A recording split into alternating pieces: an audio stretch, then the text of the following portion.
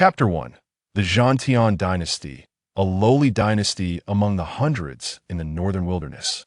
In the imperial capital of the Dantian dynasty, within the chambers of the Grand Tutor's residence, a young man and woman were joyfully toasting one another. A lavish banquet adorned with delectable dishes, fine wines, and beautiful company surrounded them, and the young man appeared particularly elated. The young man, named Ling Yi, was the ninth prince of the Dantian dynasty. With his chiseled brows and bright eyes, he possessed a tall and upright stature, exuding an air of elegance and a hint of arrogance in his every gesture. The young woman, named Yun, was the daughter of the current Grand Tutor of the Dantian dynasty. Her beauty was breathtaking, poised, and graceful, making her the dream of countless young men in the imperial capital. Yun continuously served Ling Yi with dishes and poured him wine. "Brother, do you feel confident about winning the year-end examination a month from now?" Yun inquired, her big eyes fluttering with curiosity. "Of course. Once I secure the crown prince position, I shall propose to the Grand Tutor, and you shall wait to become my crown princess." "You are insufferable." Yun blushed, playfully pouting. She seemed to melt into Ling Yi's embrace, her body soft and yielding. Ling Yi set down his chopsticks and instinctively wrapped his arms around Yun. In the Dantian dynasty, each of the 9 princes had mothers from prestigious families, save for Ling Yi, who knew not the identity of his mother. Everyone in the imperial capital was aware that 18 years prior, the Emperor Tian Shao returned from his travels with Ling Yi in his arms, his heart heavy with sorrow. Due to his origins, Ling Yi had never received respect. He was scorned as a bastard, both openly and behind his back. Few treated him sincerely, with Yun being one of the rare exceptions companions since childhood. They shared an innocent bond. Ling Yi held Yun's delicate form, inhaling her enchanting fragrance, feeling a profound sense of relaxation. "Yuner, when I ascend to the throne, you shall be my empress," he declared, filled with hope, unaware that a chilling glint flickered in Yun's eyes. In a swift motion, she produced a dark red dagger from her sleeve and mercilessly plunged it into his dantian. Yun unleashed her formidable strength from the 7th realm of body refinement, delivering a blow with the force of thousands of pounds, piercing Ling Yi's dantian and shattering his spine. "Ah!" Ling Yi gasped in shock, his arms instinctively pushing Yun away as he stumbled backward, colliding with a pillar within the chamber. Breathless and alarmed, he noticed the dark red dagger emanating an eerie crimson light, having shattered his dantian, while simultaneously siphoning the power from his spine. Struggling to rise, Ling Yi beheld the once sumptuous feast now in disarray, blood trickling from the corner of his mouth as he incredulously pointed at Yun. "Yuner, why would you do such a thing?" He could scarcely believe that the childhood sweetheart he cherished could harbor such malice. At that moment, Yun's demeanor shifted from gentle to chilling, her aura transforming into that of a venomous serpent as she approached Ling Yi with a cold smile. "Why, do you truly believe that I would ever consider marrying someone of your lowly status? Do you think you can attain the crown prince position? Ha ha ha, you are just too foolish, like a child will never grow up." Yun's voice dripped with disdain and mockery, lofty and condescending. Ling Yi struggled to comprehend the reality before him, yet it felt all too tangible. "Why, do you not believe I can become a crown prince?" he roared. "The crown prince? You are truly naive. The position of crown prince cannot be achieved solely through talent. Moreover, let me be frank with you. The bloodline of the Zhan ancestor that you take pride in has already been absorbed by my blood-sucking dagger. The stronger the bloodline, the faster it is absorbed." Ling Yi was taken aback, hastily attempting to channel his bloodline, only to find it locked away, unresponsive to his commands, continuously draining away. The more frantic he became, the sharper the agony radiating from his dantian and spine. His complexion turned pale, cold sweat pouring down his brow, struggling to reconcile that this was the girl who had grown up beside him. Bravo, what a splendid performance of a beautiful woman ensnaring a fool. A mocking voice echoed through the chamber. Ling Yi looked up, instantly petrified. "Fourth brother, how could it be you? Were you behind all of this?" Ling Yi's realization sparked a torrent of rage within him. The intruder was none other than Ling Huang, the fourth prince of the Zhan Tian dynasty. Ling Huang, possessing exceptional talent and cunning, had garnered a following and numerous supporters among the court ministers. Ling Huang smiled faintly, stating, "I must say, ninth brother, you are remarkably dim-witted. Yes, it was I who orchestrated this. Did you truly believe that Yun would ever look favorably upon someone as despicable as you?" Though Ling Yi had his suspicions, hearing Ling Huang's admission shattered his heart. The pain coursing through his body paled in comparison to the coldness that enveloped his heart. The betrayal of his most beloved, the treachery of his own brother, what could be more heart-wrenching? It turned out that everything was but a ruse, a deceitful charade. "You seek my Zhan ancestor bloodline, do you not?" Ling Yi uttered weakly. "Indeed, but I cannot fathom why the supreme bloodline of the Zhan ancestor would awaken within you. You are merely a lowly bastard. I am the one truly deserving of the Zhan ancestor's bloodline." Ling Huang approached and stomped mercilessly on Ling Yi, his voice rising in fervor, evidently touched by Ling Yi's words. The Zhan ancestor, Ling Yuanshan, was the founder of the Zhan Tian dynasty, a figure of immense strength who astonished the entire northern wilderness. Yet, since Ling Yuanshan, no descendant had awakened the bloodline of the Zhan ancestor until Ling Yi came into the picture. At the age of 10, when Ling Yi entered the realm of body refinement and became a warrior, his bloodline shone radiantly, the Zhan ancestor's battle spirit reviving and casting a crimson hue across half the imperial capital. Thus began the sensation of the return of the Zhan ancestor bloodline, shocking the entire Zhan Tian dynasty. Since becoming a warrior, Ling Yi had progressed rapidly, achieving the first realm of true essence at the tender age of 18. Enduring Ling Huang's tempestuous outburst, Ling Yi fixed his gaze on Yun, bellowing in fury, "Yun, you deceived me, you treacherous liar." Yun gradually approached Ling Yi, squatting down before him as he glared with resentment. With a slight smile, she exerted force to withdraw the blood-sucking dagger. "Ah!" Ling Yi cried out in agony. Yet now the dagger had drained his Zhan ancestor bloodline completely, leaving him too weak to lift a finger. "Thank you, ninth brother, for offering your Zhan ancestor bloodline to enhance my chances in the year-end examination a month from now." "Ha ha ha!" Ling Huang, envisioning his moment of triumph, could not contain his laughter. "Congratulations, fourth prince, mission accomplished. Once you absorb the Zhan ancestor bloodline, who among the princes could rival you? Do not forget about Yun when that time comes." Yun leaned against Ling Huang's imposing figure, speaking sweetly. Ling Yi, battered and bloodied, glared at the scene before him in fury. "Let me remind you, the blood-sucking dagger not only absorbs bloodline power, but also permanently damages your body. From this day forth, you shall be rendered a complete cripple incapable of martial arts." Yun licked her lips as she spoke. "Incapable of martial arts?" The news struck Ling Yi like a thunderbolt, overwhelming him. "You bastard! Let me tell you, the woman you so fervently desire has long been my plaything. Now that you are but a cripple, what could possibly surpass me?" Ling Huang's foot pressed down on Ling Yi with increasing force. Ling Yi's eyes widened in rage, believing that through his own efforts, he could earn respect and marry a gentle and kind beauty. But now, everything lay in ruins. His dreams had been utterly shattered. Ling Yi coughed up a mouthful of blood, propelled several meters away, his neck twisting as he fell unconscious. "Fourth prince, after all, he is still a prince. How shall we handle this?" Yun seemed to ponder something. "Fear not, father has been in seclusion for several years. The current situation in the court is dictated by Grand Tutor L. This bastard, Ling Yi, should simply be thrown into the Death Nine abyss. You can say he fell into a trance while practicing martial arts, became a cripple, and chose to leap into the abyss to end his life out of despair."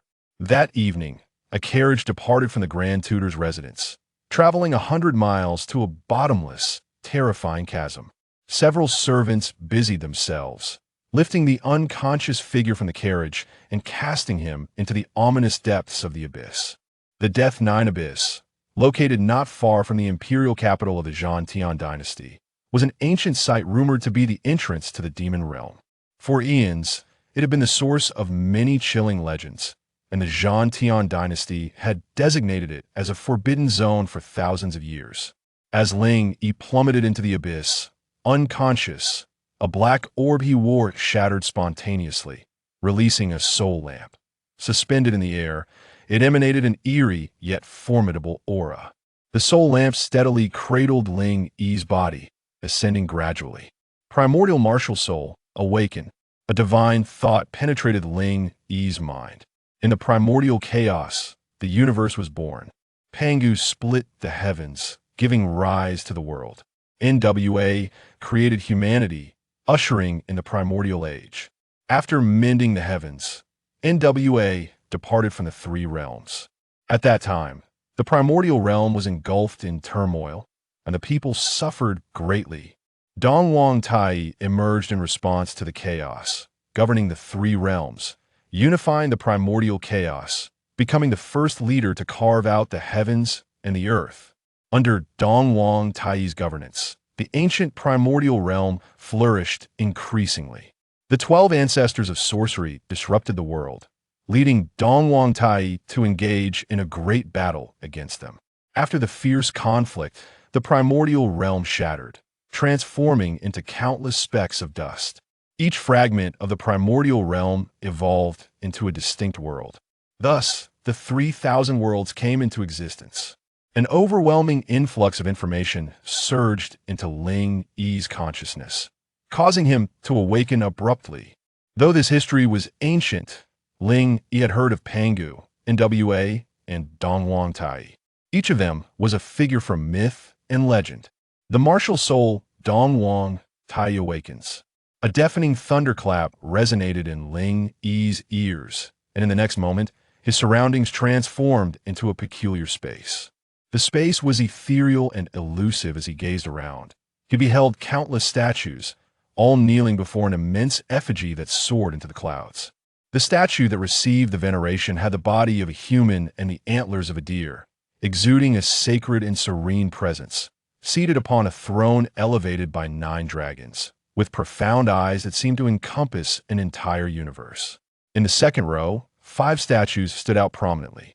The first bore sword-like brows and starry eyes, with a complexion resembling earth. He rode a flying bear and wielded a divine sword. The second possessed a kind countenance, with a human head and a serpent's body, holding a Taiyi diagram in his left hand and a Bagua diagram in his right. The third had the head of an ox and the body of a man, with flames igniting from both hands. The fourth stood upon water, brandishing a trident. The fifth had the visage of a dragon, with large lips and a transparent abdomen. Behind them loomed a myriad of statues in various forms. Some had the head of a tiger and the body of a man, others were true dragons, and some bore the head of a human with the body of a beast. Despite the multitude of statues, each uniquely distinct, they shared a commonality. Every statue bowed reverently towards the central figure seated upon the dragon throne, their worship deeply sincere. The statue that received the adoration was immensely terrifying, its aura surpassing the heights of mountains and the depths of abysses, compelling even the heavens and the earth to prostrate at its feet. In the next moment, Ling Yi was astounded. The central statue, which was the object of veneration and adorned with antlers, began to shrink, swiftly transforming into a figure of normal human size. The black rocks covering its form fell away, revealing its true visage. Before him stood a man of striking beauty, with flowing silver hair and 2 spiraling horns that radiated a ghostly azure light. Donghuang Tai.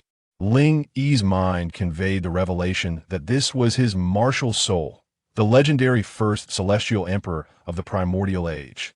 Ling Yi swallowed hard, grappling with disbelief. In myth, Donghuang Tai was the supreme deity of the universe. Even the Jade Emperor of later generations was deemed his subordinate. Since ancient times, there have been tales. The Rain Master scatters, the Thunder Lord strikes, the Flood Dragon bears the furnace, the Celestial Emperor arranges the coals, and Taiyi observes from above. Now realizing that Donghuang Tai was his awakened martial soul, Ling Yi felt as though he were dreaming. In this world, Every martial artist possessed varying talents, with two particular gifts regarded as the rarest of treasures. The first type pertains to the blessings of ancestors, the inheritance of bloodlines, and a naturally robust physique that sets one apart from the ordinary, akin to the martial ancestral bloodline of the War Heaven dynasty. However, this largely depends on the skill of one's rebirth, a gift bestowed by one's forebears. The second type involves the awakening of the martial soul. It is said that all things are inferior, save for the martial soul, which reigns supreme.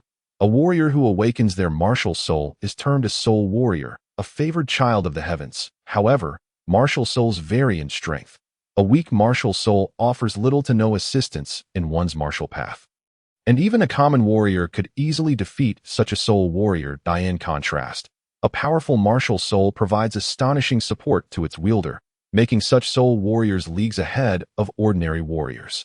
The martial souls awakened by soul warriors not only differ in strength but also in form. Some take on the essence of plants, others that of weapons, and even humanoid forms exist within the War Heaven dynasty. There are also warriors who have awakened their martial souls.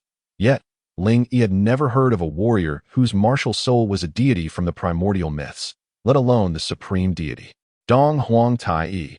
If this were not the most potent martial soul, Ling Yi himself would find it hard to believe. Not to mention, defeating the fourth prince, Ling Huang, would be trivial. He trembled with uncontainable excitement. Donghuang Taiyi's eyes flickered slightly. He opened them and bestowed a gentle smile upon Ling Yi. "Thank you, young friend. After countless eons, I have once again seen the light of day. The junior." "Ling Yi, pay my respects to the former Emperor Donghuang."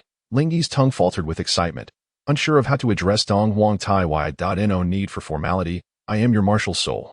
And we are one and the same. In those days, I fought alongside the 8 great witch ancestors, and we were reduced to ashes along with the primordial world that I never imagined I would continue to exist in this manner." "How poignant," Donghuang Taiyi sighed, his gaze deep, seemingly lost in reminiscence. "Might I inquire, who are these individuals?" Ling Yi asked, gesturing towards the endless array of statues. "They were my subordinates of old, during the turmoil of the witch ancestors. Their loyal hearts lent me strength. Alas, we perished together with the 12 ancestors of witchcraft. I retained my consciousness, but they were not so fortunate that I could not bear to let my old friends fade away. Thus, I preserved a fragment of their lingering souls in hopes of a future reunion." Donghuang Taiyi's voice resonated with nostalgia, echoing like ancient tales. Ling Yi was once again rendered speechless. These were Donghuang Taiyi's former subordinates, undoubtedly the pinnacle of power within the primordial world. To possess the martial soul of the supreme deity Donghuang Taiyi was one thing, but to effectively inherit an entire pantheon of primordial deities, even if they were mere remnants of souls, it was simply unbelievable. Donghuang Taiyi turned to Ling Yi, patting his shoulder with gravity. "You must strengthen yourself. Perhaps in the future, you could aid me in reviving them," thus fulfilling a long-held wish. Upon hearing this, Ling Yi's expression dimmed, and he sighed. There a difficulty. To speak candidly, I yearn to assist the emperor. Yet I have been wronged by treacherous individuals, stripped of my bloodline, and left with a shattered dantian. I fear I shall be a cripple for the rest of my days." Ling Yi thought of Elyun and the fourth prince. A pang of pain struck his heart, leaving him despondent. Donghuang Taiyi scrutinized Ling Yi with his piercing blue eyes, then burst into hearty laughter, giving Ling Yi's shoulder a firm pat.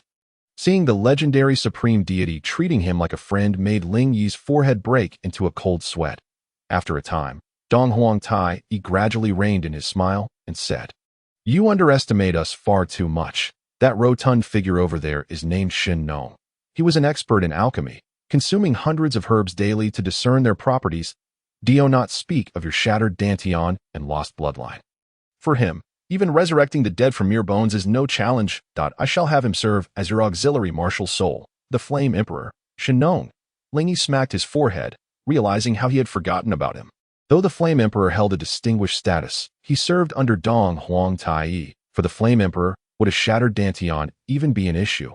In myth, the Flame Emperor was the progenitor of alchemy. The art of pill refinement has been handed down from his teachings. Filled with hope, Ling Yi envisioned a future where he had a host of primordial deities backing him, and his posture straightened in newfound confidence. However, You are still too weak to sustain me for long. I must enter a slumber deity most. I can summon Shen Nong's lingering soul once to utilize his powers of the 100 Herbs technique to cleanse your meridians and reshape your body. I shall pass on my techniques to you. Devote yourself to their mastery. Only when you reach a higher realm shall I be able to manifest once more. Donghuang Tai Yi spoke earnestly. Thank you, Emperor Donghuang. Ling Yi exclaimed with overwhelming joy, hastily expressing his gratitude. Donghuang Tai Yi gestured towards the towering statue of Shen Nong in the distance. The statue trembled violently, and soon a slender black and white rod emerged from the vibrant belly of the Shen Nong statue. The black and white rod emitted a brilliant spectrum of colors, illuminating the entire space. Boom! In the outside world, Ling Yi's body, ascending through the 9 nether cave, began to absorb the radiant colors. Gradually, the wound at his dantian began to heal, disappearing without a trace. Simultaneously, the vibrant light coursed through Ling Yi's meridians, strengthening and fortifying them. It passed through his bones, rendering them incredibly resilient. It flowed through his blood, enhancing its ferocity. One could say that although Ling Yi had relied on the martial ancestral bloodline to be deemed a genius within the War Heaven dynasty, he was not an unparalleled prodigy. Now, despite losing the martial ancestral bloodline, his physique had become even more formidable than it was likely that within the vast War Heaven dynasty, no one possessed a physique superior to Ling Yi's. In the mysterious space, Ling Yi's surroundings began to blur, and Donghuang Tai Yi slowly faded from view. I shall impart to you the chaotic yin-yang art, the culmination of my life's insights. You must grasp it well. Since Shen Nong has awakened once, let us have him contribute a little more. I have also brought forth his 100 Herbs classic. Do not let me down. Donghuang Tai Yi's voice gradually diminished as Ling Yi found himself returning from the 9 nether cave to the outside world. Ling Yi sensed 2 new elements in his mind and hastily began to peruse them. The chaotic yin-yang art represented the powers of the sun and the moon, one embodying utmost brightness and firmness, the other utmost darkness and gentleness. In harmony, yin and yang can unleash the full potential of the chaotic yin-yang art. Donghuang, signifying the dawn of the east, where the sun first shines, extremely masculine. Taiyi, representing the nurturing waters of all things, exceedingly gentle. The title Donghuang Tai Yi embodies both the solar and lunar forces. The chaotic yin-yang art consists of 9 levels, with the initial levels correlating to the realms of body refinement, true essence, sea transformation, and heavenly gang. Beyond that, Ling Yi was uncertain of the warrior realms. The most remarkable aspect of the chaotic yin-yang art is that the true energy cultivated in the first level is of utmost brightness and firmness, while in the second level, it transforms entirely into utmost darkness and gentleness. From the 3rd level onward, yin and yang begin to merge. The 100 Herbs classic records all the profound principles of alchemy that Shen Nong comprehended in his lifetime. Whether it be identifying herbs, concocting miraculous pills, or healing the ill, it encompasses a wealth of knowledge. After perusing it, Ling Yi was utterly astounded. He had never heard of a martial art technique capable of attribute transformation. In martial arts, if one cultivates a technique with a fire attribute, it would be impossible to transform it into water. This is a universally acknowledged truth among warriors. Yet the chaotic yin-yang art completely subverts this notion. Furthermore, the legacy of the ancestral master of alchemy, the 100 Herbs classic, Ling Yi checked his martial arts proficiency and couldn't help but smile wryly, perhaps due to the damage inflicted upon his dantian. His martial arts level had plummeted from the 1st level of true essence to the 1st level of body refinement. Years of hard work had been reduced to nothing in an instant. However, what astonished Ling Yi was that within his newly reformed dantian floated a thread of energy as fine as a hair, a true energy seed. Ling Yi was overwhelmed with excitement. For a warrior, the primary focus in the body refinement realm is the honing of the body, strengthening one's physique. Upon reaching the 9th level of body refinement, one can awaken a true energy seed. This marks the initiation into the martial path. Thereafter, the focus for warriors shifts to amplifying their true energy. The more powerful the warrior, the more diverse their means of manipulating true energy. Weaker warriors might circulate true energy through their meridians to enhance combat prowess. Stronger warriors could project true energy outward, resulting in even more terrifying battle capabilities. There are even warriors whose true energy can take form, wielding extraordinary abilities to part mountains and rivers. Ling Yi, having fallen to the first level of body refinement, now possessed a true energy seed typically reserved for those at the 9th level of body refinement, allowing him to circulate and sense true energy. Wasn't this exponentially superior to his peers at the same realm?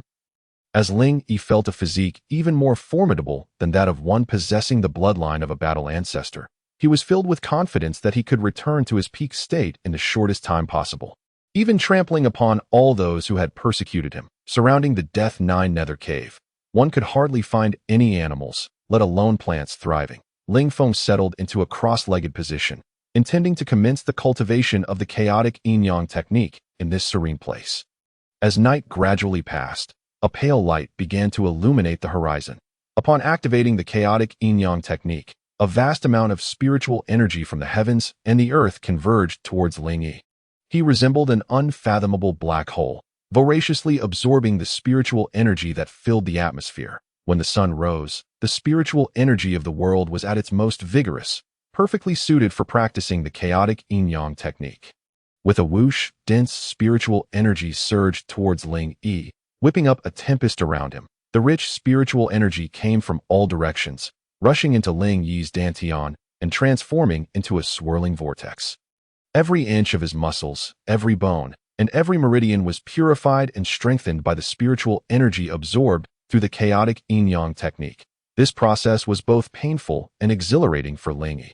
3 days slipped by in this intense training. When Ling Yi finally opened his eyes, a glimmer of golden light flickered within them.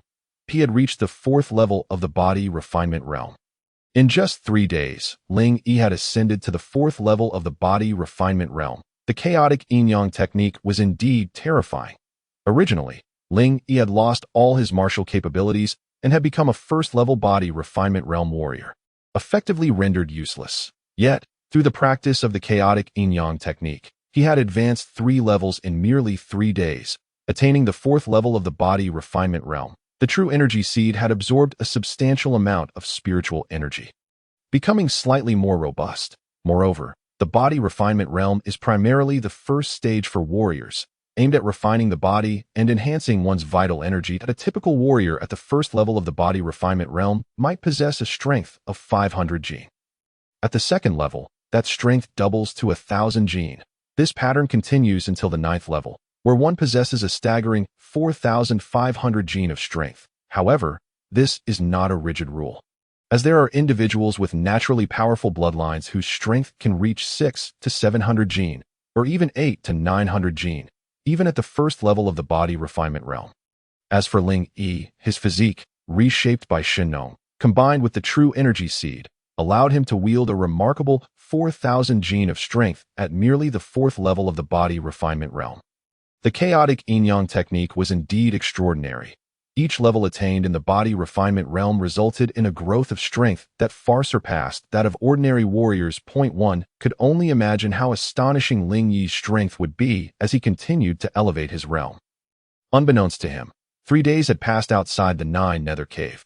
Time was not to be squandered, and Ling Yi set off alone towards the Battle Emperor's capital, eager to return to his residence. Not only had his physique and strength dramatically improved, but his speed had also seen significant enhancement. Before long, Ling Yi arrived at his modest abode. The entrance, tightly shut, appeared somewhat shabby. Ironically, even when fully opened, the door could barely accommodate 4 individuals walking side by side. The exterior was simplistic, with white walls and black tiles, and the wooden door bore signs of age, its paint flaking off in places. Upon knocking, after a brief pause, the door creaked open to reveal a modestly dressed young lady. "Ninth Prince, where have you been? You've been missing for 3 days." Although the young lady's features were not breathtaking, they were certainly exquisite, exuding a gentle aura. However, her originally fair face bore the mark of a slap, a vivid crimson hue indicating a recent injury. This young lady was Ling Yi's maid, Qing Er. Qing Er had been bestowed upon Ling Yi by the Emperor Tian Shao when he became a warrior at the age of 10, and she was 2 years his senior. It was indeed a bitter irony. While other princes had countless servants, Ling Yi had but a single maid in his service. "What happened to your face?" Ling Yi intended to reassure Qing Er, but upon seeing her countenance, his expression darkened. "It's nothing, really. As long as you're safe, Ninth Prince, please come in. After being outside for so long, you must be hungry that I'll prepare some hot dishes for you. Qing Er's eyes darted, evading the topic. Ling Yi was covered in blood, his clothes tattered, and more alarmingly, there was a gaping hole in the fabric over his dantian. The presence of many onlookers outside made it unwise to linger. Entering the residence with Qing Er, Ling Yi immediately began to inquire about her situation. When pressed, Qing Er, flustered, retorted, Ninth Prince, what happened to your clothes?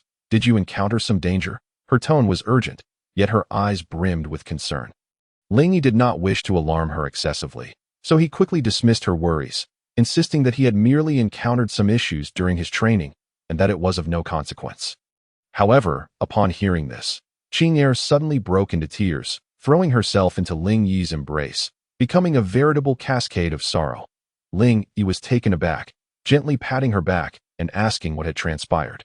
Isn't today the day for distributing supplies at the royal residence? When I went to the palace to collect them, many were gossiping that you had gone mad during your training. Your dantian shattered and your martial prowess lost. They said you, unable to bear the blow, had jumped into the Death Nine nether cave to end your life. Woo woo woo. I argued with them, refusing to believe that anything had happened to you. But the people from the Internal Affairs Office insisted that you are now a useless person, and whether you live or die is unknown, so they refused to give me the supplies. This is utterly outrageous, Qing Er sobbed, her words coming in fits and starts. The news of Ling Yi's supposed calamity, followed by her own mistreatment, had culminated in an emotional outburst. Did they strike you?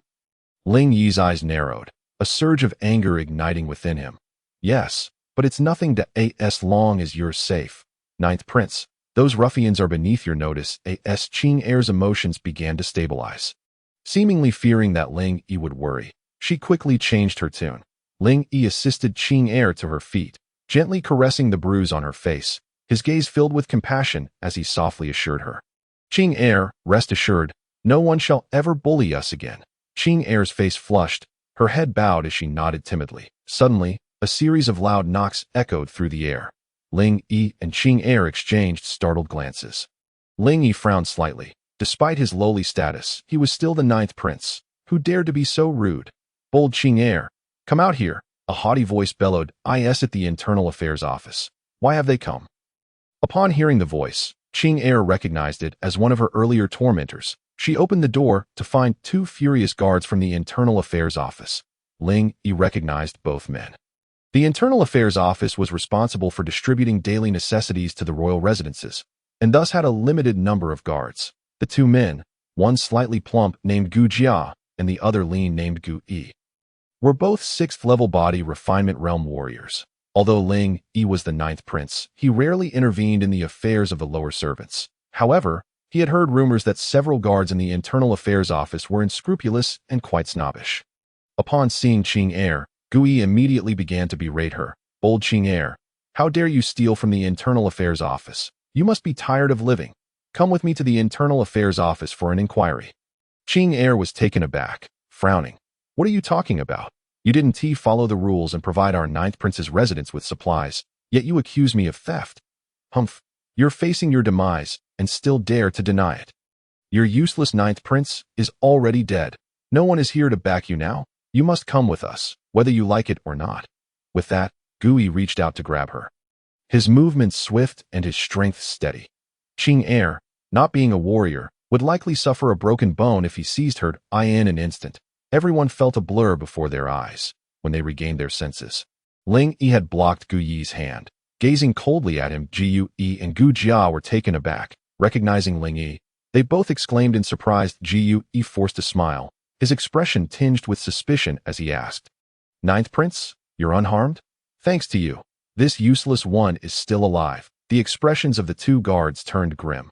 Ling Yi, bloodied and with a gaping hole in his clothing over his dantian, and having only reached the 4th level of the body refinement realm, only confirmed their suspicions regarding the rumors circulating these past few days. 26th level body refinement realm warriors had no reason to fear a mere 4th level warrior. Gu Jia, growing impatient, said, Ninth Prince, you may not be aware, but your maid has stolen from our Internal Affairs Office, and we need her cooperation for an investigation. That we hope you can facilitate this. Ling Yi remained silent, his eyes coldly observing the unfolding scene. Qing, come with us, or you will face dire consequences. Gu Yi observed Ling Yi's silence and thought to himself, it seems the rumors hold true, even if the ninth prince is not dead. He has become utterly useless. With this thought in mind, he prepared to seize Qing. Terrified, Qing turned pale and hurriedly hid behind Ling. Ling Yi stood resolutely in front of her, refusing to yield even an inch. Qing is mine. Do you think I am dead while you threaten her in my presence? Ling Yi's voice boomed, resonating like a clap of thunder, startling both Gu Yi and Gu Jia to the core. Despite being the ninth prince, Gu Yi felt a twinge of fear and dared not speak. Bah, I grant you the courtesy of addressing you as the ninth prince, but without that courtesy, you are naught but a waste. Qing, who has committed theft, deserves punishment. You, worthless prince, step aside at once, or I shall teach you a lesson today. Gu Jia, however, was no pushover. Upon witnessing Ling Yi's fury, he remained undaunted, mockingly calling him a waste. After all, the aura Ling Yi exhibited was merely that of a fourth-tier body refinement practitioner, where strength reigned supreme in the martial world. Gu Jia drew his crude blade, his expression one of menace. Ling Yi, filled with rage, let out a laugh. Ha, a good servant indeed, to call me a waste so freely, as if my royal lineage holds no weight. It seems you have benefited greatly from Donghuang. Gu Jia and Gu Yi's faces flushed, realizing they had been struck by Ling Yi's words. Infuriated and embarrassed, Gu Jia stepped forward, unleashing the power of a sixth-tier body refinement practitioner, reaching out to seize Ling Yi by the collar. Useless waste, get out of my way. As Gu Jia grasped Ling Yi's collar, an overwhelming force surged forth, attempting to throw Ling Yi as if he were a mere ragdoll. Yet, to his astonishment, nothing changed. Ling Yi stood unwavering, unyielding. What? Is this some sort of devilry? A thought flickered through Gu Jia and Gu Yi's minds, as disbelief clouded their senses. Ling Yi seized Gu Jia's hand, grinning maliciously. It appears you haven't had your meal today. Gu Jia. Now, it is my turn. Gu Jia felt as if his hand had been clamped by a primordial beast, utterly unable to break free. Then, with a sudden surge of power, Ling Yi unleashed the chaotic true energy from the Shinong rebirth physique. Gripping Gu Jia's hand with a force equivalent to 4,000 pounds, that a chilling crack echoed through the air. Gu Jia screamed in agony as Ling Yi released his grip, that Gu Jia rolled on the ground. Clutching his left hand, which appeared as if it had been reduced to a mass of pulp, Qing gasped, covering her mouth in disbelief. The ninth prince was unharmed, and still so powerful. A wave of joy surged in Qing's heart. A glint of cold light flashed in Ling Yi's eyes as he moved. His motion was akin to a cunning rabbit darting from its burrow. Swift beyond measure, he extended his fist, true energy swirling around it. Boom! Gu Jia's entire head was caved in by Ling Yi's strike. Breathless, Gu Yi was taken aback, struggling to comprehend how Ling Yi, who appeared to be merely a fourth-tier body refinement practitioner, could so effortlessly dispatch Gu Jia, who was of the sixth tier. He had crossed 2 minor realms. Though an initial stage warrior with exceptional talent might challenge 1 tier above, it was exceedingly rare for a warrior to leap across 2. The disparity between higher realms, even between a 9th-tier body refinement practitioner and a half-step true element realm expert, was immense. Ninth prince, you dare to harm someone connected to the 4th prince. You are doomed. Observing the murderous intent on Ling Yi's face, Gu Yi realized he might not leave this hall alive today. He shouted desperately, "Battle Heaven Blade Technique." The blade whistled through the air, sharp and formidable. Like a valiant warrior facing 1,000 foes, he struck downward with a fierce chop. Gu Yi, disregarding Ling Yi's status, was determined to kill him. Even if he succeeded, with the 4th prince's assistance, they could escape the Battle Heaven dynasty and perhaps even gain a generous reward. The Battle Heaven Blade Technique was a common technique bestowed upon guards in the Battle Heaven dynasty. Though considered a basic technique, it was exceedingly domineering, with great destructive power. Ling Yi was no stranger to the Battle Heaven Blade Technique.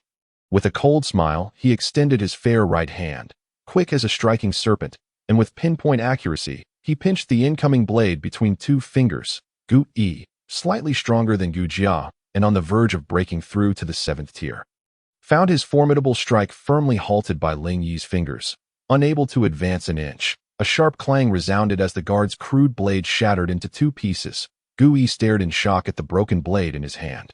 In this world, elixirs and weapons were categorized into 9 ranks, from the highest heavenly tier to the weakest yellow tier. The guard's crude blade, while not a divine weapon, was still classified as a first-tier yellow artifact, far superior to mere common iron.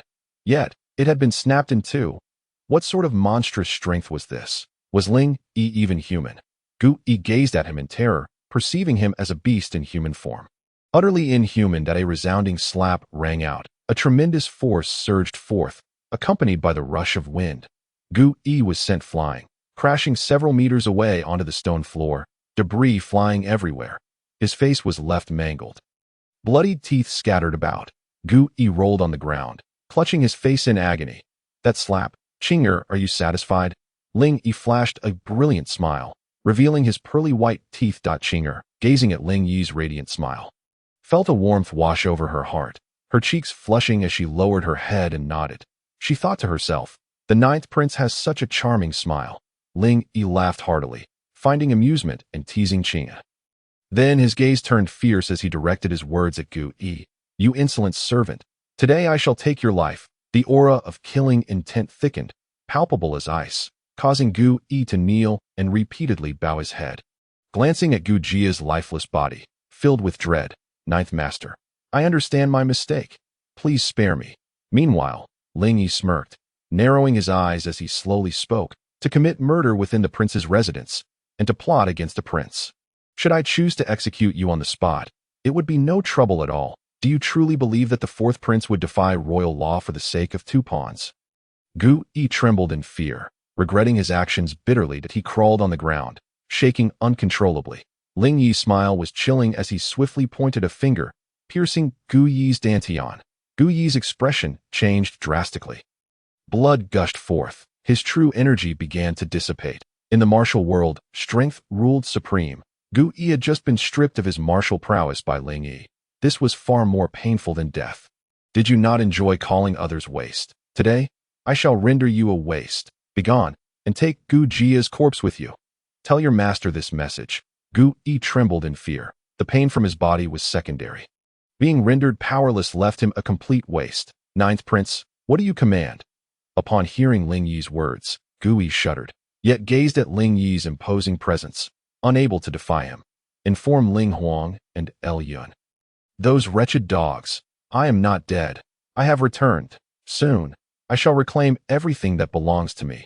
Ling Yi's eyes sparkled with intensity as he spoke coldly. Gu Yi hurriedly nodded, one hand clutching his destroyed dantian, the other dragging Gu Jia's corpse, fleeing in haste like a frightened dog. 9th prince, how is your body? Qing'er gently placed her delicate hands on Ling Yi's chest, feeling the strong rhythm of his heart. Hesitantly inquiring, I am well. Not only have I recovered, but I am even stronger than before. Ling Yi gazed at Qing'er's face, a flicker of tenderness crossing his heart as he gently ruffled her hair, reassuring her, fear not. No one shall bully us again. Qing'er's cheeks turned crimson as she lowered her head. Ling Yi reflected on how, in his past self, he would have never easily defeated 2 warriors spanning 2 minor realms. Yet now, awakened to his martial soul, everything had become possible. With the Shenong rebirth of his dantian, his physique far exceeded that of ordinary individuals. The chaotic yin-yang art granted him the true energy seed of a 9th-tier body refinement practitioner. With such opportunities, he was determined to stand out in the upcoming year-end examination. In due time, the 4th prince and the venomous Yun would pay for their transgressions. Perhaps even his father would regard him with newfound respect, potentially revealing the truth about his mother's lineage. Remembering his mother, a shadow darkened Ling Yi's heart. He had previously dared to inquire about the Empress from Emperor Tianxiao, but each time he mentioned her, the Emperor would erupt in fury. Over time, Ling Yi had learned to refrain from asking. In the 4th prince's residence, within a study, boom, a desk lay shattered into pieces as the formidable aura of the 4th prince, at the 9th level of body refinement, erupted forth, obliterating the heavy furniture. Useless servants, you cannot even subdue a powerless wretch. The 4th prince's face flushed crimson, his features contorted in rage as he bellowed. Gu Yi trembled in fear. Standing before the immensely powerful 4th prince of the imperial capital, he felt like a mere leaf adrift on an ocean. Yun, with her delicate waist, boldly sat upon the furious 4th prince's lap, her voice sweetly coaxing.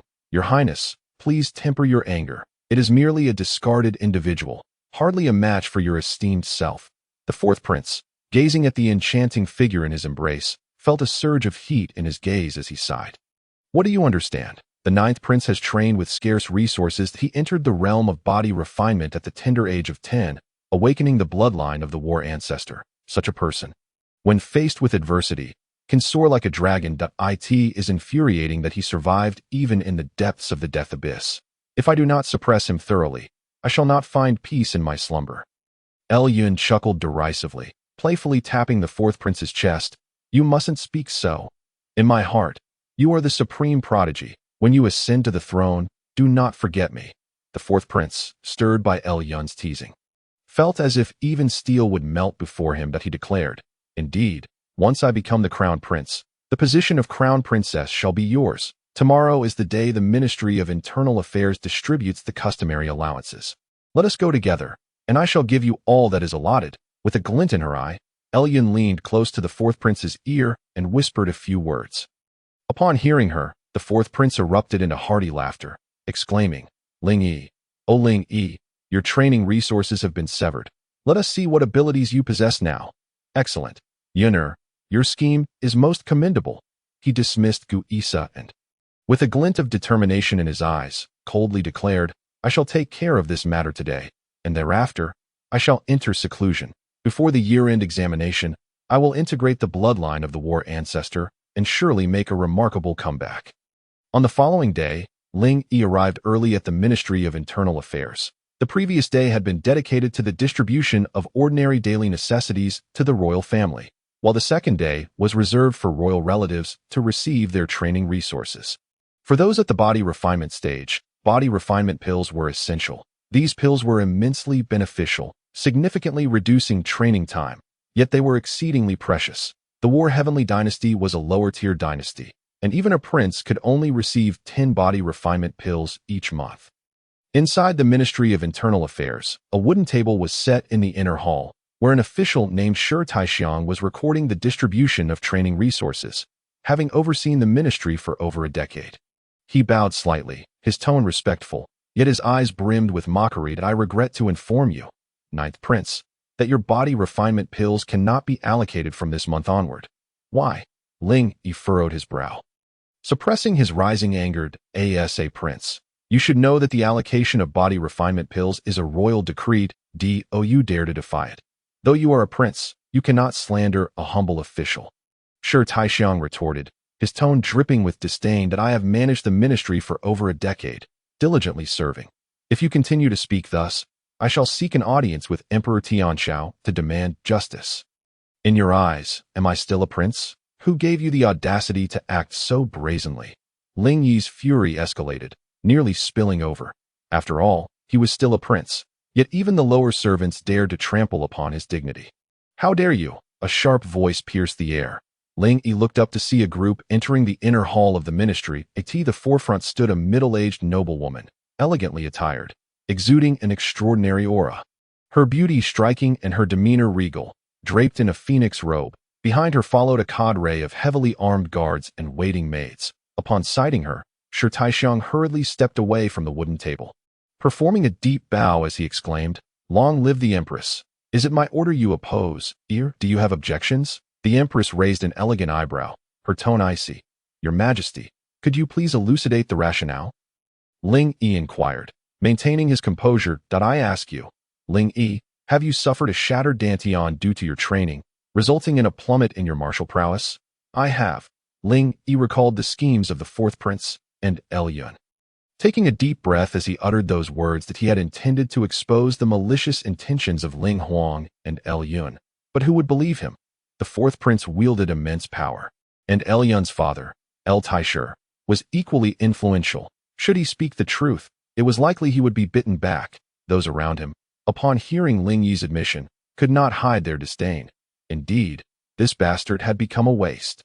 In recent years, the Burning Heaven dynasty had demanded ever-increasing tributes from them, forcing the War Heavenly dynasty to tighten its belt. Even princes were expected to set an example. The Empress's eyes glinted with scorn as she remarked coldly, "Even in times of austerity, why cut off my body refinement pills? Do you not understand? You can no longer train. What need have you for martial resources? Are you truly intending to squander them? It would be far better to reserve those body refinement pills for those in greater need. Error, must I spell it out for you? The allocation of body refinement pills is a matter of royal protocol. Do you intend to strip away my identity as the ninth prince? Ling Yi could no longer contain himself, his voice rising sharply. Impudent, a guard beside the empress roared, with a gentle wave of her hand. The empress silenced him. Turning back to Ling Yi, she continued, you are indeed the ninth prince. However, if you wish to receive body refinement pills, you must prove yourself. This year's year-end examination will see the top 10 earn the Donghuang order from the Donghuang Academy. Last year, you achieved first place. If you wish to claim as many martial resources as last year, you must also secure first place this year. The prospect of attaining first place in the year-end examination elicited immediate disbelief from the crowd. Ling Yi, already young and now rendered a waste, faced formidable competition from the rapidly advancing fourth prince and countless other talented youths in the capital that in previous years, many proud geniuses had abstained from the year-end examination. But given the significance of the Donghuang order this year, it was unlikely anyone would remain uninterested. The Donghuang Academy boasted a history spanning millennia, renowned not only for its age, but also for its formidable strength. Compared to the War Heavenly Dynasty, it was akin to the sun and moon in the sky against the mud beneath one's feet. The Donghuang Academy occasionally issued Donghuang orders to lower-tier dynasties like the War Heavenly Dynasty. Those who obtained the order could participate in the Academy's selection process. Successful candidates would become disciples of the Academy, soaring to great heights. Once, the first prince had claimed first place in the year-end examination and secured the Donghuang order, passing all assessments. Although Ling Yi had garnered first place last year, the Academy had not issued its Donghuang order to the War Heavenly Dynasty. Very well, it is settled. When the time comes, I shall personally inquire of Father whether my identity as the ninth prince holds any weight. Should I not receive body refinement pills? To everyone's astonishment, Ling Yi readily agreed. Laughter erupted, reverberating throughout the hall. As the last remnants of the ninth prince's dignity were cast aside to error, the first prince possesses extraordinary talent. The second, third, and fifth princes are no ordinary contenders. They do not require the Donghuang order at this juncture. With the fourth prince growing ever more formidable and the Donghuang order being limited, allocating martial resources to those in greater need is a prudent choice for our royal family. You claim you wish to secure first place. I wish you success, the empress remarked, her smile fading into a stern expression. Feeling the weight of scorn and derision from those around him, Ling Yi let out a cold snort and strode away from the ministry. Stop, the empress called out sharply from behind him. Though you not possess any sense of decorum, you disregard the empress and simply leave. Ling Yi took a deep breath, turned around, and offered a slight bow. Responding indifferently, may the empress enjoy good health. I take my leave. With that, he swept his sleeve and departed without further delay. Observing Ling Yi's retreating figure, the empress murmured, he possesses a certain degree of backbone. In her eyes, Ling Yi was hardly an obstacle. Had it not been for the earnest plea of the fourth prince, she would have never come forward to trouble Ling Yi. On one hand, she held the title of empress, and on the other, her son was a legend in the imperial capital. Upon returning to the residence of the ninth prince, Ling Yi pondered deeply. Although he had boasted that he would secure first place in the year-end examination, the cultivation of martial arts demanded an indispensable supply of resources. As the saying goes, even a hero can be thwarted by a lack of funds. Purchasing body-refining pills from the black market? That seemed rather unrealistic, as body-refining pills were the most essential elixirs for foundational martial artists, and their prices in the black market were exorbitantly high, making bulk purchases impossible. Eureka! The Shinong Benchaojing. Ling Yi smacked his forehead and sprang to his feet, startling Qing'er, who was serving him tea, causing the liquid to spill everywhere. Ling Yi swiftly grabbed Qing'er and, with excitement, exclaimed, Qing'er, quickly gather all the valuables from our residence. I have a use for them. Seeing Ling Yi's face alight with fervor, seemingly overjoyed, Qing'er did not hesitate and went to take stock. With the Shinong Benchaojing in his possession, he could concoct pills himself. Every prince was well versed in various subjects. Although Ling Yi was not a master alchemist, he was familiar with the basic methods. He could certainly refine body-refining pills on his own, alleviating his resource dilemmas. After Qing'er had gathered the valuables, Ling Yi took them but couldn't help but let out a bitter laugh. This meager wealth was likely dwarfed by any random scion of a noble family in the imperial capital. With a heavy sigh, Ling Yi steeled himself. Though it was not much, it would suffice to procure some basic medicinal ingredients. Ling Yi made his way to the renowned Danling Pavilion in the imperial capital. The Danling Pavilion towered over 100 feet high, reaching toward the heavens. Each floor housed dozens of rooms, equipped with alchemical furnaces, grinding stone plates, and various alchemical supplies. Moreover, there were countless spiritual herbs and plants available for alchemists. Naturally, whether for the spiritual pills or herbs, or for renting the rooms, a fee would be charged. The influence of the Danling Pavilion extended throughout the entire northern wilderness, with hundreds of superior, intermediate, and inferior dynasties having its branches. Almost every city within the Zhantian dynasty boasted a branch of the Danling Pavilion, managed by a chief alchemist overseeing the entire operation. The chiefs of the local branches reported to the headquarters of the Danling Pavilion. Consequently, the chiefs of the Danling Pavilion within each dynasty wielded power comparable to the rulers of those dynasties, in the imperial capital of the Zhantian dynasty, while some prominent families certainly had their own alchemical chambers. The majority of alchemists lacked such backgrounds, thus making the business of the Danling Pavilion quite prosperous. Only princes like Ling Yi, with their pitiable circumstances, lacked independent alchemical chambers and needed to rely on the Danling Pavilion. Upon entering the Danling Pavilion, Ling Yi approached the registration desk, submitting his information. He was attended to by a stunningly beautiful woman, though her heavy makeup detracted from her natural beauty, rendering her somewhat vulgar rather than refined. Ling Yi glanced at the information on the registration desk, which read Xiaoli, presumably the woman's name. Xiaoli's demeanor was slightly haughty as she casually opened Ling Yi's file, her expression shifting dramatically. Followed by an exclamation, "Ling Yi, the ninth prince." Ling Yi was taken aback, seemingly unprepared for such a strong reaction from Xiaoli. The entrance hall of the Danling Pavilion was already small, and her loud cry drew the attention of nearly everyone present. Is there a problem? Please expedite. Ling Yi urged. No problem, ninth prince. Please wait a moment. Xiaoli replied politely, though the disdain on her face was unmistakable. Oh, isn't this the legendary waist of the ninth prince? What brings you to the Danling Pavilion? A mocking voice rang out. Ling Yi turned to see Lu Wei, the son of elder Lu and brother to Lu Yun. Lu Wei was notorious in the capital as a notorious playboy. Known for his debauched behavior and penchant for tormenting virtuous women, he relied on his father's influence to bully the citizens of the capital. Showing little interest in cultivation, having only reached the 7th level of body refinement through his father's vast resources, Ling Yi had never held a favorable view of Lu Wei and chose to ignore him as he awaited Xiaoli to complete the registration. Hey, I'm talking to you. Are you even listening? Lu Wei, feeling humiliated by Ling Yi's disregard, placed a hand on Ling Yi's shoulder. Young Master Lu, what can I do for you? Ling Yi replied nonchalantly. You waste of space. What are you doing at the Danling Pavilion?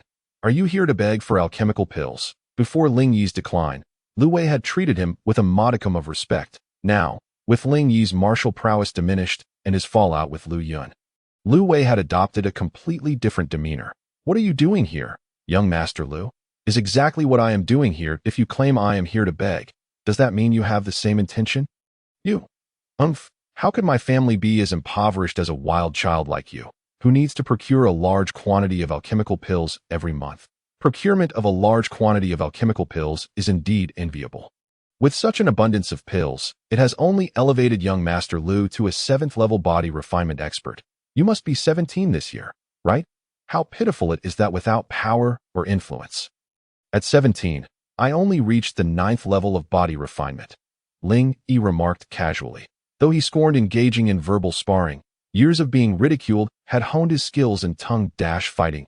Lu Wei, infuriated, turned crimson, ready to explode. Ninth Prince, the spiritual herbs you requested are ready. Please proceed with the payment.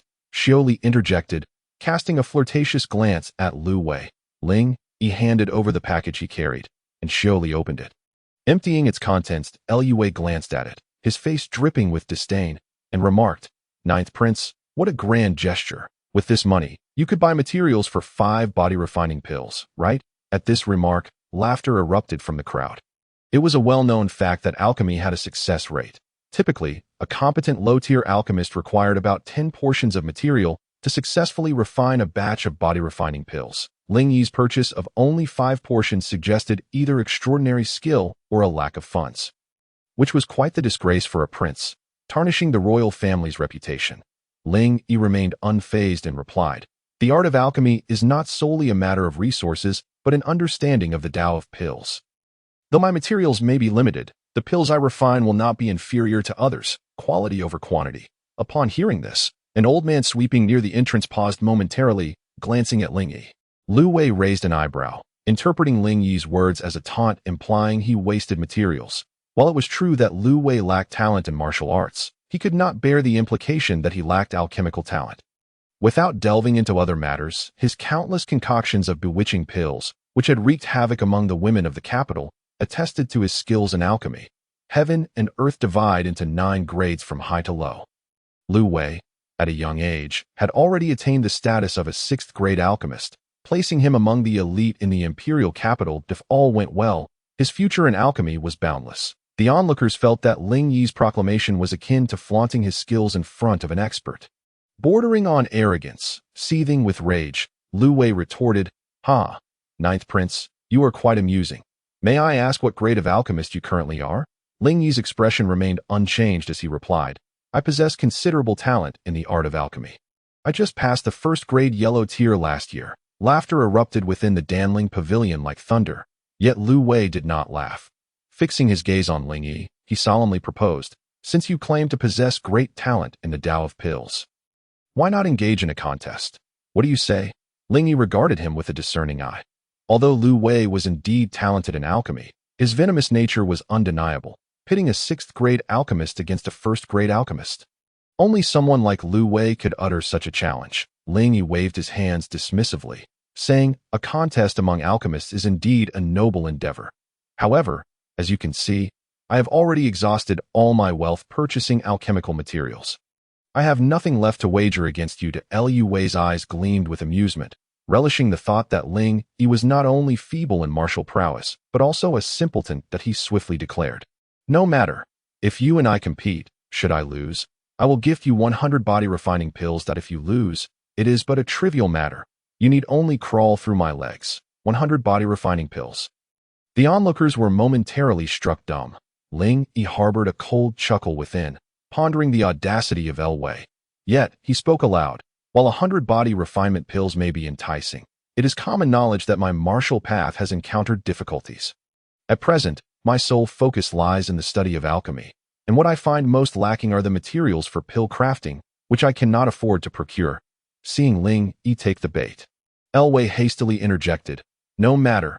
How could I refuse to assist the 9th Prince? I shall add 1,000 portions of body refinement pill materials." 1,000 portions? It detonated in the ears of the crowd like a heavy bomb.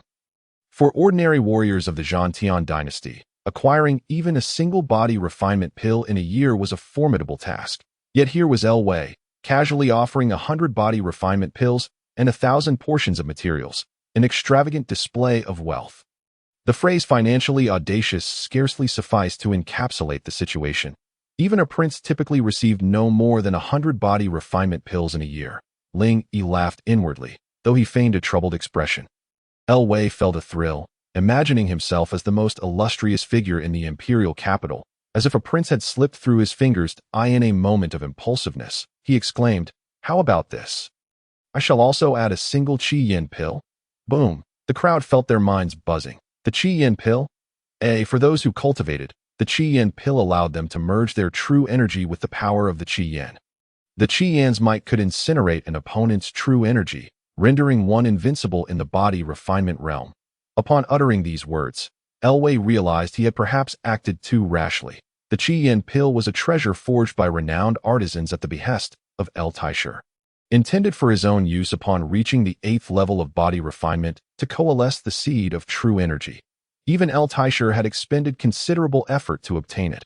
However, Lu Wei soon reassured himself. Confident that he had the upper hand against Ling Yi, Ling Yi nodded in agreement. The two established the rules. Each would utilize 5 portions of body refinement pill materials, retreating to the alchemy chamber for a duration of 1 hour. The quality of the pills produced would determine the victor, with quantity as a secondary consideration. Following the competition, the judgment would be rendered by the esteemed manager of the Danling Pavilion. Upon entering the alchemy chamber, Ling Yi cast a sweeping glance. The 5 portions of body refinement pill materials lay neatly arranged to one side. In the center stood a large alchemical furnace, with a grinding stone for spiritual herbs to the left and a jade bottle filled with dew to the right. The dew was essential for harmonizing the properties of the herbs, harvested by specialists at dawn. Ling Yi seated himself before the furnace, inwardly mocking Wei for his audacity, vowing to make him feel the sting of regret today. With that, he began to circulate the chaotic yin-yang technique. A seed of chaotic true energy swirling within him, gradually manifesting a thread of true energy.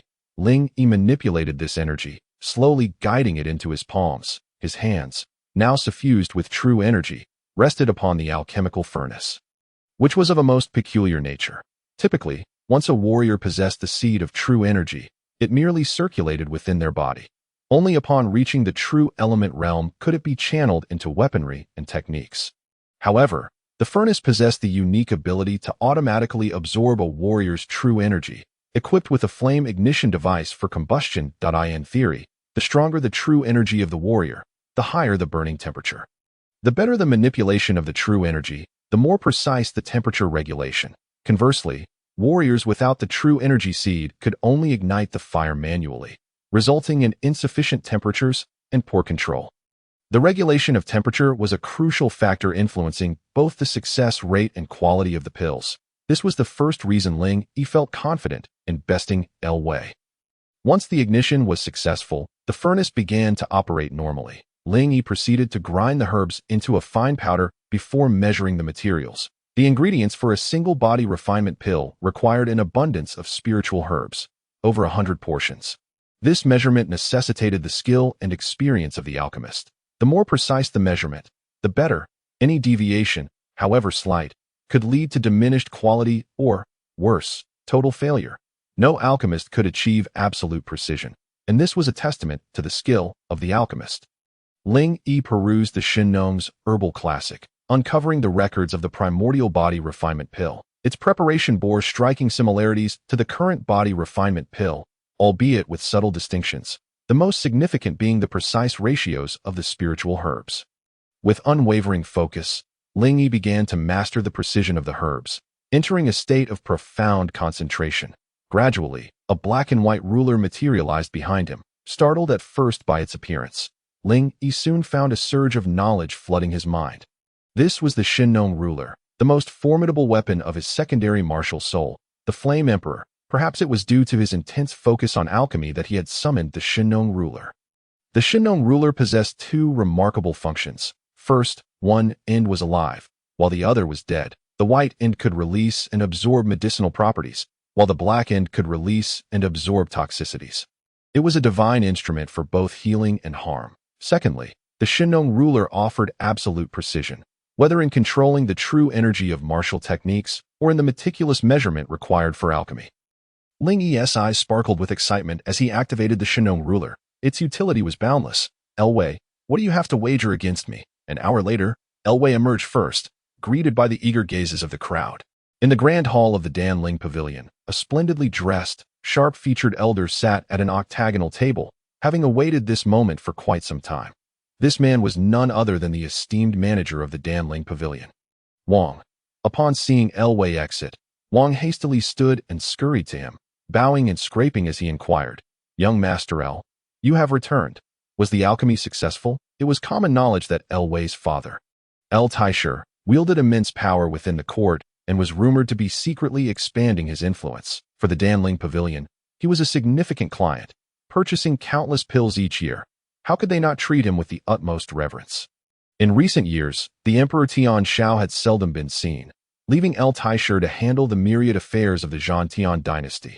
Thus, Taiyi's private expansion of influence went unchallenged. Wei laughed heartily.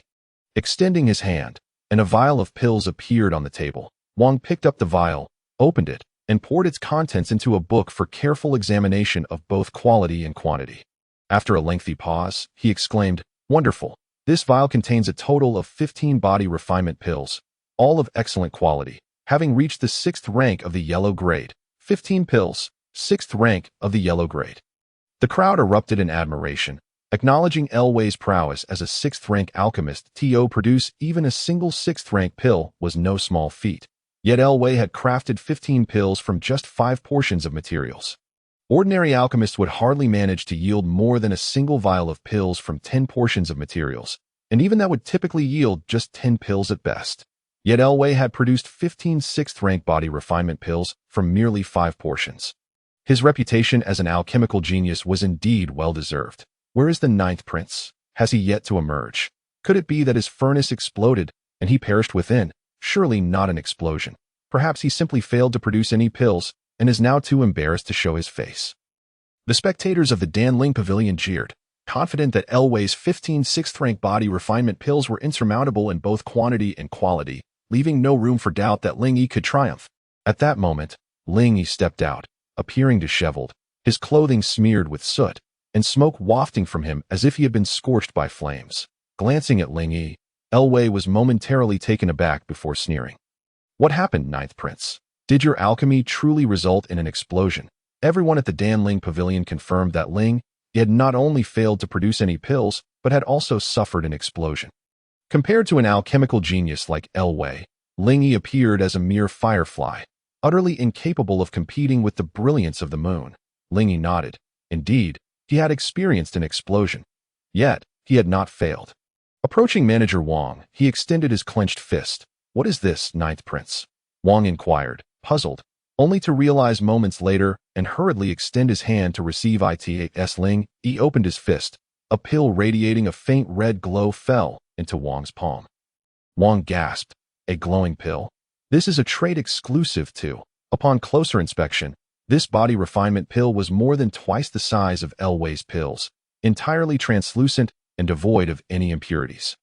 Most of the onlookers at the Danling Pavilion were alchemists themselves, well-versed in the art of alchemy. They collectively inhaled sharply. The body refinement pill, glowing red and perfectly transparent, indicated that its medicinal power had been harmoniously fused to perfection. Was this truly a body refinement pill? It was astonishing. Xiao Li, who had initially looked down upon the 9th prince for his disheveled appearance, now felt as though she had been struck with a resounding slap to the face upon witnessing this exquisite body refinement pill. Her cheeks burning, this pill had achieved the 8th rank of the yellow grade, but with the 5 portions of medicinal power perfectly fused together, its potency was vast yet pure, warranting a classification of the 9th rank of the yellow grade. Shopkeeper Wang meticulously observed, unconsciously murmuring to himself that a yellow grade 9th tier pill. Ling Yi, who had never made any strides in the art of alchemy, unexpectedly concocted a yellow grade 9th tier body refining pill with his very first attempt. It is said that even yellow grade alchemists, not to mention those at the profound grade, would struggle to produce such a foundational body refining pill, let alone achieve a yellow grade 9th tier 1. Lu Wei stood frozen in place, as if struck by a thunderous blow to his forehead. The alchemical arts, which he took pride in, were merely a laughingstock in the eyes of others. The 9th prince created 1 body refining pill, while young Master Lu produced 15. Thus, in this contest, young Master Lu emerged victorious. Shopkeeper Wang cast a regretful glance at the yellow grade 9th tier body refining pill, his old face flushing slightly. What? A discerning eye could easily determine who was superior and who was inferior. The members of the Danling Pavilion were equally astonished, and soon it dawned on them that, given Lu Taishi's influence and the annual quota for purchasing medicinal pills, Shopkeeper Wang would not dare offend young Master Lu for the sake of the 9th prince. Ling Yi's face was a mask of shock, seemingly unable to fathom that such shameless individuals existed in this world. Looking back at Shopkeeper Wang, who not only distorted the truth, but also tucked the yellow grade 9th tier pill he had concocted into his own bosom. Lu Wei regained his composure, casting a look at Shopkeeper Wang that signified his cleverness, and then leaned closer to Ling Yi's ear, whispering, I didn't expect you to hide so deeply, but what of it? A waste is forever a waste. Remember, even the dogs of the Lu family are more noble than you. Subsequently, Lu Wei stepped aside, spreading his legs and slapping his thigh provocatively while staring at Ling Yi. Ling Yi trembled with anger, coldly stating, Shopkeeper Wang, as the steward of the imperial capital's Danling Pavilion, is there any fairness in this? Is it not quality first and quantity second? Shopkeeper Wang's face flushed crimson. Clearly embarrassed. However, he cleared his throat and declared loudly, "Young Master Lu has 15 pills, while the 9th prince has 1. This old man has not erred in judgment." His gaze flickered, unwilling to meet Ling Yi's eyes. Ling Yi glared at Lu Wei's arrogant demeanor, his teeth itching with hatred. To crawl under Lu Wei's legs. He would rather die. At this juncture, he had no choice but to take action. Although Ling Yi possessed a peerless martial soul, his martial cultivation was only at the 4th level of body refinement. Engaging in a direct confrontation would likely result in his own disadvantage. That I wonder how it could be that the 9th prince emerges victorious? An aged voice suddenly interjected. Lu Wei and Shopkeeper Wang's expressions changed, especially Shopkeeper Wang's. While this was an evident truth, who in the imperial capital would dare openly contradict the Danling Pavilion and the Taiyi Mansion? Bold! Who speaks such nonsense? Shopkeeper Wang bellowed, and all eyes turned toward the source of the voice. It was an elderly man sweeping the floor at the entrance of the Danling Pavilion, clad in simple robes. The old man was tall and thin, with hair and beard streaked with white. Upon realizing that it was the sweeper of the Danling Pavilion, Shopkeeper Wang's fury escalated. He was determined to reprimand this foolish old man. The elder turned his head, set down his broom, and as the muscles of his face subtly shifted, his features transformed into those of an entirely different person. The old man slowly approached the Danling Pavilion, and with each step, his aura grew stronger. Touching his own face, he murmured, "This disguise pill still needs improvement." Upon witnessing the elder's true appearance, Shopkeeper Wang's eyes nearly bulged from their sockets, his soul nearly dissipating in terror as he collapsed to the ground. Wailing, "This subordinate greets Pavilion Master Guinan." Pavilion Master, the head of the Danling Pavilion of the Zhang dynasty. The Danling Pavilion was one of the most formidable forces in the Zhang dynasty. With branches spread across the empire, and nearly every alchemist had ties to the pavilion. Furthermore, the Danling Pavilion controlled approximately 70% of the alchemists in the Zhang dynasty, effectively governing more than 70% of the warriors in the empire. Even more alarmingly, the Danling Pavilion of the Zhang dynasty was affiliated with the Beihuang Danling Pavilion, a major power throughout the entire Beihuang region.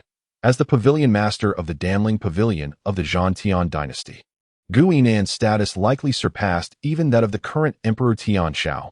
Besides his position, Pavilion Master Guinan also possessed extraordinary martial prowess, undoubtedly a top-tier expert in the Zhang dynasty.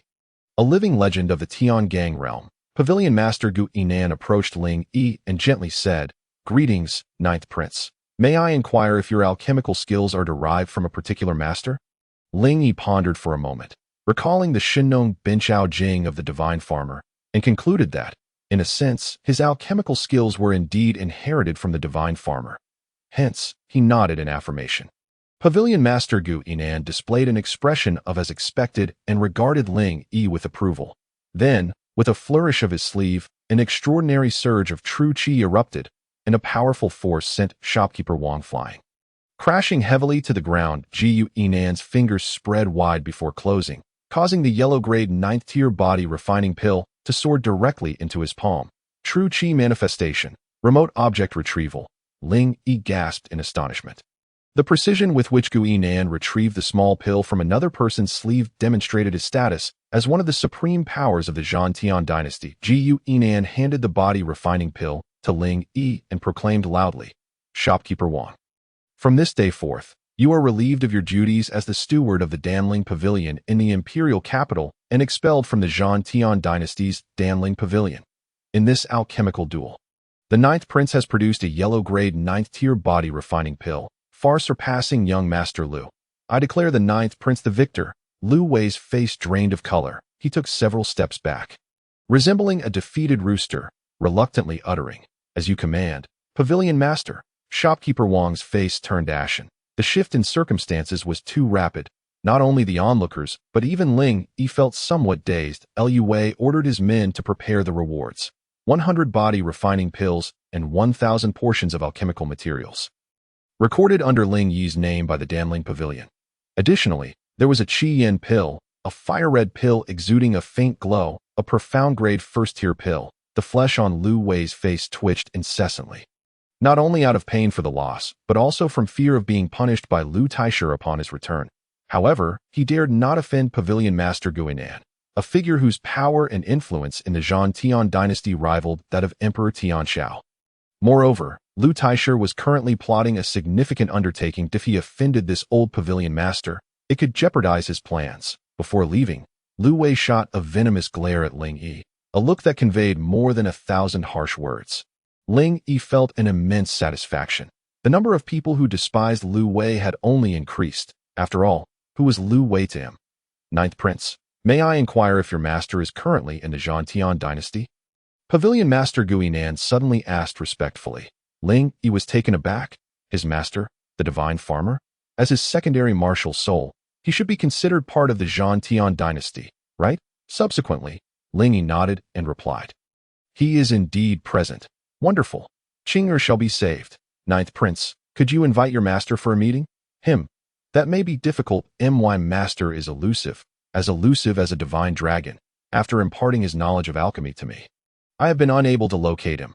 Upon hearing this, Pavilion Master Guinan's once joyful expression slowly hardened and transformed into a sigh. Pavilion Master Gu, you seem to bear some concerns. Perhaps you could share them. I might be able to assist you. Alas, Ninth Prince, I must confess, my granddaughter Gu Yanqing has fallen victim to a peculiar and potent poison, and our entire Danling Pavilion is at a loss as to how to proceed. I believe that your understanding of alchemy far surpasses that of the alchemists in the Zhang Tian dynasty, and I hope to request your master's aid. But alas, Pavilion Master Gu Yinan lamented, thinking of his granddaughter as he sighed repeatedly. Poison? I possess the Shinnong ruler. Ling Yi slapped his forehead and promptly said to Pavilion Master Gu Yinan, although I cannot reach my master, he has imparted to me some methods of detoxification. I have some confidence and would be willing to relieve your worries. Old Pavilion Master, upon hearing this, Guinan appeared somewhat skeptical, yet given his granddaughter's dire circumstances, he could only resort to desperate measures. Very well, Ninth Prince, do your utmost. Should you succeed, I shall be eternally grateful. Ling Yi followed Pavilion Master Guinan as they ascended to the highest level of the Danling Pavilion in the imperial capital via a spiritual lift. Guinan led the way into a simple room. In the center of the room lay a large bed, upon which rested an enchanting woman, Gu Yanqing. Gasp! Upon seeing Gu Yanqing, Ling Yi instinctively inhaled sharply. Gu Yanqing's skin was as fair as snow, delicate enough to be broken with a gentle touch. Her exquisite face seemed as if it had stepped out of a painting, lying on the bed with her eyes closed. She radiated an aura of purity and sanctity. Her beauty was celestial, and her demeanor exuded a grace akin to the moon. Ling Yi recalled a saying. As the Ninth Prince, he had indeed encountered many beautiful women, yet none can compare to the unparalleled beauty of Gu Yanqing. Gu Yanqing, the young master of the Danling Pavilion of the Zhang Tian dynasty, possesses a natural talent that far surpasses that of ordinary individuals. Rivaling even the once-renowned Ling Yi, mastering the art of alchemy, she has already attained the status of a ninth-grade yellow-tier alchemist at the tender age of 17. Typically, she conceals her visage behind a veil. Yet even so, the Zhang Tian dynasty has speculated about her beauty, undoubtedly recognizing her as a great beauty. Legends surrounding Gu Yanqing abound, and Ling Yi is somewhat familiar with them. However, he could hardly have anticipated that her beauty could reach such astonishing heights. Suddenly, Ling Yi felt a gentle shove, abruptly breaking his reverie. Turning around, he found Gu Yinan making playful gestures, grinning mischievously. Master Gu, Ling Yi began to explain, but he was met with Gu Yinan's knowing expression that seemed to say, you need not elaborate. I understand as a man. With a resigned sigh, Ling Yi followed Gu Yinan to Gu Yanqing's bedside. Upon closer inspection, Ling Yi furrowed his brow. He noticed a faint black aura of deathly energy emanating from Gu Yanqing's countenance, gradually eroding her vitality. She was perilously close to the brink of death. Should any more time pass, her life would surely be at stake. This deathly energy was unfamiliar to him, something he had never encountered or even heard of before, which explained why the master of the Danling Pavilion was powerless against it. Ling Yi nodded to Master Guinan, then closed his eyes, channeling the Yin-Yang Chaos technique to summon the recently activated Shinnong ruler. Initially, Ling Yi was not well acquainted with the Shinnong ruler, but as he called upon it repeatedly, it began to respond. A ruler, interlaced with black and white, slowly emerged from his brow, floating in the air and exuding an ancient and mysterious aura. The Shinnong ruler. What a terrifying presence. Gu Yinan stepped back, as the entire room trembled under the influence of the Shinnong ruler's aura. Though Gu Yinan was one of the mightiest individuals in the Zhantian dynasty, he felt like a mere drop in the ocean before the Shinnong ruler, utterly powerless. With a look of shock and fear in his eyes, Gu Yinan watched as Ling Yi opened his eyes and grasped the Shinnong ruler. It radiated a submissive energy, behaving obediently in Ling Yi's hands, causing all malevolent auras to dissipate entirely. Akin to a docile pup, Gu Yinan was utterly stunned. Ling Yi directed the black end of the Shinnong ruler toward Gu Yanqing's forehead. Suddenly, the deathly energy within her body let out a wail before being drawn into the Shinnong ruler. Subsequently, Ling Yi aimed the white end at her forehead. The Shinnong ruler emitted a gentle white medicinal energy that gradually entered Gu Yanqing's body. The damage inflicted by the deathly energy began to rapidly heal. Soon, her complexion regained its rosy hue, her breathing stabilized, and even her martial prowess subtly strengthened. That a melodious sound escaped her lips as Gu Yanqing opened her beautiful eyes. Just as Ling Yi retracted the Shinnong ruler, their gazes locked. Feeling somewhat awkward, Ling Yi waved his hand and sheepishly greeted, "Hello." Gu Yanqing, realizing she lay on the bed before a rather unsavory Ling Yi, felt a chill sweep over her. In an instant, an icy aura burst forth, and she raised her hand to strike at Ling Yi. The 9th level of the body refining realm. How formidable! Ling Yi's expression changed dramatically. He had not anticipated that Gu Yanqing possessed such martial prowess. Truly a prodigious talent. If she were to land a blow, even his current physical form would suffer severe injury. Gu Yinan, initially pleased to see his granddaughter awaken, was taken aback as she suddenly turned hostile. Given the proximity between Ling Yi and Gu Yanqing, he had no time to intervene. In a moment of urgency, the Shinnong ruler appeared on its own. Positioning itself in front of Ling Yi, grasping the Shinnong ruler, Ling Yi intercepted Gu Yanqing's full-force strike. At the 9th level of the body refining realm, she had condensed her true energy seed. And this strike possessed a formidable force, nearly 6,000 or 7,000 pounds. As Gu Yanqing's palm collided with the Shinnong ruler, the tremendous power surged through Ling Yi's body. He felt his blood surge, his internal organs shifting position. At that moment, the white end of the Shinnong ruler shimmered, transmitting a medicinal essence into Ling Yi's body, swiftly healing his internal injuries. What a remarkable Shinnong ruler! Ling Yi marveled internally. While it was not a weapon meant for combat, it was incredibly resilient and possessed both medicinal and toxic properties. Truly extraordinary. Gu Yanqing, having unleashed her full strength, was astonished to find that the seemingly insignificant youth before her, merely at the 4th level of the body refining realm, remained unscathed. Alarmed, she prepared to strike again. "Qing'er, stand down." Master Gu Yinan urgently grasped Gu Yanqing, hastily explaining the events that transpired after she was poisoned, emphasizing that Ling Yi had saved her.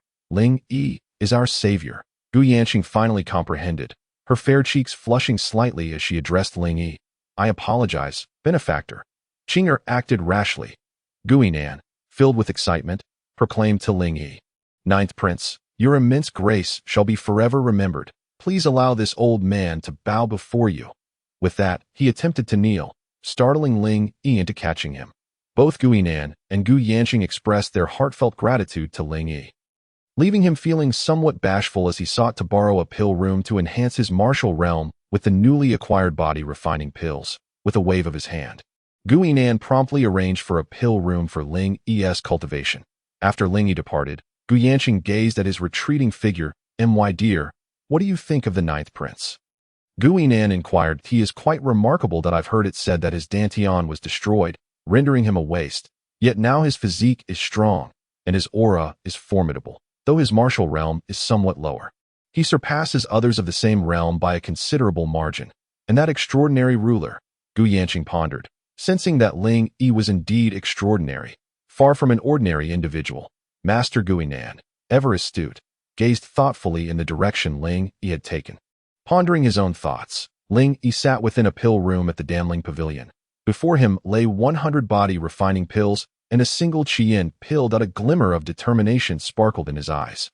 With these resources, he was confident he could swiftly regain his former martial prowess. He picked up a body refining pill and swallowed it. Most of the body-refining pills from LV were of the 4th or 5th grade in the yellow tier. Their quality not particularly exceptional. However, upon consuming Ling Yi's body-refining pill, the Shennong ruler within his consciousness trembled slightly, and the white end emanated a medicinal essence. This essence enveloped the body-refining pill he had ingested, purging the impurities and leaving behind a remarkably pure medicinal power. After digesting this body-refining pill, Ling Yi's eyes widened in astonishment. He had never imagined the Shennong ruler possessed such a remarkable function. The impurities were eliminated, transforming the 4th grade yellow tier body-refining pill into one of approximately 7th grade quality. This was indeed astounding. The fewer impurities, the higher the quality of the pill, allowing martial artists to absorb and digest it more swiftly. Ling Yi took another body-refining pill, consuming it with ease. In less than an hour, he ingested all 100 body-refining pills. At this moment, his body was suffused with true energy, which began to pressurize his dantian. Ling Yi activated the chaos yin-yang technique, allowing the true energy seed to circulate in a profound manner. His dantian transformed into a massive vortex, continuously absorbing and digesting the vast amounts of true energy within. The chaos yin-yang technique operated with the efficiency of a primordial beast, rapidly assimilating the true energy from the body-refining pills into the true energy seed. Initially, the true energy from the body-refining pills was somewhat challenging to control. And as the chaos yin-yang technique circulated within him, it caused minor injuries to Ling Yi's meridians. However, the Shennong ruler promptly sensed this and continuously emitted medicinal energy, swiftly healing these minor injuries. After another hour, Ling Yi opened his eyes, a gleam of brilliance illuminating his gaze. He had ascended to the 6th level of the body-refining realm.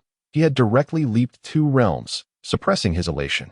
Ling Yi then picked up the pill, Qi-Yin pill. The Qi-Yin pill radiated a fiery aura as Ling Yi consumed it. Pain, heat, a torrent of scorching and overwhelming medicinal energy surged forth, akin to a raging fire dragon wreaking havoc within Ling Yi's body. Were it an ordinary person at merely the 6th level of the body-refining realm, they would likely succumb to the searing energy, perishing on the spot. However, Ling Yi, endowed with the physique of a divine farmer and the unmatched skill of the chaotic yin-yang technique, along with that extraordinary divine farmer's measuring device, harbored no fear of the potency of Shin-level elixirs. Ling Yi sat in a meditative posture, his countenance shifting from red to pale, at times contorted in agony, at others relaxed. After enduring a span of several hours, Ling Yi awakened and rose that he had ascended to the 7th level of the body refinement realm. In less than a day, he had leapt 3 small realms. Not only that, but at this moment, his true energy coursed through him, faintly emanating a scorching aura. With a swift punch, Ling Yi unleashed his chaotic true energy, which radiated flames, extending outward by approximately 3 inches. This externalization of true energy was a technique possessed only by masters of the true origin realm. Ling Yi was astounded. Not only had he achieved the 4th level of the body refinement realm and obtained the true energy seed, but he was also capable of externalizing true energy at the 7th level. Furthermore, his strength had astonishingly surpassed 7,000 pounds. The chaotic yin-yang technique truly lived up to its reputation as the method of the first heavenly emperor of the primordial era, Donghuang Taiyi. It was simply extraordinary. Ling Yi rose from his place in the Danling Pavilion after a day's stay. It was time to depart. Upon leaving the Danling Pavilion, Ling Yi initially intended to greet Gu Yinan, but was informed by Xiu Li that Gu Yinan and Gu Yanqing had already departed. As Ling Yi exited the Danling Pavilion, he noticed a complex expression in Xiu Li's gaze. Xiu Li was unaware of the events that had transpired, yet from the conversation between Gu Yinan and Gu Yanqing, she discerned that both held Ling Yi in high esteem. Despite being a relatively lowly 9th prince, having allied himself with the formidable Gu Yinan, no one could afford to underestimate Ling Yi. Upon returning to the 9th prince's residence, Ling Yi diligently endeavored to consolidate his mastery of the 7th level of the body refinement realm. After several days of unwavering effort, he had finally solidified his cultivation at this level. On this particular day, 2 guards arrived at the imperial palace of the Zhantian dynasty. Although they showed utmost respect toward Ling Yi, the disdain in their eyes did not escape his notice. Ling Yi sat in his seat, holding a notice in his hand, his expression grave. Qing air brought in the morning meal, and, noticing Ling Yi's serious demeanor. Inquired, "Ninth Prince, what troubles you?" Ling Yi sighed and replied, "The Empress has summoned several princes in the imperial capital for a matter of great importance." Qing Er was taken aback and asked, "Is it concerning the year-end examination?" Ling Yi shook his head, saying, "I do not know. It does not seem to be the case." After finishing his breakfast, Ling Yi, assisted by Qing Er, dressed appropriately and proceeded to the Zhantian Palace. He made his way directly to the council hall of the Zhantian Palace. The council hall was where Emperor Tian Shao managed state affairs.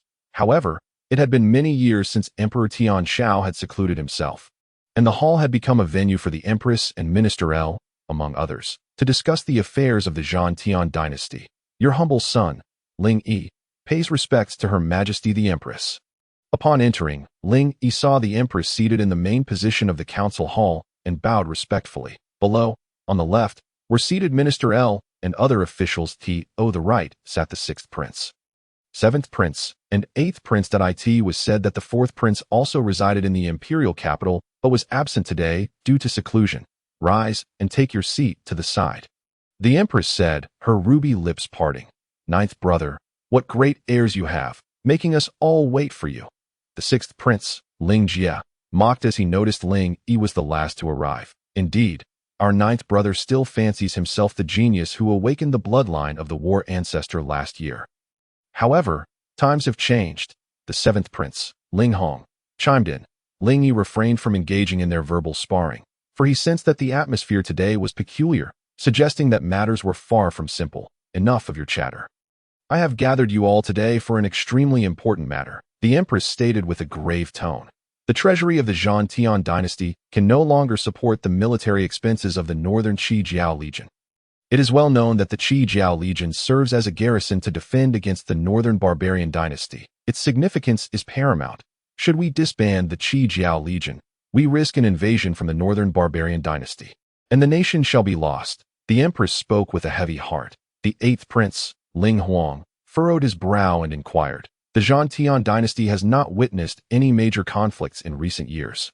How could the treasury be in such disarray? I suggest the Empress consult the Minister of Finance." Hearing this, the Minister of Finance, He Shun, immediately knelt and, with a tearful voice, exclaimed, "Your Majesty, please judge me. I have dedicated my life to the Zhantian dynasty, and I dare not act with favoritism or injustice. In recent years, the demands from the Fun Tian dynasty have increased, and with Emperor Tian Shao neglecting state affairs for many years, I am utterly powerless." As he spoke, tears streamed down his face, and he wept uncontrollably. Seated in the foremost position, Minister L bore a striking resemblance to L Wei, yet appeared more profound. Minister L remarked, "8th Prince, your words are somewhat excessive. He Shun has served faithfully for many years, and while he may not have achieved great merit, he has committed no faults. Even if he has no accomplishments, he has certainly borne burdens." 8th Prince. Such remarks may dishearten us older ministers. Upon hearing this, the dozens of high-ranking officials present knelt in unison, calling out, "Your Majesty, please judge us." The 8th Prince, Ling Huang, felt a knot in his stomach. Was it not possible to interrogate the Minister of Finance regarding the treasury's emptiness? Minister L smiled slightly, evidently pleased with himself. The hearts of all royal family members sank. Had Minister L's power grown to such an extent, the Empress seemed accustomed to this, soothing the ministers before continuing. "If we are to preserve the Qi Jiao Legion, we must provide financial support. However, I wonder who among you can generously contribute." All royal family members fell silent. Those capable princes were absent, and the princes present lacked such ability. Minister L casually flicked his sleeve and said, "I am willing to bear the expenses of the Qi Jiao Legion, but I have a condition. MYL family is devoted to the nation. Yet our influence is weak, and many ill-intentioned individuals seek to trouble my L family. Therefore, I request that the Qi Jiao Legion be designated as my L family's private military. What does the Empress think?" "What?" The other princes were taken aback. Was this not akin to a direct affront to the imperial family? The Empress pondered for a moment and replied, "Minister L's dedication to the nation is indeed commendable. It may not be unfeasible for the Qi Jiao Legion to become your private military. If the Northern Barbarian Legion invades, I fear the entire Zhantian dynasty may cease to exist." Ling Yi was taken aback, unable to believe that the Empress would so blatantly support Minister L. But did the Empress truly remain oblivious to Minister L's ulterior motives, or had they conspired together beforehand? Your Majesty, this cannot be, Ling Yi exclaimed, his expression shifting dramatically. The Qi Jiao Legion is one of the Zhan Tian dynasty's crucial military forces. Should it fall into Minister L's hands, we may face dire consequences. His voice was urgent. Ninth Prince, I find your words quite displeasing that I have devoted my life to the Zhan Tian dynasty. How could there be dire consequences? Minister L scoffed coldly. The gathered officials shuddered. The Empress, taken aback by Ling Yi's audacity to refute her in front of so many, wore a stern expression and retorted, if we do not require Minister L's support, will you be the one to cover the military expenses of the Qi Jiao Legion? My ninth prince? The emphasis on my ninth prince dripped with sarcasm. Would he pay? A prince devoid of wealth or means? Ling Yi slumped in his chair, realizing the futility of his patriotic aspirations. Once again, his desire for power surged uncontrollably. Though I cannot afford this expense, I absolutely cannot allow the Qi Jiao Legion to become Minister L's private military. Even if the Northern Barbarian dynasty launches a full-scale invasion, we shall fight to the last man and bleed every last drop, vowing to resist. This concerns the dignity of the dynasty. We must not compromise. Ling Yi rose, speaking fervently and with righteous indignation. Some officials within the palace remained silent, admiring the ninth prince's boldness, yet many others responded with ridicule. The Empress and Minister L's expressions darkened. The Empress, humiliated before all by Ling Yi's retort, appeared exceedingly displeased and was about to speak. Then let our ninth prince cover this expense. A robust voice echoed from outside the council hall. Who dares to be so audacious within the imperial palace? The Empress's brows furrowed fiercely as she reprimanded. The crowd was taken aback as an elderly man with white hair and beard appeared before them. The old man chuckled and clasped his hands, saying, I come uninvited, and I beg the Empress's forgiveness for any offense. Seeing such audacity, the Empress was about to unleash her wrath, but upon recognizing the visitor, her words were abruptly swallowed. Not at all. It is our honor to have Lord Gu Yinan grace us with his presence. The Queen Mother forced a smile and said with a chuckle, the elderly man was none other than Gu Yinan, the esteemed leader of the Danling Pavilion, a figure of immense power within the Zhan Tian dynasty. With a sweeping gesture of his grand sleeves, Gu Yinan proclaimed in a resounding voice, the ninth prince shall provide financial support for the Red Flood Legion. All expenses will be borne solely by my Danling Pavilion. His words rang out with clarity and strength, echoing like thunder above the imperial palace of Zhan Tian. Minister Lu's face turned pallid. Was this not tantamount to the Danling Pavilion openly backing the ninth prince? The Danling Pavilion was a force to be reckoned with, its strength rivaling that of the royal family. Gu Yinan then turned to Minister Lu and inquired, do you have any objections? Minister Lu? Minister Lu's complexion shifted from white to green and finally settled into a rather ghastly smile as he replied, not at all. The fact that Pavilion Master Gu is willing to assist our Zhan Tian dynasty through this crisis fills me with immense gratitude. With numerous spies at his disposal, Minister Lu was acutely aware that his son had lost a substantial amount of elixirs to the ninth prince. It seemed that Pavilion Master Gu held the ninth prince in high regard. However, he never imagined that Gu Yinan would be willing to fund an entire legion for the ninth prince. Furthermore, he had boldly declared his allegiance to the ninth prince. Was this a dream? This thought echoed in the minds of all present. Gu Yinan laughed heartily, exuding an aura that made everyone feel as though they were being scrutinized by a ferocious beast, rendering them motionless. He stated, since Minister Lu can present conditions, I believe our Danling Pavilion can propose a few as well. No?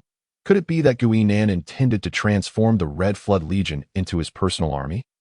This question lingered in the hearts of all, even in Ling Yi's mind. The Queen Mother, feeling a touch of embarrassment, responded, of course, that Gu Yinan, with an air of indifference, continued.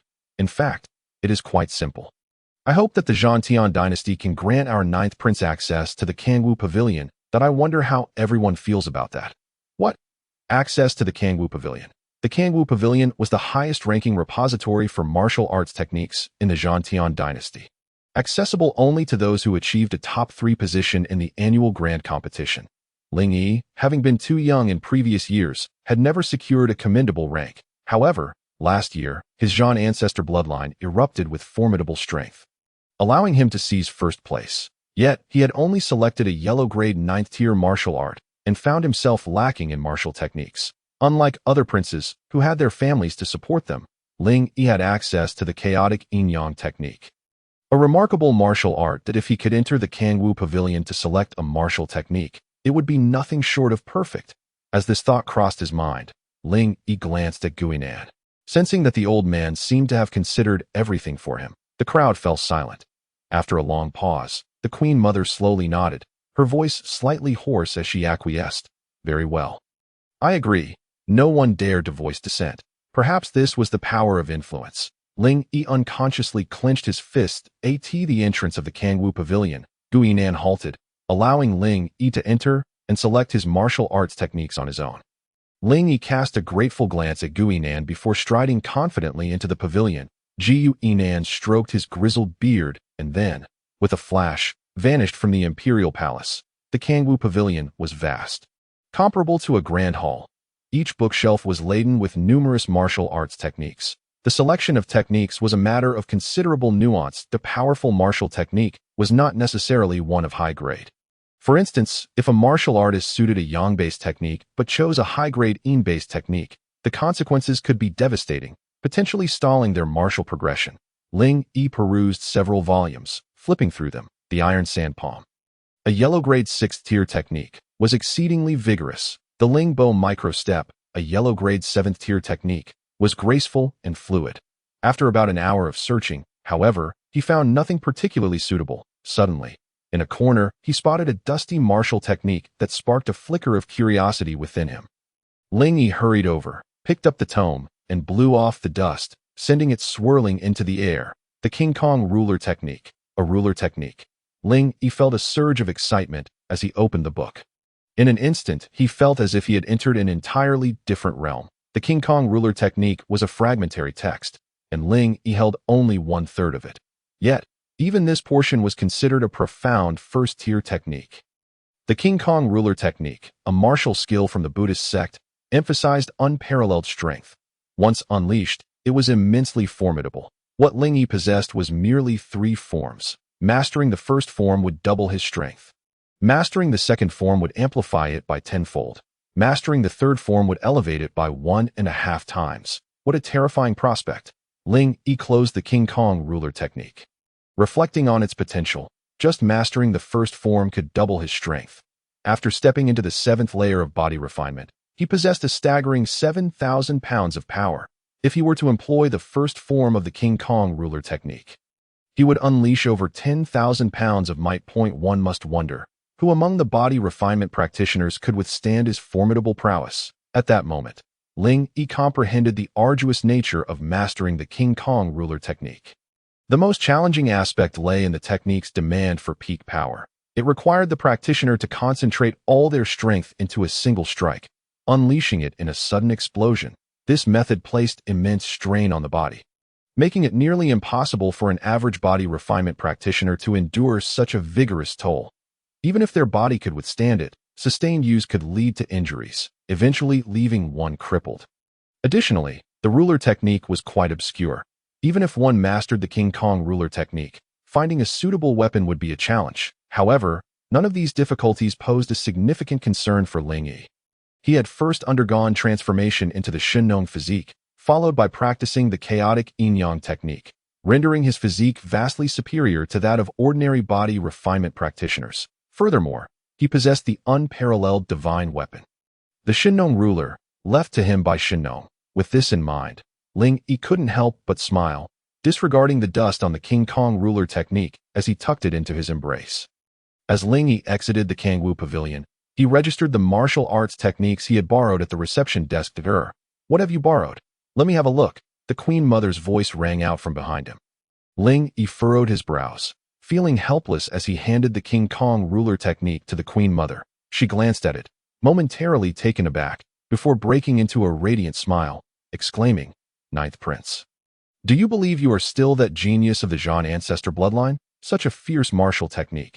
Do you not fear damaging yourself in the process?" Ling Yi was already aware that, given the Queen Mother's temperament, a round of mockery was inevitable. Thus, he shrugged lightly and replied, "Having come this far, How much worse could it get? It is better to take a bold leap. The Queen Mother's attendants exchanged disdainful glances, clearly indicating that the thoughts of a wasteful individual differed from those of the common folk. The Queen Mother returned the King Kong ruler technique to Ling Yi, who accepted it gratefully. The Queen Mother then remarked, "Ninth Prince, you are quite the strategist, managing to win over the Danling Pavilion." Ling Yi chose not to respond, addressing the Queen Mother, "If there is nothing else, I shall take my leave." With that, he turned on his heel and departed. The Queen Mother watched Ling Yi's retreating figure, her expression darkening. This Ninth Prince, now supported by the Danling Pavilion, could very well become a source of trouble. Upon returning to the Ninth Prince's residence, Ling Yi immediately briefed Qing. He declared that for the next 10 days leading up to the year-end examination, he would enter seclusion and could not be disturbed. Entering the practice chamber within the residence, Ling Yi promptly retrieved the King Kong ruler technique. He called forth its essence in his mind, and a black and white ruler materialized in his hand with a flash of brilliance. "Has it grown longer?" Ling Yi mused. Slightly astonished, Taiyi seemed that as he ascended from the 4th layer to the 7th layer of body refinement, the Shinong ruler had also extended from its original length of about 1 foot to 2 feet. As a weapon, it was now far more suitable. Practicing the King Kong ruler technique was exceedingly challenging, as the seed of true energy within him activated, having expanded considerably after reaching the 7th layer of body refinement. His true energy supply had increased significantly. Channeling the chaotic true energy into his arms, Ling Yi relentlessly concentrated the true energy, first form of the King Kong ruler technique, with a thunderous roar.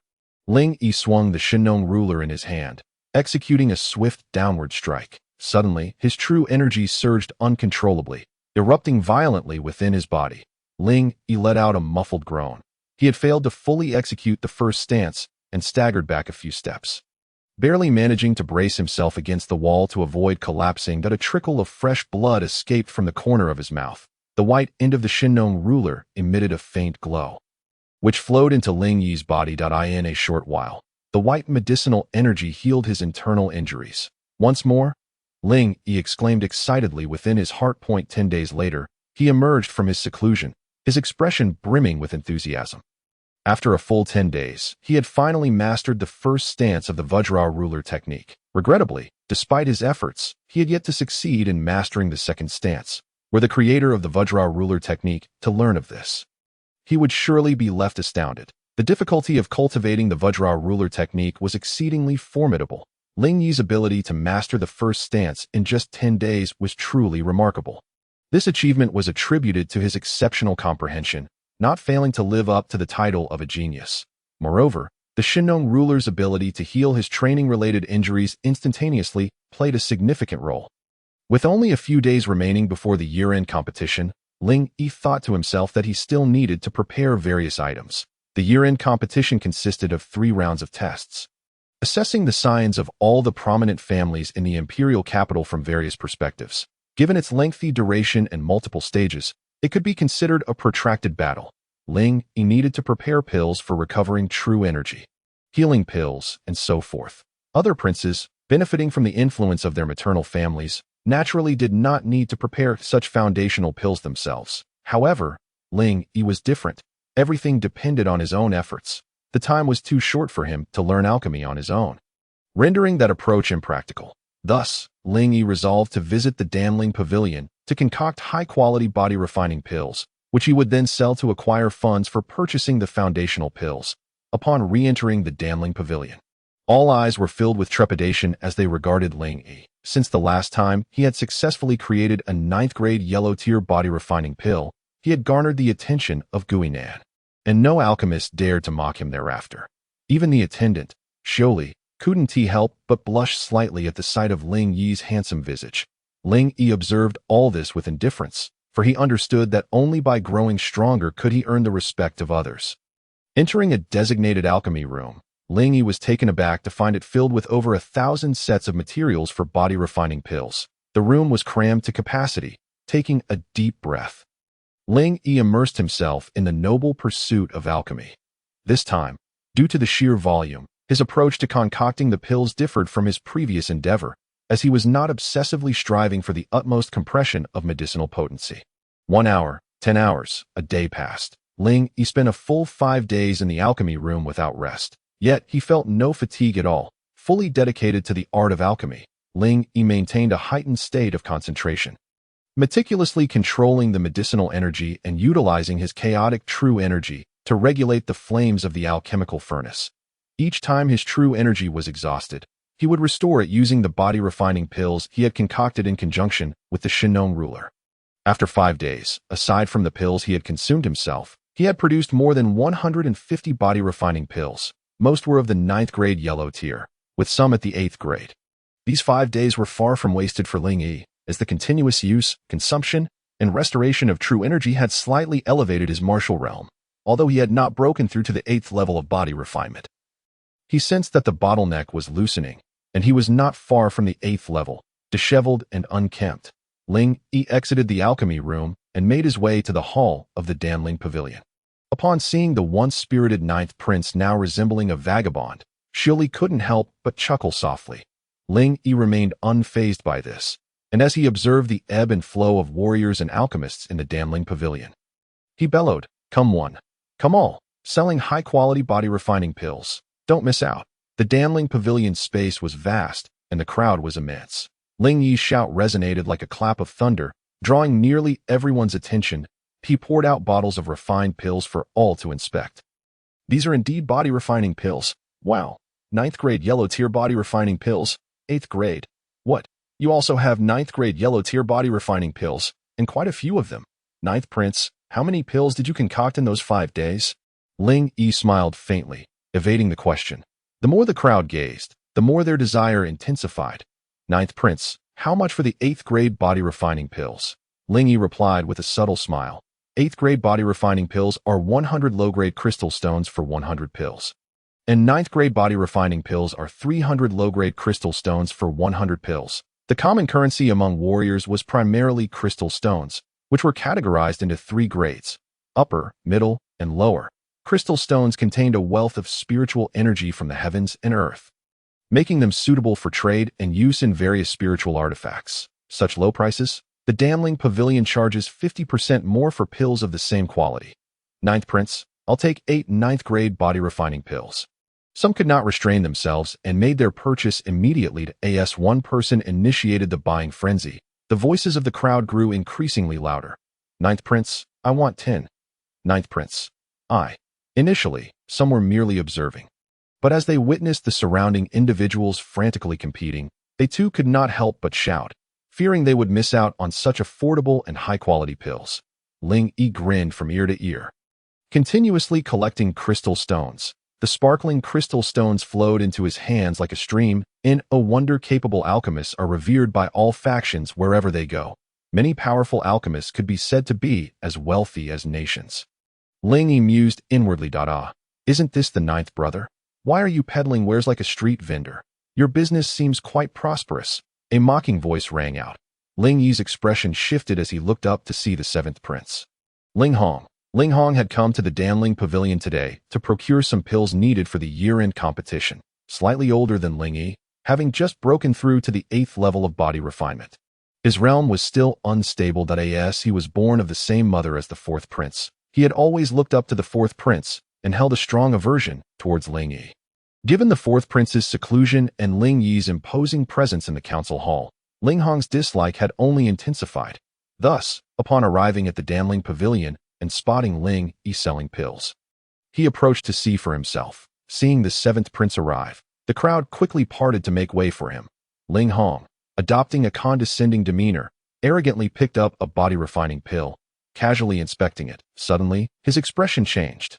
Ling Yi, what grade of body-refining pill is this? Although Ling Hong possessed some knowledge of alchemy, he was far from an alchemist. 7th prince, what you hold is a 9th grade yellow tier body-refining pill. Someone nearby kindly reminded him. Did I ask you? Get lost, Ling Hong bellowed, rebuking the well-meaning individual. The man looked aggrieved but, intimidated by the 7th prince's reputation, dared not speak further. No wonder Guinan holds Ling Yi in such high regard. Not only can he concoct 9th grade yellow tier body refining pills, but he has produced such a large quantity. Ling Hong's heart churned as a feeling of jealousy began to fester within him. Ling Yi, just sell them all to me. I heard at the entrance that you're selling 8th grade body refining pills for 100 low-grade crystal stones and 9th grade pills for 300 low-grade crystal stones. Let us do this. I'll take however many you have, but you must give me a 70% discount. How does that sound? It'll save you the trouble of shouting your wares. Ling Hong declared arrogantly, feigning goodwill. What? That is utterly outrageous. The members of the Danling Pavilion furrowed their brows, as it was evident that Ling Yi's elixirs were in such high demand that they would be sold out in an instant amidst the throng of people. To their astonishment, Ling Hong not only intended to monopolize the entire supply, but also demanded a 30% discount from Ling Yi. Whispers and murmurs filled the air as the crowd debated this audacious move. Ling Hong's countenance darkened, and with a cold snort, he unleashed the formidable aura of a newly initiated 8th stage body refinement practitioner. In an instant, no one dared to utter a word. Ling Yi found the situation amusing and was about to speak when he noticed someone approaching. This individual, known to Ling Yi, was Li Wenji, who had ascended to the position of the pavilion master after the previous one. Wang was incapacitated by Master Guinan. Li Wenji wore a smile of servility. He was acutely aware that his rise to power was solely due to the backing of the 9th prince, who was highly valued by Master Guinan. Your Highness, the Danling Pavilion does not permit the private sale of body refinement pills. How about this? We will purchase all your pills at a price 10 higher than your initial quotation. What do you think? Li Master, what do you mean by undermining me? Ling Hong's anger surged upon hearing this, and he immediately reprimanded Li Wenji. With a slight smile, Li Wenji remained composed. As the leader of the Danling Pavilion in the capital, he had the support of Master Guinan, and a mere 7th prince was not enough to intimidate him. Moreover, he discerned that the 7th prince's intentions were far from benign and recognized that to maintain his position, he must align himself closely with the 9th prince, whom Master Guinan favored. What are you implying, 7th prince? This is merely a transaction, and naturally, the highest bidder prevails, Li Wenji replied, neither obsequious nor arrogant. You. Ling Hong was momentarily speechless, but then he recalled the might of the Danling Pavilion and suppressed his rage. Turning to Ling Yi, he commanded, Little 9th, you decide. Will you sell to our brothers, or to him? Now you acknowledge us as brothers. Ling Yi rolled his eyes and calmly uttered, Get lost. You. Insolent. I shall educate you on respect and hierarchy on behalf of your unknown.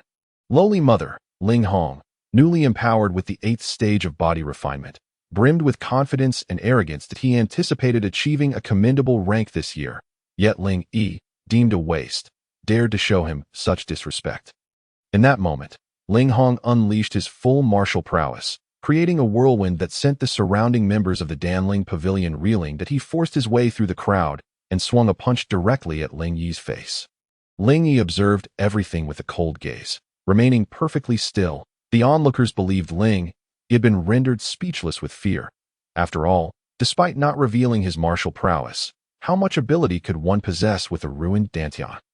As Ling Hong's massive fist descended towards Ling Yi's detestable visage, his excitement grew with each passing moment. Boom! Suddenly, a black and white staff appeared out of thin air, striking Ling Hong squarely in the abdomen with lightning speed.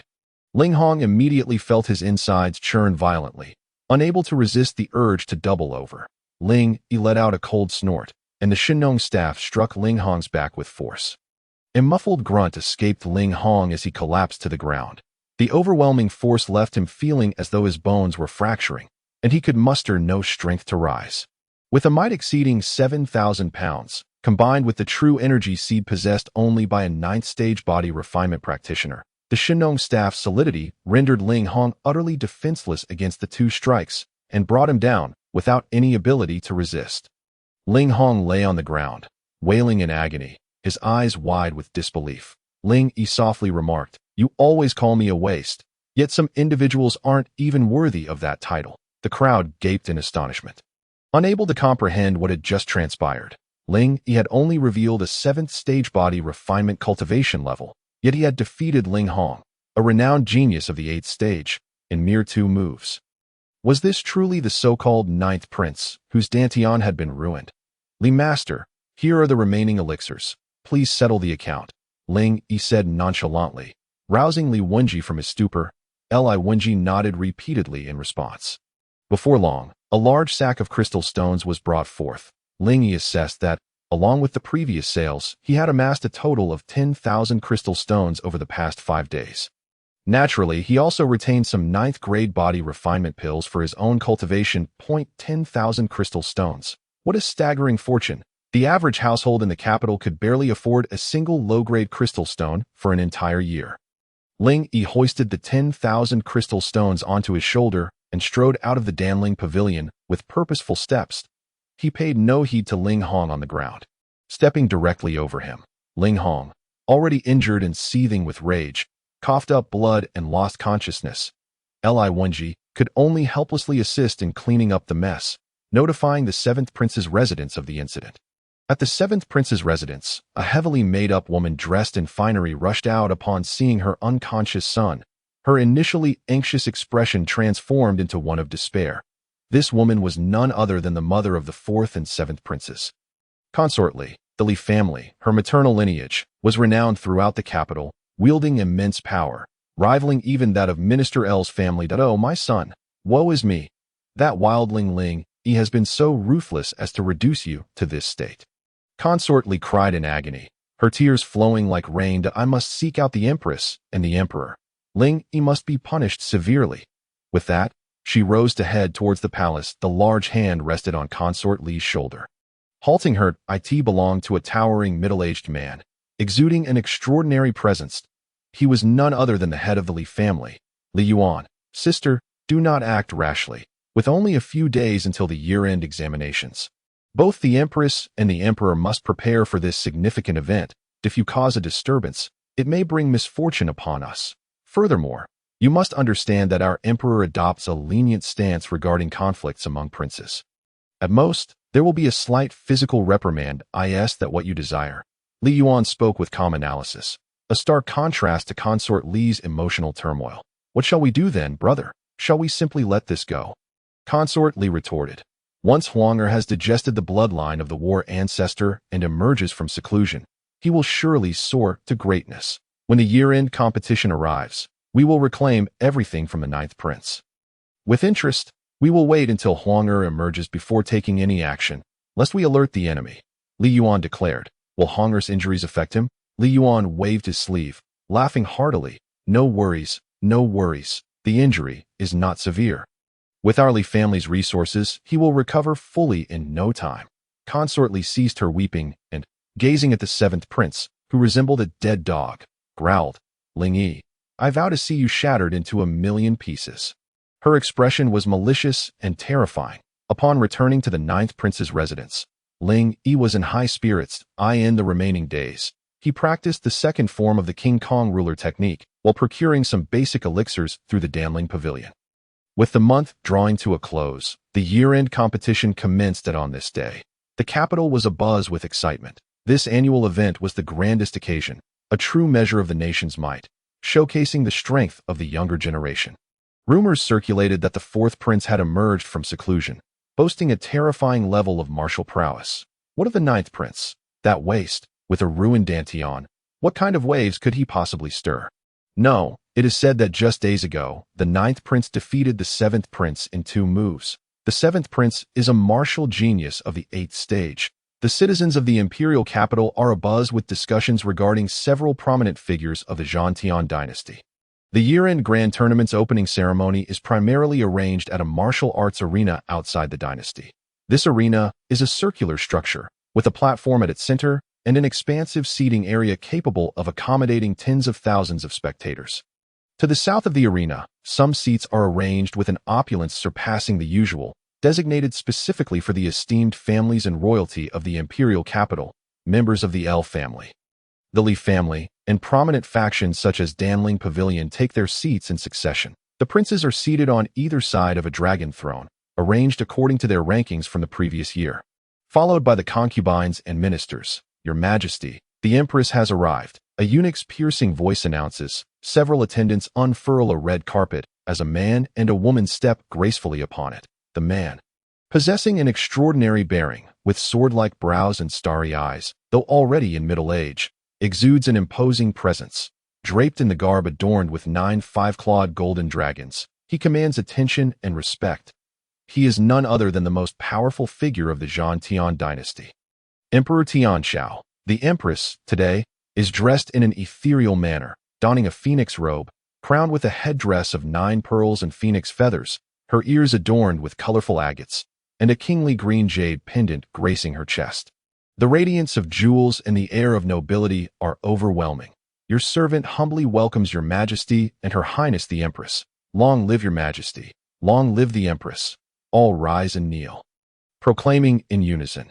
Emperor Tianxiao and the empress take their seats upon the dragon throne. The emperor raises his hand lazily, gesturing for everyone to rise. Please, be seated. As the others settle, the only one remaining seated, without kneeling, is Guinan, the head of Danling Pavilion. That a sound of snoring fills the air. Observing the scene, it is indeed the old man Guinan, drooling as he peacefully sleeps. The emperor chuckles softly, thinking to himself, this old fellow. Yet, he refrains from reprimanding Guinan. Emperor Tianxiao surveys the gathering and smiles, addressing the assembled ministers. My dear officials, the princes have worked hard. During my recent retreat, I appreciate your efforts. Especially you, Master L. Your contributions have been immense. Master L's expression turns serious as he declares loudly. This old minister serves the Zhan Tian dynasty with utmost dedication. Unafraid of the toil, any fatigue is but a trivial matter. The emperor nods slightly, maintaining his composure. However, he ponders, having secluded myself for so long, I wonder if I have successfully broken through to a higher martial realm. The emperor furrows his brow slightly, thinking, this fellow is probing into my depths. He then changes the subject, adopting a stern tone. I have heard that the other day, the empress discussed the matter of the Qijiao Legion, with Master L bearing the financial burdens. However, it was proposed that the legion be placed under Master L's personal name. Is this true? His voice is icy, commanding respect without anger. The empress gasps, exclaiming, Your Majesty, on that day. The emperor casts a glance at her, causing her to fall silent immediately. Master L observes the emperor, thinking, indeed, he is the emperor. It seems there are many eyes and ears in the court. However, having attained his current level of power, he is not one to fear Ling Tianxiao. Thus, Master L straightens his back in response. I take on the legion's expenses purely for the sake of the state. As for placing it under my personal name, it is merely due to my years of hard work for the Zhan Tian dynasty. Having offended many along the way, and as a matter of my own safety, if I were to fall, the court might plunge into chaos. That a palpable tension fills the air, as everyone senses the underlying conflict between the powerful and their subjects. Master L then adds with a faint smile, moreover, the 9th prince has already taken on the financial responsibilities of the Qijiao Legion with the support of Danling Pavilion and has requested the empress's approval to open the Kangong Pavilion. Truly, a remarkable youth. Congratulations, Your Majesty. Ling Yi's gaze sharpens as he regards Master L. Only Guinan, shifting positions, continues to snore undisturbed. The emperor nods, choosing not to further engage with Master L on the matter, and turns to Ling Yi saying, The 9th prince has shown extraordinary courage and loyalty to the nation in this matter. Dear, what reward do you desire? Ling Yi rises and respectfully states, Your servant merely hopes that the Ministry of Internal Affairs continues to provide me with the elixirs due to the princes. What? A collective gasp echoes through the room. The implication reverberates. The empress pales, her expression tightening as she looks anxiously at the emperor. Emperor Tianxiao blinks in surprise and queries, It is the imperial law for princes to receive their due elixirs. Who has the audacity to challenge the Ministry of Internal Affairs?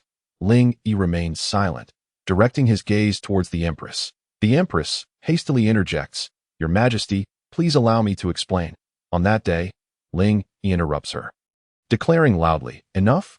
I am aware of this matter. The 9th prince receiving his due is not something that can be obstructed. The emperor's voice is stern as he asserts. The empress shudders in response, lowering her head. As you command.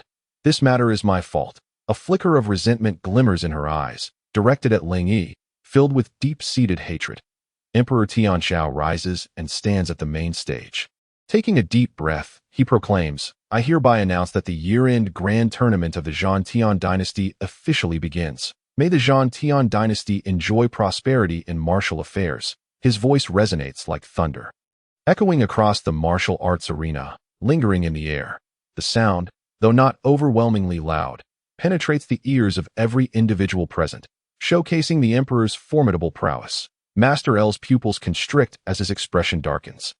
Your Majesty is magnificent. Long live the Zhan Tian dynasty. May martial prosperity prevail. Tens of thousands shout in unison, their voices soaring to the heavens, scattering the clouds above. The first round of the year-end tournament is a contest of strength. The battles of martial artists encompass various factors: strength, speed, techniques, and experience. Yet, it is universally acknowledged that strength is undeniably the most critical aspect, especially in the Zhan Tian dynasty, where martial prowess is revered. Those with great strength are bound to garner admiration from the masses. 10 bronze cauldrons are placed upon the arena, each larger than the last, with the final one towering as high as a floor. The first bronze cauldron weighs 500 pounds, the second 1,000, and the last, a staggering 5,000 pounds. The cauldron symbolizes supreme authority in ancient myth. Emperor Yu subdued the floods and vanquished the Dragon King, forging the Yu cauldron to command the 4 corners of the world. Thus, the cauldron has become a symbol of might and royalty. The first contestant is a young girl, approximately 11 or 12 years of age. This girl, exquisitely beautiful, possesses delicate features and an enchanting spirit. Is this the 6th princess, Ling Yi? I cannot believe she has grown so much. Li Yuan remarks, his words laced with admiration. Ling Yi blows on her small hands and approaches the second bronze cauldron. Weighing 1,000 pounds, with her petite frame, she crouches beneath the massive cauldron. Taking a deep breath, her cheeks redden as she channels her strength. With a powerful effort, the bronze cauldron slowly rises from the ground, ultimately lifted by Ling Yi, who steadies herself. After a few breaths, she hurls the bronze cauldron, which flies 10 meters before landing with a resounding crash. The crowd erupts in cheers, despite her youth and being newly initiated into the second layer of body refinement. Her ability to lift 1,000 pounds of bronze is astonishing. Concubine Li covers her mouth, giggling joyfully, and turns to Emperor Tian Shao, saying, "Congratulations, Your Majesty. Yuer is exceptionally gifted. The Zhan Tian dynasty is truly fortunate." The emperor nods in satisfaction, his expression filled with approval. The next to take the stage is the 5th princess, Ling Yao, who is a year older than Ling Yi and possesses a higher martial realm. Having just stepped into the 3rd layer of body refinement, in theory, an excellent martial artist, upon achieving perfection in the 1st layer of body refinement, would possess 500 pounds of strength. However, it is exceedingly rare for a newly initiated martial artist in the 1st layer to boast such power. Of course, bloodline and innate talent vary, and each martial artist's situation is unique, as exemplified by Ling Yi, who is a notable exception. Ling Yao manages to lift the 1,000-pound bronze cauldron and throws it 10 meters away, but ultimately fails to raise the 1,500-pound cauldron. Ling Yao feels a tinge of disappointment, as she is aware that she is a year older than Ling Yi, although she too lifted 1,000 pounds and threw it farther than Ling Yi. The comparison weighs on her. However, when all factors are considered, Ling Yi still proves to be somewhat superior. The 3rd contestant to take the stage is El Yun. El Yun remains as enchanting as ever, her garments flowing gracefully, akin to a celestial maiden descending into the arena. She casts a radiant smile towards the main viewing platform, her expression dazzling and alluring, leaving the spectators entranced. Even the 7th prince, unable to restrain himself, finds his mouth watering, his gaze ablaze with desire. Were it not for the knowledge that El Yun is the beloved of his elder brother, the 4th prince Ling Huang, he might have succumbed to the urge to claim her for himself. Noticing the captivated glances directed her way, El Yun could not help but cast a smug look at Ling Yi. Yet, Ling Yi remains unfazed. As El Yun approaches the 9th bronze cauldron, the crowd gasps in astonishment. Weighing 4,500 jin, this cauldron requires at least a peak warrior of the 9th level of body refinement to lift it. El Yun takes a deep breath, her martial prowess ascending steadily, reaching the pinnacle of the 8th level of body refinement before pausing. She surveys the astonished expressions around her, feeling a swell of pride. Over the past month, she has diligently trained alongside the 4th prince, utilizing extensive resources from the El family and the prince, resulting in her own cultivation soaring to the 8th level, just one step away from breaking into the 9th level. El Yun gracefully squats down, grasping the 2 feet of the cauldron with poise. "Lift," she commands with a delicate yet firm voice. The 4,500 jin bronze cauldron slowly rises from the ground, Lifted steadily by her go, she shouts, sending the cauldron crashing down to the ground, creating 3 massive craters, 10 meters, and official records, his excitement palpable. "Who is this?" inquires Emperor Tianxiao. "Your Majesty, this is El Taishi's daughter, El Yun. A prodigy of extraordinary talent," explains Consort Li enthusiastically from the sidelines. "Congratulations, El Taishi. Your esteemed daughter possesses remarkable strength. It is a blessing for the El family." The ministers all extend their congratulations to El Taishi, who strokes his beard with evident satisfaction. Meanwhile, Emperor Tianxiao furrows his brow in contemplation. El Yun approaches the main platform, passing by Ling Yi, and remarks, "Ninth Prince, I advise you to concede early. This is not a venue for you. Why must you become a source of amusement for others?" Her voice is barely above a whisper, heard only by Ling. He gazes at El Yun, recognizing that his current predicament is largely due to her. "Miss L, although you possess considerable talent, there are countless individuals in this world far more exceptional than you. The higher you rise, the harder you may fall." Ling Yi retorts, "Humph, some individuals soar higher, yet remain worlds apart from you. Do you not realize this?" El Yun scoffs. Soon, it is Ling Yi's turn to take the stage, that he deliberately avoids El Yun, striding directly towards the center of the arena as he steps onto the platform. The audience erupts in a frenzy. After all, the Ninth Prince is renowned, an illustrious talent with the bloodline of the war ancestor, having claimed first place the previous year. Yet, this year he has plummeted from grace. His dantian destroyed, his bloodline vanished, with rumors circulating that he has become a waste. Ling Yi walks steadily towards the first bronze cauldron, weighing 500 jin. Alas, the crowd murmurs in disappointment, at merely 11 years old. Ling Yi directly challenges from the second cauldron, causing Ling Yi to be looked down upon. He extends his right hand beneath the 500 jin cauldron, a subtle smile gracing his lips. With a flick of his wrist, the cauldron soars high into the air, ascending several dozen meters. In that instant, Ling Yi swiftly moves to the second cauldron, weighing 1,000 jin, and with a kick, the cauldron lands atop him, which he catches with ease. The 1,000 jin cauldron then falls, clang, landing atop the 2,000 jin cauldron. Yet Ling Yi remains unmoved, with a powerful sweep of his arms.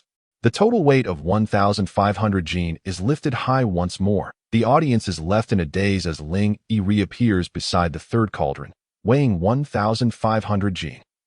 The 3 cauldrons, 1,500 jin, 1,000 jin, and 500 jin, stacked together, firmly held aloft by Ling Yi. He then sets his sights on the 4th cauldron, a 2,000 jin bronze vessel. What is Ling Yi attempting to accomplish? The 7th Prince Ling Hong suddenly stands, incredulous. The 4th Prince's pupils constrict. This is impossible. Just as the crowd struggles to believe their eyes, Ling Yi has successfully lifted all 5 cauldrons. Everyone holds their breath, too awed to utter a sound. What weight is this? A staggering 7,500 jin. Ling Yi's footsteps grow heavy, sinking into the earth, his breath becoming labored. The peak of the 7th level of body refinement erupts forth, stirring a whirlwind. The energy seed within Ling Yi's dantian surges, providing him with an unending source of power. Emperor Tianxiao abruptly rises, his eyes fixed intently on Ling Yi, while the esteemed Guinan, having awakened at some point, watches him with keen interest. Ling Yi strides towards the 6th cauldron. It is impossible. He cannot lift the 6th cauldron too.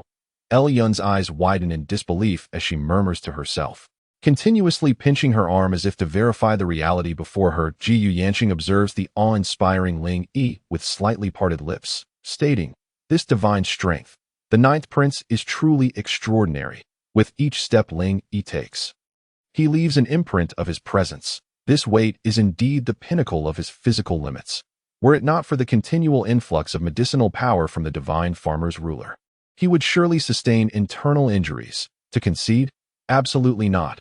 A glint of madness flickers in Ling Yi's eyes. Under the immense weight, he feels a compression within his dantian, which then bursts forth, the 8th level of body refinement.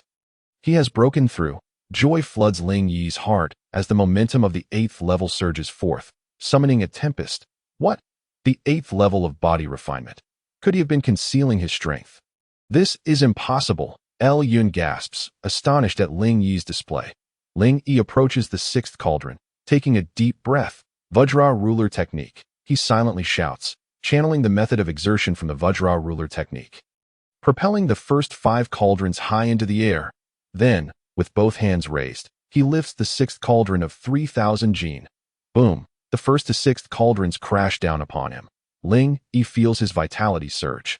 The white medicinal power of the divine farmer's ruler instantaneously restoring him to peak condition, 1,500 jin. With the Vajra ruler technique, Ling Yi has only mastered the first form, allowing him to amplify his strength by half. Knowing that 1,500 jin is his limit, Ling Yi's muscles bulge, as hard as steel, and with a powerful sweep of his arms, he sends all 6 cauldrons flying forward. They crash to the ground, causing the arena to tremble slightly. The 6 cauldrons roll across the ground, some landing several dozen meters away, others just a few meters from their original position, 1,500 jin. An official finally regains his composure, shouting excitedly that ha ha ha, splendid, splendid, splendid.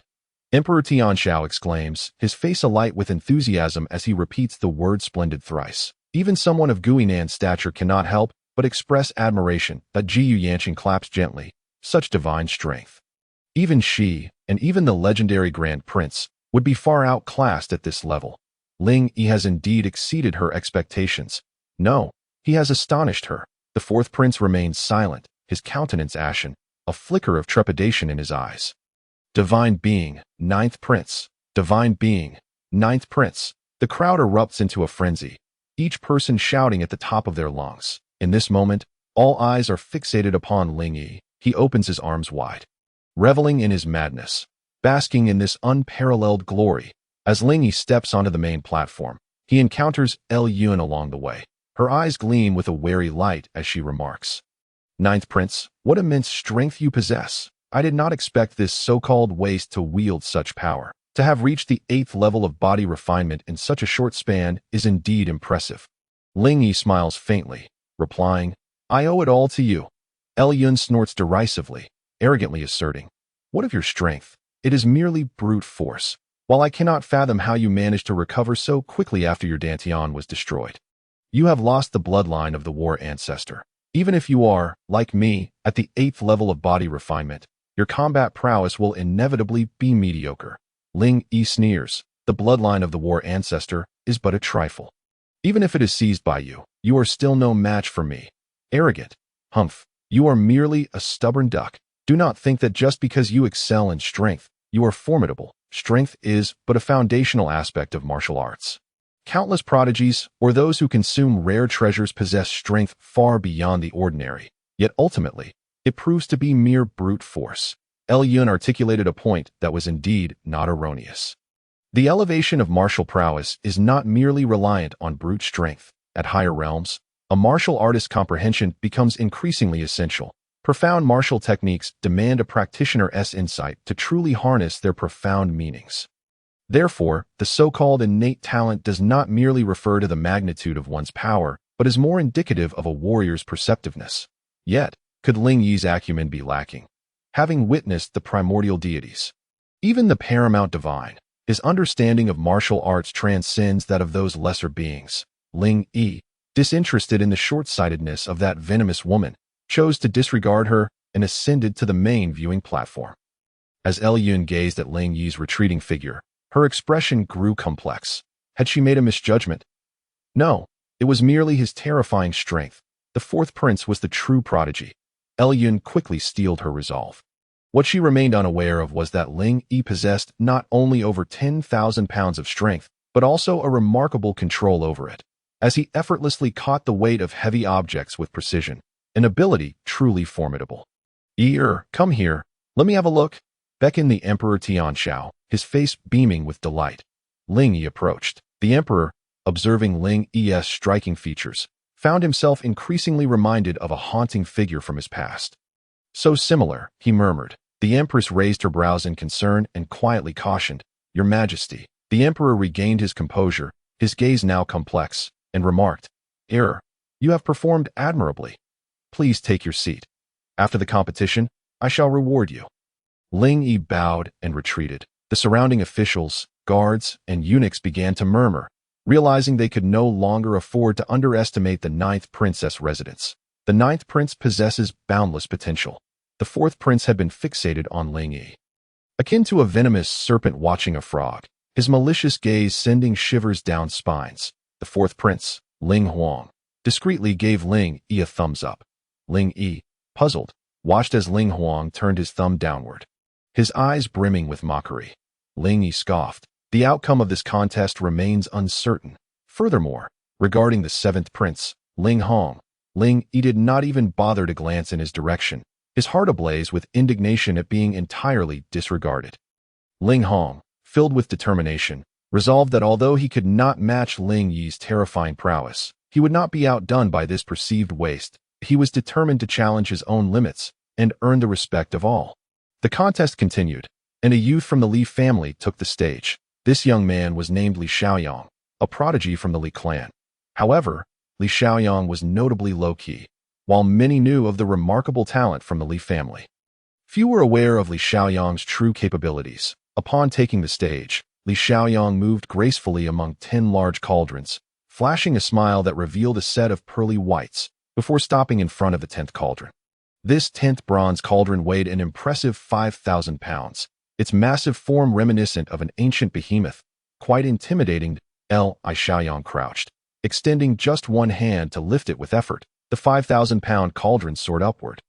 And then, with a mighty heave, he propelled it forward 0.15 meters, exclaimed the recording official. The spectators were left in awe by Li Xiaoyang's display, especially as he appeared composed, seemingly with energy to spare.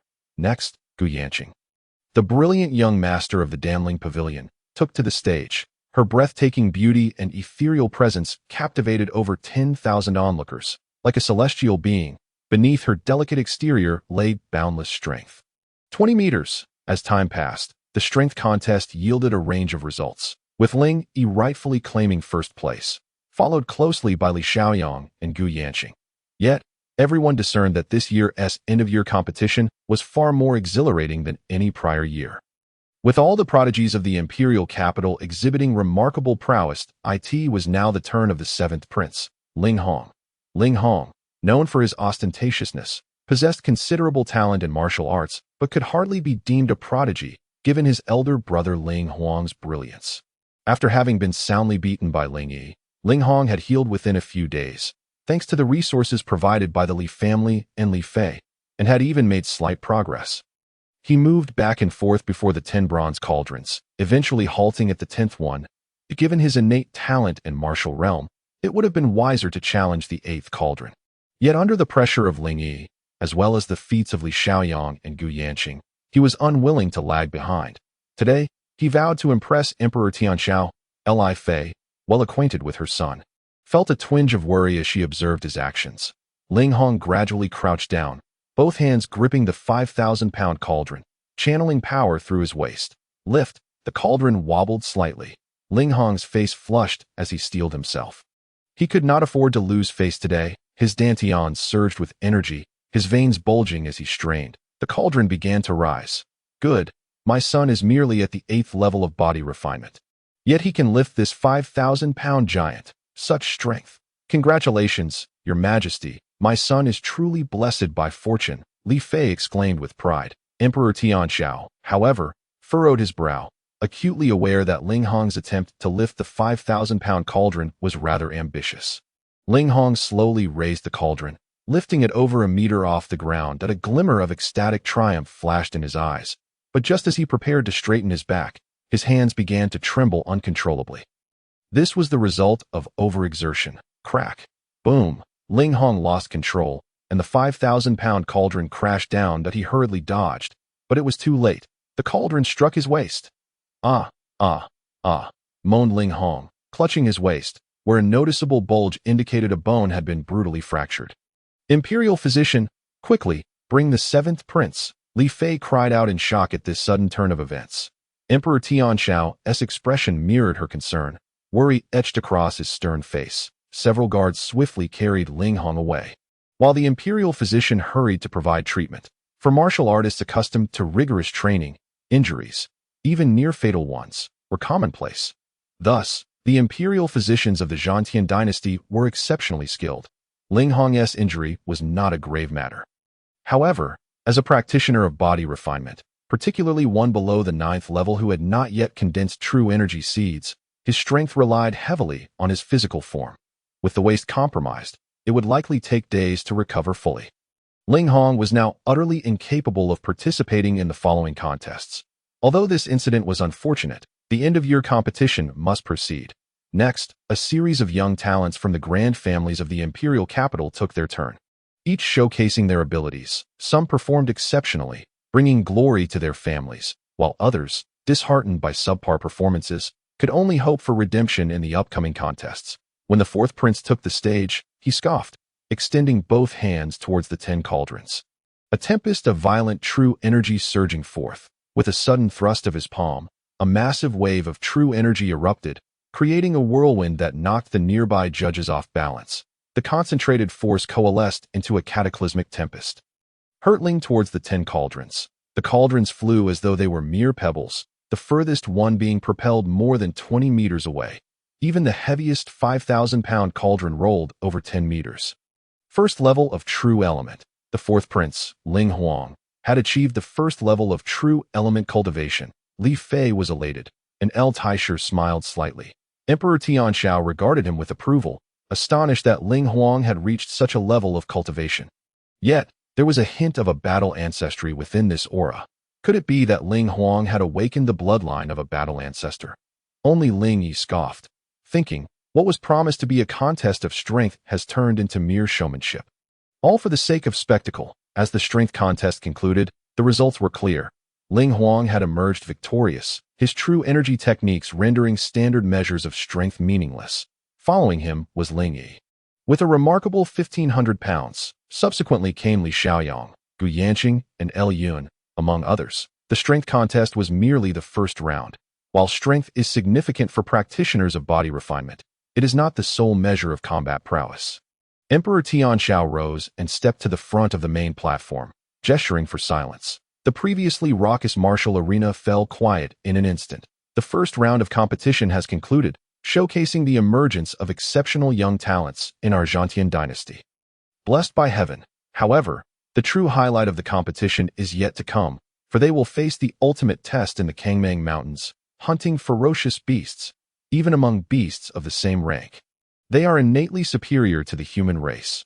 Only those who have endured life and death battles can be considered true warriors. The Battle Heaven Dynasty. May martial fortune flourish. With a sweeping gesture, Emperor Tianxiao pointed to the heavens and grounded himself, announcing the next round of the competition. The task at hand, to hunt the ferocious beasts. Each participant, aside from the standardized weapons issued by the Battle Heaven Dynasty, is forbidden from bringing any other armaments. They are permitted to carry a spatial ring, a precious item capable of storing the corpses of slain beasts. Such spatial rings are highly coveted, with even some princes lacking possession of one. Thus, many are elated to receive a spatial ring from the Battle Heaven Dynasty, albeit knowing it will be reclaimed afterward.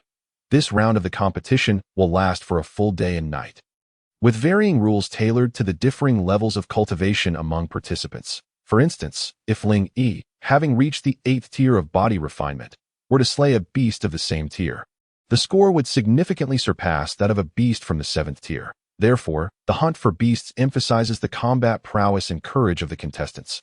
The participants were guided to the vicinity of the vast mountains, an expansive terrain where the Battle Heaven Dynasty had designated a peripheral area for the contestants to hunt beasts. Due to this being the outer region, the beasts encountered are of a lower rank, predominantly body refinement beasts, with only a rare few reaching the true essence realm. As the competition commenced, the participants entered the vast mountains in batches. The weapons provided by the Battle Heaven Dynasty were uniformly of the same grade.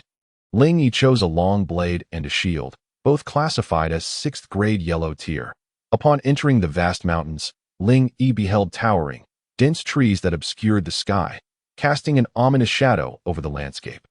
Additionally, the mountains were interspersed with waterfalls, rivers, lakes, hills, and forests, each terrain concealing its own perils. As Ling Yi traversed the forest, he spotted a body refinement 6th tier wild boar beast in the distance. This wild boar measured approximately 2 meters in length. Robust and well-fed, its elongated tusks glinting ominously.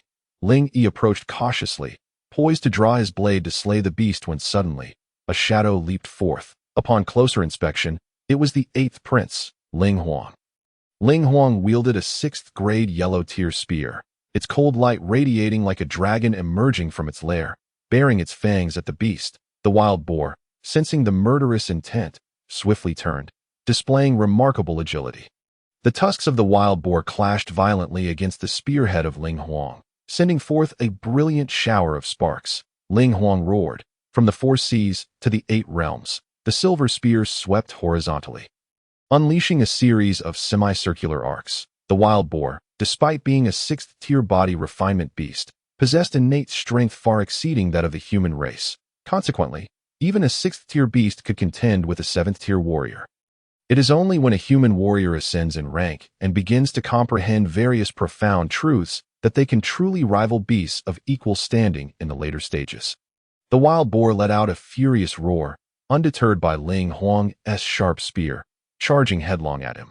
Ling Huang, bursting forth with the might of the 8th tier of body refinement, collided with the wild boar. Ling Huang raised his spear defensively in front of his chest, his body being pushed backward. The wild boar, lacking any other merits, was simply extraordinarily powerful, its sheer strength nearly reaching 6,000 to 7,000 pounds.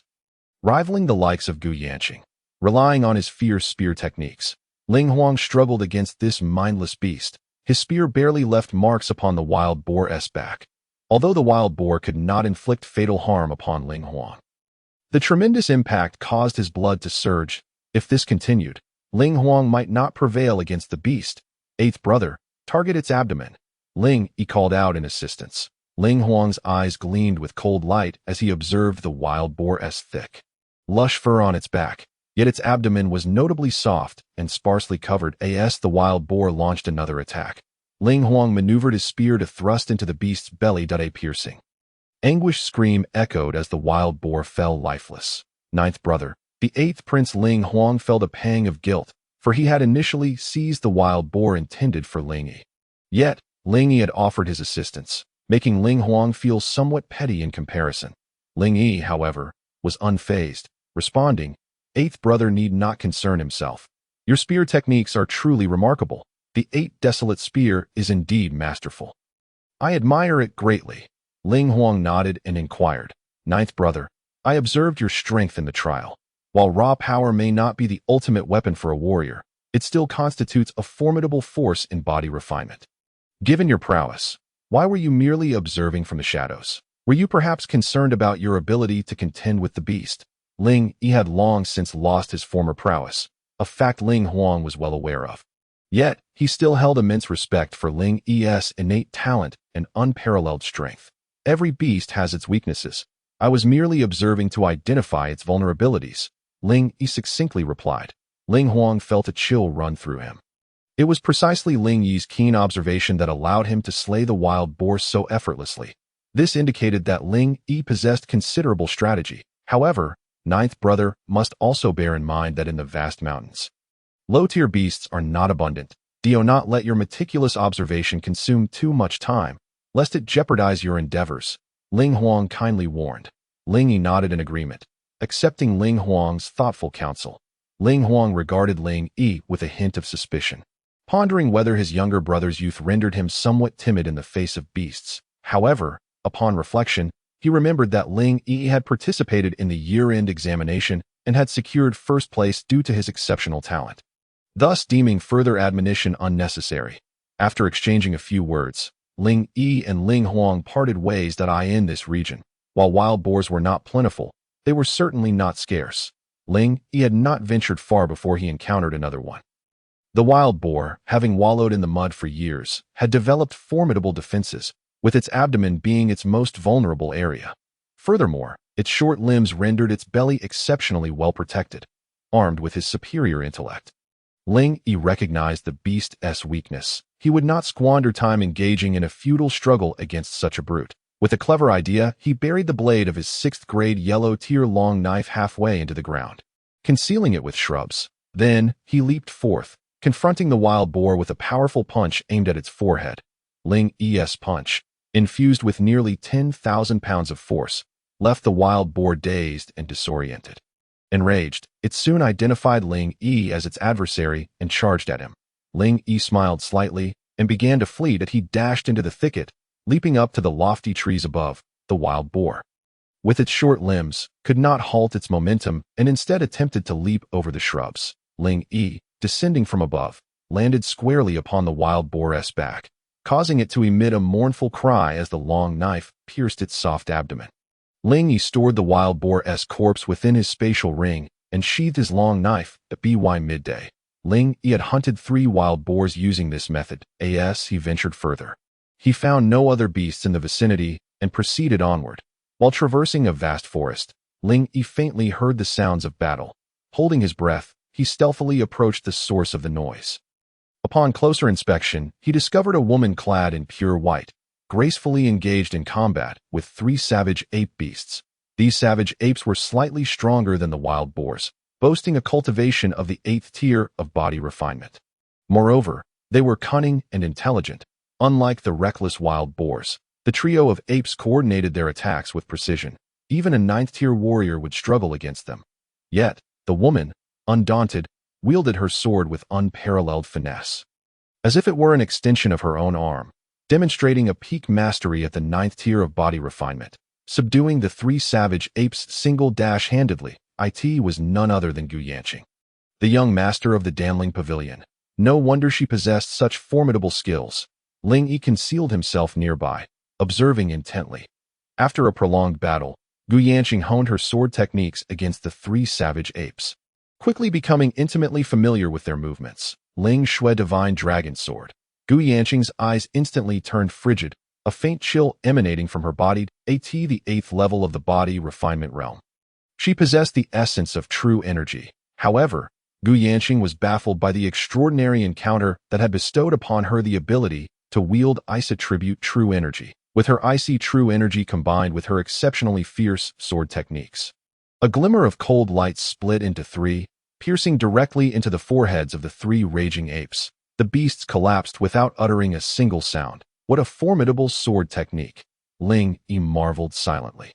Collecting the corpses of the 3 raging apes, Gu Yanqing's cool voice echoed. Have you seen enough? If so, please reveal yourself. Ling Yi felt somewhat embarrassed. Despite his efforts to conceal his aura effectively, how had he been discovered? Realizing the vast influence of the Danling Pavilion, which rivaled even the Zhantian Empire, he understood that Gu Yanqing, as the vice-master of the Danling Pavilion, must possess some extraordinary means. Ling Yi stood up. Upon recognizing him, Gu Yanqing was momentarily taken aback, her hostility dissipating as she inquired, "Why are you here, 9th Prince?" Ling Yi had once rescued Gu Yanqing, and naturally, she felt a sense of closeness towards him. Just as Ling Yi was about to speak, his expression suddenly changed, and he shouted, "Be careful!" Gu Yanqing was momentarily stunned. Turning her head, she was met with a terrifying sight. A gigantic raging ape, twice the size of the previous 3, was charging toward her. Its enormous hands were poised to grasp her, intending to tear her apart. In the blink of an eye, the colossal ape was upon her. Its muscles bulged, and even Gu Yanqing, at the pinnacle of the 8th level of the body refinement realm, would surely perish at its hands. In a haze, a slender yet remarkably upright figure stepped before her. This person wielded a long knife, one hand gripping the hilt, while the other rested upon the blade's back, successfully blocking the giant ape's strike. Ling Yi felt a rush of blood to his throat. The immense impact forced him downwards by 3 inches. The yellow grade 6th tier knife exhibited a crack, revealing the tremendous force behind the giant ape's attack. Having failed to land a hit, the giant ape let out a thunderous roar, relentlessly pounding its chest, producing a series of resonating growls that a peak 9th level body refinement realm beast. A wave of savage energy radiated from it, stirring up a fierce wind around them. "That aren't you going to help?" Ling Yi shouted as he once again defended against the giant ape's onslaught. Noticing Gu Yanqing was momentarily dazed, snapping back to reality, Gu Yanqing thrust her long sword forward, striking at the giant ape from an exceptionally cunning angle. With Ling Yi distracting the beast, it could not evade her lethal attack, leaving several bloody gashes upon its hide. The giant ape, once the king of its kind, was enraged by the slaughter of its kin and the sudden appearance of another human, unleashing its primal fury. The greatest strength of the raging ape lay in the power between its arms, capable of delivering blows exceeding 10,000 pounds. This king of raging apes boasted an astonishing force exceeding 20,000 pounds. Any ordinary warrior, even one as gifted as Gu Yanqing, would find themselves at a severe disadvantage. However, Ling Yi was different. His formidable strength matched that of the beast, and in a contest of power, he had the upper hand. Though the ape's martial realm surpassed Ling Yi's, he possessed the chaotic yin-yang true energy and the divine martial soul, Shenong ruler, granting him superior endurance. For a time, he held his ground against the raging ape. The clash between them was like that of a ferocious beast against a young primordial divine beast, evenly matched. Meanwhile, Gu Yanqing, possessing ample combat experience, relentlessly attacked the raging ape's vital points with her lethal Lingxue divine dragon sword. This sword technique was said to have been passed down by a powerful figure. Although merely a yellow-grade 9th-tier martial skill, its offensive capabilities rivaled those of profound-grade techniques. Coupled with Gu Yanqing's ice-attribute true energy, their might was amplified. The duo fought as though they were fated allies, one a steadfast shield, the other a relentless striker. After approximately an hour of battle, the towering 2.5-meter raging ape collapsed. Ling Yi, soaked in blood and bearing numerous wounds inflicted by the beast, felt his injuries rapidly healing under the influence of the Shenong ruler. Ling Yi gazed at the fallen raging ape, his eyes blinded, his throat cut, and his body marred by grievous injuries, glancing timidly at Gu Yanqing. This heavenly beauty was indeed ruthless. Unbeknownst to her, Gu Yanqing was unaware of Ling Yi's thoughts, feeling as if she had been utterly drained after the fierce battle. She then adjusted her breathing, sitting down to recuperate. Ling Yi stepped forward, a flash of light revealing the Shenong ruler, which he placed upon Gu Yanqing. She felt a wave of healing wash over her, restoring her hidden injuries and rapidly replenishing her true energy. Ling Yi smiled at Gu Yanqing as he stowed the Shenong ruler away. Having already experienced its healing properties, Gu Yanqing was unperturbed by the potential exposure of its secrets. "What is the name of this ruler, and from where did you obtain it? It is truly remarkable." Gu Yanqing inquired. "I have no idea. It just appeared beside me," Ling Yi replied with a silly grin, feigning ignorance. "Humph, if you want to say, then so be it," Gu Yanqing scoffed, rising to approach the corpse of the raging ape. Ling Yi was left speechless. The vice master of the Danling Pavilion possessed such a temper, which was quite unexpected. It was not that Ling Yi was unwilling to share, but rather his martial soul was the primordial first emperor, accompanied by a host of awaiting secondary souls, a matter of great significance. Even revealing his identity as a soul warrior awakened to a martial soul would be too shocking. With a decisive motion, Gu Yanqing tossed the raging ape's corpse before Ling Yi. "This beast was slain by our combined efforts. It is yours." Ling Yi hesitated. "What do you mean? You and I shall continue to collaborate. The next one will be mine." It became clear that Gu Yanqing intended for a long-term partnership with Ling Yi. He accepted without pretense, stowing the corpse into his spatial ring. After all, with their complementary roles, one on offense and the other on defense, they had achieved remarkable efficiency. Together, they traversed the wilderness, slaying numerous beasts at the 9th level of the body refinement realm and reaping substantial rewards. Their synergy grew increasingly harmonious. Gu Yanqing, with her cool demeanor and few words, found herself unknowingly regarding Ling Yi as a trustworthy companion. "Run!" A shadow darted towards Ling Yi and Gu Yanqing, recognizing the figure as a scion of a prominent family from the imperial city. Gu Yanqing extended her delicate hand, seizing him and demanding, "Why are you in such a panic? What has happened?" Initially, the young noble, filled with arrogance, intended to scold the one blocking his escape. However, upon realizing it was the vice master of the Danling Pavilion, his anger evaporated, and he lamented, "Vice Master Gu, we must flee. The 4th prince has slain a young 5-colored toad. An adult 5-colored toad is now relentlessly pursuing us participants of the grand examination day in adult 5-colored toad. It is at the 1st level of the true essence realm. One breath of its poisonous mist could wipe out a crowd. An adult 5-colored toad, at the 1st level of the true essence realm." Even someone as knowledgeable as Gu Yanqing was momentarily stunned, her grip loosening. The noble seized the opportunity to escape, vanishing in an instant. "Run!" Ling Yi urged. Gu Yanqing turned to see a 5-colored toad the size of a carriage charging toward her. This creature, with its powerful hind legs, leaped dozens of meters in an instant, its speed astonishing, growing larger in the eyes of the onlookers. A true essence realm 1st level 5-colored toad, combined with its formidable physique and a breath of poisonous mist, would render even a fully realized true essence realm warrior powerless. Only those at the second level or above could hope to withstand it, even the most skilled participant of the year-end grand examination. Ling Huang would not dare confront an adult five-colored toad, knowing he could not endure a breath of its toxic gas. For those competing at the body refinement realm, it would be nothing short of a massacre. Without further ado, the pair began to flee frantically. Yet, for reasons unknown, the five-colored toad persistently followed Gu Yanqing and Ling Yi. The pressure behind them intensified, the ground vibrating beneath the creature's weight, echoing ominously in their hearts. "Damn it, a cliff ahead," Ling Yi exclaimed as they stumbled into a thicket obscuring their view. Unfamiliar with the terrain of the Kangmang Mountains, they fled like headless flies, only to find themselves cornered. Gu Yanqing gazed at the approaching five-colored toad, its true essence realm first-level aura overshadowing them, instilling a sense of hopelessness. "Why is it following us?" Gu Yanqing gritted her teeth and spoke. "It is not merely following us.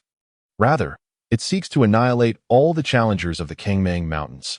Ling Yi remained silent for a moment before responding, gazing into the eyes of the vibrant toad, which were as large as bowls and glowed a fierce crimson. Filled with hatred, no one could doubt the toad's unwavering resolve for vengeance at that moment. The vibrant toad was notoriously difficult to breed, and the fourth prince had truly stirred a hornet's nest this time. With a sigh, Gu Yanqing quickly recalled the information about the vibrant toad in her mind. Perhaps the vibrant toad had realized that the two humans before it were cornered on the precipice.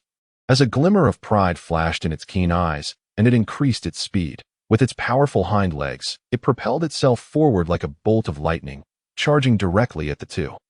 Its massive maw opened wide, releasing a putrid stench that a cloud of toxic miasma erupted from the toad's mouth. Surging towards the two, the toxic fumes moved with astounding speed, reaching them in an instant.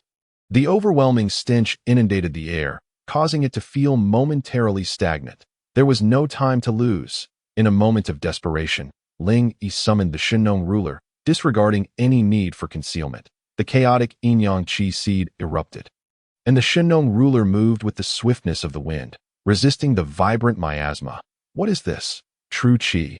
Gu Yanqing, standing close to Ling Yi, naturally sensed the fluctuations of true qi within him. Only those at the 9th level of body refinement could condense true qi seeds. Yet, Ling Yi had only just stepped into the 8th level of body refinement. Gu Yanqing found it hard to accept. What an anomaly!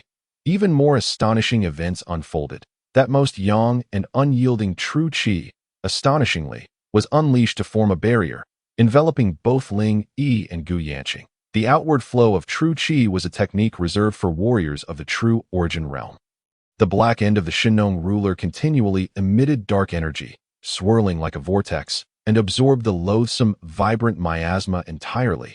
As the miasma pervaded the area, all manner of reptiles and insects perished, and even the plants began to decay. However, on the side of the Shinong ruler, it was as if it had encountered its nemesis, devouring everything in its path. Ling Yi's eyes lit up. Indeed, the Shinong ruler had a dual nature. One end could unleash poison, while the other could absorb toxins. On that day, it had saved Gu Yanqing, and now, even the vibrant miasma could not escape its grasp. "Gu Yanqing, assist me," Ling Yi roared. Though the vibrant toad was formidable, its strength lay in its toxicity. The Shinong ruler was immune to poison, making it the toad's natural nemesis. Without its poison, the vibrant toad would be like a tiger stripped of its fangs. Even weaker than a typical beast at the 9th level of body refinement, Ling Yi bellowed as he consumed the vibrant miasma entirely. He then executed the first stance of the King Kong ruler technique, wielding the Shinong ruler with ferocity, as if he were an enraged deity vanquishing evil. Gu Yanqing also regained her composure, her sword radiating brilliance as she unleashed a flurry of sword beams towards the vibrant toad. However, Gu Yanqing could not match Ling Yi's extraordinary prowess. Fearing the taint of the toad's poison, if that were to happen, even a deity could not save her. The two coordinated seamlessly, engaging in a fierce battle with the vibrant toad. The toad, astonished, continued to spew vibrant miasma. Yet, this diminutive creature before it seemed to be its nemesis. The very miasma upon which it relied for survival had no effect on it, despite being a true beast of the true origin realm. The vibrant toad's terrifying physique did not intimidate Gu Yanqing, who remained cautious of its poison and could only provide support from the sidelines. Thus, it was primarily Ling Yi who engaged the vibrant toad. The vibrant toad lunged forward, its enormous maw wide open, resembling a colossal cauldron descending upon Ling Yi. Ling Yi met the toad's massive mouth with the Shenong ruler, exerting his strength to land a punch squarely on the toad's eye. Causing a spurt of vibrant toxic blood to spray forth, it splattered onto Ling Yi, emitting a foul scent of decay. In a flash, the Shenong ruler absorbed the toxins. Ling Yi grew more valiant in battle, akin to a god of war, leaving Gu Yanqing, who watched nearby, in awe, her eyes shimmering with complexity. Ling Yi wielded the Shenong ruler, employing the King Kong ruler technique, his vitality surging, appearing less like a human and more like a humanoid beast. With over 10,000 pounds of strength, he was not to be underestimated compared to the vibrant toad. Suddenly, the vibrant toad opened its gigantic mouth, and a foul wind surged forth, thick with demonic energy. "This is bad, demonic energy," Gu Yanqing exclaimed anxiously. Ice dragons, rise together. Sword light surged forth, resembling 7 or 8 dragons emerging from their lairs, relentlessly striking at the vibrant toad. The toad's uneven skin rippled, revealing its astonishing defensive capabilities. Beneath the vibrant glow, the dragon's assaults diminished significantly. At the 9th level of body refinement, human warriors could condense true chi seeds, while beasts at the same level could cultivate demonic chi seeds. The vibrant toad could not contend with Ling Yi, who unleashed demonic energy, employing it as an external technique. A massive suction emanated from the toad's mouth, and Ling Yi found himself unsteady, feeling the surrounding winds roar. In a moment of carelessness, he was drawn entirely into the vibrant toad's maw. Gu Yanqing gasped in horror, her heart torn. On one hand, she mourned the potential loss of Ling Yi. On the other, she feared for her own safety. Without this fearless anomaly who was immune to the toad's toxins, could she escape the toad's jaws? After swallowing Ling Yi, the vibrant toad's eyes gleamed with a hint of triumph as it strode towards Gu Yanqing. She retreated, contemplating an escape along the cliff's edge. The vibrant toad drew ever closer, its overpowering stench growing more potent. Suddenly, the toad let out a pained howl, rolling on the ground in agony. Whoosh! A black and white ruler pierced through the vibrant toad's belly. As the ruler sliced through, the wound widened. Before long, a gaping hole sufficient for a person to pass through was created, and Ling Yi emerged from it. The vibrant toad had been brutally perforated by Ling Yi wielding the Shenong ruler, blood gushing forth as its life force gradually waned. This toad, possessing nascent intelligence, died without comprehending why its potent belly toxin, capable of melting various formidable foes, had no effect on Ling Yi. Typically, even a warrior at the 2nd level of the true origin realm would be paralyzed instantly upon being swallowed by the vibrant toad, eventually turning into a puddle of goo. However, Ling Yi, imbued with the Shenong ruler, faced no fear of the toad's internal toxins. Gu Yanqing rejoiced. Ling Yi had survived. Just as she prepared to approach, she heard him call out, "Do not come near. It's toxic." Ling Yi then collected the vibrant toad's corpse and sought a nearby stream to cleanse himself. The vibrant toad had overestimated its own cunning. Had it engaged in a straightforward battle with Ling Yi, it could not have harmed him. Yet, consumed by rage and intent on Ling Yi's demise, it resorted to a tactic that led to its own downfall, allowing Ling Yi to breach its defenses from within. Had it been an ordinary beast or human, being swallowed by the vibrant toad would have resulted in immediate death. However, Ling Yi's physique, remade by Shenong, and the healing properties of the Shenong ruler rendered him nearly invulnerable. The two, having survived a harrowing ordeal, felt a wave of relief. Ling Yi proposed offering the vibrant toad's corpse to Gu Yanqing, but she declined. She had merely provided support from the sidelines. The credit belonged primarily to Ling Yi. How could she possibly claim the toad's corpse? Moreover, without Ling Yi, Gu Yanqing feared she would have perished in the Kangmang Mountains today. A day and a night passed, and the competition officially concluded. Under the arrangement of the guards, everyone returned to the martial arts arena. After a day and night of anticipation, the audience at the War Heaven Dynasty's arena eagerly awaited the young warriors. From the main stage, Emperor Tianxiao proclaimed, "At this moment, the hunt in the Kangmang Mountains has concluded, and all you valiant disciples of the War Heaven Dynasty have proven yourselves to be truly heroic. A total of 55 participants took part, with 45 returning alive, a somewhat higher casualty rate than in previous years. Nevertheless, no one would dare label the disciples of the War Heaven dynasty as timid or ineffectual. Each one is a formidable warrior. He then announced, "All participants, present the beast corpses from your spatial rings for the judge's assessment." The young nobles began to line up, awaiting the judges to evaluate their achievements. When a judge approached a noble, the noble would dump the beast corpses from their spatial ring for scoring. Although some participants lacked sheer strength, their combat prowess was remarkable, and the quality and quantity of the beasts they hunted brought pride to their families. Others, perhaps due to cowardice, ultimately refrained from engaging the beasts. Even those without a single beast carcass were present. When it was the 8th prince's turn, a flicker from his spatial ring revealed a multitude of corpses.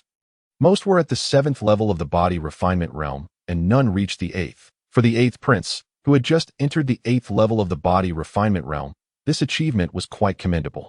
The hunt for the beasts was primarily categorized based on each individual's varying strengths, divided into 4 levels: Heaven, Earth, Xian, and Huang, with each level further segmented into upper, middle, and lower tiers. The 8th prince's rating this time reached the upper tier of the Xian level. Surprisingly, Lu Yun had slain a beast at the 9th level of the body refinement realm, along with several at the 8th and 7th levels, achieving a lower tier of the Earth level. Lu Taisher stroked his beard and laughed heartily. Although Lu Wei's performance in the year-end competition was lackluster, Lu Yun consistently brought glory to herself. While Lu Wei excelled in alchemy, he lacked prowess in martial arts. Yet Lu Yun displayed considerable talent in the martial path. With the blessings of their ancestors, the Lu family would not decline. Lu Yun felt a swell of pride, although she relied on her connection with the 4th prince for support.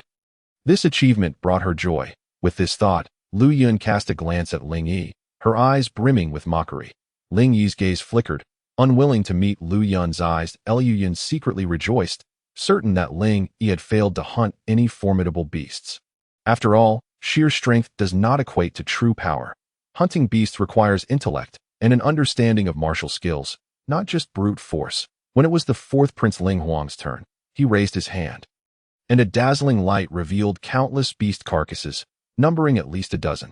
Most were at the 8th level of the body refinement realm, with a few at the 9th, and most alarmingly, there was a young 5-colored toad at the threshold of the true origin realm. Everyone gasped in astonishment. The competitors looked at the young 5-colored toad and shot Ling Huang glances filled with anger. Had it not been for Ling Huang's slaying of the young 5-colored toad, the competition wouldn't have resulted in such casualties. They had all become scapegoats for Ling Huang. The 4th prince, at the 1st level of the true origin realm, had hunted 1 beast at the 1st level of the true origin realm, 5 at the 9th level, and 8 at the 8th level. His assessment was rated as upper tier of the Earth level. A judge exclaimed joyfully, "Upper tier of the Earth level." All spectators gasped in unison. Ling Yi was also slightly taken aback. Even he had only achieved the middle tier of the Earth level last year, yet Ling Huang had been rated upper tier of the Earth level.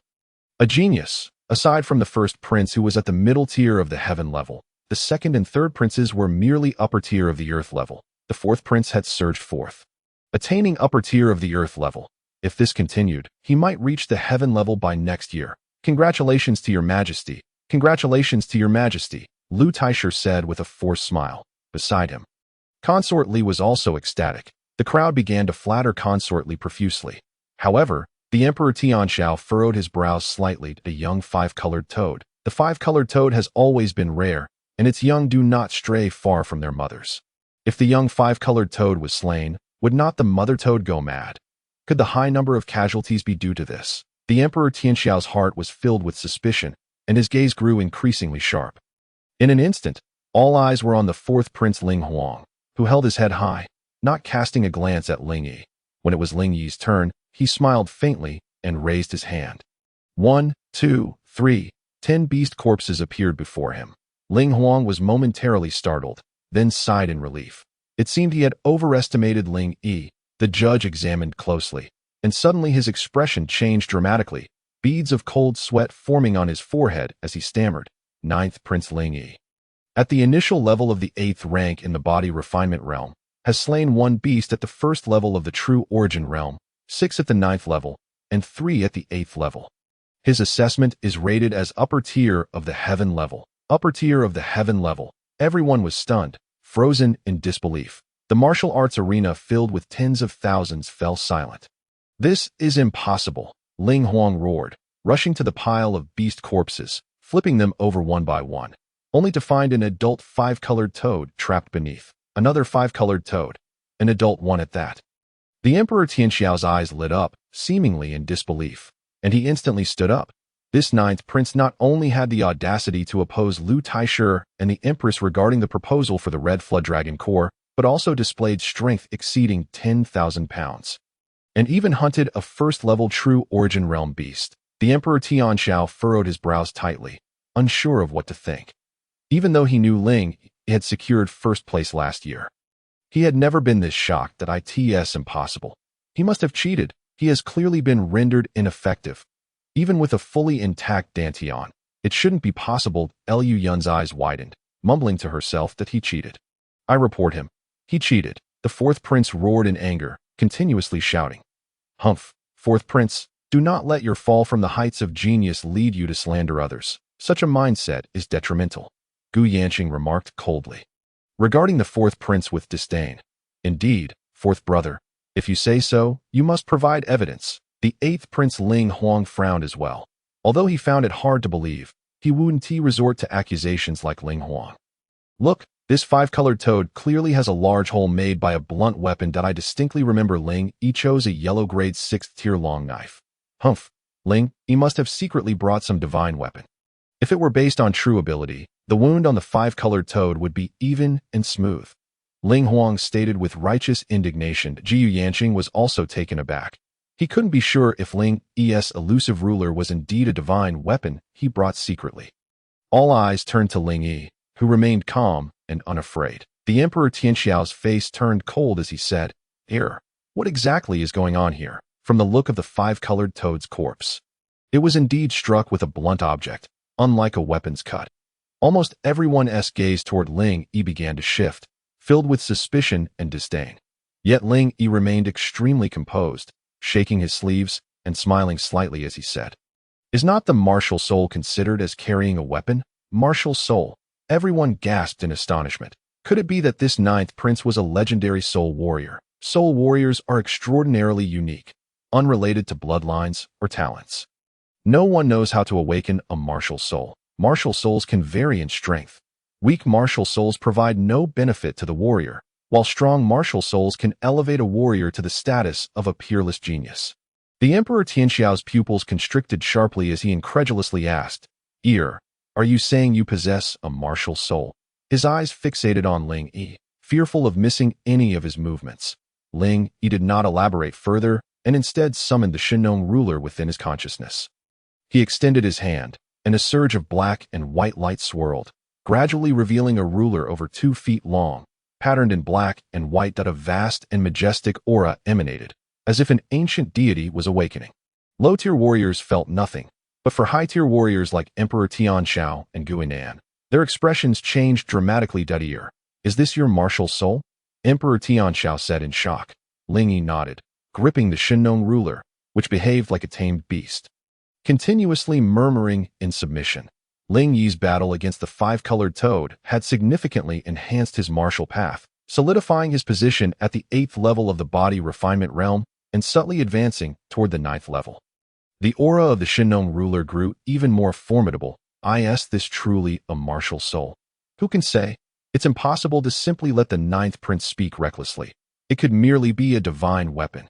Lu Taishu scoffed. The Emperor Tianxiao remained silent, stepping forward, his presence akin to a mighty lion, his gaze incredibly sharp that a tremendous spiritual pressure emanated, causing his heart to race. The sound growing louder, the red glow intensified on his chest, manifesting into a massive red heart. The veins pulsed, each beat resonating like a heavy hammer striking everyone's heart in the martial arts arena. The Shinong ruler suddenly erupted with black and white radiance, soaring into the sky, akin to a king defending its majesty. The Emperor Tianxiao's expression changed abruptly.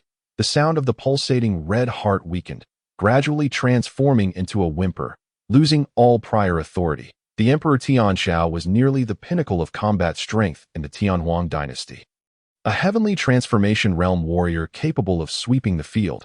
However, at this moment, unexpectedly falling into a disadvantage amidst the fierce confrontation of martial spirits, retreating continuously, he ultimately sat down on a chair, barely managing to support his own body. This is the martial spirit. You are quite remarkable. The expression of Emperor Tianxiao slightly changed as he retracted his crimson heart and spoke in a deep voice. The martial spirit, it truly is the martial spirit. The ninth prince is a soul martial artist. Not only is he a soul martial artist, but Ling Yi's martial spirit is so powerful that it has completely suppressed Emperor Tianxiao's martial spirit. The heart of battle? Impossible.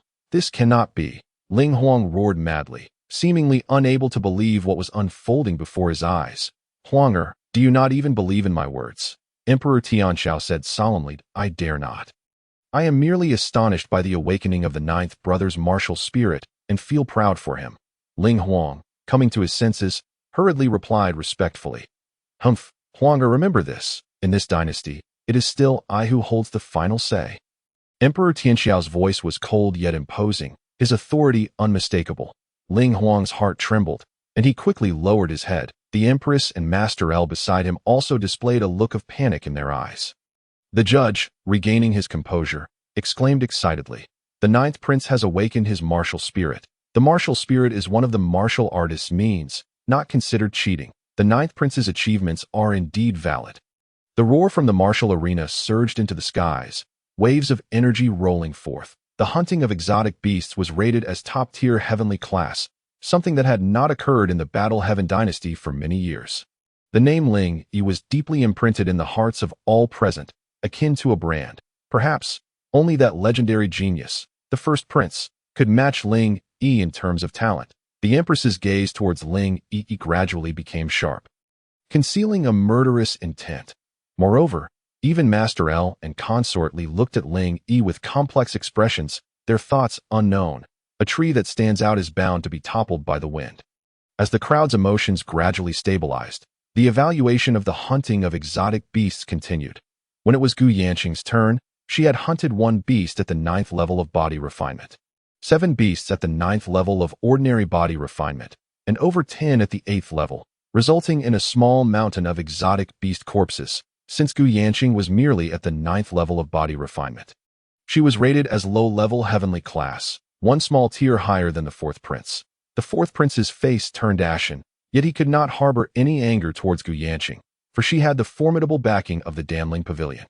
However, he harbored a deep-seated hatred for Ling Yi, wishing nothing more than to chew his flesh and drink his blood. As the competition to hunt exotic beasts concluded, the name Ling Yi resonated in everyone's hearts. Some were shocked, some admired him, but many held a sense of trepidation. The third round, the martial combat competition, commenced. The martial combat competition was a genuine test of skill with real weapons. Those with a body refinement level below 6 and of younger age were directly excluded from the third round. Ultimately, only a little over 20 individuals remained for the third round, where they would not only decide the top 10 for entry into the Donghuang Dao Academy, but also the top 6 for entry into the War God Hall. The War God Hall is the sacred place dedicated to the war god Qi Yu by the Battle Heaven dynasty. In the northern wilderness, the people are known for their fierce spirit, and most nations revere the war god Qi Yu. Although the Battle Heaven dynasty is considered a lower-tier dynasty, it holds martial strength in high regard, especially respecting the war god. The War God Hall is a gathering place for the beliefs of the warriors from various dynasties. Brimming with formidable battle intent, if one can enter, the understanding of battle intent can significantly enhance their martial prowess. Ling Yi had previously entered once, benefiting immensely due to his bloodline of the battle ancestor. The order of the martial combat competition was primarily determined by drawing lots. Ling Yi's first opponent was a martial artist at the 9th level of body refinement, named Sun Tian. The Sun family is also a prominent family in the imperial capital of the Battle Heaven dynasty, possessing substantial strength. They excel in sword techniques, and their inherited 7-killing sword technique is a yellow-grade 8th-tier martial skill. Displaying formidable power, although Sun Tian did not lift a 5,000-pound giant cauldron, he hurled a 4,500-pound giant cauldron over 10 meters, making him exceptionally strong among those at the 9th level of body refinement. Having immersed himself in sword techniques for many years, he was exceptionally formidable in combat, making him a significant opponent for any ordinary body refinement martial artist. Ling Yi had already drawn considerable attention in the first 2 rounds, thus becoming the envy of many. His astonishing strength, capable of slaying a first-level true essence beast, coupled with his powerful martial spirit, made everything seem legendary. Now, facing a real battle, many were eager to witness Ling Yi's downfall. Ling Yi and Sun Tian stood at opposite ends of the martial arena. Sun Tian slowly drew a mystical grade first tier 7 killing sword. This sword, crafted from killing rock, harbors boundless killing intent. Painstakingly forged for the year-end competition by the Sun family. Sun Tian coldly smiled and said, "Ninth Prince, I heard you've become a waste. It appears the rumors are unfounded." Ling Yi shook his head and replied, "Not a chance, young Master Sun." Sun Tian slightly crossed his 7 killing sword and shouted, "But I must inform you, whether you were once a genius or are now a sole martial artist, in the face of my 7 killing sword, you will forever remain a complete failure." Ling Yi frowned, truly taken aback by Sun Tian's arrogance. "Quickly summon your martial spirit. I shall shatter all your reliance." Sun Tian bellowed again, "No need. I have decided to use my fists to obliterate you directly." Ling Yi revealed a bright smile, showcasing his pearly white teeth at Sun Tian. Arrogance. Sun Tian seethed with rage, transforming into a gust of wind as he charged directly at Ling Yi. As Sun Tian approached, Ling Yi felt an overwhelming killing intent. The 7 killing sword technique draws its martial essence from killing intent. Practitioners are often bloodthirsty martial artists. Legend has it that the ancestor of the Sun family encountered a dying Asura and comprehended this unparalleled 7 killing sword technique from it. The ancestor of the Sun family drank the blood of the Asura, which is why the descendants of the Sun family possess this frenzied Asura bloodline. Ling Yi's eyes sharpened. Although he was reluctant to provoke others, he was not cowardly if others wished to humiliate him. He would naturally retaliate fiercely, trampling them underfoot. Buzz. Ling Yi operated the yin-yang chaos technique, and at this moment, the true energy cultivated from this technique was the most yang and rigid. The chaotic true energy enveloped Ling Yi's hands, which clenched into fists, faintly radiating a golden yellow light, resembling 2 suns. As the suns trembled, he dashed forward with all his might, raising his iron fists as he sprinted dozens of meters. First kill, the talented. Sun Tian's eyes turned red as he unleashed the first form of the 7 killing sword technique, killing intent soaring to the heavens, akin to a fearsome general ready to slaughter. Ling Yi then summoned all his strength to unleash his fists, the golden yellow light flashing as they collided with the 7 killing sword, producing a resounding boom. Second kill, the ghostly hero. Seeing that his first strike could not subdue Ling Yi, Sun Tian executed the second form. In an instant, a chilling wind howled, as if the gates of the underworld had opened, unleashing countless vengeful spirits who perished under the 7 killing sword. Each of Sun Tian's strikes aimed directly at Ling Yi's vital points. Before the sword even arrived, the ominous wind had already begun to invade Ling Yi's body. Good. Tianer has actually grasped the 7 killing sword technique to this level. I see the 9th prince is in danger. An elder from the Sun family beamed with delight, his eyes reflecting satisfaction. Sun Tian was utterly terrifying. The true essence of a 9th-level body refinement surged forth, combined with the exquisite techniques of the 7 killing sword, undoubtedly classifying him as a genius martial artist. It was feared that few could rival him among body refinement practitioners. The audience in the martial arena held their breath, their hearts filled with admiration. After all, Ling Yi was at a lower realm and still had the audacity not to use his martial spirit weapon. This time, he was likely to face the consequences of his arrogance. Ling Yi continued to retreat, his gaze growing increasingly frosty. Suddenly, an explosion of golden flames erupted from Ling Yi's fists, and as the flames blazed, the malevolent spirits surrounding the 7 killing sword were reduced to ashes. Ling Yi's fist struck the 7 killing sword, and in Sun Tian's eyes, filled with astonishment, an immense force emanated from the sword, sending him staggering back several meters. The power of red flame. This is the power of red flame. Master L, seated, clenched his fists tightly, his eyes nearly bursting into flames. This was the power of red flame contained within the true energy after Ling Yi consumed the red flame pill. Previously, when he had defeated the seventh prince. He did not even need to use this technique. Against the first-level true essence beast, the power of red flame was ineffectual. The red flame pill had been meticulously prepared by Master L for L Wei. However, at this moment, it shone brilliantly in Ling Yi's hands, provoking Master L's deep-seated ire. The power of red flame possesses a burning function against the true energy and physique of body refinement martial artists, thus inflicting immense damage upon them. Sun Tian was forced to retreat continuously under Ling Yi's power of red flame. Sun Tian continuously executed the 7-kill blade technique, achieving 3 kills, 4 kills, 5 kills, and 6 kills, yet he was no match for Ling Yi.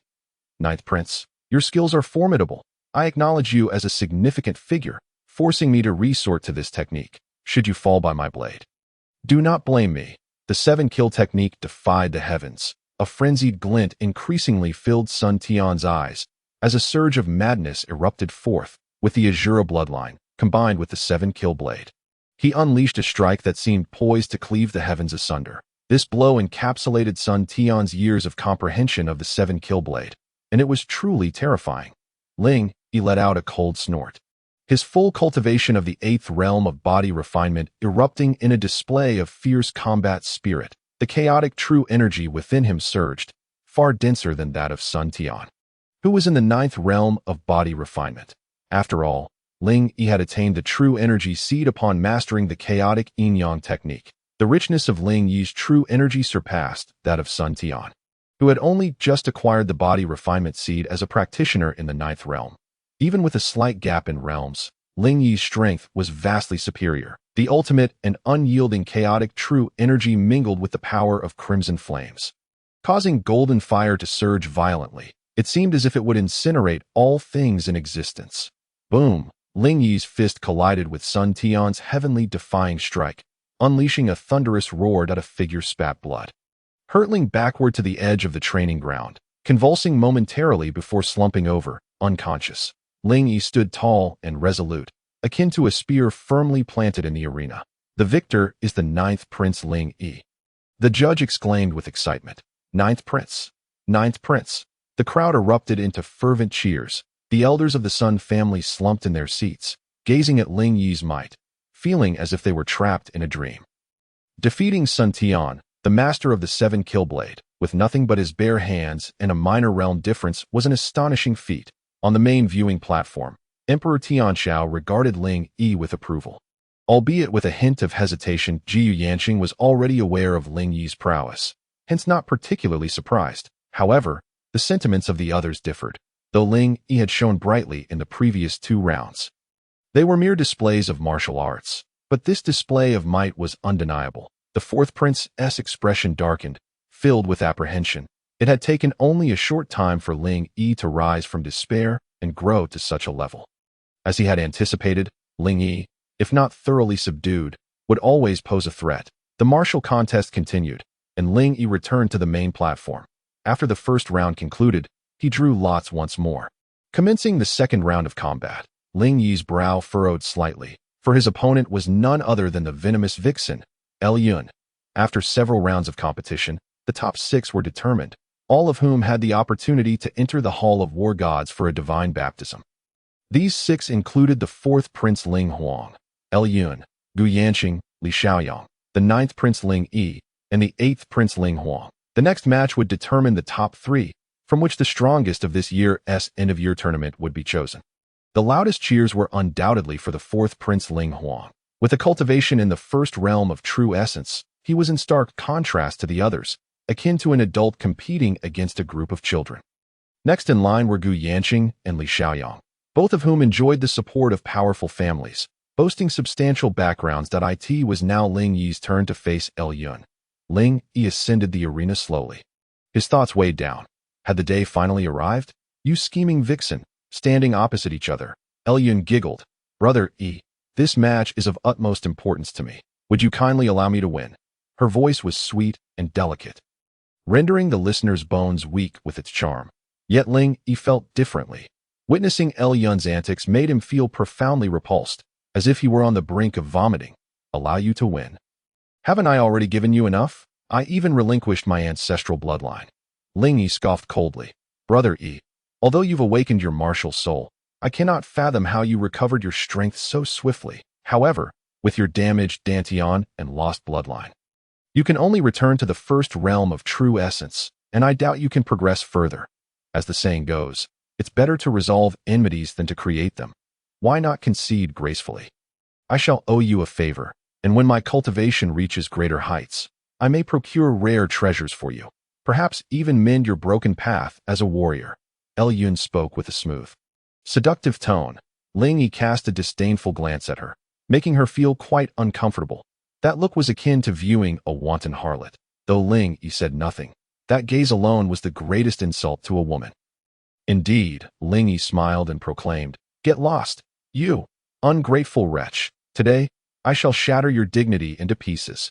Yun, furious, drew a gleaming sword and charged at Ling Yi. This sword, a profound-grade first-tier spiritual weapon, radiated a deadly intent even from a distance, which Ling Yi could perceive. As Yun struck, her attack was ruthlessly fierce, the pinnacle of the 8th realm of body refinement erupting with a terrifying momentum.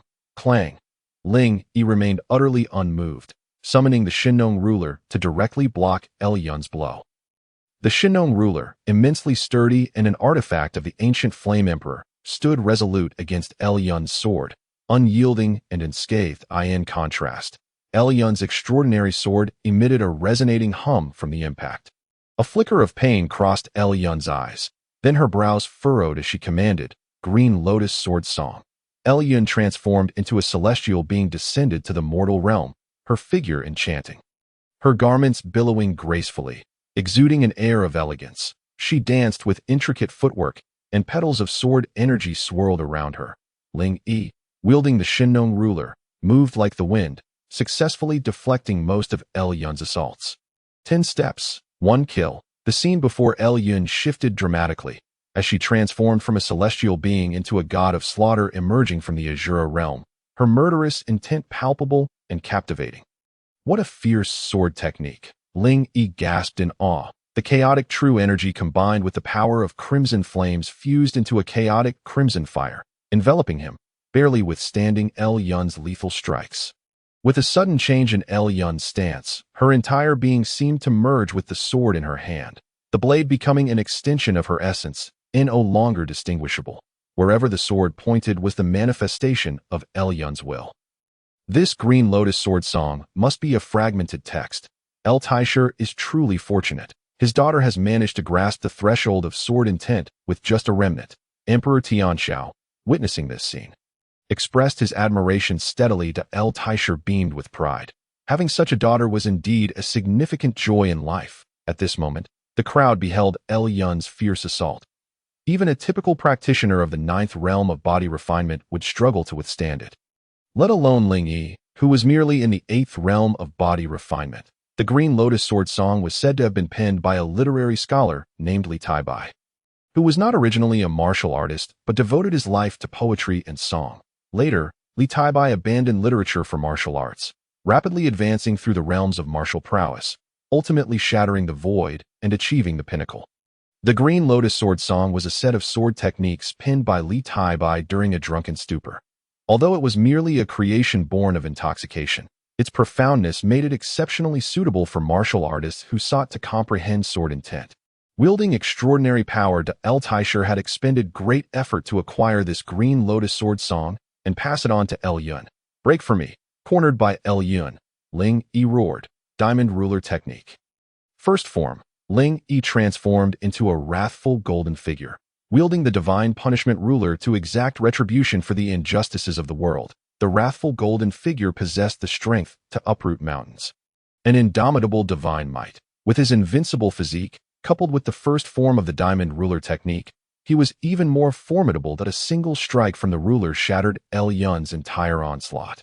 Startled, Yun exclaimed, "Let it be done," and retreat into anonymity. Suddenly accelerating, she moved like a fleeting white shadow, her actions untraceable to the naked eye. Yun began to spin midair, her body revolving faster and faster, transforming into a white tornado that charged toward Ling Yi. Ling Yi's gaze turned icy as he focused on this earth-shattering blow.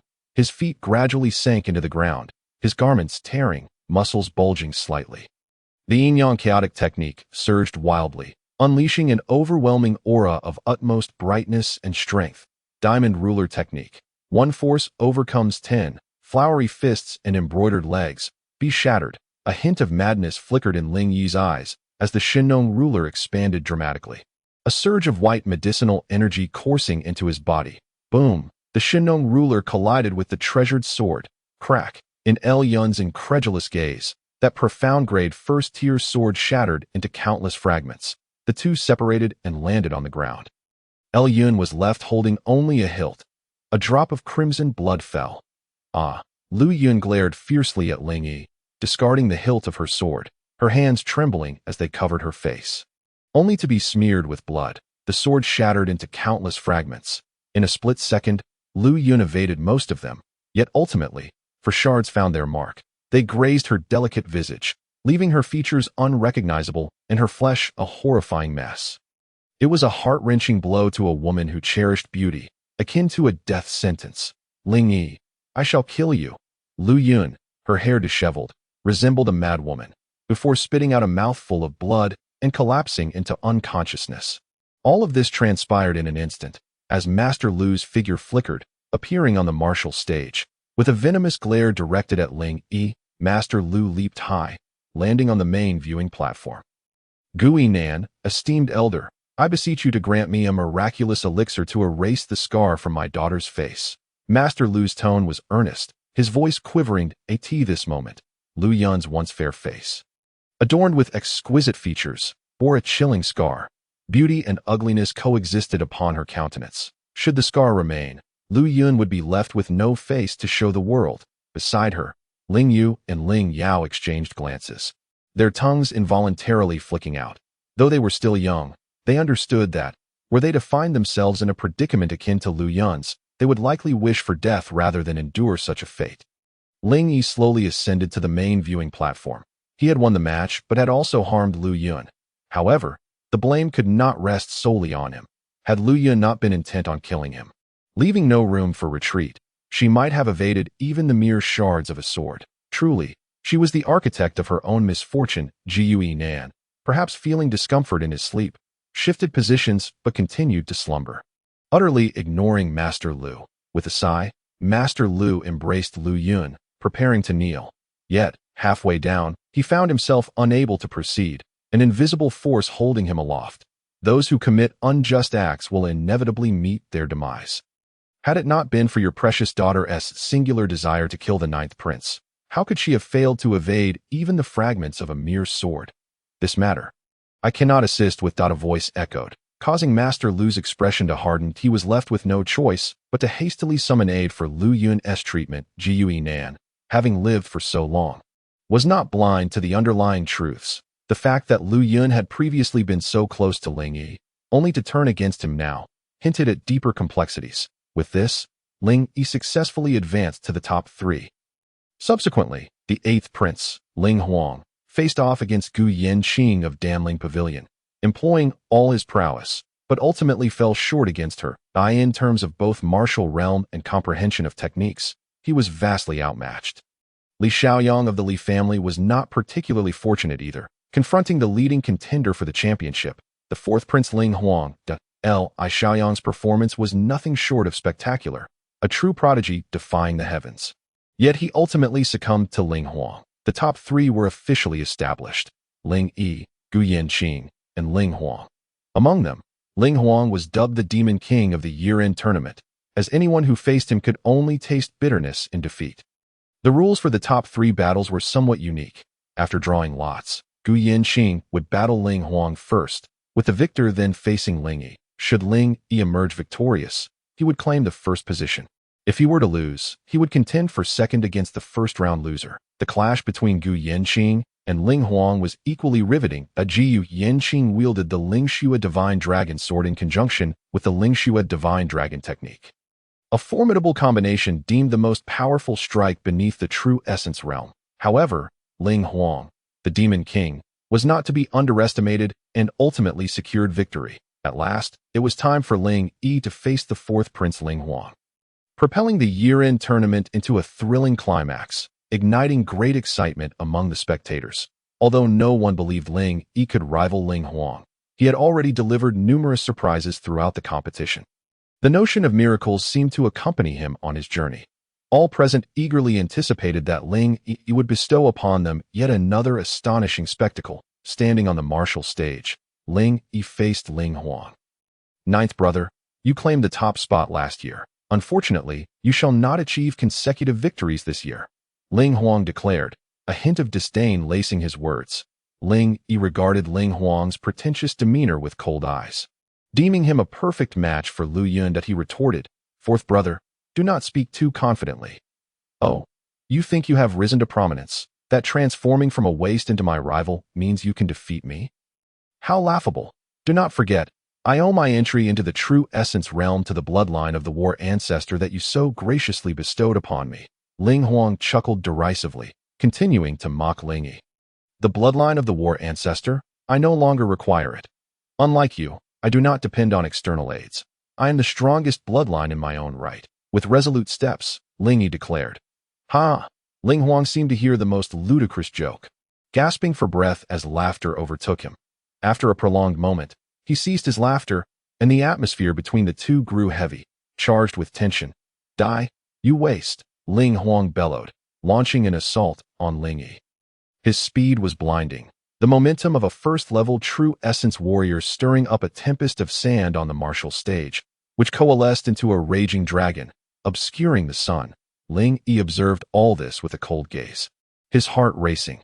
Indeed, a warrior of the true essence realm was extraordinary, and this battle promised to be the most arduous of his life.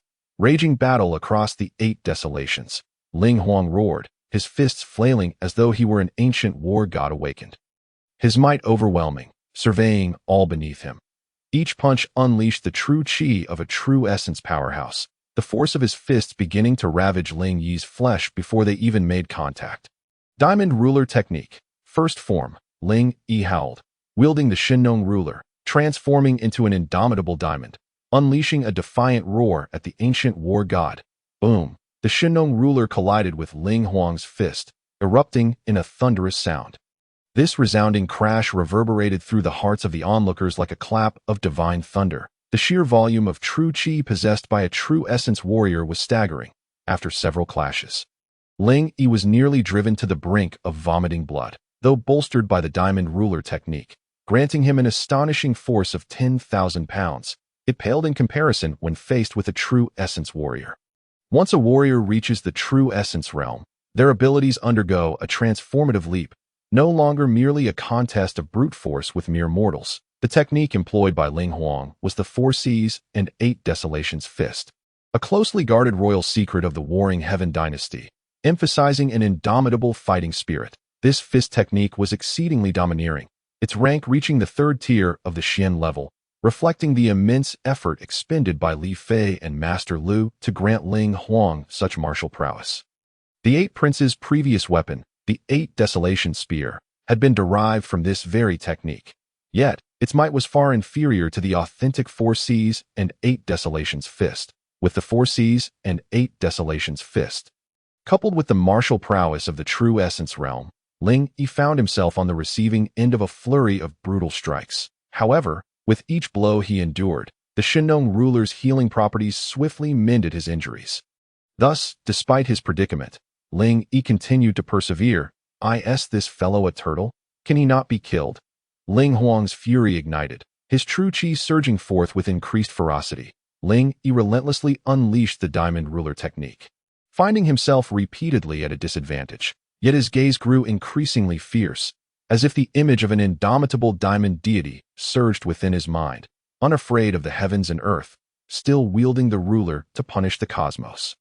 Ling Huang unleashed another furious strike with the 4 Seas and 8 Desolations fist, diamond ruler technique. Second form, Ling Yi roared, akin to a newborn divine beast awakening, echoing through the heavens, under immense pressure.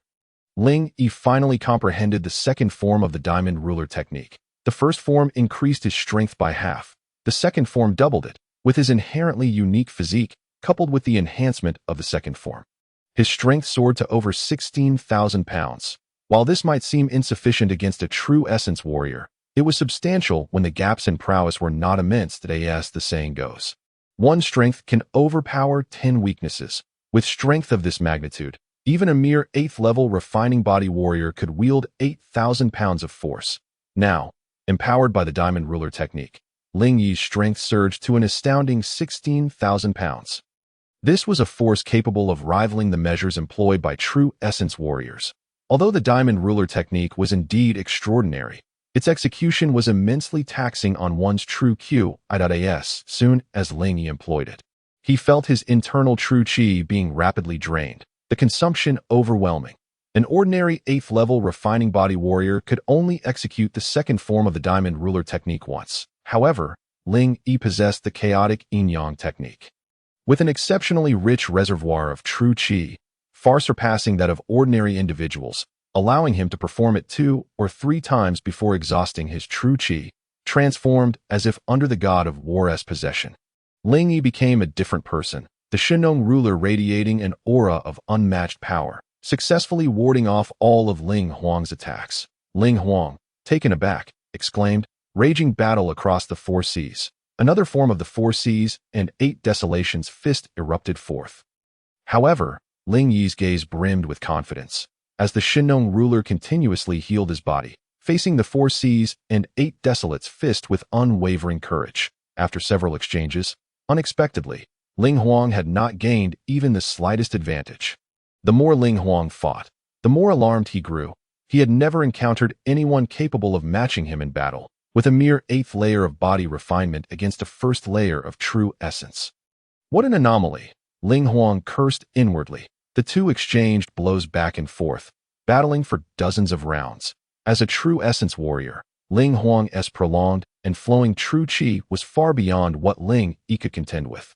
Yet, Ling Yi excelled with his Shinong physique, his robust body continuously mending its hidden injuries. For a time, their fight descended into a stalemate. This 9th prince is simply too extraordinary, an 8th layer of body refinement, and he is evenly matched against a 1st layer of true essence.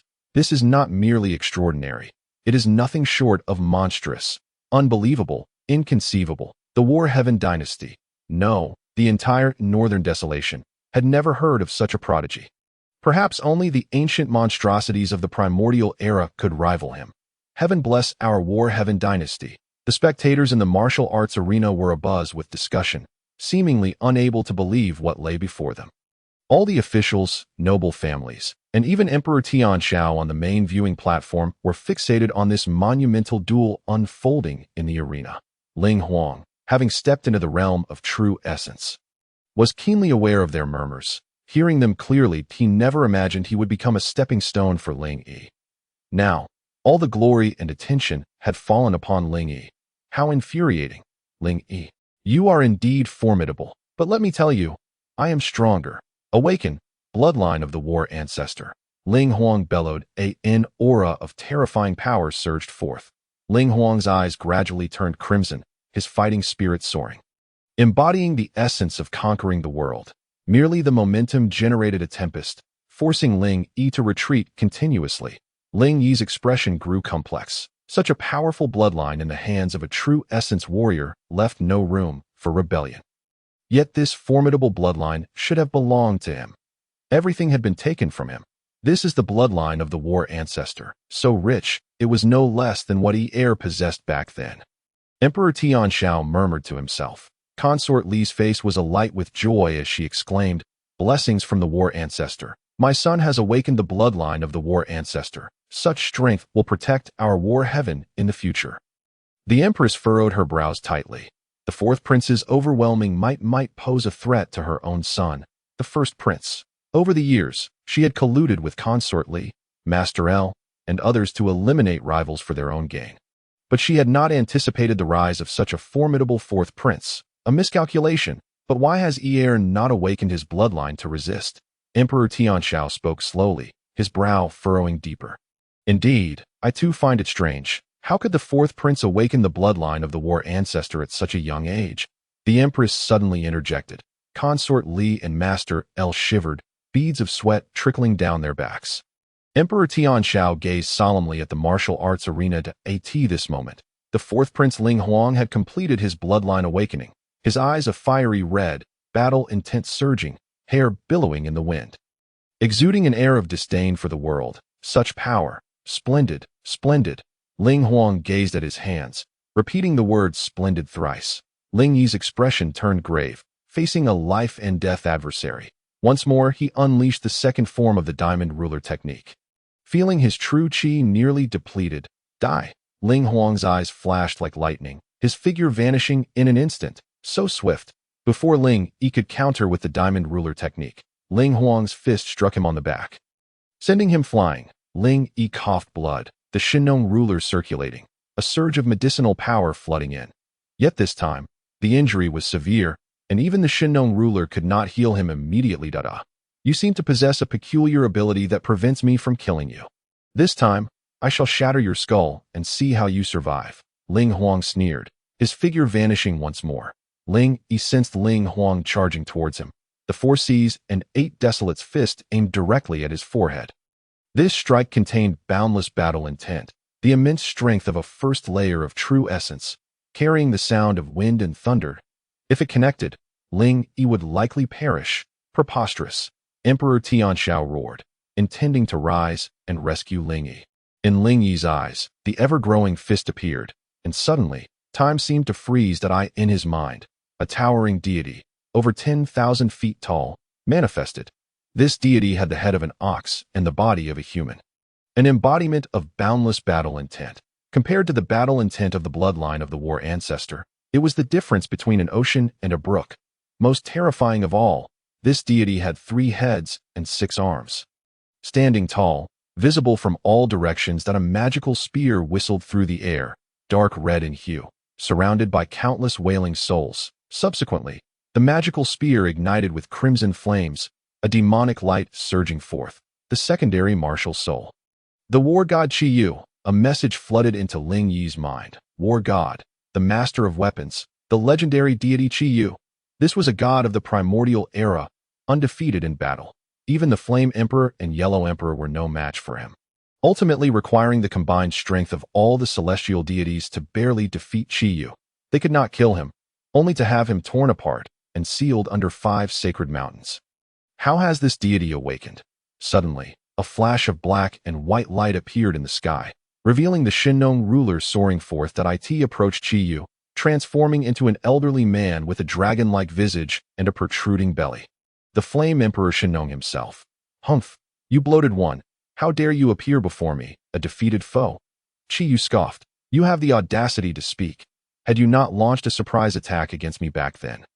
How could you have triumphed? Shinnong retorted without backing down. The way of the soldier is deception.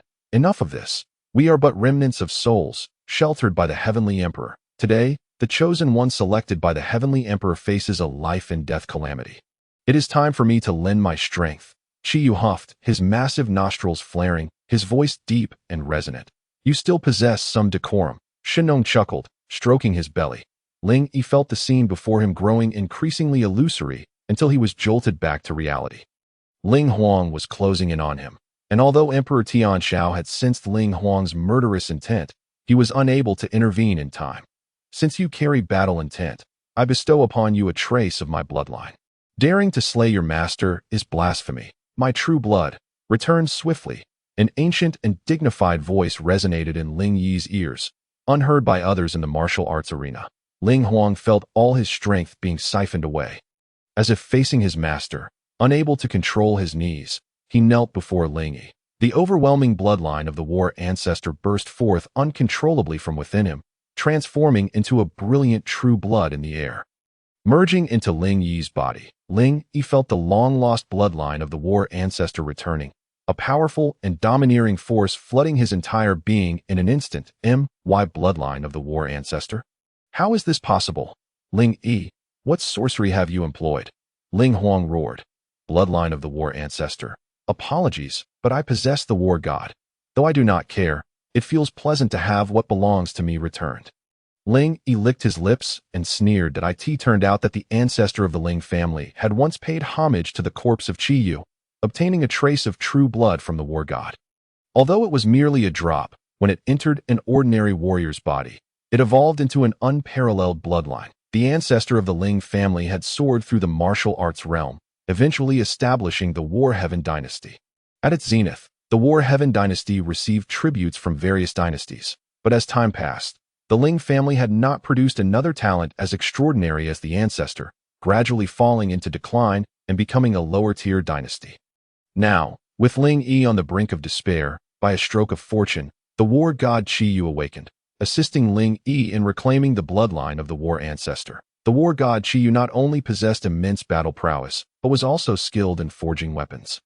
Known as the Master of Weapons, Taiyi left a message in Ling Yi's mind, stating that this awakening was merely triggered by a trace of bloodline that it could not endure for long and required more energy to grant him further powers.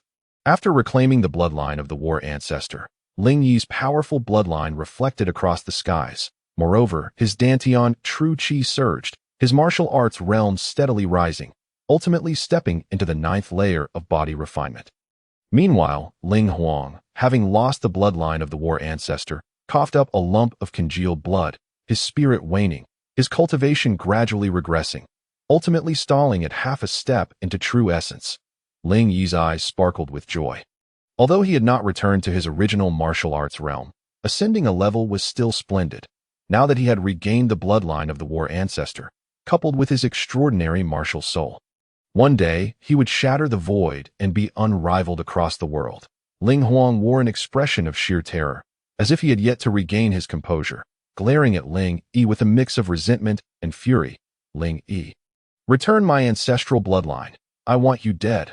With that, his internal energy surged forth, and the 4 seas and 8 wildernesses fist was unleashed once more. Although this martial technique was undeniably powerful, it lacked the formidable impact it had previously displayed, and fell short of the unparalleled momentum that typically accompanied the 4 seas and 8 wildernesses. This was the essence of battle intent. Ling Yi let out a cold laugh, as the ancestral bloodline awakened within him. His eyes suddenly transforming into a blood-red hue, his battle intent surging, eager to challenge the heavens. Diamond ruler technique, 2nd form. Now having entered the 9th level of the body refinement realm, with the 2nd form S enhancement, his strength surged to a staggering 18,000 pounds. What was truly terrifying was the overwhelming battle intent that amplified his combat prowess beyond its limits. The extraction of that fragment of the ancestral bloodline by Taiyi further ignited all of Ling Yi's latent potential. At that moment, Ling Yi's body resembled an unceasing engine, with the battle intent of the ancestral bloodline remaining indomitable and everlasting, fully capable of supporting him in executing the diamond ruler technique's 2nd form multiple times. This was the formidable nature of the ancestral bloodline, one of the reasons the ancestors had once dominated the world. 4 seas and 8 wildernesses. Boom! Ling Huang's punch was effortlessly sent flying by Ling Yi's ruler, the powerful force of his strike akin to that of paper being torn. Following this, Ling Yi let out a maniacal laugh, swiftly dashing to Ling Huang's side, and brought down another strike.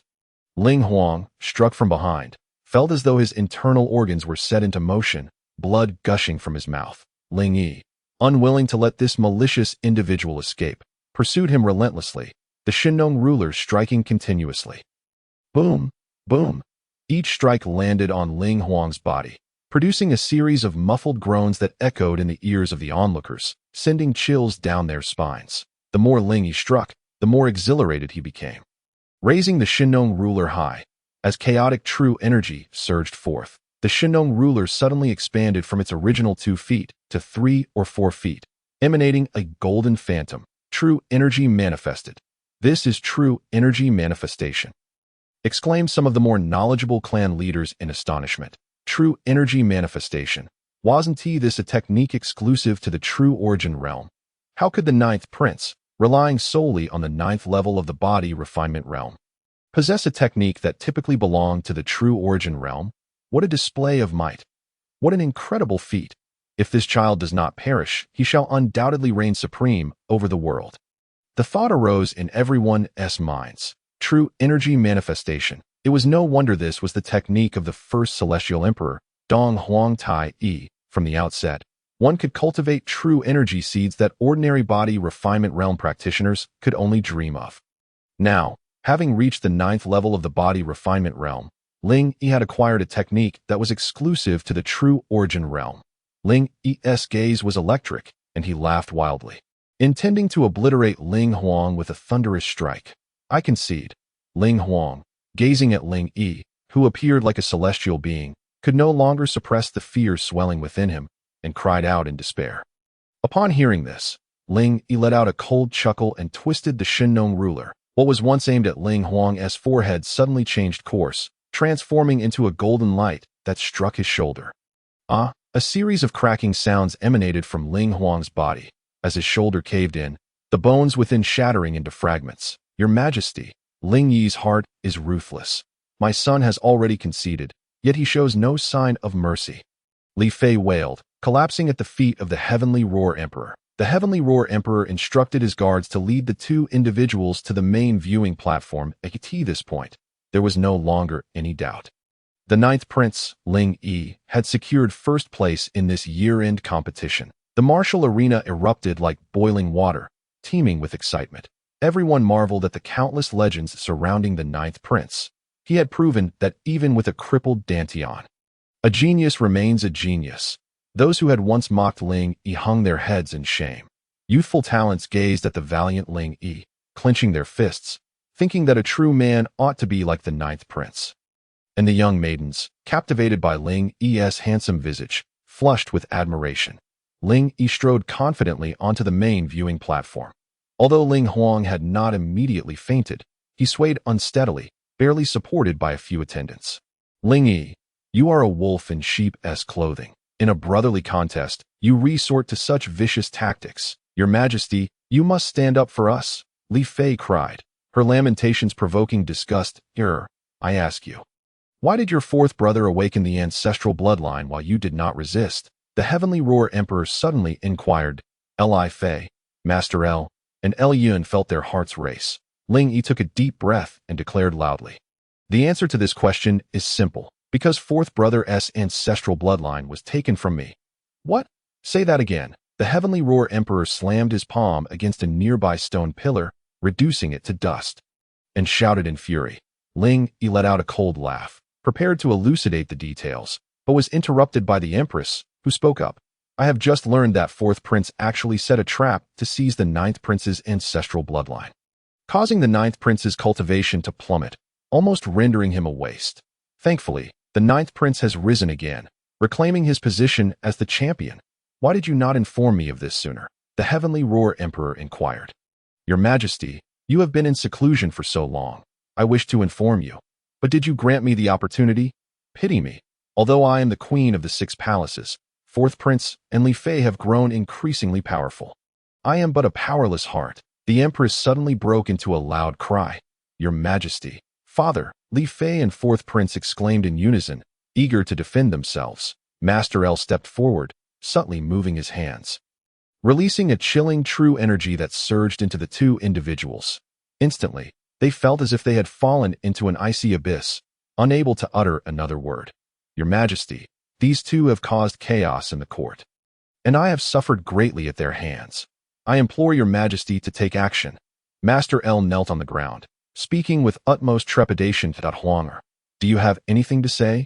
The Heavenly Roar Emperor fixed his gaze on Ling Huang. Trembling uncontrollably, Ling Huang raised his head to see Master L smiling with cold eyes. Finally, Ling Huang closed his eyes, tears streaming down his face, and choked out, I confess my sins. Ling Yi intended to speak, but he too recognized the threat emanating from Master L. That gaze was akin to a predatory wolf fixated on him. If he were to reveal that Yun had conspired with 4th Prince to set a trap, what would come of it? It would merely make the situation more awkward. Would the Heavenly Roar Emperor wage war against Master L on his behalf? After all, the Heavenly Roar Emperor, while the nominal ruler, was overshadowed by Master L, who truly wielded authority behind the scenes. Should Master L choose to fight to the bitter end, and the court officials rally in support, chaos would surely ensue. Therefore, Ling Yi chose silence. Ling Huang trembled uncontrollably, having realized his fate. He had been forsaken by all and could no longer vie for the throne. 4th Prince, Li Fei conspired against the prince, a grievous crime. They shall be imprisoned in the cold palace for 20 years without freedom. Qing'er, quickly close the door. We shall shut ourselves in. After sending off a group of guests, Ling Yi urgently instructed the maid Qing'er, equally overwhelmed, approached the entrance of the ninth princess residence. Outside, a throng of people encircled the entrance. Laden with gifts, Miss Qing'er, may we see the ninth prince? One called out. Having spotted her emerging, Qing'er smiled sweetly. The ninth prince is weary from the year-end competition and wishes to rest early, so please return. No, we have waited all day. Another called. Indeed, ninth prince, I am a vice-general from the scout camp, requesting an audience. Ninth prince. Qing'er observed these prominent figures of the imperial capital, now behaving like common folk clamoring at their prince's door, and couldn't help but chuckle to herself. Yet, they were somewhat bothersome, so she ignored them and closed the door. Ninth prince, congratulations. After all was said and done, Qing'er approached Ling Yi and began to massage his back. Do not mock me. What is there to congratulate? Ling Yi replied with a bitter smile. Our ninth prince, who only recently reached the 7th level of the body refinement realm, has now ascended to the 9th level. He even defeated 4th Prince Ling Huang at the 1st level of the True Origin realm and hunted a True Origin beast. This news has spread throughout the imperial capital, Qing'er exclaimed. Stifling her laughter, is it truly that exaggerated? Ling Yi frowned. Of course. Many storytellers have turned your tale into a narrative, which is being sung in the streets. As she spoke, Qing'er leaned her face against Ling Yi's back, suddenly shedding warm tears. I just learned that you had endured such great trials, all caused by 4th Prince. How can one be so cruel, to rip away your bloodline? How painful it must have been. Ling Yi turned around, embracing Qing'er, his heart touched, as he wiped away her tears and gently said, Silly girl, do not cry.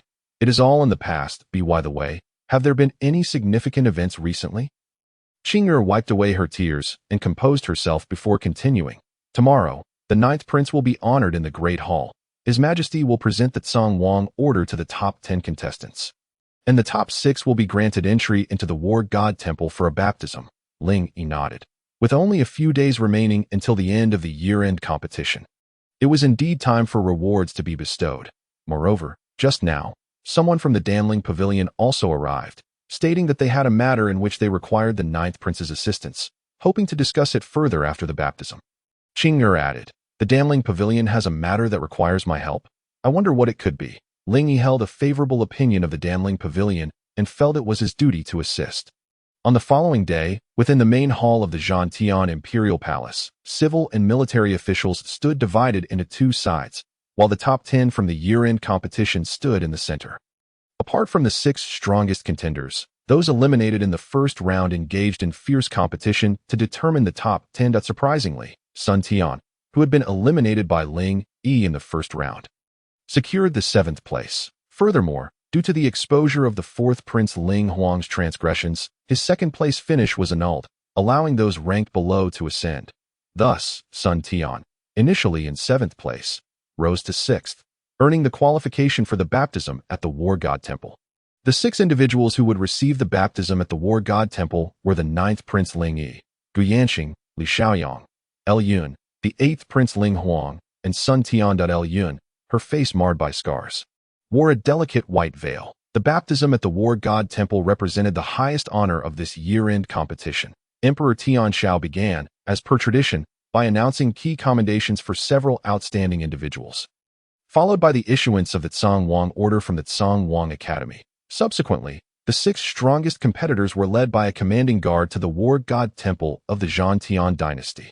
Traditionally, the Donghuang Pavilion would be opened, but this time, given the significance of the Donghuang Academy, it was the War God Temple that was opened. The assistance the War God Temple offered to martial artists far surpassed that of the Donghuang Pavilion.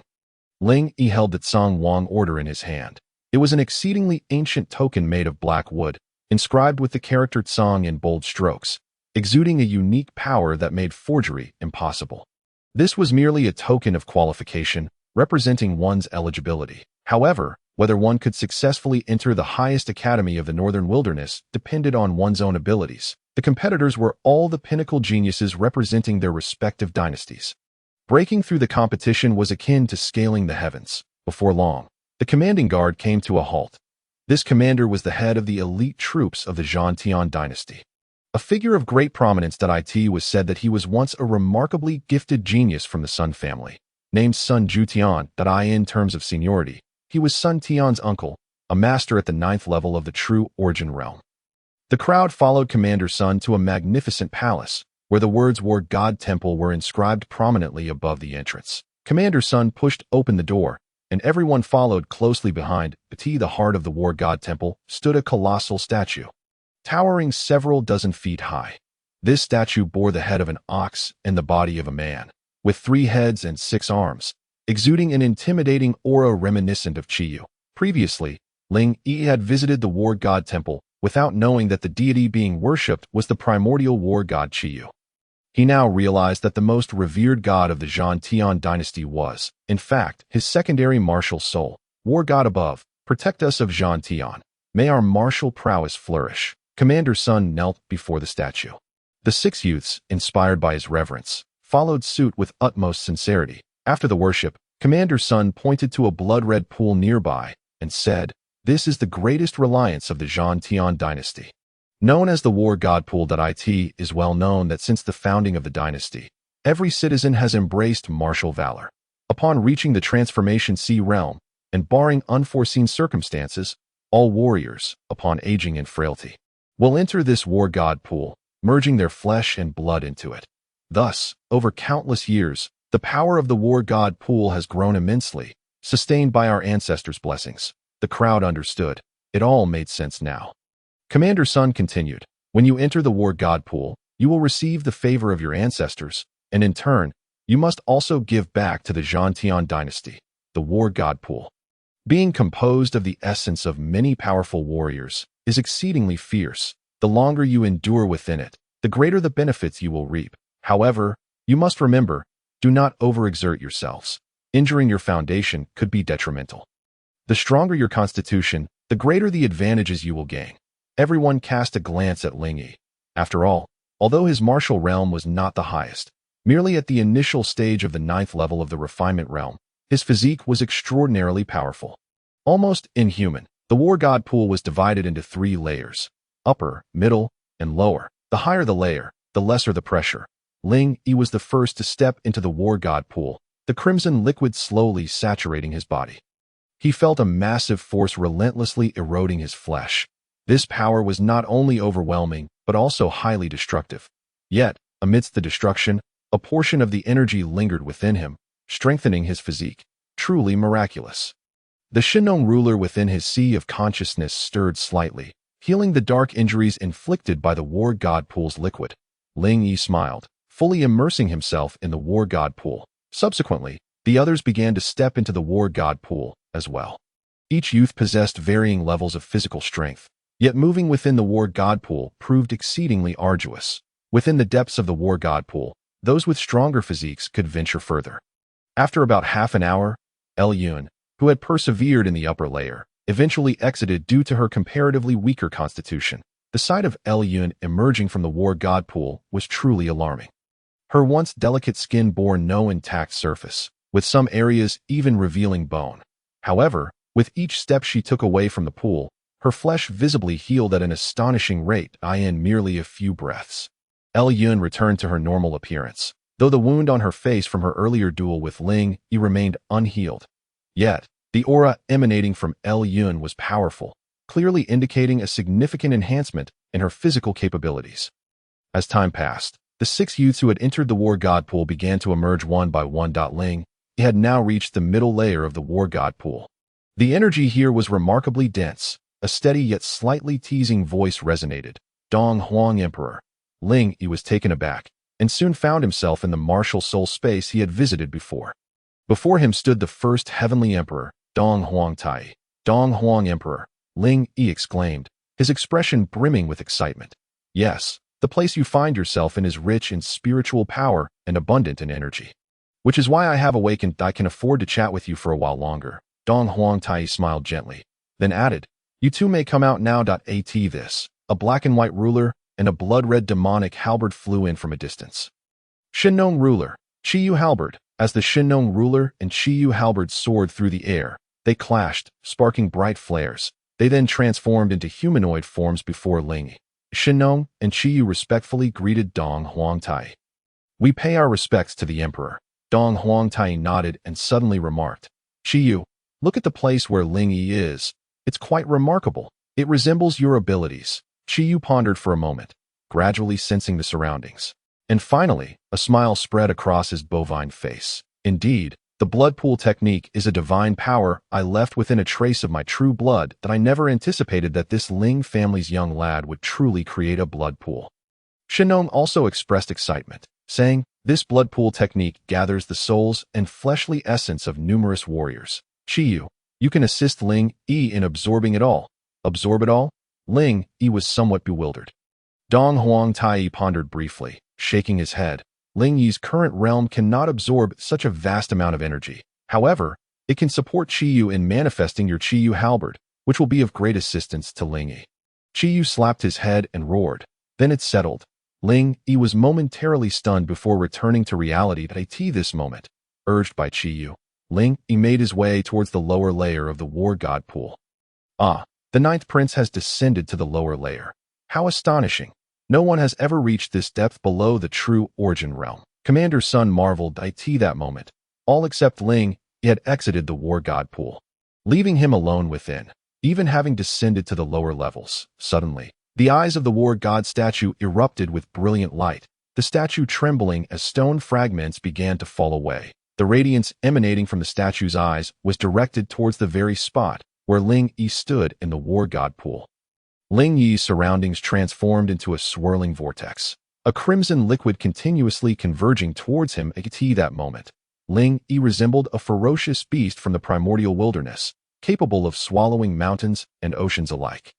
A portion of the energy surged into Ling Yi's body, prompting him to fervently operate the chaotic yin-yang technique to absorb it. The vast liquid from the war god pool corroded Ling Yi's flesh, while simultaneously, the divine farmer's rulers swiftly healed him, further enhancing his already formidable physique. That a sphere of red light appeared in Ling Yi's mind, pulsating with brilliance. The immense energy from the war god pool began to coalesce within Ling Yi's sea of consciousness, revealing the initial form of a dark red demonic spear, the Qiyu spear, the first divine weapon forged by the war master Qiyu, the premier weapon in the world. The ninely body refinement technique could strengthen the body, ultimately cultivating into the most powerful form, a three-headed, six-armed battle body. The War Master's true canon recorded the methods of artifact forging throughout his life. That a torrent of information flooded into Ling Yi's mind.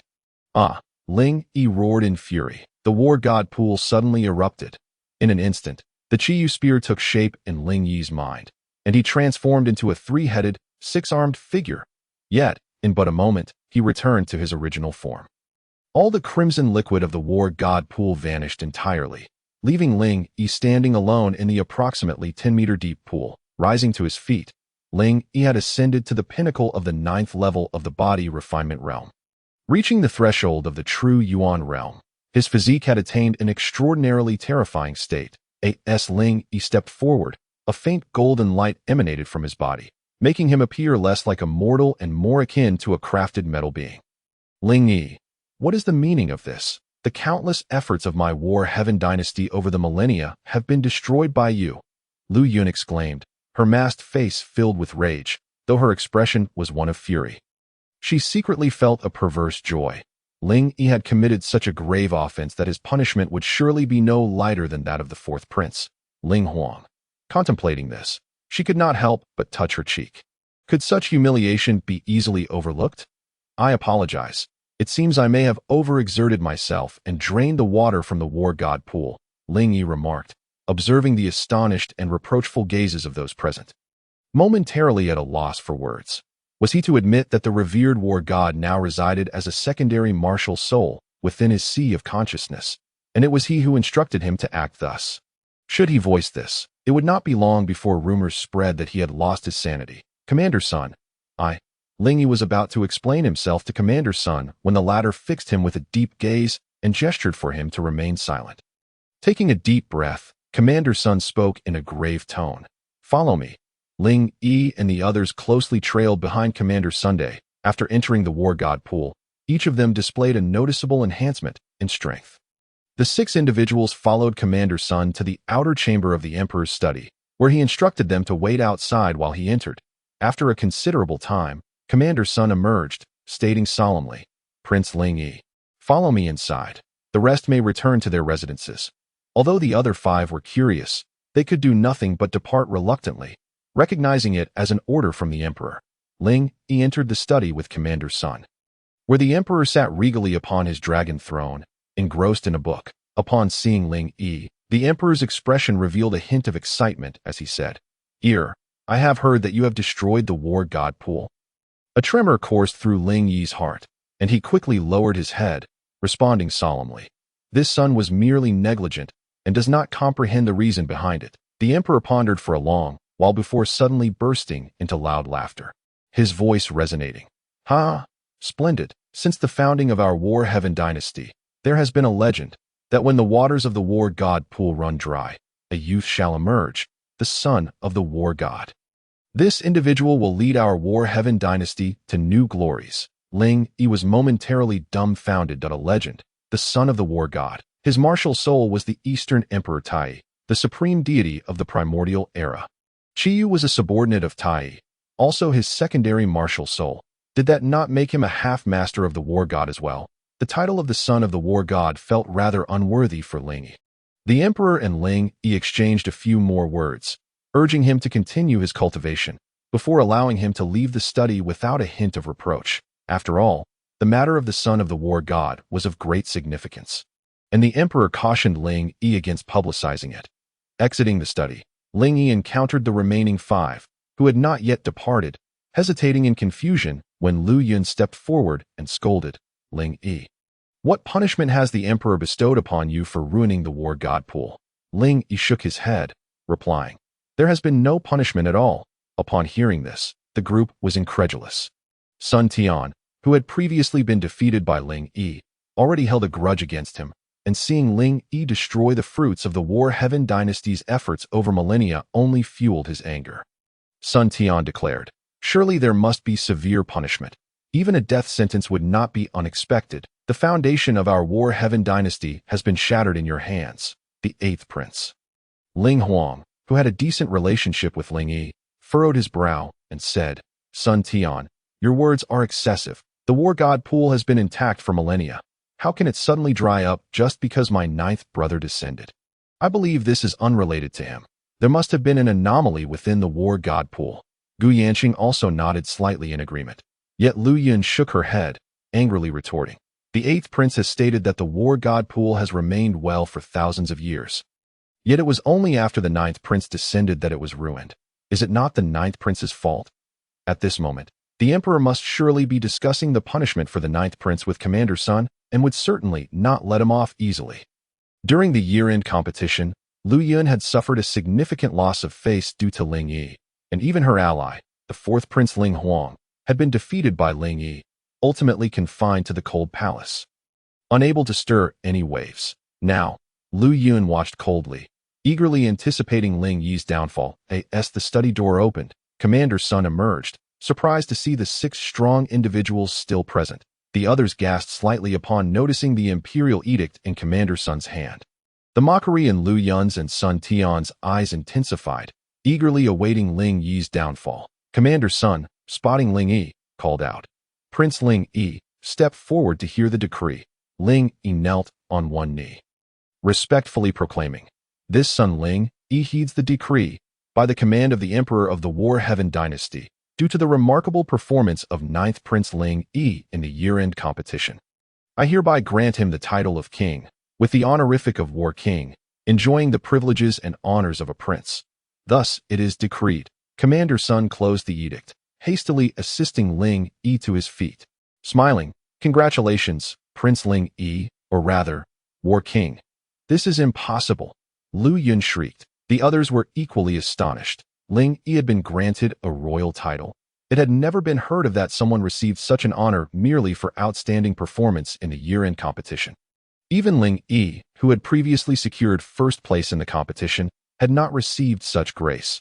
Only the 1st prince, who successfully entered the Donghuang Academy and was valued by a powerful figure within, had earned the title of Qi Wang as a reward for the War Heaven dynasty. The 2nd prince, stationed at the frontier and achieving great merit, was also granted the title of Donghuang.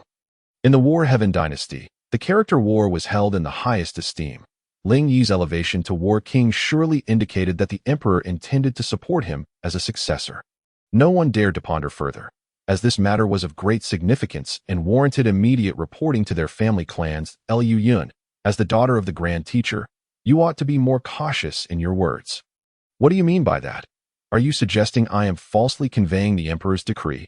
Or do you have objections to the emperor's decision? Commander Sun spoke with a commanding presence, his tone grave. I dare not, Lu Yun replied, lowering her head, no longer daring to utter another word. Commander Sun was the leader of the Imperial Guard, not only possessing exceptional martial prowess, but also holding a prestigious position. Lu Yun would not risk offending him lightly. However, though Lu Yun feigned submission in public, her eyes gleamed with malice, wishing nothing more than to see Ling Yi suffer 100 deaths. With that, no one else dared to speak. Ling Yi returned to the residence of the 9th prince, idly toying with the spatial ring bestowed upon him by Emperor Tianxiao. The spatial ring, an exceedingly precious artifact, had been reclaimed from all others who had hunted exotic beasts, leaving only Ling Yi in possession. This extraordinary item, imbued with unique supernatural powers, was regarded by warriors as a spirit tool, classified according to the principles of heaven and earth into 9 grades. The spatial ring in Ling Yi's hand was a rare yellow grade, 9th-tier spirit tool, boasting an internal space spanning several dozen meters. This favor, combined with his title as the War King, undoubtedly indicated Emperor Tianxiao's considerable affection for Ling Yi. However, none of this was what Ling Yi yearned for most. His deepest desire lay in discovering the whereabouts of his mother. Yet, at present, he dared not voice his inquiry, fearing it might provoke the emperor's ire. With his eyes closed, Ling Yi's consciousness delved into his sea of awareness, where the Qiyu halberd and the Shinnong ruler floated in midair.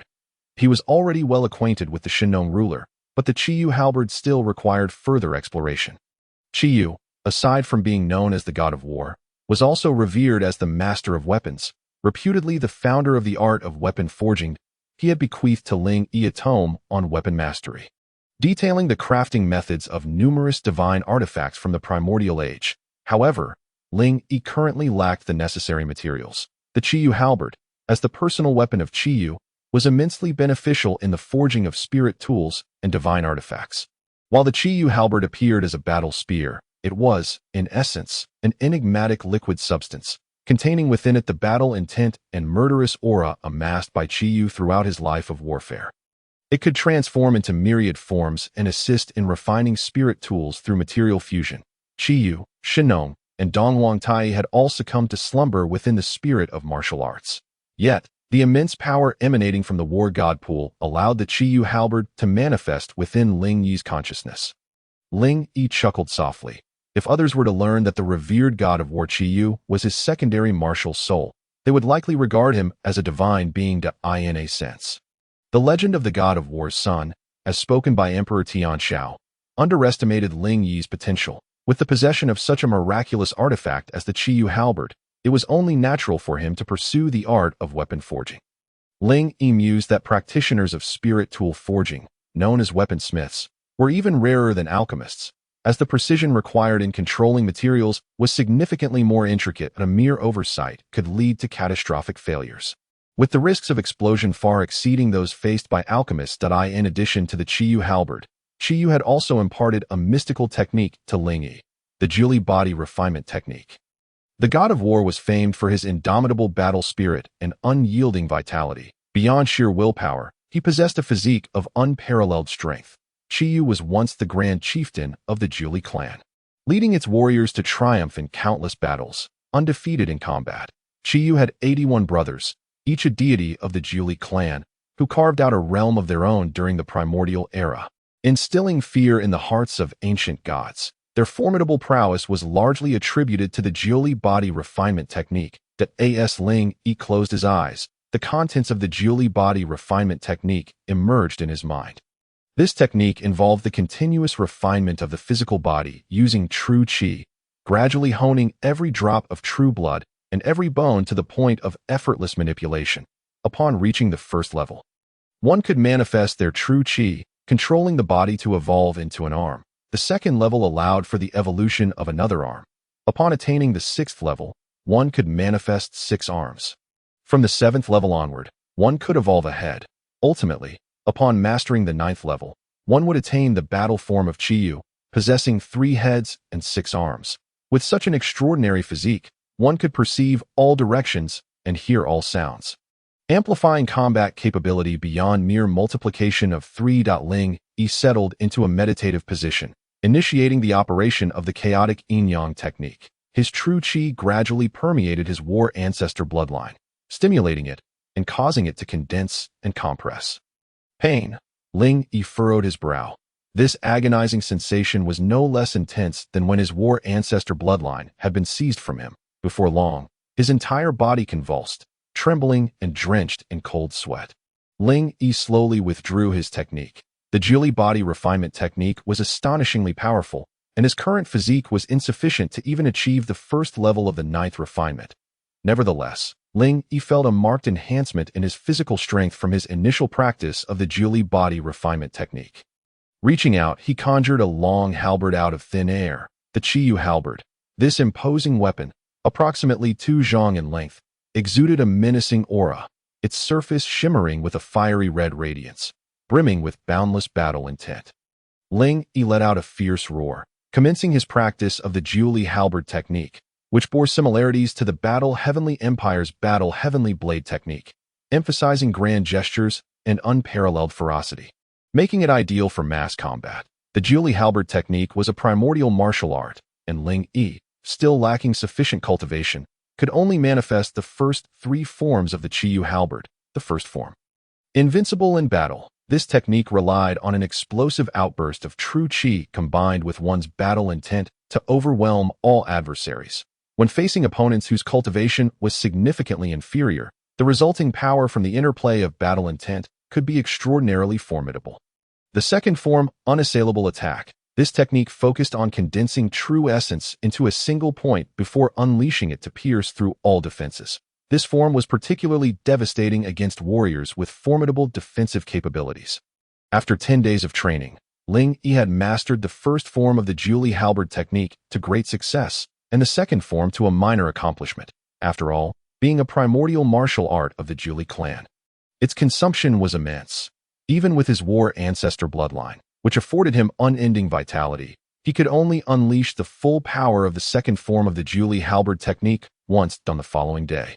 Ling Yi rose early and made his way to the Weapon Spirit Pavilion of the Battle Heavenly Empire. The Weapon Spirit Pavilion, akin to the Alchemy Spirit Pavilion, was a formidable force within the North Wilderness region. Within the Battle Heavenly Empire, it merely constituted a branch of the Weapon Spirit Pavilion in the North Wilderness. The primary business of the Weapon Spirit Pavilion revolved around the sale of spirit tools, including those forged in-house as well as those acquired from other locations at high prices. As Ling Yi stepped outside, he noticed the plaque of the 9th Prince's residence being replaced with one reading War King's Manor. Furthermore, he now possessed his own horse-drawn carriage, liberating him from the need to walk anywhere. Upon boarding the carriage, Ling Yi commanded, "To the Weapon Spirit Pavilion." The coachman, a middle-aged man with a weathered complexion, appeared rather simple-minded, resembling a farmer. However, as soon as Ling Yi took his seat, a glimmer of murderous intent flashed in the coachman's eyes. Within the palace, in the Fengyi Hall, the queen seemed restless, fidgeting in her chair. "Your Majesty, I have returned." An elderly maid rushed in, whispering, "Quick, close the door." The queen exclaimed in a state of ecstatic delight. The maid peered around cautiously, ensuring no one was present before shutting the door. Leaning close to the queen, she whispered, "Su Fu has already infiltrated the 9th Prince's residence. We can expect good news shortly." The queen's eyes sparkled with excitement as she repeatedly exclaimed her approval. Suddenly, the maid inquired, "Your Majesty, while Su Fu is a renowned assassin, the risk is exceedingly high. Is it worth exposing yourself for a mere 9th Prince?" A glint of ruthlessness flashed in the queen's eyes as she rebuked, "You insolent servant, what do you understand? The 9th Prince has now been granted the title of War King, which signifies he has won the Emperor's favor. His dantian was destroyed, his bloodline taken, but look at how little time has passed. He secured 1st place in the year-end competition, while concubine Li and the 4th Prince have been relegated to the cold palace. As long as he lives, I cannot find peace," the elderly maid clearly a trusted confidant of the queen, remained undeterred by the reprimand. While the ninth prince is indeed remarkable, he is still young. How can he possibly compare to our first prince? It is said that our first prince has already entered the sea transformation realm and successfully gained entry to the inner sanctum of the Donghuang Academy. His future is limitless. Upon mentioning the first prince, the queen's eyes gleamed with pride. However, she soon shook her head, her voice turning stern as she declared, "I will not allow any instability on my son's path to the throne. I must pave the way for his ascension." Her expression was fierce, starkly contrasting with her usual gentle demeanor. As they traversed the imperial city, approximately half an hour later, Ling Yi arrived outside the weapon spirit pavilion. "Is that not the ninth prince?" A mocking voice pierced the air. Ling Yi turned around and furrowed his brow, emitting a cold snort. The speaker was none other than the detestable seventh prince. Ling Hong. Indeed, Ling Hong had fallen upon misfortune. First, he was severely beaten by Ling Yi in the Danling Pavilion, leaving him in a pitiable state. After much effort to recuperate, he boasted of his prowess during the year-end competition, only to suffer a grievous injury to his waist. Subsequently, his mother and elder brother were cast into the cold palace. With the formidable support of the Li family, Ling Hong managed to heal his waist injury. Although he was still unable to engage in combat, he could move about freely to Ling Yi's astonishment. Ling Hong was following closely behind a group of individuals within the realm of the Zhantian dynasty. Ling Hong's temperament was notoriously arrogant and unruly. For him to yield to others was indeed astonishing. The man leading the group donned a splendid white robe, exuding an air of grandeur, his strides powerful and commanding. He possessed striking features, his hair meticulously groomed, with a rebellious glint in his eyes. Beside him walked a young woman, her large, doe-like eyes embodying a sense of vulnerability that evoked sympathy, with slightly chubby cheeks. She appeared even more endearing, while her beauty could rival that of Gu Yanqing, who was a stunning woman in her own right. Gu Yanqing's demeanor was as cold as ice, whereas this girl radiated charm, inviting a desire to protect her. "Seventh prince, what brings you here?" Ling Yi inquired, his eyebrows knitting together. "This prince is preoccupied with numerous affairs, and I am here on important business. Today, I am tasked with accompanying 2 esteemed guests from foreign lands to the chilling pavilion. Ninth brother, why do you not hasten to greet them?" Ling Hong stepped forward, addressing Ling Yi. The striking young man before them radiated an aura even more formidable than when Ling Yi confronted Ling Huang. His martial prowess was at the second level of the true essence realm. The young woman beside him, though seemingly delicate, had also attained the first level of the true essence realm. The duo, comparable in age to Ling Yi, possessed martial skills that were not to be underestimated. Ling Yi scoffed, "What kind of person demands my presence?" Ling Hong, like a dog introducing its master, yelped at Ling Yi. "Open your eyes and behold. This prodigious young genius is Zhao Wenxuan, the son of the left chancellor of the Fengshan dynasty, and this unparalleled beauty is the third princess of the Dongyan dynasty." Meng Jiyu. The Fengshan dynasty was a medium-sized empire, ruling over several lower-tier dynasties, far more powerful than the Zhantian dynasty, which was deemed inferior. The Fengshan dynasty boasted a left chancellor with immense influence, akin to the revered Taisher of the Zhantian dynasty, a position of great authority. As the son of the left chancellor, Zhao Wenxuan's status was considerably elevated compared to that of princes from lower-tier dynasties. The Dongyan dynasty, while also considered lower-tier, was under the jurisdiction of the Fengshan dynasty. The 2 dynasties maintained a long-standing amicable relationship.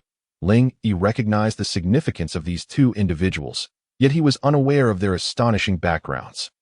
However, witnessing Ling Hong's growing arrogance only fueled Ling Yi's disdain, prompting him to retort, "As a prince of the Zhantian dynasty, must I bow to the heirs of other dynasties?" Zhao Wenxuan snorted dismissively, his phoenix-like eyes narrowing slightly as he admonished, "You are merely a prince. How dare you refer to yourself as a king? Even your Emperor Tianshao must show deference to my father."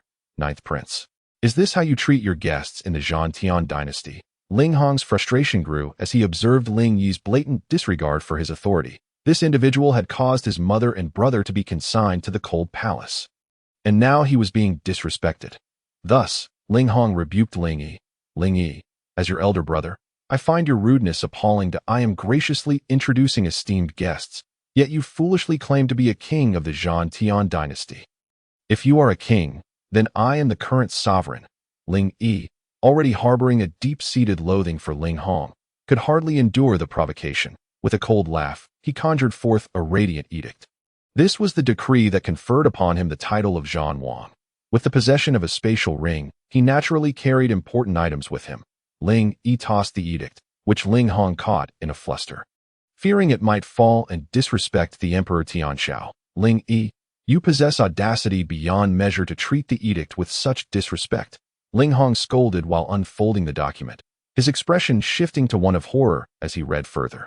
Seventh Prince, can you see clearly now? Do I need to teach you about hierarchy?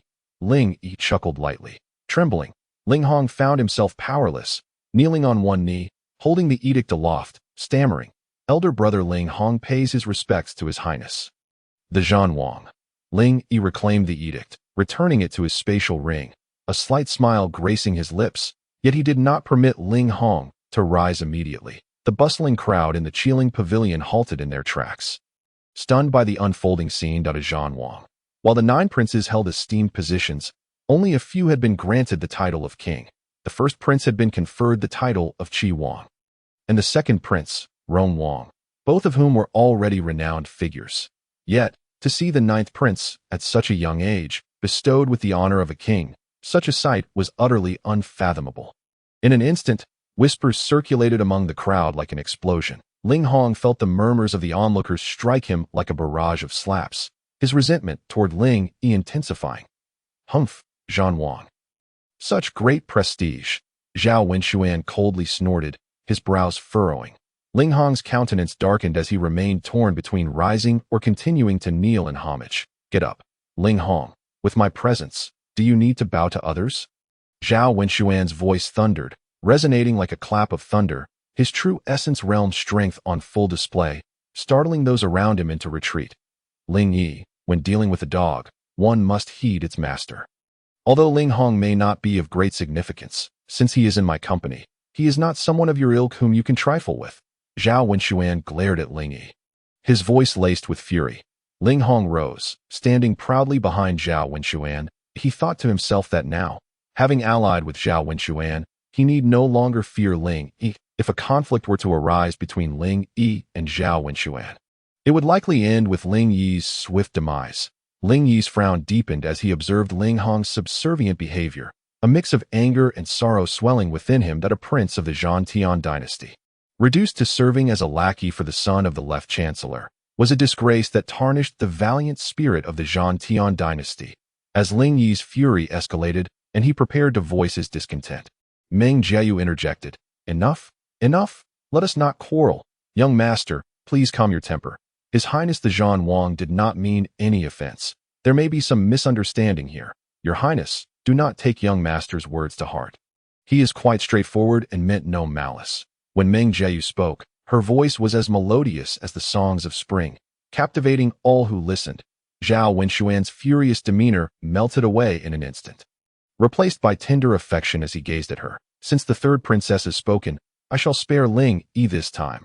Ling Yi had initially intended to engage Zhao Wenxuan in a battle of wits, but seeing Meng Jieyu's goodwill, he opted to swallow his pride. Understanding that Ling Yi harbored resentment, Meng Jieyu skillfully shifted the topic. Your Highness, what brings you to the Qiling Pavilion? I seek to acquire knowledge regarding artifact forging. Ling Yi replied. Ling Hong, standing behind Zhao Wenxuan, wore a look of disdain, for all within the Zhantian dynasty knew that artifact craftsmen were even rarer and more challenging to cultivate than alchemists. Ling Yi's ambition to become an artifact craftsman seemed akin to chasing a fool's dream. How about this? We are on our way to consult with the esteemed elder Donghuang, the head of the Qiling Pavilion.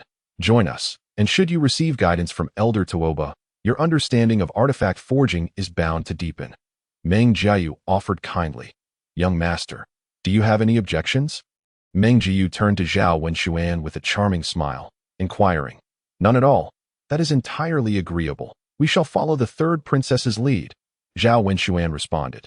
Zhao Wenxuan gazed upon Meng Jieyu's innocent and charming demeanor, licking his lips as a flicker of fervent desire stirred within his eyes. Ling Yi pondered for a moment before eventually nodding in agreement. Donghuang, the venerable old master of the Qiling Pavilion, held a status that rivaled Guinan's, being the head of the Qi Ling Pavilion of the Zhantian dynasty, one of the most prestigious forces within the entire realm. His martial prowess was formidable, and he was also a master of the art of crafting weapons. To receive his guidance was a rare opportunity that many weapon artisans could only dream of. Ling Yi followed the four into the Qi Ling Pavilion, which seemed to have anticipated their arrival. As they were promptly escorted to Donghuang's location, they entered a weapon crafting chamber, where a massive furnace blazed with flames. An elderly man, bare-chested and possessing muscles as solid as forged iron, was diligently hammering away at a sword blank. Ling Yi's expression shifted. The old man's technique was extraordinarily unique. Each strike landed with exact precision upon the sword blanked. At times, his movements were tempestuous and forceful, while at others, they were delicate and meticulous, yet the strength remained consistently formidable, which was indeed quite astonishing. The old man's skin was dark as if kissed by the sun, while his hair and beard were shockingly white, unmistakably identifying him as the renowned Donghuang. His eyes, large and round like bronze bells, exuded an intimidating presence, his demeanor radiating authority without the need for anger. If Gu Yinan embodied kindness and gentleness, this elder was suffused with a palpable ferocity. Upon noticing Ling Yi and the others, the old man placed the sword blank into the furnace. The young master Zhao Wenxuan stepped forward and respectfully said, "Tuoba Senior, I am the fifth son of the left chancellor of the Burning Heaven dynasty, here to request your assistance in repairing my Xuanhua bracelet." With that, he produced a crimson bracelet. Donghuang examined the piece, furrowing his brows. "This is a spiritual artifact I forged many years ago. What seems to be the issue?" "I perceive no apparent problems. The Xuanhua bracelet was a Tier 3 spiritual artifact, specially crafted for Zhao Wenxuan by the left chancellor." Zhao Wenxuan shook his head, replying, "I am unsure why, but ever since I entered the True Yuan realm and used it a few times, the bracelet seems to have lost its efficacy, failing to unleash any power." "Let me see." Donghuang probed with a wisp of true energy, only to find the Xuanhua bracelet lying there unresponsive. He contemplated the bracelet. Its material and craftsmanship were first-rate, and he found no signs of damage. Yet, why did it not function? After a lengthy silence, Donghuang sighed. "I cannot discern any issues." Zhao Wenxuan grew anxious, for even as the son of the left chancellor of the Burning Heaven dynasty, he could not afford to squander a Tier 3 spiritual artifact. It was exceedingly valuable. Moreover, the attributes of the Xuanhua bracelet were perfectly suited to him. Without it, his combat prowess would plummet by at least 30%. His primary purpose for visiting the Zhantian dynasty was to enhance his strength in preparation for the upcoming selection at the Donghuang Dao Academy in a few months. To his dismay, even the creator of the bracelet could not identify the problem, leaving him in a state of urgency. "Tuoba Senior, I will soon venture into the Death Nine Nether Caves. Without the Xuanhua bracelet, my chances will be significantly diminished." Zhao Wenxuan's brow furrowed, his once proud countenance now shadowed by worry as he addressed Donghuang. Donghuang, equally exasperated, sighed and shook his head. "May I take a look?" Ling Yi interjected suddenly. Ling Yi was not yet a weapon artisan and was unaware of the implications of his words. Weapon artisans were exceedingly rare, and any one of them was a paragon of excellence, naturally possessing a sense of pride. Ling Yi's statement could be perceived as a provocation to a seasoned artisan. If even the venerable Donghuang could not determine the problem, how could this young scion from a lesser dynasty hope to unveil anything? Zhao Wenxuan, already in a foul mood, was instantly infuriated by Ling Yi's remark. Did he truly believe himself superior to the esteemed Donghuang? "Ling Yi, are you not afraid of overstepping your bounds? The path of weapon crafting is not something a person of your stature can comprehend." Ling Hong, akin to a loyal hound to Zhao Wenxuan, sneered. Upon hearing Ling Yi's words, Donghuang's temper flared. He flicked his finger, and the Xuanhua bracelet shot forth like a bolt of red light, aimed directly at Ling Yi's face. Startled, Ling Yi unleashed his chaotic true energy, forming a barrier that slightly slowed the bracelet's approach. As he deftly employed the method of the Vajra ruler, he seized the Xuanhua bracelet with a firm grip. A tremendous force surged forth, akin to the impact of over 10,000 pounds. Ling Yi steadied his hold on the bracelet, offering a slight smile to Donghuang as he expressed his gratitude. Donghuang had originally intended to embarrass Ling Yi, although he had merely released a fraction of his power. It was still not something an individual yet to step into the true Yuan realm could easily withstand. What was even more astonishing was that this young man, on the brink of the true Yuan realm, could actually project true energy. This was a skill reserved for those who had attained the true Yuan realm. In that moment, everyone was rendered speechless, struggling to comprehend the reality before them. Ling Yi, however, paid no heed to the astonished gazes around him. The Xuanhua bracelet bore a striking resemblance to a primordial artifact recorded within the scriptures of the Weapon Master's canon, albeit of a considerably lower grade. That artifact was known as the Xuanhua Divine Bracelet, reputedly forged by the legendary Emperor Swearin, that a tremor coursed through the Qiyu halberd residing within Ling Yi's sea of consciousness, emanating a red glow that surged into the bracelet in his grasp.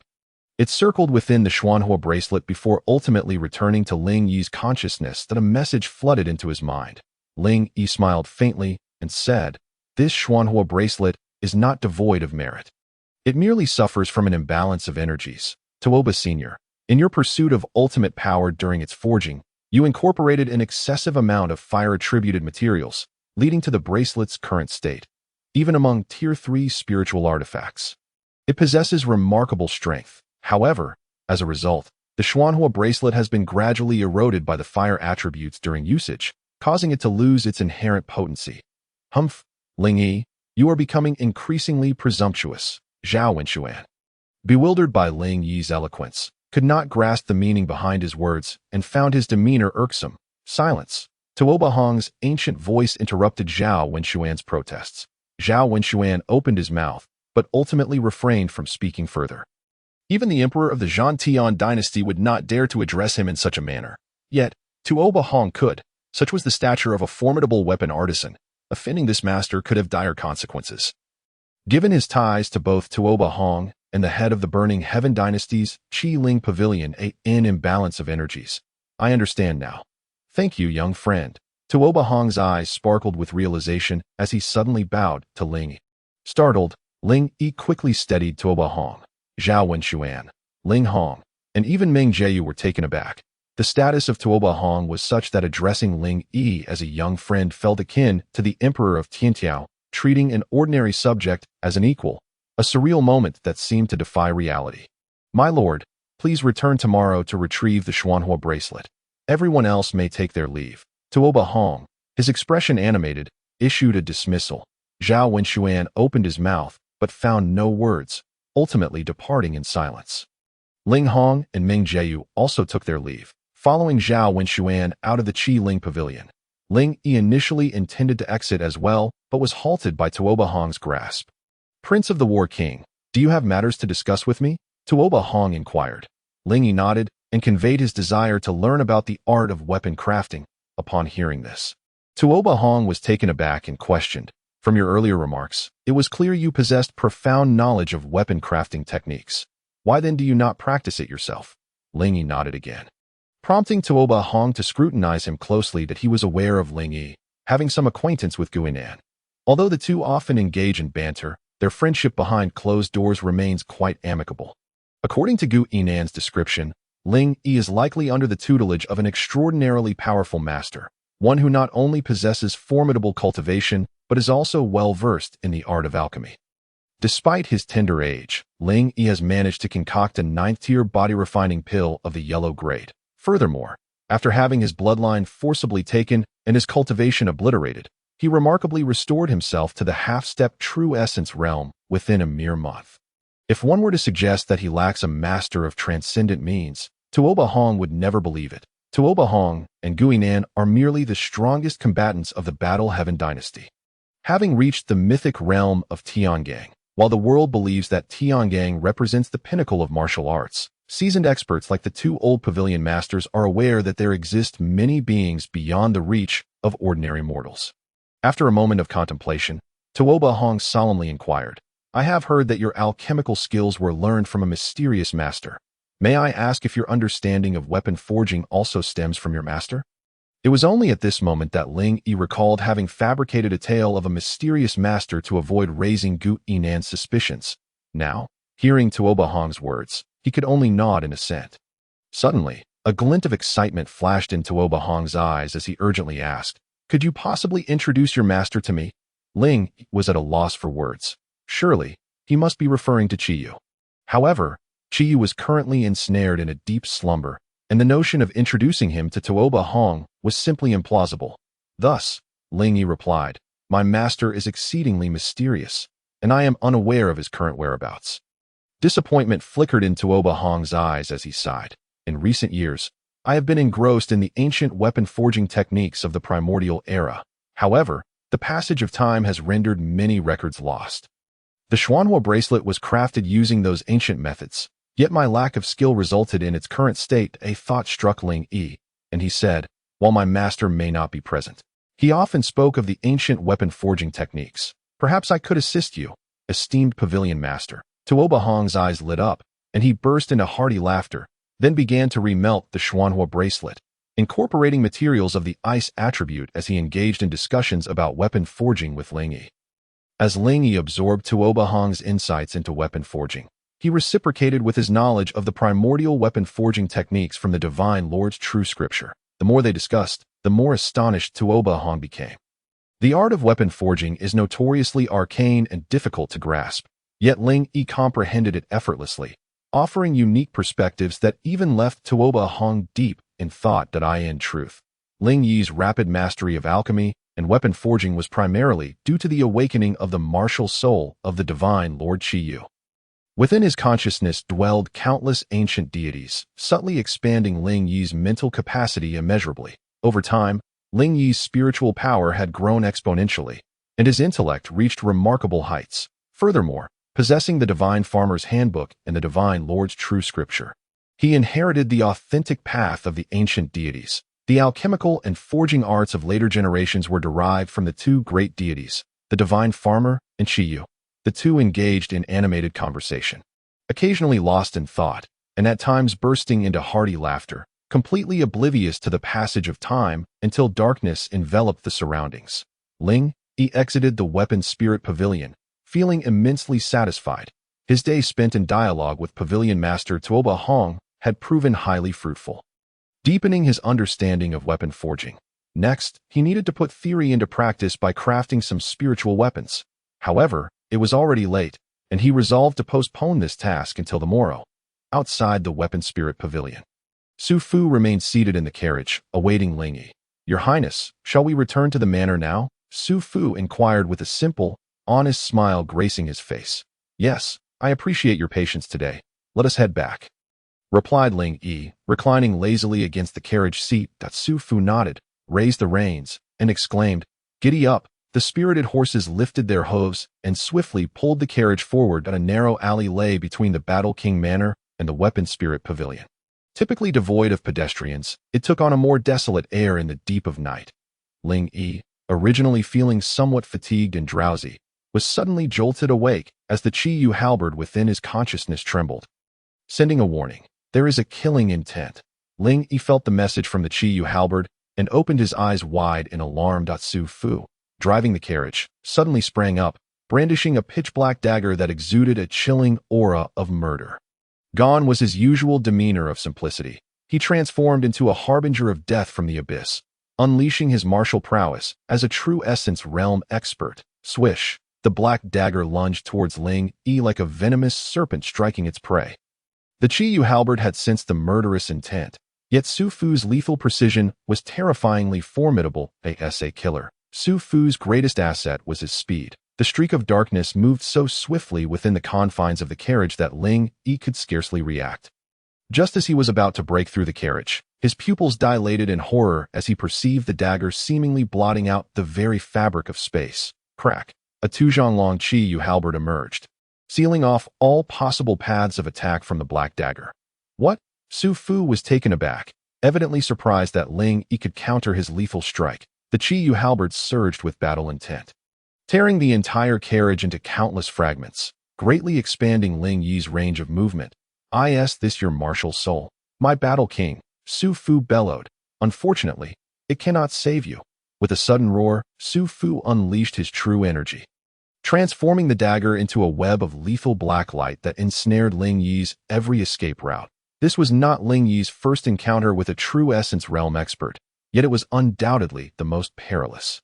The oppressive aura of death loomed ominously close, and Su Fu, seeing the terror etched on Ling Yi's face, was exhilarated at the prospect of completing his mission. Invincible in battle, Ling Yi shouted, his voice resonating like thunder throughout the alley.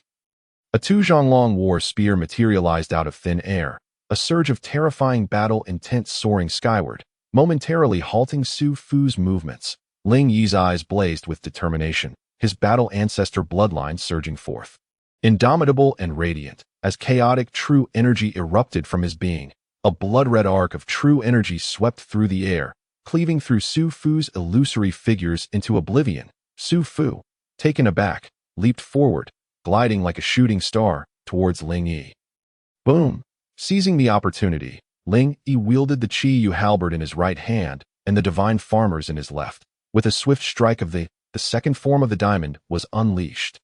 Su Fu, caught off guard and unprepared for Ling Yi's keen battle instinct, saw his black dagger and the divine farmers collide with explosive force, shattering the dagger into countless fragments. A weaponless assassin was akin to a tiger stripped of its fangs. Ling Yi swung once more, delivering a powerful blow to Su Fu. Although Su Fu was a true essence realm expert, his years spent honing assassination techniques left his physical prowess lacking in comparison to Ling Yi's. The strike resounded with a series of cracked sounds as Su Fu's back caved in, blood spurting from his mouth as he collapsed to the ground, unable to move. Ling Yi himself was astonished. While Su Fu was not particularly formidable in direct combat, his assassination techniques were undeniably formidable. Fortunately, the Qiyu halberd could sense the killing intent and counterattack autonomously. Otherwise, he would surely have perished this day. Are these two weapons both your martial souls? Su Fu spat blood, unable to contain his terror as he spoke. Ling Yi placed a foot on Su Fu's back. The Qiyu halberd pressed firmly against Su Fu's forehead. And with a slight smile, he remarked, as true as ever, a martial soul, already a rarity among soul warriors, was astonished to discover that His Highness the War King possessed a twin martial soul. Lying on the ground, Su Fu gasped for breath, his eyes filled with sorrow and despair as he uttered, "The mission has failed, as an assassin. It was my fate to die. I never imagined I would perish at the hands of a peerless genius wielding dual martial souls. In my lifetime, I have found value." Ling Yi gazed down at Su Fu, a cold smile forming in his heart. If only he knew that he was not a twin martial soul at all, but rather the embodiment of countless primordial deities as his martial spirit, he would be at a loss for words. "Who sent you to assassinate me?" Ling Yi inquired. Su Fu closed his eyes. Silent, his face adorned with the resolve of one prepared for death. This was indeed a qualified assassin. Ling Yi sighed inwardly. Suddenly raising the Qiyu halberd, he prepared to strike down, when unexpectedly, his expression shifted dramatically as a powerful surge of true energy spiraled around Su Fu. Ling Yi's strike was met with an impenetrable barrier. A celestial realm expert, it was inconceivable for an ordinary martial artist to command the energies of heaven and earth to such an extent. Ling Yi felt a weight in his heart. Facing a celestial realm expert, he was undoubtedly on the brink of death. He lifted his gaze, surveying his surroundings, and spoke in a deep voice. "Who is it? Since you have made your move, why not show yourself? Your Highness the War King, you are quite difficult to find." An elderly voice echoed. Ling Yi turned towards the source of the voice, a smile gracing his lips as he softly said, "Old Pavilion Master Guinan, what brings you here?" An old man, clad in white with hair as white as snow, approached slowly. It was none other than Guinan, the Pavilion Master of the Damling Pavilion, whose mere presence could shake the entire warlord empire. Ling Yi furrowed his brow slightly, casting a suspicious glance at Guinan. Guinan laughed heartily, saying, "Do not misunderstand. This assassin was not sent by me." "What does the old Pavilion Master mean by that?" Ling Yi pondered with curiosity.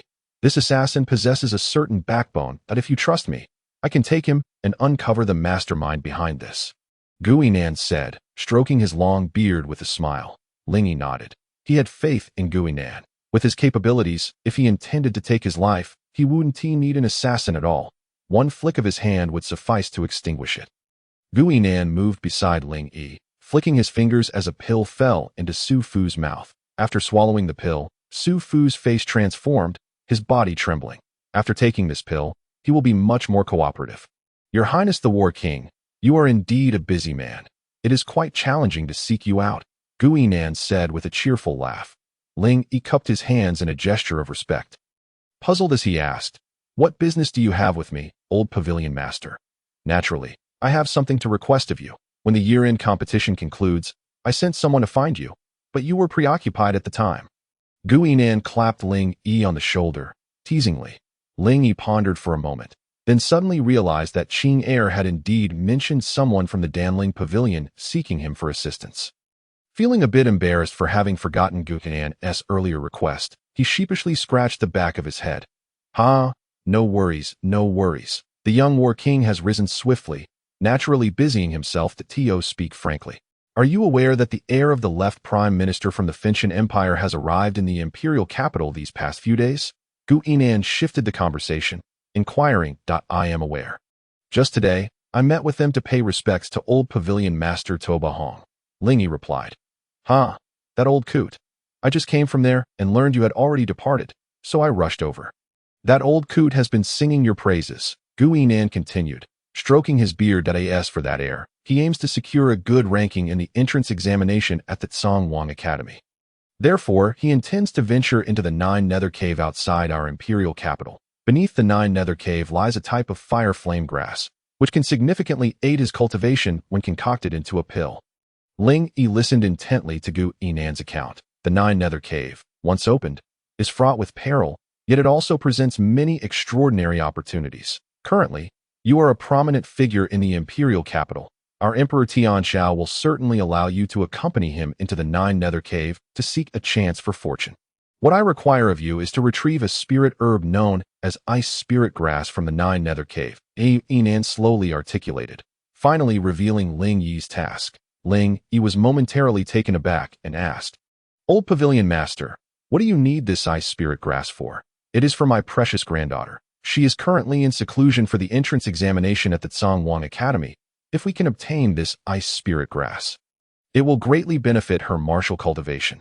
However, the Nine Nether Cave harbors slumbering extraterrestrial demons. Any warrior above the third level of the true element realm who descends there will awaken the formidable demons, making it a precarious situation. The ice spirit grass grows in a treacherous swamp, teeming with lethal toxins. Qing Heir once ventured there but inadvertently fell victim to the poison. Hence, I sought your assistance before." Gu Yinan recounted the entire backstory, and Ling Yi suddenly comprehended that, of course, the Nine Nether Cave is fraught with danger. "I wonder if your highness the war king is willing to assist this old man?"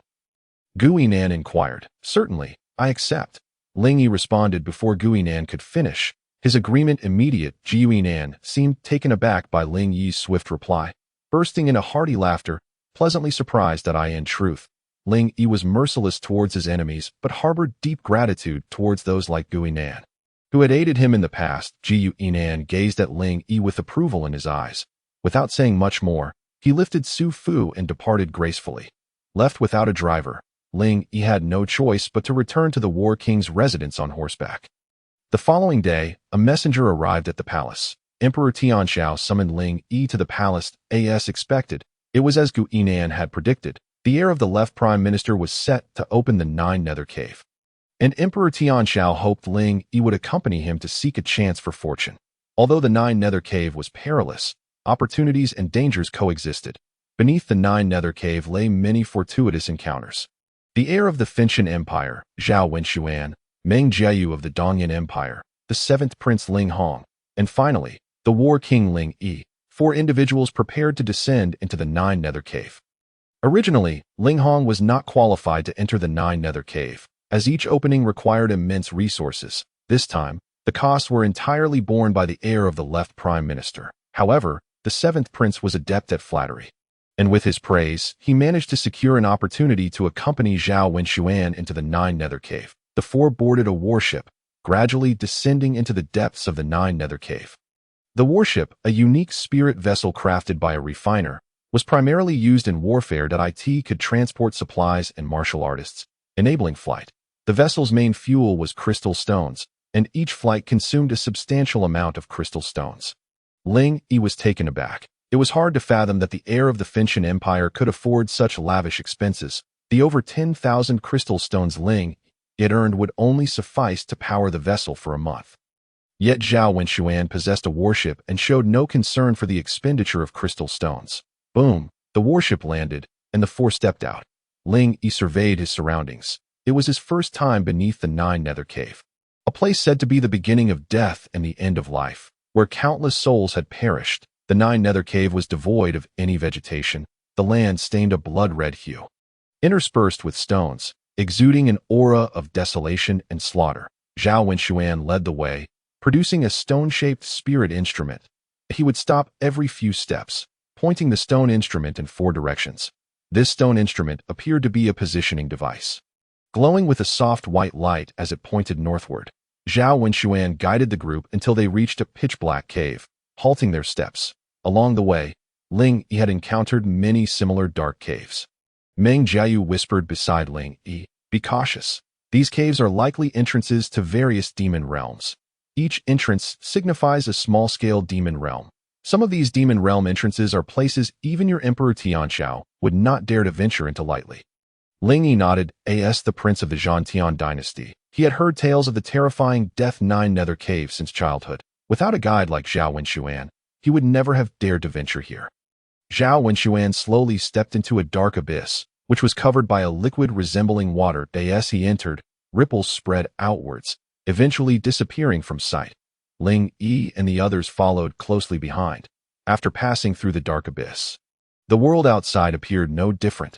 Vast expanses of blood-red land and eroded stones lay before them, but this place felt more spacious and imbued with a chilling atmosphere of death. This moment, even Zhao Wenxuan's expression turned grave. After all, in this world, no one dared to claim absolute safety. The four continued onward, climbing over a hill, only to be greeted by a forest that exuded an eerie aura. The trees in this forest were devoid of leaves, standing like dry, withered old men. Zhao Wenxuan extended his stone spirit artifact to probe the surroundings, his expression darkening. There was no path ahead, indicating that what they sought lay within this bizarre forest. The four of them moved cautiously, slowly stepping into the woods. After several hours of travel, a strange cry suddenly pierced the air. Startled, Zhao Wenxuan felt the Xuanhua bracelet on his wrist glow brightly as he drew on his true energy. Ling Yi revealed the Shinnong ruler in his hand, while Meng Jiayu brandished a longsword. Ling Yi glanced at Meng Jiayu's weapon, noting it was a second-tier, Xin-level spirit artifact, indicating the third princess of the Donghuang dynasty was indeed favored. The most pitiful was the seventh prince, Ling Hong, who was so frightened he crouched down, clutching his head and trembling uncontrollably. Quack, quack, quack, the strange cries continued. The group looked up to see a flock of crows taking flight, scattering in all directions. "Ha!" Zhao Wenxuan sighed in relief, only to turn and see Ling Hong still crouched on the ground, looking utterly ridiculous. Meng Jiayu could hardly contain her laughter, her cherubic face radiating a bright smile. Ling Yi frowned, his eyes filled with an indescribable sorrow. A prince of the Zhantian dynasty, reduced to a coward, was truly shameful. Ling Hong gradually realized that the strange cries had come from the crows. Feeling the mocking laughter of his companions and Ling Yi's disdainful gaze, his previously pale face flushed crimson. Not daring to offend Zhao Wenxuan and Meng Jiayu, Ling Hong could only lash out at Ling Yi in embarrassment. "What are you looking at?" Ling Yi, who had always held little regard for Ling Hong, snorted coldly in response. "I am observing who possesses such a timid heart, even less courageous than a child." I am timid. My mother is from the Li family of the Zhantian dynasty, and my brother is the renowned fourth prince," Ling Hong retorted angrily, standing up as if to prove his bravery. Just then, he spotted a peculiar mouse and drew a longsword spirit artifact, unleashing the power of his 8th-tier refining body realm with a single stroke. The little mouse had no time to react before it let out a shrill scream. Falling into a pool of blood, the faces of the group changed dramatically, and Zhao Wenxuan muttered, "This fool." Meng Jiayu's expression darkened as she warned, "Everyone, be cautious." Ling Yi held the Shinnong ruler close, vigilantly observing their surroundings. Ling Hong, startled by their reaction, stood frozen in shock for a long moment, the echo of the mouse's dying cry lingering in the air. "Humph, look at you all. You are the ones who are timid," Ling Hong proclaimed, seeing no immediate danger that he found a rock to sit on. Smirking as he spoke Taiyi that moment, he felt a sharp pain in his rear. Ouch! Ling Hong rolled forward, staring at the rock he had intended to sit on. To his horror, the smooth stone began to wriggle, sprouting gray hairs, and a small head emerged from its center. A mouse, the size of a human face, appeared, its fangs bared and its blood-red eyes glinting ominously. This was a stone-eating demon mouse. Damn it, the creature he had just killed was merely its offspring. Meng Jiayu's face turned pale with fright, exclaiming, "What a nightmare! It's only at the 7th tier of the refining body realm. What is there to fear?" Ling Hong gritted his teeth, suppressing the discomfort. "Idiot!" Zhao Wenxuan's gaze remained fixed on the stone-eating demon mouse, utterly uninterested in Ling Hong's plight. Ling Hong, chastened by Zhao Wenxuan's reprimand, dared not retort. Suddenly, the surrounding stones began to morph, transforming into a swarm of stone-eating demon mice. More and more of them swarmed towards the fore, the once blood-red ground rapidly turning gray. How many? Hundreds? Thousands? Perhaps even more. Ling Yi felt his heart racing, unable to fathom the scene before him. A stone-eating demon mouse, the size of a small cow, let out a piercing shriek as countless gray mice charged towards the fore with wild abandon. Zhao Wenxuan's expression shifted dramatically, the Xuanhua bracelet on his wrist emanating a dazzling red light. His true energy surged forth, manifesting two fiery patterns in his hands that shone brilliantly. Ling Yi's pupils constricted slightly. The pressure Zhao Wenxuan exuded was incomparably greater than that of the 4th prince. Ling Huang, a warrior of the 2nd tier of the true origin realm, was truly formidable. The swarm of stone-eating demon mice lunged at them, relentless and overwhelming. Zhao Wenxuan remained unyielding, the fiery patterns in his hands glowing fiercely. Swish! One of the fiery patterns struck a 7th-tier stone-eating demon mouse, which was obliterated without a sound. Its charred remains split in two. Zhao Wenxuan unleashed his true energy, creating a radiant barrier of red light around him, while the corpses of the demon mice began to pile up at his feet.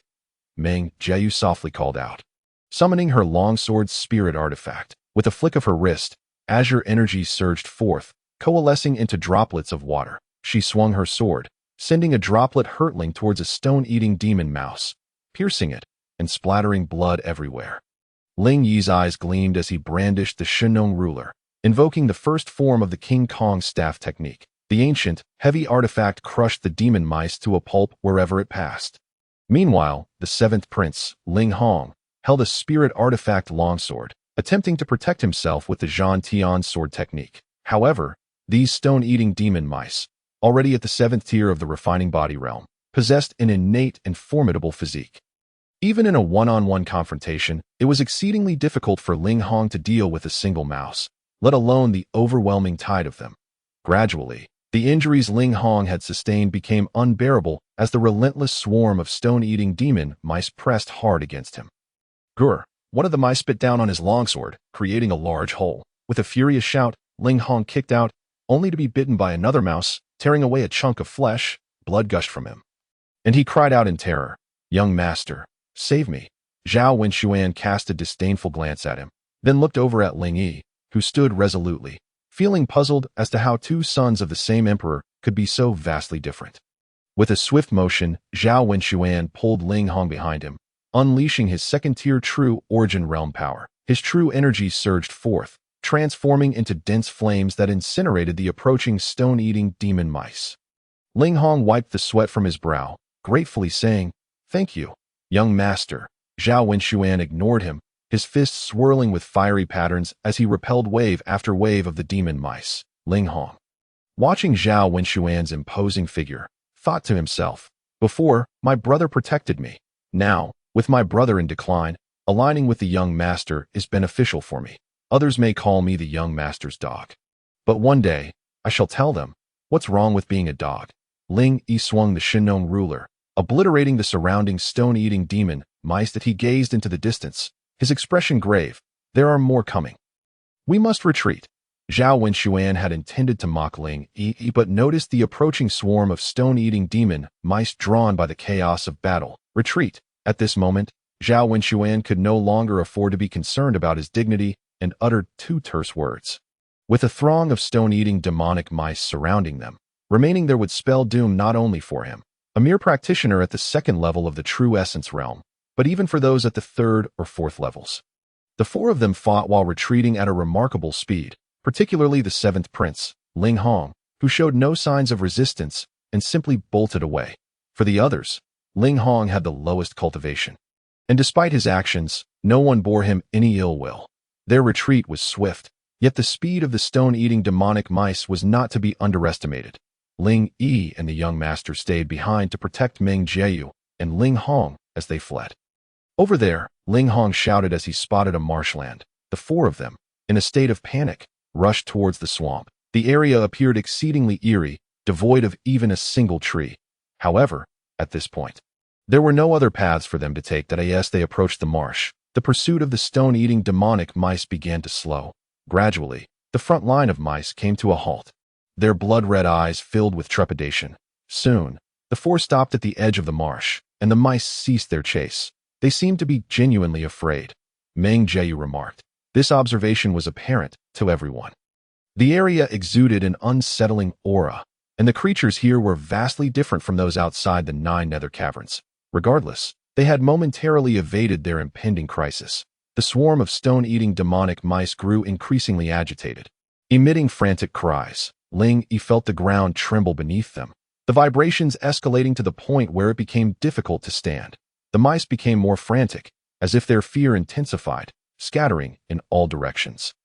Some tumbling and transforming into gray stones in their panic. Boom! A creature, towering several dozen feet high, erupted from the marsh. Its body was caked in the foul, muddy earth of the swamp, dripping incessantly and appearing utterly repulsive.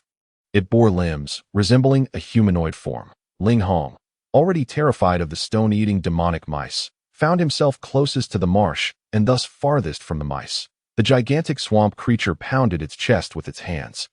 Letting out a tremendous roar, the sound waves swept through the air, whipping up a gale that sent the hair and clothes of the four flying wildly. What manner of beast is this? Ling Yi and the others gazed up at the monstrous entity that obscured the sky, swallowing hard. The aura it exuded was malevolent and terrifying, instilling a profound sense of helplessness even in Zhao Wenxuan. A practitioner of the true essence realm, the swamp creature extended its muddy hand toward Ling Hong. Be careful, Zhao Wenxuan shouted in alarm, his Xuanhua bracelet flashing with light, a red pattern appearing as it struck the creature's hand. A deep gash several feet long was carved into the massive hand, but it quickly healed, showing no sign of injury whatsoever. Ling Hong, now fully aware, could not suppress his fear, which began to consume him from within. Ah! A piercing scream broke the tension. It was Meng Jieyu. Ling Yi, witnessing the scene unfold, roared in fury. Ling Hong, you beast! In his panic, Ling Hong had pushed Meng Jieyu away. She could hardly believe that her companion would betray her like this. The swamp creature's hand drew closer, and the others could smell the nauseating stench of the marshy earth. The young master observed everything with urgency. As a practitioner at the second level of the true essence realm, he had the ability to save Meng Jieyu. Yet, he hesitated, ultimately remaining stilled. As Meng Jieyu was pushed away, she caught sight of Zhao Wenxuan's indecision, disbelief filling her eyes. She never imagined that the young master, who had always treated her with courtesy, would refrain from helping her now. Zhao Wenxuan's expression was grave. His inaction stemmed from fear. The overwhelming aura emanating from the creature was beyond his comprehension. If he intervened to save Meng Jieyu and the creature turned its attention to him, he could scarcely guarantee his own survival. Suddenly, Meng Jieyu felt an immense force pulling her back. She looked up to find Ling Yi grasping her hand, yanking her back to safety. The enormous hand of the swamp creature was nearly upon Meng Jieyu. Ling Yi's eyes turned cold, a glimmer of resolve appearing as he lifted Meng Jieyu into his arms and turned away. The swamp creature's hand seized Ling Yi's body. A wave of overwhelming force surged into him, and in that instant, he felt as if his bones would shatter. Crack! The sound of breaking bones echoed. Yet, Ling Yi had been strengthened by the war god pool and was significantly more powerful than an ordinary practitioner at the first level of the true essence realm. If it had been someone like Meng Jieyu, a practitioner at that level, she would have been crushed into dust with no chance of resistance. Ling Yi, Meng Jieyu screamed, utterly shocked that it was Ling Yi who had sacrificed himself to save her. Tears streaming down her face. Run! Ling Yi felt a peculiar power emanating from the swamp creature's hand, corroding his body. The swamp creature bent its arm, and a large cavity appeared on its otherwise featureless face. Resembling a gaping mouth, Ling Yi sensed a wave of foul odor. darkness enveloping his vision as he fell into that abyss. Ling Yi. Meng Jiayu's tears flowed uncontrollably as she prepared to charge at the swamp creature. Zhao Wenxuan seized her, his voice firm. "We must go." "No. Ling Yi was eaten by the creature to save me," Meng Jiayu cried, struggling against him. Crack. Zhao Wenxuan struck her on the nape of the neck, and she fell unconscious. He turned and, with a flash of movement, fled desperately. The seventh prince, Ling Hong, closely followed Zhao Wenxuan's lead. The swamp creature, having swallowed Ling Yi, turned to see the three escaping the marsh, furiously beating its chest in rage. Yet, it seemed unable to leave the marsh, its form gradually liquefying and sinking back into the mire. Ling Yi felt himself sliding deeper into the murky swamp, a corrosive energy beginning to eat away at his body that it wouldn't be long before he estimated that not even his bones would remain, just when he was engulfed in despair. The Shinong ruler in his consciousness trembled slightly, releasing a surge of energy that absorbed this formidable corrosive force. Was this a form of poison? Ling Yi was taken aback. Regardless, he felt a sense of relief knowing his life was preserved. The Shinong ruler continued to draw in this force, strengthening itself. Ling Yi was astonished. Ever since the last battle with the fourth prince, Ling Huang, the Shinong ruler had repaired his body countless times. He could distinctly sense that its power was gradually diminishing. Yet, at this moment, as it absorbed this unknown toxin, it grew increasingly potent, replenishing all its previously expended energy. This legendary artifact of the primordial era, the Shinong ruler, was indeed extraordinary. It could absorb toxins and release them, converting them into medicinal properties. Remarkably, the toxins could even transform into healing properties, ensuring he would never fear depletion. One could even say that poison was akin to medicine for him. As Ling Yi descended further into the unfathomable depths of the swamp creature's body, the creature roared, seemingly realizing what it had consumed. Having attained such power, it possessed an intellect akin to that of a human child. It could not comprehend why so many humans had previously become its sustenance. Yet this seemingly weak human began to absorb the corrosive poison it had cultivated over many years. Though the swamp creature was formidable, it was unfortunate for it that it had encountered the Shinong ruler. The creature's strength was but a drop in the bucket compared to the Shinong ruler. The Shinong ruler voraciously absorbed the swamp creature's toxin, gradually forming a whirlpool. Ling Yi felt a surge of triumph, a cold smile gracing his lips. This swamp creature had undoubtedly claimed countless lives, but today, it met its match in the Shinong ruler. It was its just deserts. Time passed, and the swamp creature's roars began to wane. Ling Yi felt his feet touch the air. Puff. As Ling Yi fell, he plunged from a height of several dozen zhang to the ground, resulting in a disorienting impact that left him dazed and seeing stars. After a while, he regained his composure and rose to his feet, slightly furrowing his brow as he surveyed his surroundings. He found himself in a cave. Before him sat a bald monk. The monk's eyes were closed, and his entire being radiated a metallic sheen, gleaming like gold. Ling Yi cautiously extended a hand to ascertain the monk's breath, only to discover not a hint of respiration. This sensation was utterly extraordinary. The monk was undeniably deceased, devoid of any life fluctuations. Yet, his physical form exuded an overwhelming presence, as if one were facing a living, formidable warrior. Ling Yi was taken aback, recalling legends of a sect within Buddhism that specialized in cultivating the physical body, achieving the state of Vajra and transcending the void.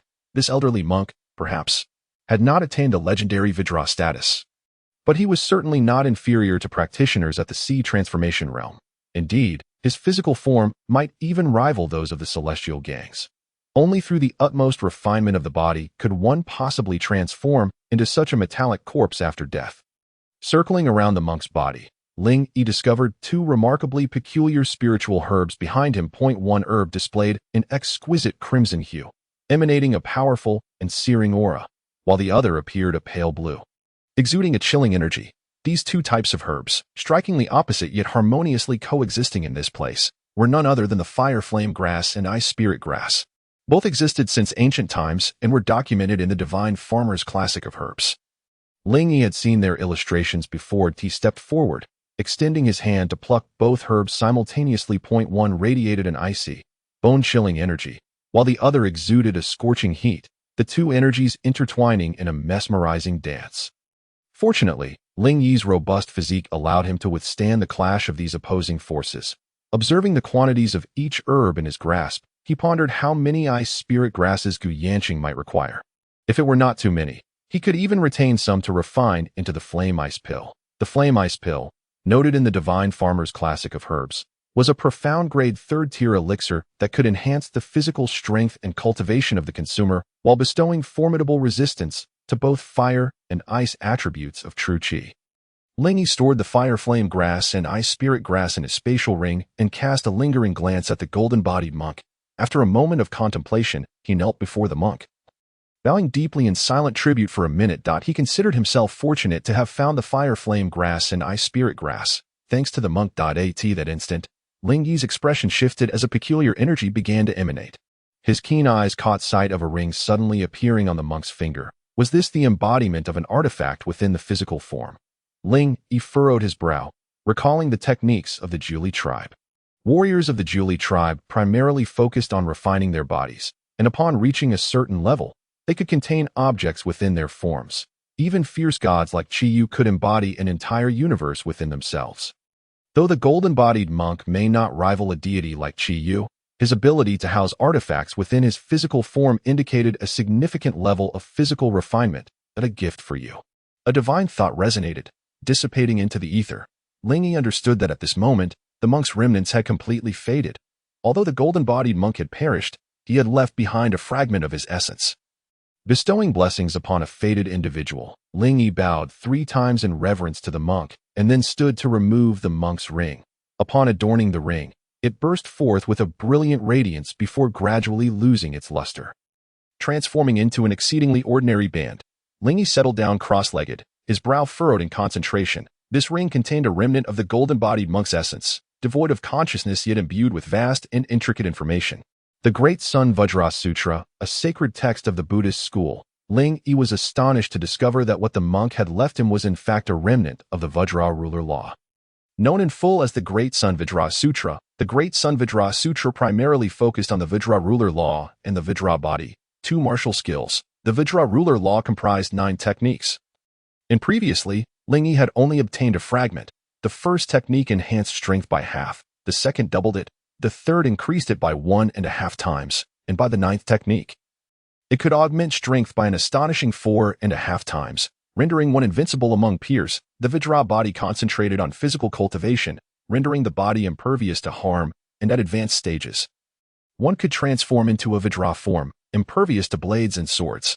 Ling Yi was slightly taken aback, noting that the Vajra body bore striking similarities to the Jioli body refinement technique, albeit with far lesser power than the 3-headed, 6-armed Jioli divine art. The culmination of the Vajra body could be likened to the 3rd stage of the Jioli body refinement technique, that is, the 3-arm phase. The relationship between the Vajra body and the Jioli body refinement technique resembled that of a scholar composing prose. One was the knowledge, and the other was the written expression. Initially, Ling Yi found the Jioli divine art perplexing, struggling to grasp its essence even after practicing it for over 10 days. Conversely, his progress with the Jioli battle halberd had been steady. Now, having acquired the Vajra body, he found the 2 techniques could complement and validate each other perfectly. Ling Yi's brow knitted as he envisioned a golden-bodied monk alongside a 3-headed, 6-armed Jioli deity, each demonstrating their respective martial paths. Overall, the Great Sun Vajra Sutra could be classified as a profound grade 9th-tier martial art. Even within the Donghuang Dao Academy, it would be considered a superior technique. Ling Yi continuously validated the Vajra body against the Jioli body refinement technique until his brow gradually relaxed, his physique subtly emanating a faint golden glow, due to Ling Yi's prior divine farmer reconstruction. Coupled with the enhancement from the battle ancestor bloodline and the battle god pool, his physique now rivaled that of an average 1st-stage true essence practitioner. Thus, the Vajra body directly ascended to the 2nd stage of mastery, granting him newfound insights into the Jioli body refinement technique. At this point, Ling Yi's physical prowess had reached new heights. He felt a burgeoning confidence that even when facing Zhao Wenxuan, he would not be outmatched in terms of physical strength. However, he acknowledged that his martial realm still lagged considerably behind, and he likely would not stand up to Zhao Wenxuan just yet. Beyond the true essence realm, the competition extended beyond mere physical strength and power. It encompassed the richness of true qi and the depth of martial comprehension. Ling Yi felt he had attained a certain level of understanding of the 1st tier of the Jioli body refinement technique. Sensing that he was merely a hair's breadth from mastering it, Upon achieving the first tier, he would be able to manifest true qi in physical form, allowing him to sprout an additional hand at will. At that moment, wielding the Qiyu halberd with both hands, he could unleash the Jiuli halberd technique, amplifying his power significantly. Furthermore, with his other hand, he could execute the Vajra ruler law. His combat prowess would likely soar to unprecedented heights.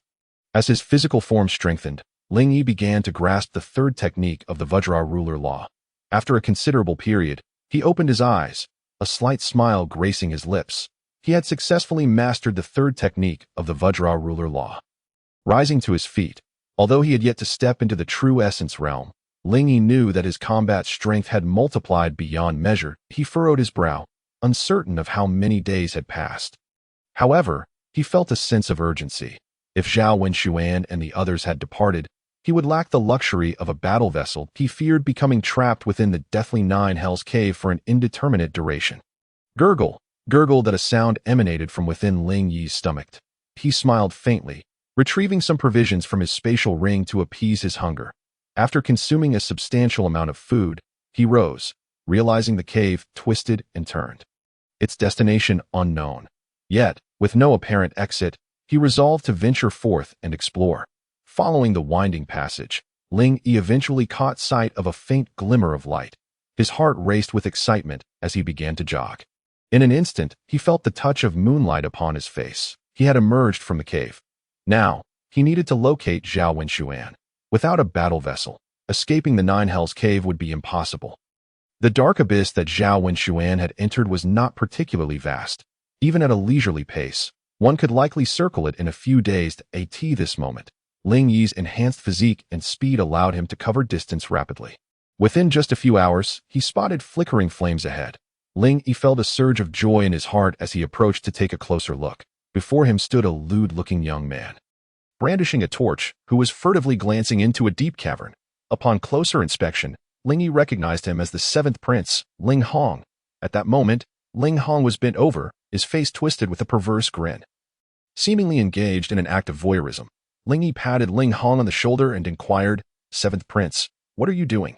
Startled by Ling Yi's sudden appearance, Ling Hong turned around, illuminating Ling Yi's face with the torch. Trembling in fear, he pointed at Ling Yi, unable to utter a single word. Realization dawned on Ling Yi. Could it be that this fellow mistook him for a ghost? With a faint smile, he replied, "Seventh prince, I regret to inform you that I am very much alive." Ling Hong glanced around, gradually confirming that Ling Yi was indeed a living being, and he breathed a sigh of relief. Just then, Ling Yi faintly heard the sound of a woman crying for help from within the cave. His expression changed abruptly as he prepared to enter, only to be abruptly halted by Ling Hong, who scolded, "Ling Yi, you should not meddle in affairs that do not concern you." What did he mean by affairs that do not concern you? As a prince, did he truly lack even a shred of justice? At that moment, Ling Yi looked down upon Ling Hong with utter disdain. He found him utterly repugnant. Ling Hong spat derisively and, with a sinister expression, warned, "If you ruin the young master's plans, be wary for your life. I am doing this for your own good. A true man stands tall amidst the heavens and earth, unyielding in spirit. Step aside, you coward."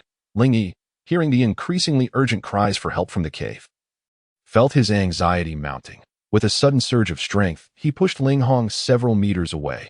Having cultivated the indomitable body, Ling Yi's physique was extraordinarily formidable, and his realm surpassed Ling Hong by several levels. In an instant, Ling Hong was sent sprawling, dazed, with his face colliding against the blood-red earth, tasting the dirt. Ling Yi, dismissing Ling Hong's plight, strode purposefully towards the cave. Ling Hong, seething with anger, gazed at Ling Yi's retreating figure. His fury igniting a malevolent spirit within him, he drew forth a gleaming dagger, channeling all his martial prowess, and lunged at Ling Yi's neck from behind. The dagger glimmered ominously, clearly a weapon of exceptional quality. Should Ling Yi fall victim to this ambush, he would surely suffer grievous harm. Suddenly, Ling Yi felt a sharp pain in his consciousness as the Qiyu spear erupted with a blinding radiance. Manifesting behind him, a wave of destructive battle intent surged forth, and the Qiyu spear effortlessly intercepted the incoming dagger. Gradually, the section of the spear that met the dagger began to liquefy, bending slightly before it unleashed its power, sending the dagger hurtling back. Ling Hong's eyes widened in shock, momentarily paralyzed by the overwhelming battle intent. standing frozen in place. Thud, the dagger pierced through Ling Hong's forehead, blood gushing forth. Was this also a martial soul? A dual martial soul? Ling Hong gazed at Ling Yi in terror, dread flooding his heart, as he felt the life force ebbing away. Ling Yi, witnessing Ling Hong's lifeless form, was momentarily taken aback before letting out a cold laugh. Those who engage in wickedness shall meet their demise, truly deserved. However, the battle instinct of the Qiyu spear was extraordinarily keen. No hint of murderous intent could escape its perception, just as with the assassination attempt by Su Fu in the alley. And now Ling Hong's sneak attack. It was indeed the divine weapon of the legendary war god Qiyu. Ling Yi dared not linger, hastily stepping into the cave. The cave was substantial, with a fire burning brightly, revealing the site of Zhao Wenxuan, the scion of the Burning Heaven dynasty, atop Ming Jieyu, the third princess of the Eastern Yin dynasty. At that moment, Zhao Wenxuan was pressing down on Ming Jieyu, groping her, his face contorted with lewdness. Ming Jieyu, oblivious to the poison coursing through her veins, felt utterly powerless yet retained her consciousness, unable to muster even the slightest resistance, her beautiful face marred by terror. Zhao Wenxuan, you beast, how dare you do such a thing? The Eastern Yin dynasty will not let you go. Zhao Wenxuan, with a vile grin, savored the scent emanating from Ming Jieyu, sneering, you are but a mere princess of a lowly dynasty. Do you think you can put on airs? Even if your father, Meng Donglan, were to come himself, I would still have my way with you. Meng Jieyu struggled fiercely, vowing never to yield, yet her inner energy was unresponsive, rendering her a helpless maiden to eye in desperation. She bit down on Zhao Wenxuan's wrist. The force of her bite was such that even Zhao Wenxuan, a practitioner of the second tier of the true essence realm, felt a sharp pang. Had it been an ordinary person, they would have likely lost a chunk of flesh. Enraged, Zhao Wenxuan yanked his hand back and slapped Ming Jieyu across the face till a mark appeared on her fair complexion from the blow, leaving her momentarily dazed. As she regained her senses, she was about to berate Zhao Wenxuan when her expression shifted, joyously exclaiming, Ling Yi. Zhao Wenxuan, taken aback, muttered, has that slap knocked her silly? No matter, I shall enjoy myself first. A mere princess of an inferior dynasty. If she is daft, so be it. Suddenly, Zhao Wenxuan sensed a gust of wind approaching from behind. Though he was a base and shameless individual, his skills were commendable. He remained composed under pressure, swiftly turning to unleash a powerful palm strike. The two palms clashed. Zhao Wenxuan, caught off guard, could only muster a fraction of his full strength, yet the force was still formidable. He was sent crashing against the cave wall, stones flying as a deep dent was formed. Regaining his footing, Zhao Wenxuan spotted Ling Yi and, filled with dread, exclaimed, Ling Yi, are you man or ghost? Ling Yi chuckled coldly. I am but a specter, you vile creature. The king of hell has sent me to escort you to the underworld. As he spoke, Ling Yi crouched down, lifting Meng Jiayu's upper body. The Shinong ruler appeared in his hand. Meng Jiayu, her face alight with joy, grasped Ling Yi's arm, feeling the firmness of his muscles and the warmth emanating from him, confirming that she was not dreaming. Ling Yi, we must flee. You are no match for him. Meng Jiayu, seemingly recalling something, urged Ling Yi urgently. Ling Yi pretended not to hear her, the Shinong ruler emanating a faint glow. Zhao Wenxuan, finally regaining his composure under the flickering firelight, sneered, Ling Yi, how disgraceful of you to ambush me. Despite being titled a war king, Ling Yi smiled slightly. Mission accomplished. He then set Meng Jiayu down and addressed Zhao Wenxuan. Against a respectable opponent, one should give their all. That is respect. However, when confronting a beast, what need is there for fair play? Whether by ambush or siege, it is all justified. Should you not confront your adversaries when the Burning Heaven dynasty slaughters dogs and pigs? Ling Yi had endured countless taunts since childhood, and his tongue had sharpened to a fine point, capable of infuriating others with mere words. Zhao Wenxuan, as the scion of a mid-tier dynasty, had never faced such humiliation. Rage surged within him, and fiery patterns of energy began to manifest around his hands. He charged at Ling Yi, bellowing, you insolent wretch, prepare to die. Ling Yi felt a heavy weight in his heart as Zhao Wenxuan bore down upon him. Despite Zhao Wenxuan's despicable character, his martial prowess was deserving of the title of genius. Ling Yi, being considerably weaker, dared not underestimate him. A flash of light appeared in Ling Yi's hand as the Qiyu spear materialized. In his left hand, the Shinnong ruler, ancient and weighty, shimmered in black and white. The compact Shinnong ruler was ready for close combat. In his right hand, the Qiyu spear radiated fierce battle intent, its blood-red glow intense, measuring 2 zhang in length. The spear was adept at long-range assault. Zhao Wenxuan felt a twinge of trepidation. What kind of bizarre weapon was this? Ling Yi advanced, colliding with Zhao Wenxuan. Ling Yi's flesh subtly glimmered with a golden hue, the chaotic true energy roaring forth. Zhao Wenxuan, with his palms dancing, illuminated the cavern with the fiery patterns, his true essence realm power exerting overwhelming dominance. Boom! Flames erupted, and Zhao Wenxuan sneered, bringing his hands together as the fiery patterns transformed into a fire dragon. Surging towards Ling Yi positioned the Shinnong ruler protectively at his side. Invoking the Golden King's ruler technique, second style, he struck the fire dragon, shattering it. The intense heat washed over him, causing him to sweat profusely. Fortunately, Ling Yi had previously consumed a red flame pill, imbuing his true energy with a hint of red flame power, enabling him to withstand such extreme temperatures. Yet, the red flame power was only formidable within the body refinement realm. Against a practitioner of the second tier of the true essence realm like Zhao Wenxuan, it fell short. After enduring Zhao Wenxuan's attack, Ling Yi found himself somewhat fatigued, the bloodline of the war ancestor activating within him. His fighting spirit unyielding against Zhao Wenxuan, the two engaged in fierce combat for several rounds, with Ling Yi gradually finding himself at a disadvantage. Zhao Wenxuan, emboldened by his upper hand, unleashed his full might. Resembling a god of fire capable of incinerating the world, striking forth with a palm, the flames consuming all. Meng Jiu gazed at the scene before her, slightly taken aback. Ling Yi exuded an awe-inspiring might.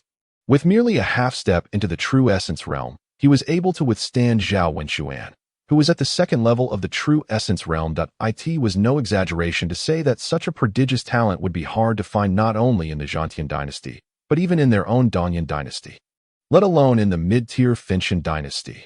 Observing Ling Yi illuminated by the flames, his ironclad demeanor was irresistibly captivating, rendering Meng Jiu momentarily entranced. Although Zhao Wenxuan held the upper hand, his inability to secure victory filled him with astonishment and growing dread with each passing moment. He himself was a martial artist who had obtained the Donghuang order in the Finchen dynasty, which was far more populous than the Dantian dynasty. Zhao Wenxuan, being among the most gifted of the Finchen dynasty, would typically overwhelm even ordinary martial artists at the third level of the true essence realm. Yet, Ling Yi was able to contend with him. This truly startled Zhao Wenxuan. The sheer power of Ling Yi was terrifying.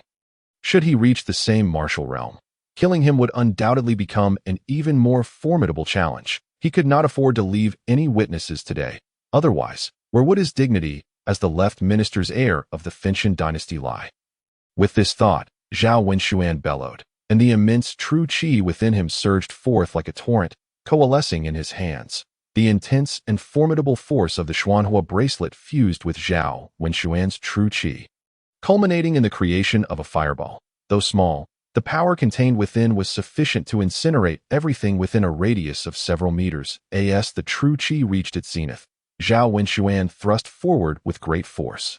Ling Yi's expression changed drastically. The power was indeed terrifying, far surpassing that of the fourth prince when he had activated the bloodline of the war ancestor. Drawing a deep breath, Ling Yi brandished the Shinnong ruler, which had grown considerably with his cultivation. Vajra ruler technique. Third form. Ling Yi roared, having gained a deeper comprehension of the Vajra ruler technique through the teachings of the Great Sun Vajra Sutra from the Golden Body Monk. He unleashed the newly comprehended third form, significantly enhancing his strength. With a martial cultivation level at the peak of the 9th layer of body refinement realm, his power reached an astounding 10,000 pounds, more than double that of an ordinary martial artist. Upon executing the third form, his formidable strength surged to about 25,000 pounds. The increase in power was not merely additive, but geometric, amplifying the impact exponentially. The Shinnong ruler's true qi surged forth, expanding violently as it struck the fireball. The fireball began to whirl violently, and Ling Yi felt an intense heat that sent chills down his spine. Break for me. Ling Yi's forehead pulsed with veins as he roared. Zhao Wenxuan furrowed his brow, exerting force with both hands as he engaged in a contest of strength with Ling Yi. Boom! The fireball was forcefully repelled back by Ling Yi's strike. Zhao Wenxuan was taken aback. The speed at which the fireball rebounded was incomparably faster than before. The fireball exploded directly before Zhao Wenxuan, forcing him to stagger backward. Fortunately, as he practiced the fire attribute true qi of the Finchen dynasty, he endured the blow without suffering fatal injuries. Zhao Wenxuan's meticulously styled hair was now disheveled, and his luxurious robe was riddled with burns. You shall die. Zhao Wenxuan, unaccustomed to such humiliation, glared at Ling Yi, feeling rage that surpassed even the flames of true qi. Ling Yi panted slightly. That last strike had drained a substantial portion of his true qi.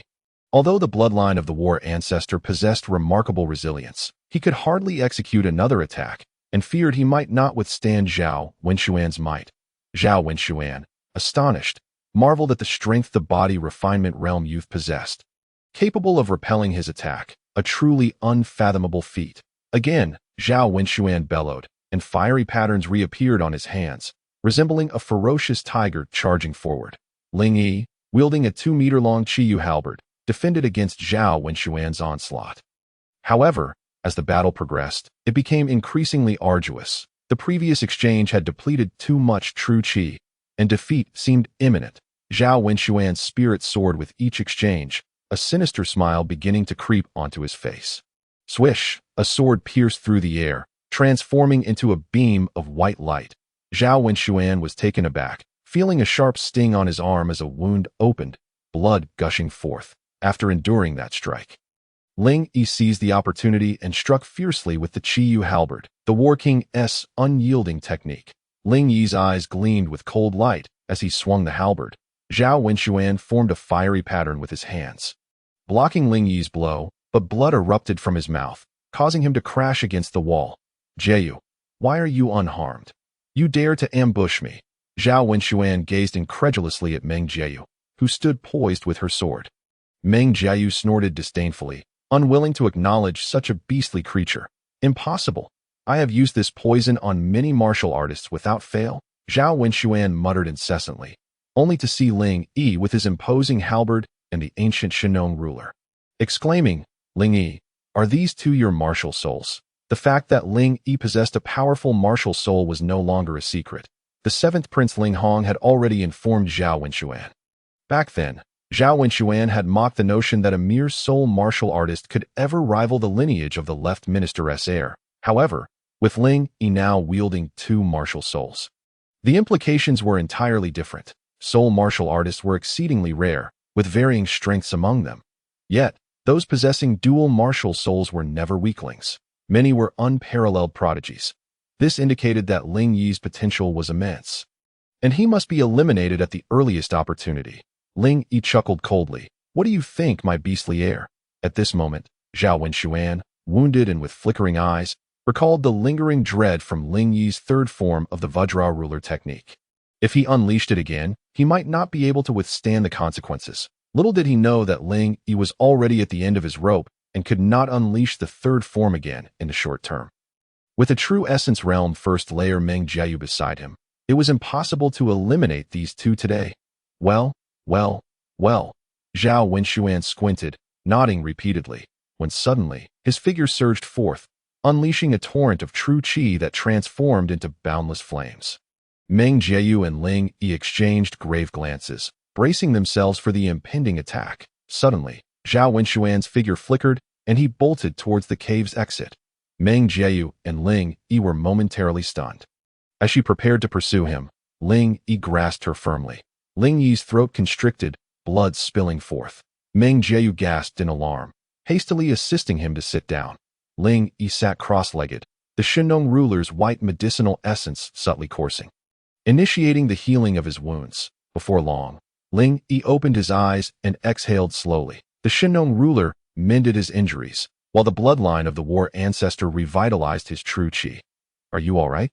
Meng Jieyu grasped Ling Yi's hand, her large, watery eyes filled with concern for him. I am fine. Do not worry.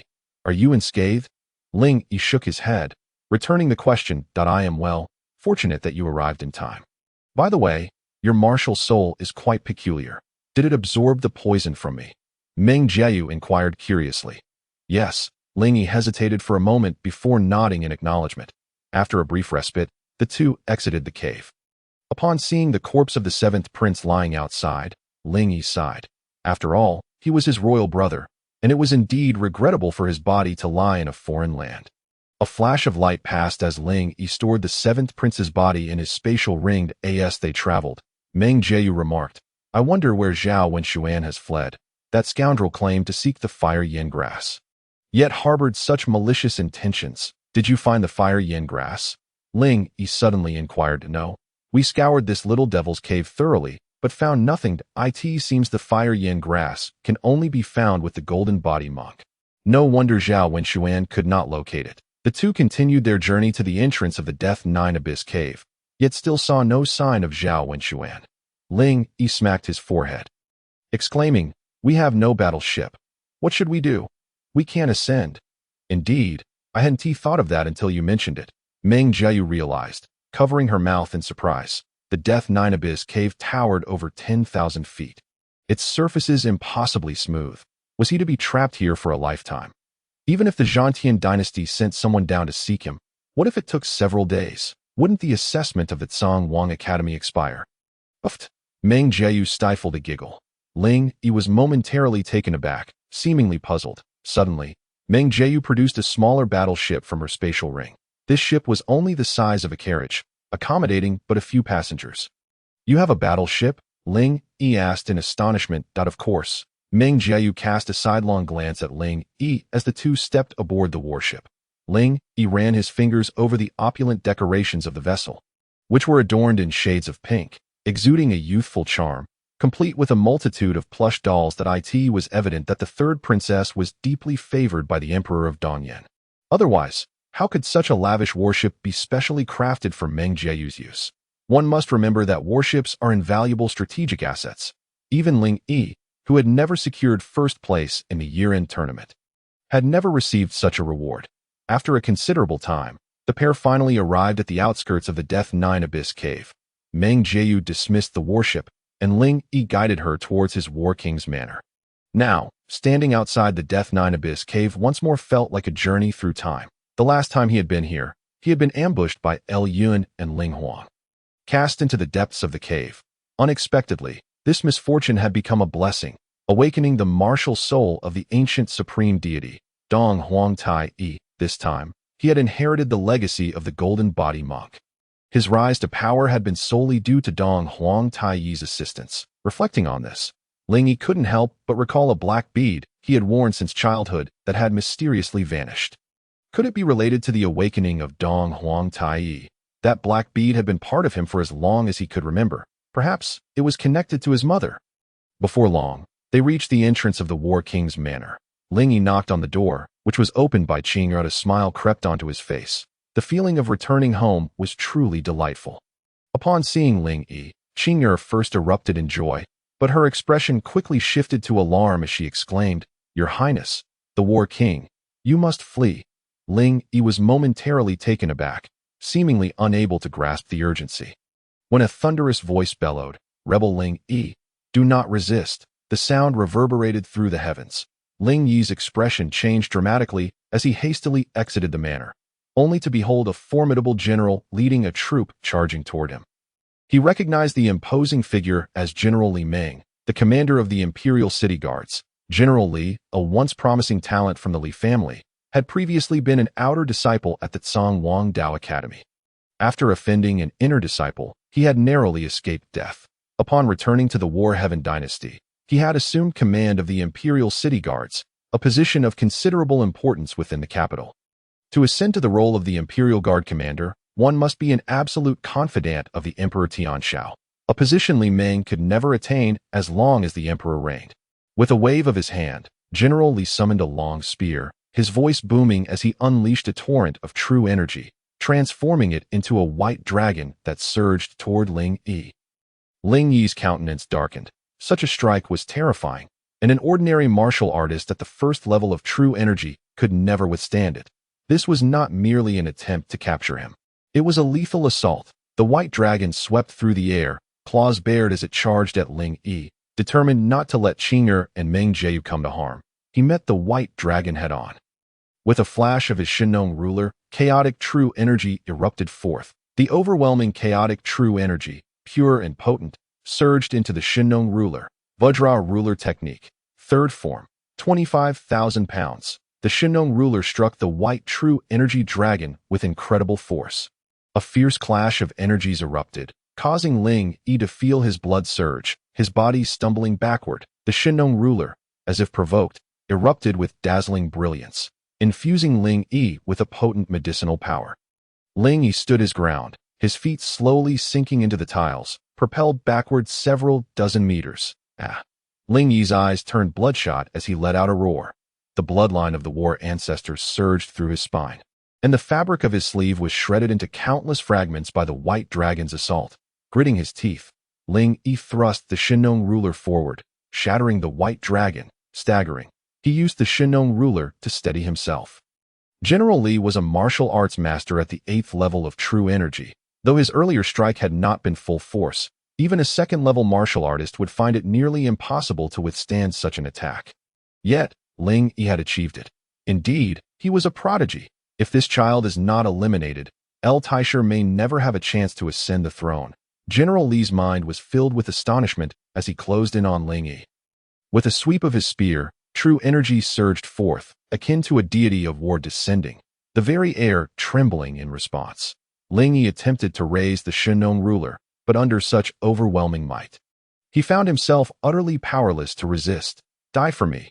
General Li's eyes gleamed with malice, envisioning Ling Yi being shattered by his spear. Presumptuous, a blade imbued with a rich, blood-red killing intent suddenly interposed itself before Ling Yi, blocking General Li's spear with unyielding force. Li Meng, how dare you? His Majesty requested you to summon the War King to clarify matters, not to bring his head before the throne. A voice of authority resonated through the air.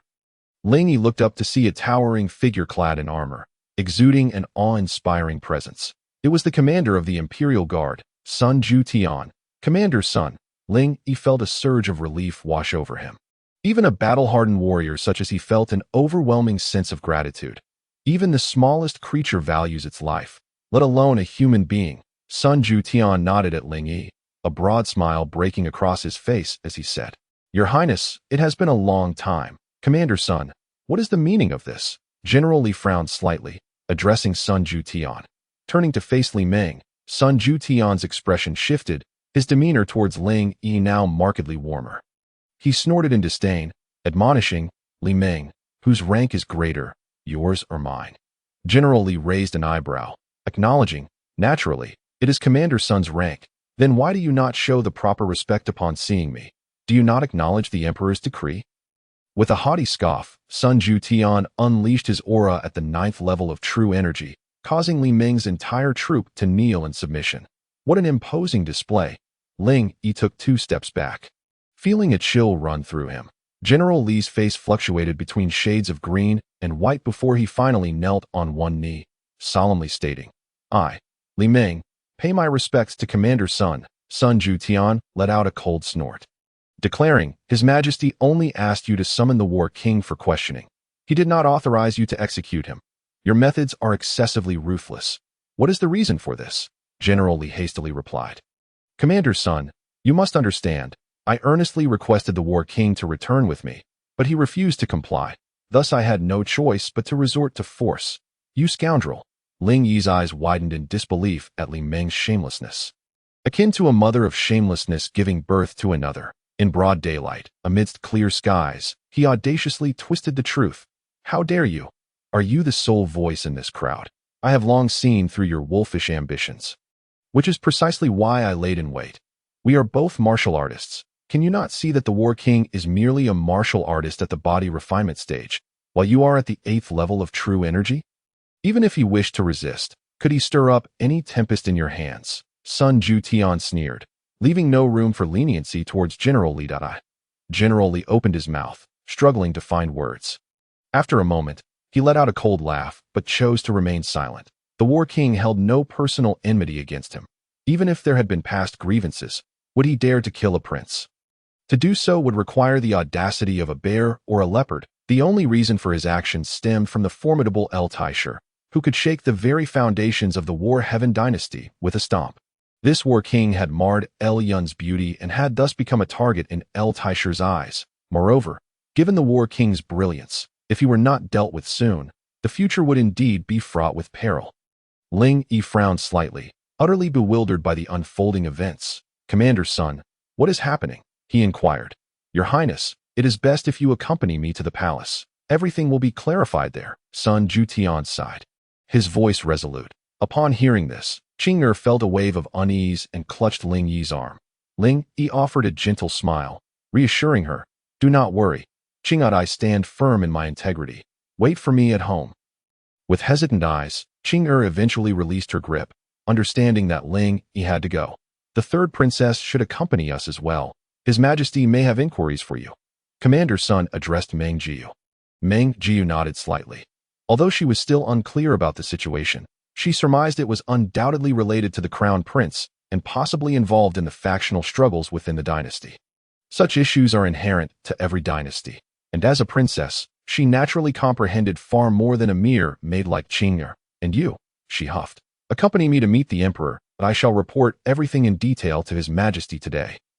Commander's son scoffed coldly and turned to Commander Li. Commander Li smiled faintly, displaying no fear as the group entered the imperial palace. It was the time of court assembly. After summoning a few individuals, Emperor Tian Shao and the Empress sat solemnly in the grand hall of the Zhan Tian dynasty. The civil and military officials stood on either side, and Ling Yi, seeing the Emperor and Empress seated at the dais, knelt on one knee and respectfully proclaimed, "I, your son Ling Yi, pay my respects to Father and the Empress. I, Minister Sun Jutian, Li Meng, pay my respects to your Majesty and the Empress." Meng Jiu of the Eastern Yan dynasty pays her respects to the Zhan Tian Emperor and the Empress. The crowd bowed in unison. Emperor Tianxiao's expression was grave as he commanded, "Rise," after expressing their gratitude. The officials stood. "Your Majesty, I have been commanded to invite the war prince to meet you, but he resisted with force that in my helplessness, I attempted to detain the war prince, yet unexpectedly, Commander's son intervened and attacked me. I beseech your Majesty to render judgment." Commander Li suddenly broke into loud sobs, prostrating himself on the ground. "This fellow, is he attempting to preemptively strike?"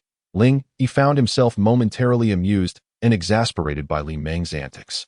"Your Majesty, this is intolerable. The war prince not only killed the seventh prince, but also defied the imperial edict. If this continues, it seems your Majesty will be unable to bring him to justice," exclaimed Minister L. "Indeed, your Majesty, and as for Commander's son, how dare he so openly assist the war prince? The imperial guards have always been loyal to your Majesty. This is truly alarming," another minister added in terror. Commander's son coldly laughed, observing the antics of these officials and silently lamenting that such talent for theatrics was wasted in politics. As Minister L spoke, more and more officials began to echo his sentiments. "Sun Jutian, explain the situation," Emperor Tian Shao addressed him, ignoring the minister's theatrics. "Your Majesty, I was instructed to secretly protect the war prince. Little did I know that nefarious individuals were plotting against him. It was our city guard commander, Li Meng, who acted first. The war prince had just arrived at his residence, barely uttering a word before he struck with lethal intent. His malice is apparent," Commander's son stated coldly. "Your Majesty, Commander Li's complexion changed drastically. "Did Commander's son act on the Emperor's orders when he appeared at the war prince's residence? Do you think I would believe you?" Emperor Tian Shao chuckled icily, interrupting Commander Li Meng's face paled, and he glanced at Minister L, who subtly shook his head, prompting Li to lower his gaze slowly. At this point, Ling Yi began to comprehend. It was indeed about the seventh prince. Emperor Tianxiao's gaze was piercing as he asked Ling Yi, "Did you kill your seventh brother?" "I did not." Ling Yi straightened his back and recounted the events in the Juyo cave, detailing their encounter with the sinister couple. He did not shy away from revealing Zhao Wenxuan's ill intentions towards Meng Jiu. Emperor Tian Shao inquired of Meng Jiu, who nodded in affirmation that Ling Yi spoke the truth. Emperor Tian Shao nodded slowly and declared, "Summon the crown prince of the Finshan dynasty." A figure strode in from outside, head held high, offering no bow but merely stating, Zhao Wenxuan pays respects to the Zhan Tian Emperor and the Empress. The crowd frowned. The crown prince was indeed exceedingly arrogant. However, there was little they could do. For he belonged to a middle-ranking dynasty, and his father was one of the most powerful chancellor in the court. Emperor Tianxiao felt displeased but suppressed his inner fury, allowing Zhao Wenxuan to recount the events in detail. The seventh prince and I inadvertently caught sight of the third princess, and the war prince engaged in inappropriate conduct. Out of spite, the two of us plotted revenge, taking advantage of our slumber. They struck, leading to the seventh prince's demise. Fortunately, my martial prowess allowed me to escape the clutches of those vile individuals. Zhao Wenxuan lied with a straight face. You beast! Zhao Wenxuan, how dare you slander the reputations of the war prince and myself? Meng Jiayu's exquisite visage was filled with fury. For a woman, nothing was more crucial than her honor. Zhao Wenxuan's accusation was utterly outrageous. It was more painful than killing her. How is it I who am slandering? Zhao Wenxuan retorted, if you do not believe me, search the war prince's spatial ring. The war prince coveted the seventh prince's possessions and was clearly seen placing the seventh prince's corpse into his spatial ring. Zhao Wenxuan declared with righteous indignation. You! Meng Jiayu's expression shifted dramatically. Ling Yi furrowed his brow.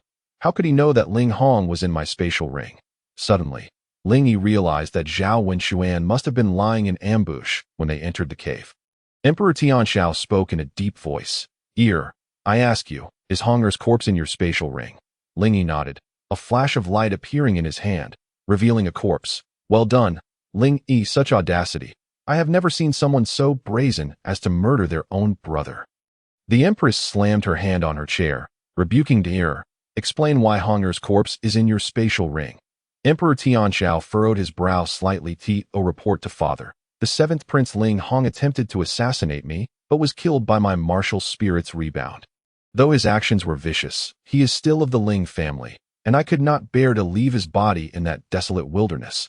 Thus, I placed his remains in my spatial ring. Ling Yi replied with measured composure. Upon hearing this, the crowd erupted in discussion. Ling Yi continued, if father does not believe me, you may examine the hidden weapon in the seventh prince's forehead. It was specifically designed for him. Engraved with the character Hong. The officials turned to inspect the flying dagger and indeed found the character inscribed upon it. Humph! It is possible that the war prince deliberately employed an illusion, using the seventh prince's weapon to stab him. Commander Li scoffed. You seek to fabricate a crime. What reason could you possibly lack? Ling Yi retorted coldly. Your Majesty, please punish the war prince. Minister L knelt and proclaimed loudly. All the ministers fell to their knees, collectively demanding justice against Ling Yi. You are outrageous, Ling Yi bellowed, his voice shaking the entire hall, causing tiles to fall. Everyone was momentarily stunned. Regardless of my guilt or innocence, it is for father to decide. What is the meaning of this coercion? Are you attempting to stage a coup? Ling Yi's furious roar resounded, his anger igniting like wildfire. Upon hearing this, some trembled, their faces flushed, and a glimmer of approval flashed in Emperor Tianxiao's eyes. It had been quite some time since anyone dared to openly contradict Minister L, who had long held sway over the officials. Now, with Ling Yi's impassioned response, he was indeed the first of his kind. It seems the war prince has admitted to killing the seventh prince. Minister L was not easily swayed and would not be intimidated by Ling Yi's defiance. That I will say it again. I did not. Ling Yi shouted vehemently. With both witnesses and evidence present, does the war prince still intend to quibble? Minister L glared at Ling Yi, stepping forward. Quibble? I see no need for such. An elderly voice suddenly interjected. Who? Minister L furrowed his brow. It is I. The crowd was taken aback as an imposing elder appeared. Guin Nan, the head of the Danling Pavilion of the Zhan Tian dynasty. Minister L's expression changed slightly. How could this esteemed figure always thwart his plans? Everyone heard Guin Nan say, Elder Pavilion Master, what do you mean by this? Guin Nan smiled faintly, poised to speak when another voice rang out. You old fool. You run so fast. You never wait for me. The voice was resoundingly loud and resonated throughout the hall. In the grand hall of deliberation, another figure emerged, clad in garments of blazing red. With snow-white hair and beard, his eyes gleamed like bronze bells, exuding an aura of authority without uttering a word. That it was Tuoba Hong, the venerable master of the Qi Ling Pavilion of the Zhan Tian Empire. The entire court trembled at the convergence of the two most powerful individuals in the realm. What momentous event was about to unfold? As an elder, must he still rely on me? That old man. Gu Yinan scoffed disdainfully. Do you think I still owe you face? Donghuang glared, on the verge of unleashing a torrent of invective. Enough, we have more pressing matters at hand. Let us cease this bickering. Gu Yinan dismissed Donghuang's provocation with indifference. Emperor Tianxiao rose from his dragon throne and descended. The empress, unable to remain seated, followed closely behind him. The emperor bowed slightly, respectfully acknowledging, "Greetings to the esteemed old masters." Gu Yinan and Donghuang reciprocated the gesture, offering their respects to Emperor Tianxiao. "Might I inquire as to the reason for your esteemed presence?" "I have come to rescue my benefactor," Gu Yinan proclaimed. "I am here to save my master," Donghuang asserted. "Benefactor? Master? With so many present, who could possibly be deemed Gu Yinan's savior, or Donghuang's master?" These two venerable figures were the most influential personalities in the entire Zhantian Empire. As the crowd pondered in curiosity, they simultaneously turned their gazes toward Ling Yi. It is he, the two old masters declared in unison, pointing at Ling Yi. What? A collective astonishment washed over the court. How could Ling Yi be the savior of Gu Yinan or the master of Donghuang? This was inconceivable. Who were these two old masters, and how could Ling Yi possibly be connected to such exalted beings? Might His Majesty consider granting us old fellows some leniency? Given the conflicting accounts regarding the seventh prince, let us not pursue this matter further. Should we mistakenly accuse the Prince of War? Would His Majesty truly wish to lose another exemplary son? Gu Yinan said with a grin. Since both esteemed masters have spoken thus, let this matter rest. Emperor Tianxiao nodded. The Empress and Grand Tutor Lu's expressions darkened. Their carefully orchestrated trap had been so effortlessly dismantled by these two old masters. It was all due to the insurmountable disparity in power, and no matter how many schemes they devised, they were utterly futile. Cursed, the Empress's eyes brimmed with murderous intent as she lowered her head, wary of revealing her emotions to Gu Yinan and Donghuang. Yet, she could not suppress her resentment, now that this matter has passed. "May we discuss the premeditated murder of the prince?" Gu Yinan cheerfully addressed Emperor Tianxiao. The emperor's countenance darkened as he turned to Commander Li. Commander Li's expression shifted dramatically, and he bowed his head. "We were not discussing that boy. He is unworthy. Rather, someone has orchestrated a plot to assassinate His Highness the Prince of War." "Emperor Tianxiao, are you aware of this?" Donghuang declared, sweeping his fiery red sleeves. "What?" The crowd gasped in shock. "What do you mean?" "I fail to comprehend." Emperor Tianxiao replied solemnly. "Bring him forth," Donghuang bellowed. Outside the hall, two members of the Qi Ling Pavilion entered, carrying a middle-aged man with dark skin and a simple demeanor. The Empress furrowed her brow, perplexed by the intentions of these two old men. "Your Majesty, do you recognize this man?" Gu Yinan asked with a smile. The Empress was startled, responding with confusion. "What does the old master mean?" "I do not understand. Su Fu. You may speak." Gu Yinan chuckled. "Su Fu, Su Fu." The Empress's face paled, as if recalling the name. Su Fu, kneeling on the ground, nodded before saying, "I am an assassin, sent by the Empress's confidant, Granny Rome, to eliminate His Highness the Prince of War. I infiltrated the prince's residence, posing as a stable hand. That day, Su Fu began to recount the entire affair. As he narrated, the Empress's heart sank deeper with each word. Yet, being the matriarch of the six palaces, she maintained a facade of composure. When Su Fu revealed that Ling Yi possessed dual martial souls, a collective gasp echoed throughout the court. Martial soul practitioners were already exceedingly rare. But to possess dual martial souls was a staggering improbability. Those with dual martial souls were never weaklings. They were unparalleled geniuses capable of transcending ranks in battle. Emperor Tianxiao, taken aback, turned to Ling Yi. Asking, "Is what he said true?" Ling Yi nodded. The Empress and Grand Tutor Lu were visibly astonished. Ling Yi was indeed the bearer of dual martial souls. The glint of lethal intent sparkled in their eyes. Once Su Fu finished, the Empress hastily retorted, "You slander me. How could I possibly commit such an act? As the matriarch of the six palaces, how could I engage in the assassination of a royal heir?" Donghuang let out a cold laugh and commanded, "Bring in another." Several Qi Ling Pavilion members ushered an elderly woman into the hall. Her face was lined with wrinkles, yet she was dressed impeccably. suggesting she was a member of the imperial palace. The empress's expression shifted dramatically upon seeing her. In an instant, she transformed with the agility of the legendary Sun Wukong. It was none other than Granny Rong. The empress's confidant, Granny Rong, knelt, trembling in fear, clearly terrified. "Speak," Guinan urged softly. "Your Majesty, I am Granny Rong." The empress's confidant, the old woman began, her voice quivering as she recounted the events. "Silence," the empress shrieked, lunging forward to deliver a resounding slap to Granny Rong. With her inner energy surging, she glared murderously, poised to eliminate Granny Rong on the spot. Donghuang snorted coldly, and in an instant, the oppressive aura of the surroundings restrained the empress. The empress was stricken with horror. Her face ashen, realizing that in the presence of these martial legends of the Zhantian Empire, she could not silence her. Granny Rong stared, dumbfounded, unable to utter a word. "Please, let us seat the empress."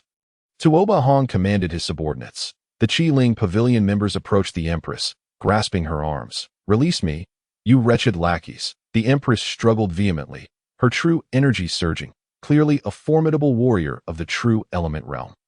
However, the Ling pavilion members were even more skilled, their grip unwavering as they restrained her. Ultimately, the empress was forcibly returned to her seat. "Master Tuoba, your actions are excessive," Emperor Tianxiao remarked with a cold snort. Feeling somewhat displeased, treat the empress with such disrespect in the deliberation hall was to disregard the emperor entirely. "Your Majesty, do not fret. Let us hear the old woman out," Guinan said cheerfully. Emperor Tianxiao furrowed his brow but chose not to voice further objections. Under Donghuang's signal, Granny Rong resumed recounting the events. Following the year-end competition, the empress feared Ling Yi might become an obstacle to the future throne, prompting her to dispatch assassins to eliminate him. Upon hearing this account, the empress turned pale, rendered speechless. "Your Highness, how shall we deal with the empress?" Donghuang directly addressed Ling Yi. The assembly gasped. Although the two old masters held significant power, they bypassed Emperor Tianxiao and directed their inquiry at the Prince of War, signaling a clear message to all present. The Danling Pavilion and Ling Pavilion had declared their support for the Prince of War, even if he sought the throne. Ling Yi, not one to be easily deceived, understood the implications of the two old masters' intentions. However, he recognized the hierarchy and turned to Emperor Tianxiao, stating, "I beseech Father Emperor to make the decision." Emperor Tianxiao regarded Ling Yi with a deep gaze before slowly replying, "Let this matter be discussed later." Ling Yi's expression faltered, taken aback by the emperor's apparent reluctance to address the empress's actions. On that day, the fourth prince had seized his ancestral bloodline, leading to both the fourth prince and concubine Li being imprisoned in the cold palace. Yet today, regarding the empress, there would be no consequences. "Father Emperor, enough!" Emperor Tianxiao interrupted sharply. "Father Emperor, this is unjust!" Ling Yi exclaimed vehemently. The emperor, having paused his approach to the throne, turned with a darkened expression and demanded, "What did you say?" "I said you are unjust." As the ruler of a nation, one must comprehend the principles of governance, not fearing the few but fearing the inequity. Furthermore, one must understand that the Son of Heaven is subject to the same laws as the commoner. The empress cannot be exempt from the imperial law. Ling Yi faced the emperor's glare without flinching, enunciating each word with conviction. "You are insolent. Prince of War, do you even regard His Majesty?" Grand Tutor Lu seized the opportunity to rebuke, his voice thunderous. "What place is this for you to speak? Your Majesty, your actions in this matter lack integrity." Donghuang, with his straightforward temperament, confronted Master L without holding back. Master L's expression was a masterpiece of emotions. Yet he dared not utter a word. He might offend the Emperor Tianxiao, but he would never risk angering the formidable Donghuang. Guinan maintained his serene smile, remaining steadfastly behind Ling Yi, unwavering in his stance. The Emperor Tianxiao's countenance darkened. Who would find joy in such a situation, especially in the court? However, the two old men from Danling Pavilion and Ling Pavilion had made it abundantly clear that they supported Ling Yi. Leaving him with little choice, "Follow me. Attendants, grant seats to the two elders. The rest shall wait here." Upon concluding his words, the Emperor Tianxiao turned and strode towards the inner palace. Ling Yi followed him into the chamber. "Your behavior today has been rather excessive." The Emperor stated solemnly. "That I apologize, Father. but I stand by my words, Ling Yi replied, his posture erect and fearless. Indeed, you are correct, the emperor exhaled deeply. Ling Yi was taken aback, sensing that the emperor did not intend to punish him. However, you must understand one thing. Strength surpasses all else. Had it not been for the support of the two esteemed pavilion masters today, would you have navigated this situation so effortlessly? The emperor queried. Ling Yi shook his head. The matter concerning the empress is of great significance. Most importantly, she bore the first prince, Ling Tian, who has now become an inner disciple. Highly regarded by a powerful figure from the Donghuang Dao Academy. In this world, strength reigns supreme there. You currently cannot match him, and thus I cannot act against the empress. Do you understand? The emperor spoke slowly. Ling Yi recognized that the first prince, possessing exceptional talent, was thriving within the Donghuang Dao Academy. If a conflict were to arise between them, it could very well lead to a change in dynasty for the Dantian Empire. Ling Yi nodded, then suddenly raised his head, looking intently at the emperor, and spoke with grave determination. I can agree to not act against the empress, but you must tell me who my mother truly is. Where is she? The emperor Tianxiao paused, instinctively feeling anger rise within him. Yet, seeing Ling Yi, now taller than himself, he realized that Ling Yi was no longer the insignificant ninth prince, but a formidable warrior backed by two great powers. With a complex expression, the emperor sighed and began, Since you are so resolute in your desire to know, I shall tell you that I had hoped you would live a peaceful life under my protection, as an ordinary person. Yet, your prodigious talent has soared, and it is no longer prudent to keep this from you. You will inevitably come into contact with them. The emperor turned his gaze as if peering into the distance. His eyes filled with nostalgia, and said, In my youth, I traveled through the entire North Wilderness, experiencing the customs of many places. Eventually, I met her, the woman I have loved most dearly in my life. You may laugh, but though I had many consorts, most were political unions. Only she, her name was Huang. Ling Yi was taken aback. Huang? Is this the name of my mother? We were very happy together. Soon welcoming you into the world, I had thought we would share a lifetime of bliss. However, she hailed from a mysterious and powerful place. One day, two individuals arrived to take your mother away. I fought fiercely against them. By that time, I had already stepped into the half-step Tiangang realm. Yet, the emperor's expression grew increasingly horrified, as if recalling a profoundly shocking event. Ling Yi listened with growing trepidation. As the emperor of the Dantian Empire, what could possibly terrify him to such an extent? To my astonishment, I couldn't even touch the hem of their garments, and Huang was taken away just like that. Before leaving, she hung a black bead around your neck. From their conversation, I vaguely heard references to the central state's sacred domain and the Nye family. This is all I know about your mother. We are too weak. The emperor covered his face in anguish, tears streaming down his resolute visage. The central state's sacred domain, the Nye family? Ling Yi's heart sank. Is this the lead concerning my mother? Where is this place, and how shall I seek her? A torrent of questions battered Ling Yi's mind, his eyes glistening with unshed tears, reflecting an unwavering certainty and resolve, and no matter how far the ends of the earth may be. I shall find my mother. Father, what realm of martial arts do you believe those two individuals belong to? The Emperor Tianxiao sighed, saying, I do not know. I truly do not know. The gap is simply too vast. It was the first time I realized that such powerful warriors existed in this world. Even now that I have entered the Tiangang realm, recalling it, I still fall far short of those two. I suspect they are at least above the Tiangang realm.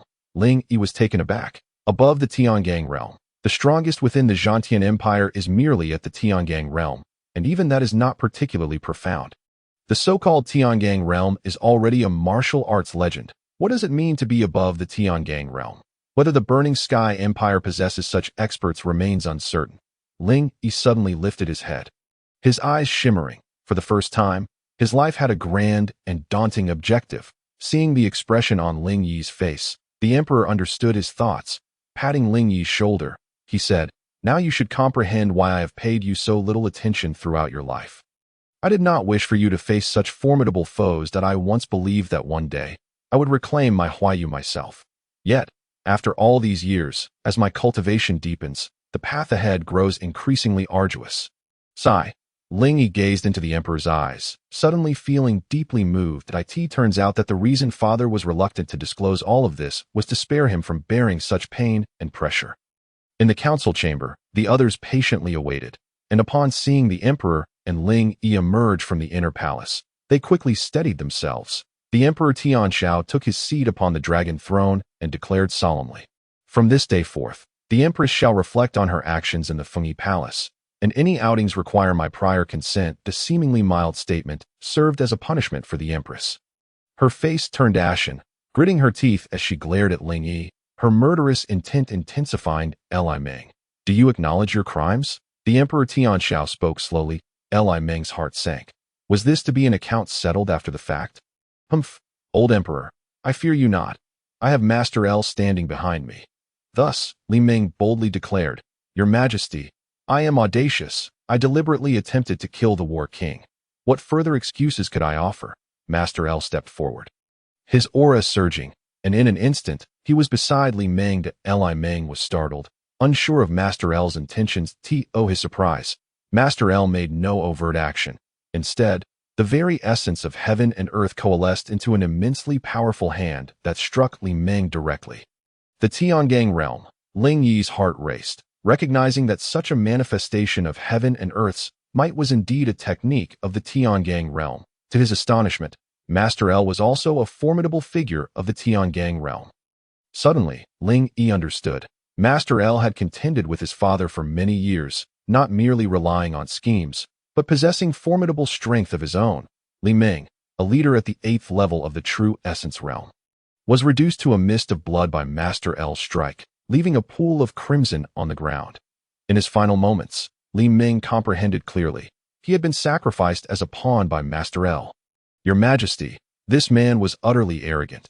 I could not restrain myself and have taken his life on your behalf. That I hope for your leniency. Master L feigned humility as he spoke. The Emperor Tianxiao smiled faintly, responding, Not at all. Master L is merely assisting me. I am grateful to have such a loyal minister. The final words, loyal minister, were said with weight, laced with a hint of mockery. Master L maintained a composed demeanor, respectfully replying, This old minister is wholly devoted to the Zhantian Empire. My loyalty is as vast as heaven and earth. The Emperor addressed Commander Sun, saying, Commander Sun, arrange for suitable candidates. The commander of the city guard is a critical position that cannot remain vacant for even a moment. Master L's expression darkened, yet he felt powerless. Having failed to eliminate Ling Yi, he had instead lost a crucial piece. However, politics operate in such a manner. When one plan fails, one must compromise. Today, with Guinan and Donghuang exerting their influence, he had no other option. That if he did not abandon Li Meng, he risked igniting a fire that could consume him, leading to even greater losses. Nevertheless, there will come a day when I shall see another seated upon this throne. Taishi's eyes darted with intensity as he contemplated the situation. At this juncture, it seemed that matters had reached a conclusion. Ling Yi, Guinan, and Donghuang exited the imperial palace together, presenting a precious ice-ling grass to Guinan. Overjoyed, Guinan lavished praise, affirming that he had indeed chosen wisely. Donghuang also extended an invitation, suggesting that should Ling Yi find the time, he could visit the Qiling Pavilion to further discuss the art of weapon crafting. Zhao Wenxuan, a witness to a political upheaval within the Zhantian dynasty, observed the utter defeat of Taishi and the Empress. Cursing inwardly, these inhabitants of the Zhantian dynasty are truly inept. Watching Ling Yi depart, a surge of resentment gnawed at him. Ling Yi, once I reach the Donghuang Dao Academy, you shall rue this day. As Ling Yi walked ahead, he sensed the murderous intent emanating from Zhao Wenxuan, and he turned back to offer a subtle smile. In that moment, a flash of brilliance illuminated his hand, revealing a vibrant crimson spiritual herb.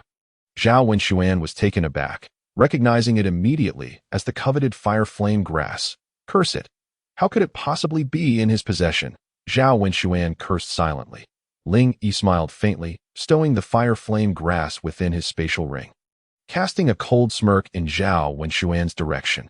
Understanding the implication in Ling Yi's gaze, Zhao Wenxuan felt a pang of regret. With the imminent examination at the Donghuang Dao Academy approaching, he had ventured to this lesser place solely for the fire flame grass. Little did he expect to inadvertently shoot himself in the foot, allowing Ling Yi to claim it. His earlier plot to ensnare Ling Yi had now backfired spectacularly. Meanwhile, Meng Jiayu accompanied Ling Yi to the Donghuang mansion. Following the incident at the Juyo cave, Meng Jiayu held unwavering trust in Ling Yi and decided to stay at the Donghuang mansion. Upon returning, Ling Yi exchanged pleasantries with Qing'er, arranged for the third princess Meng Jiayu's quarters, and hurried off to the Danling pavilion. His purpose there was to diligently concoct the Yanling pill, as recorded in the Shinnong Bai Chao Jing. With only days remaining before the examination at the Tsangwang Dao Academy, he was determined to elevate his martial prowess at any cost. At the Danling pavilion, Ling Yi reserved a refining chamber. Employing the Shinnong scale to measure each spiritual herb's weight, he infused true essence into the cauldron, meticulously controlling the flames. After 2 hours, he filled a jade bottle with the Yanling pill. Utilizing several fire flame grasses along with ice ling grass and additional auxiliary herbs, he successfully refined 10 Yanling pills. Thanks to the Shinnong scale's assistance, the potency of the pills reached the third tier of the mysterious grade. Ling Yi consumed 1 Yanling pill and settled into a meditative posture. In an instant, the pill transformed into 2 streams of energy, surging through his body. One energy was searingly hot, while the other was chillingly cold. Endlessly intertwining and clashing, these opposing energies counteracted and battled within him, inflicting a degree of harm and strain upon his physique. Yet, the powerful medicinal force continually nourished his flesh, healing hidden injuries. Soon, the energy began to surge toward his dantian. Ultimately coalescing within, Ling Yi activated the chaos yin-yang technique, channeling the pure yang energy into the softer yin energy. This transformation was excruciating, as the interplay of yin and yang represented the most profound energies within martial arts. And the process bore great peril for the practitioner. Nevertheless, it granted Ling Yi profound insights into the path of yin and yang. Approximately an hour later, Ling Yi opened his eyes, realizing that his pure yang energy had entirely transformed into pure yin energy. Marking his official entry into the true origin realm as a first-level practitioner. Emerging from the alchemy chamber, Ling Yi presented 1 Yanling pill to Manager Li, instructing him to deliver it to Gu Yanqing. Upon seeing the third-tier mysterious grade pill, Manager Li's eyes widened in astonishment. He hastily accepted it with utmost care, fearful of any mishaps, and repeatedly expressed his gratitude. Upon returning to the Donghuang mansion, Ling Yi gifted a Yanling pill to Meng Jiayu. Upon recognizing its value, she promptly refused, insisting it was too precious. After much persuasion, she finally accepted it, feeling a surge of sweetness within her heart. Secretly cherishing the genuine friendship reflected in such a generous gift, unbeknownst to her, Ling Yi had already consumed a Yanling pill. While its potency was formidable, enhancing a practitioner's abilities, its effects only manifested upon first consumption. Subsequent uses yielded no benefits. Thus, it was classified as a third-tier mysterious grade pill. Otherwise, its overwhelming efficacy would rival that of an ordinary fifth-tier mysterious grade pill. But on the following day, a formidable contingent arrived at the Donghuang mansion. Comprising dozens of individuals clad in striking crimson armor, they exuded an imposing aura, their murderous intent palpable even to the common folk. The citizens passing by the mansion felt an unsettling chill as they sensed the oppressive atmosphere. Leading the group was a towering figure, a general atop a magnificent red dragon steed, standing over 3 meters tall, indicative of his extraordinary stature nearing 2 meters. The red dragon steed was a formidable beast, notoriously difficult to tame, suggesting that this general was no ordinary warrior. His skin bore a wheatish hue, and though not conventionally handsome, he possessed an undeniable martial charisma. Most intimidating was the lengthy scar etched across his left cheek. Measuring a finger's length, his stern countenance radiated an aura of danger, evoking the sensation of confronting a legion of soldiers. Ling Yi, alerted by his subordinates about the gathering at the entrance, was momentarily stunned. Uncertain of the identities involved, he hastened to the door, and upon witnessing the imposing procession, his face lit up with delight. Ha ha ha! Second brother, the scarred general, upon spotting Ling Yi, allowed a flicker of a smile to break through his otherwise stern demeanor. Resembling a fearsome deity gracing one with a smile, an unsettling yet awe-inspiring sight. This general, known as Ling Di, was the second prince of the Zhantian dynasty. With a swift dismount, Ling Yi radiated an aura of supremacy, revealing himself to be a ninth-level practitioner in the true origin realm. That as he moved, the contingent of approximately 180 soldiers, known as the Qi Jiao army under his command, dismounted in unison, releasing their formidable auras, each soldier a master of at least the 7th level of body refinement. With a resounding thud, Ling Yi knelt on one knee, causing the ground beneath him to crater and crack.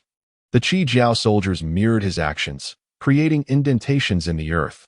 Ling Yi stood in stunned silence, perplexed by the significance of this displayed. In unison, the Qi Jiao soldiers proclaimed, "We owe our gratitude to His Highness the Donghuang for saving our entire army. We shall remember this debt for eternity." Their voices soared into the heavens, sending tremors through the streets, leaving the citizens pale with fear. Some timid souls collapsed in fright, while children wailed uncontrollably. This declaration echoed for miles, reaching even the residents of Taiyi and the inner palace. Surprised and overwhelmed by the honor bestowed upon him by his second brother, who had accomplished great feats in battle, Ling Yi rushed forward, eager to assist Ling Yi in rising. However, Ling Yi maintained a serious demeanor, remaining immobile even as Ling Yi attempted to help him up. Panicking, Ling Yi exclaimed, "Second brother, what are you doing? Quickly rise. Aren't you shortening my lifespan?" Yet, Ling Yi remained resolute, kneeling for what felt like an eternity. After a lengthy pause, he finally stood, as did the soldiers of the Qi Jiao army. Haha. Ninth brother, you truly are impressive. Everywhere I went, I heard tales of your exploits, from bustling streets to quiet alleys. Even storytellers sing your praises. I am genuinely thrilled, Ling Yi exclaimed, clapping Ling Yi on the shoulder with enthusiasm. Ling Yi, caught between amusement and exasperation, replied, "Second brother, what was the purpose of this grand display? It's rather intimidating. Initially, it was due to you that the Danling Pavilion funded the salaries of my Qi Jiao army. Otherwise, the esteemed military of the Dantian dynasty would have been reduced to Taiyi's private force. It nearly drove me to despair." Ling Yi's urgency escalated with each word, his large eyes widening, exuding an aura of menace. Passers-by felt a shiver run down their spines, eager to distance themselves from the War King's residence. Ling Yi was well aware of his second brother's temperament. Despite possessing extraordinary martial talent and formidable combat prowess, he was notably impulsive. Moreover, with so many people crowded at the entrance, it was indeed a matter of concern. Thus, he promptly swung open the doors of the War King's residence, welcoming all the soldiers of the Red Flood army inside. Instantly, the War King's residence bustled with activity, a scene of vibrant chaos.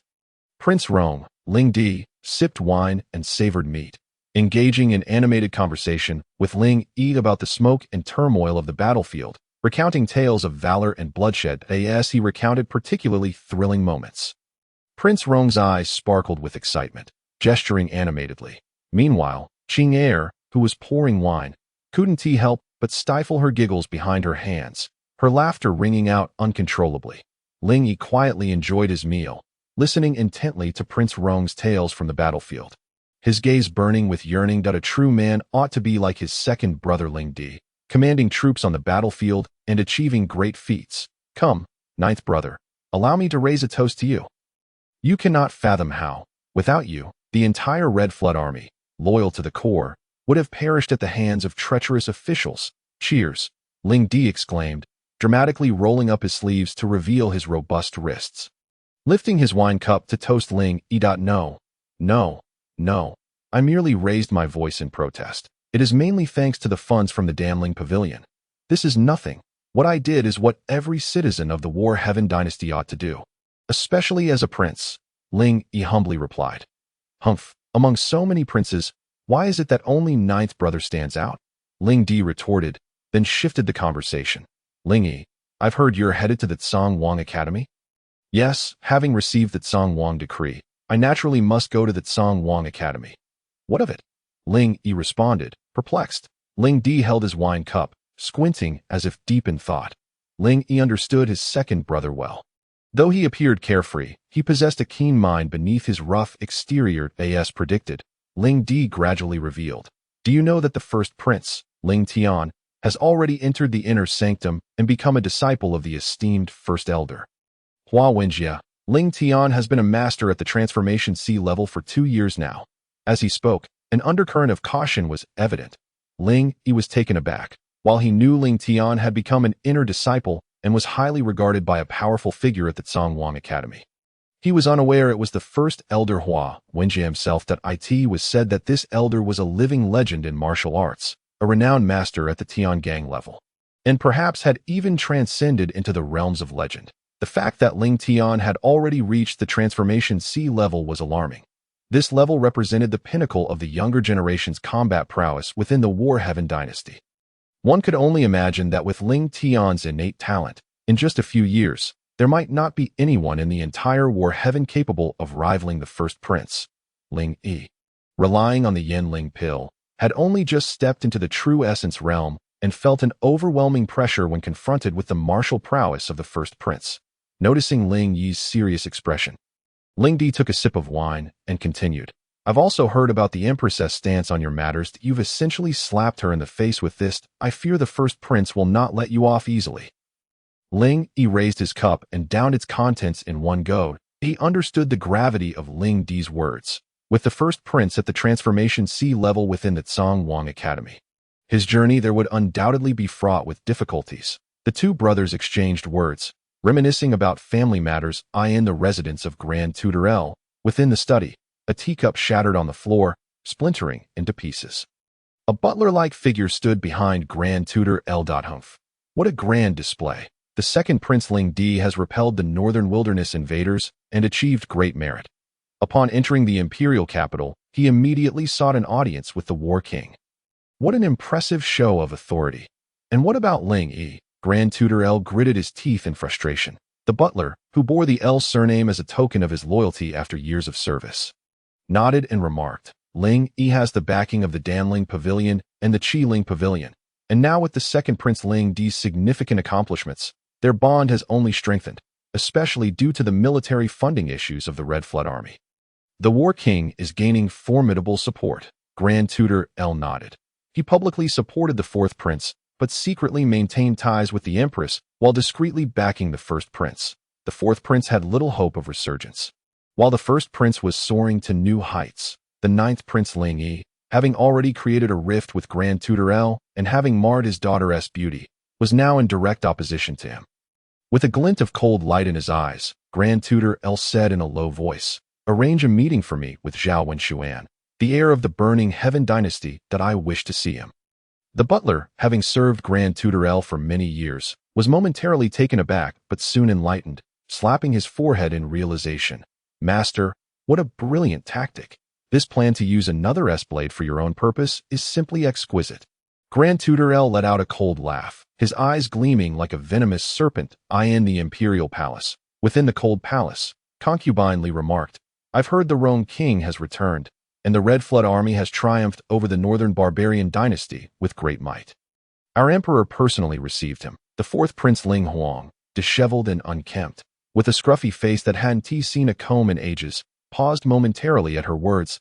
He then let out a bitter laugh and resumed pouring himself wine. Disregarding concubinely's remarks entirely, irritated, concubinely strode forward and smashed the beautiful wine before the fourth prince, leaving a mess on the floor. Seizing Ling Huang by the collar, she shouted, "How could I have given birth to such a useless son? Can't you pick yourself up? Ling Yi is about to soar to the Donghuang Academy." Ling Huang chuckled foolishly, despair evident in his voice as he lamented, "What can I do? I'm trapped within this grand palace, completely overlooked. What can I do, mother? Tell me, please tell me." His voice grew louder, culminating in a frantic scream, his eyes bloodshot. Concubinely gazed into Ling Huang's eyes, slowly saying, "My son, how can you allow such trifling difficulties to hold you back? I ask you, do you wish to rise again and exact revenge?" "I do." But Ling Huang began. "Good. Listen carefully. Have you heard of the demon warriors?" Concubinely enunciated each word deliberately. Demon warriors? Ling Huang felt a tremor in his heart. How could he not have heard of them? In legends, the outer demons infiltrate without restraint, with countless demon dens throughout the northern wilderness. More terrifyingly, demons excel in corrupting hearts, luring warriors into wicked paths, endangering countless lives. Each emergence of a demon warrior heralds disaster. Ling Huang felt a jolt of shock and instinctively nodded. Concubine Li leaned closer to Ling Huang, whispering, "Your father is a powerful demon warrior." "My father? The Tian Shao Emperor is a demon warrior? But I've never heard of such a thing," Ling Huang exclaimed, gripping Concubine Li's hand tightly. "I wasn't referring to the useless Ling Tian Shao. I meant Ling Tian Yuan." Concubine Li clarified that it turned out that in the past, the War Heaven dynasty had two illustrious princes. The first prince Ling Tian Shao, beloved by the people for his benevolence, and the second prince Ling Tian Yuan, whose talent was unparalleled and rare throughout history. For reasons unknown, the second prince vanished, and the emperor of the War Heaven dynasty suddenly passed away, allowing Ling Tian Shao to ascend as the Tian Shao Emperor. This wasn't exactly a secret. Ling Huang had heard whispers of a gifted uncle who had mysteriously disappeared. That wasn't until Concubine Li spoke that he learned the truth. Ling Tian Yuan and Concubine Li had once been a couple. However, the old Emperor Ling Yi favored the eldest Prince Ling Tian Shao and sought the support of the Li family for him, thus arranging for the Li family's concubine, Li Fei, to wed Ling Tian Shao. At that time, however, Li Fei was already with child, and the unborn child was none other than the current fourth prince, Ling Huang. Ling Tian Yuan stormed into the imperial palace, but being so young, he ultimately could not withstand the old Emperor Ling Yi. Ling Tian Yuan, with an unsettled warrior's heart, was seduced by dark thoughts and ultimately descended into the demonic path, launching a surprise attack on Ling Yi. After escaping from the palace, he met with Li Fei and informed her of his transformation into a demonic warrior. Gifting her a jade pendant, the old Prince Ling Yi, gravely injured and distressed by his son's descent into the demonic path, ultimately passed away in a fit of rage. This event was shocking beyond measure, leaving Ling Huang utterly speechless. "Mother, are you saying that I am not the biological son of Ling Tian Shao, but rather of Ling Tian Yuan? Does Ling Tian Shao know of this?" Ling Huang exclaimed in astonishment. "He should not know. Ling Tian Yuan was unaware of my pregnancy with you at that time." Li Fei replied that I doubt he is ignorant. Otherwise, why would he treat me this way? It turns out I am not his flesh and blood. Thus he treats me differently. One day, I shall demand that he relinquish the throne, for it rightfully belongs to my true father," Ling Huang declared with a fierce glint in his eyes. Li Fei produced a jade pendant and spoke slowly. "This pendant was given to me by your biological father. He told me that whenever I am in need of him, regardless of distance, if I were to shatter this pendant, he would arrive at my side without delay. Huanger, have you made your decision? Do you wish to follow a demonic warrior as your father? Is he powerful?" Ling Huang asked, his voice trembling. "Indeed, were it not for me, Ling Tian Yuan would have become the emperor of the battle sky, and perhaps even a true disciple of the Donghuang Academy." Li Fei responded softly. "Very well, I shall become a demonic warrior," Ling Huang exclaimed, a cold light flashing in his eyes as he spoke fiercely. With a sharp crack, Li Fei shattered the jade pendant, and the two gazed at the broken pieces, their hearts filled with anticipation. Far away, in a demonic lair, a shadow sat upon a pile of bones. Countless demons crawled beneath, bowing in reverence. Suddenly, the shadow rose, shrouded in dark mist, rendering its features indistinguishable, yet its eyes shone with a brilliant light. In an instant, the shadow vanished without a trace. My lord. The multitude of demons called out in unison. On this day, the assessment at the Donghuang Academy was about to commence, with the young talents of the Battle Sky dynasty who had obtained the Donghuang order waiting outside the imperial capital. A massive warship descended from the heavens, and upon its opening, Commander Sun issued orders for these exceptional youths of the Battle Sky dynasty to board. Under Commander Sun's guidance, the warship gradually ascended and soared away at great speed. The citizens of the imperial capital looked up, filled with hope for these prodigious individuals, wishing for them to carve out their own paths at the Donghuang Academy. Ling Yi spotted Gu Yanqing aboard the warship and smiled. Nodding in acknowledgement, Gu Yanqing approached and said, "Thank you for the elixir. I have taken it." Ling Yi nodded, dismissing it as nothing. That moment, Gu Yanqing's aura was concealed yet evidently powerful, having clearly entered the true element realm. Meng Jieyu, upon hearing the term elixir, was momentarily taken aback and inquired, "Your Highness, who is this?" Ling Yi slapped his forehead, exclaiming, "How could I forget? Allow me to introduce. This is the third princess of the Eastern Yin dynasty. Meng Jieyu. This is the deputy master of the Danling Pavilion of the Battle Sky dynasty, Gu Yanqing." Ling Yi introduced the two to one another. Meng Jiayu smiled gently, revealing two adorable dimples, and extended her hand. Gu Yanqing, cold as ice and exuding an elegant demeanor, nodded and shook Meng Jiayu's hand. Yet, neither spoke, and an undercurrent of tension filled the air. Ling Yi, not being foolish, sensed the palpable hostility between the two unfamiliar girls. Observing from the sidelines, the 8th Prince Ling Huang chuckled at the scene. It was amusing to see such exquisite beauties at odds over Ling Yi. May I inquire the name of this fair maiden? A voice interrupted, deliberately lowering its tone in an attempt to sound magnetic, breaking the awkward atmosphere. Ling Yi felt immense gratitude towards the newcomer, but frowned upon seeing the face of the beastly heir Zhao Wenxuan, who surprisingly stood beside a veiled woman. Lu Yun. Ling Yi was curious as to why Lu Yun was accompanying Zhao Wenxuan. Lu Yun's eyes, visible beyond her veil, radiated a venomous glare toward Ling Yi, as if no gaze could be more malicious. Zhao Wenxuan, recognizing Meng Jiayu, directed his words toward Gu Yanqing. Meng Jiayu was vibrant and warm, like a blazing fire. Gu Yanqing was pure and elegant, resembling a timeless iceberg. Zhao Wenxuan, having seen countless beauties, had never encountered such a captivating ice queen. Jiyu Yanqing, noticing Zhao Wenxuan's address, initially intended to respond, but paused upon seeing Lu Yun beside him. Aware of Lu Yun's and Ling Huang's actions against Ling Yi, Gu Yanqing's demeanor turned even colder, and she huffed dismissively, ignoring Zhao Wenxuan. Ling Yi, Zhao Wenxuan, and Lu Yun were already at odds. It was certain that they would seek to eliminate Ling Yi at the first opportunity. Lu Yun, observing the stunning beauties surrounding Ling Yi, felt her envy ignite further. Though she had once been beautiful, her appearance was now marred, intensifying her jealousy toward Meng Jiayu and Gu Yanqing. Jiyu Yanqing, uninterested in Zhao Wenxuan, turned away and remarked, "Your Highness, let us sit over there. There are distasteful flies here." Meng Jiayu giggled and followed Ling Yi to a different spot. Ling Yi found the situation amusing. Gu Yanqing, usually so cold, had delivered a perfectly casual remark that left Zhao Wenxuan utterly humiliated. Zhao Wenxuan's expression darkened, his handsome face turning crimson with suppressed fury, yet he found himself at a loss for words. A surge of indignation welled up within him, but he could not vent it. Onlookers found the scene simultaneously amusing and exasperating. Had Zhao Wenxuan not been the heir of the Burning Sky dynasty, they likely would have burst into laughter. Lu Yun, concealing her resentment, sweetly urged Zhao Wenxuan, "My lord, do not be upset. Once we reach the Donghuang Academy, we will have ample opportunity to deal with them. Indeed, it is only natural that those who offend the Burning Sky dynasty must pay the price." Zhao Wenxuan retorted coldly, pulling Lu Yun closer. Though Lu Yun's beauty was marred, her figure remained alluring, and the half-covered face lent her an intriguing charm. The warship flew at astonishing speed, yet the Donghuang Academy was located at the heart of the northern desolation, a considerable distance from the remote Battle Sky dynasty.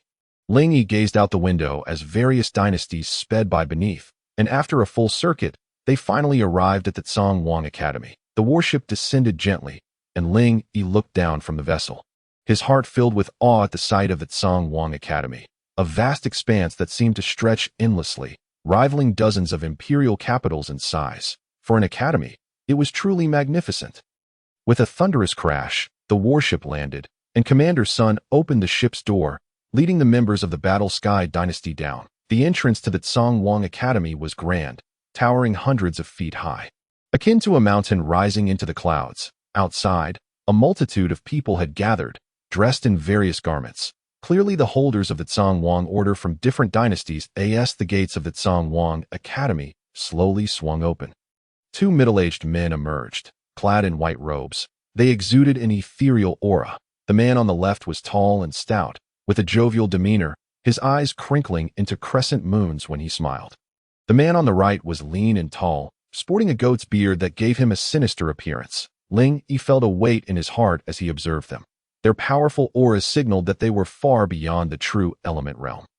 While the Battle Sky dynasty had few warriors at the Transformation Realm, two formidable Transformation Realm masters emerged the moment that Donghuang Academy opened its gates, highlighting the stark contrast in strength.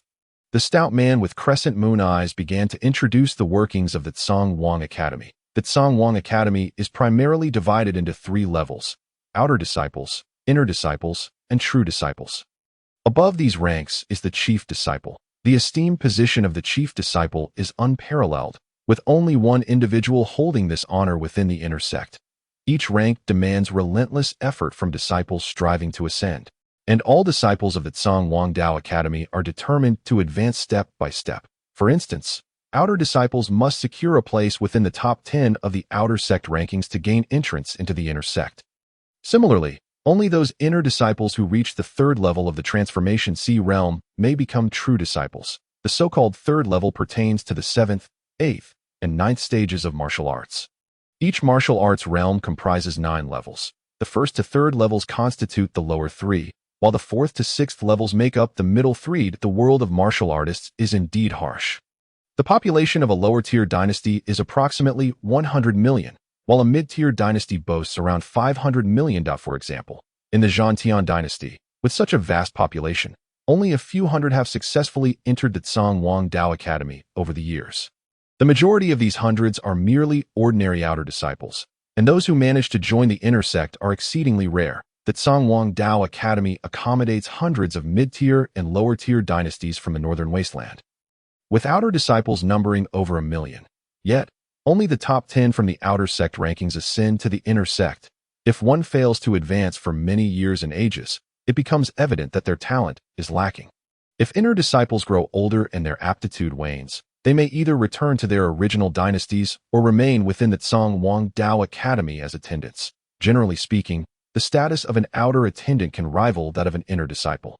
However, powerful inner disciples look down upon such outer attendants, for as inner disciples, their potential is far greater. The Donghuang Dao Academy distinguishes ranks through clothing, which comes in 5 colors: gold, silver, red, white, and black, each representing a corresponding status. Outer disciples don black robes, the lowest rank, while above them are the white-robed outer attendants or white-robed inner disciples. The 2 individuals who emerged to greet them from the Donghuang Dao Academy were white-robed outer attendants, a plump attendant with crescent-shaped eyes named Xiaomingda, and a thin attendant with a goatee named Huang Yong. After Xiaomingda completed his introduction, he paused slightly, furrowing his brow as he glanced at the people from the Tian dynasty, and remarked, "Why have only so few come from the Tian dynasty? I heard that the great prince of Tian possesses extraordinary talent and has entered the inner sect. Did they not receive more Donghuang orders this year?" Huang Yong snorted disdainfully, his goatee quivering slightly as he retorted, "It's merely a stroke of luck to have produced one prodigy. Overall, the Tian dynasty remains quite weak, that I see no promising candidates this year. The best among them are barely at the initial stage of the true origin realm." Huang Yong paused, his contempt growing more apparent. Instead, he turned his gaze toward the direction of the Tian dynasty, feeling a sense of pride, and said, "Look at our Tian dynasty. We are exponentially stronger than the Tian dynasty. It seems that it won't be long before the rankings on the outer sect rankings are revised." Xiaomingda frowned slightly, aware of the brutal reality of the martial artist world where strength reigns supreme. As an individual hailing from a lower-tier dynasty, he understood the hardships involved, while Huang Yong, being from the mid-tier Tian dynasty, naturally exhibited a bias toward his own lineage. While the 2 attendants conversed, the disciples below began to murmur among themselves. The individuals from the Tian dynasty were mostly imposing and arrogant. Most astonishing to Ling Yi was a youth at the forefront, draped in 9 azure dragons, whose cultivation had surprisingly reached the 3rd level of the true origin realm. This youth appeared slightly older than Zhao Wenxuan, bearing a striking resemblance to him, yet exuded an extraordinarily delicate aura. One might mistake him for a stunning beauty at first glance.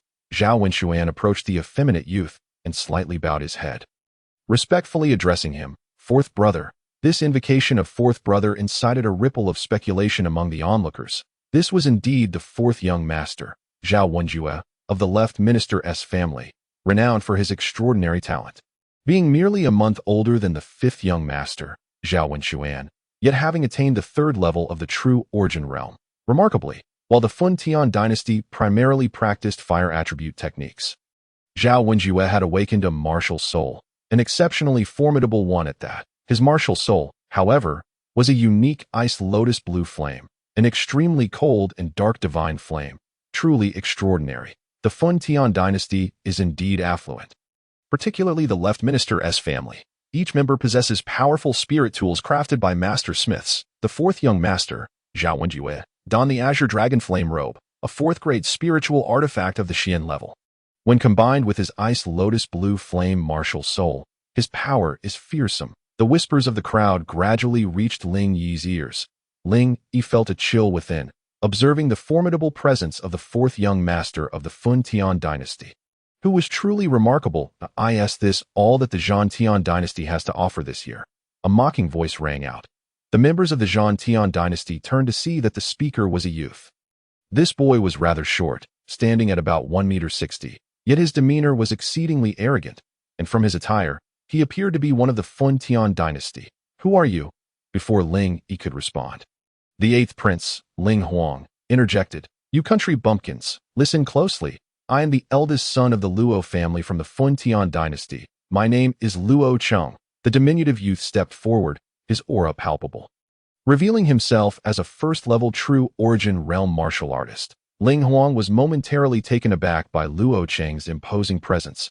His words caught in his throat. The Luo family of the Fun Tian dynasty is renowned, its reputation echoing far and wide, far surpassing that of the families within the Zhan Tian dynasty. The Luo family is known for its mastery of spear techniques, boasting countless experts. Upon seeing Ling Huang rendered speechless, Luo Cheng smirked mockingly and said, What are you in the Zhan Tian dynasty? A prince, humph, a worthless being who hasn't even reached the true origin realm, daring to come to the Donghuang Dao Academy.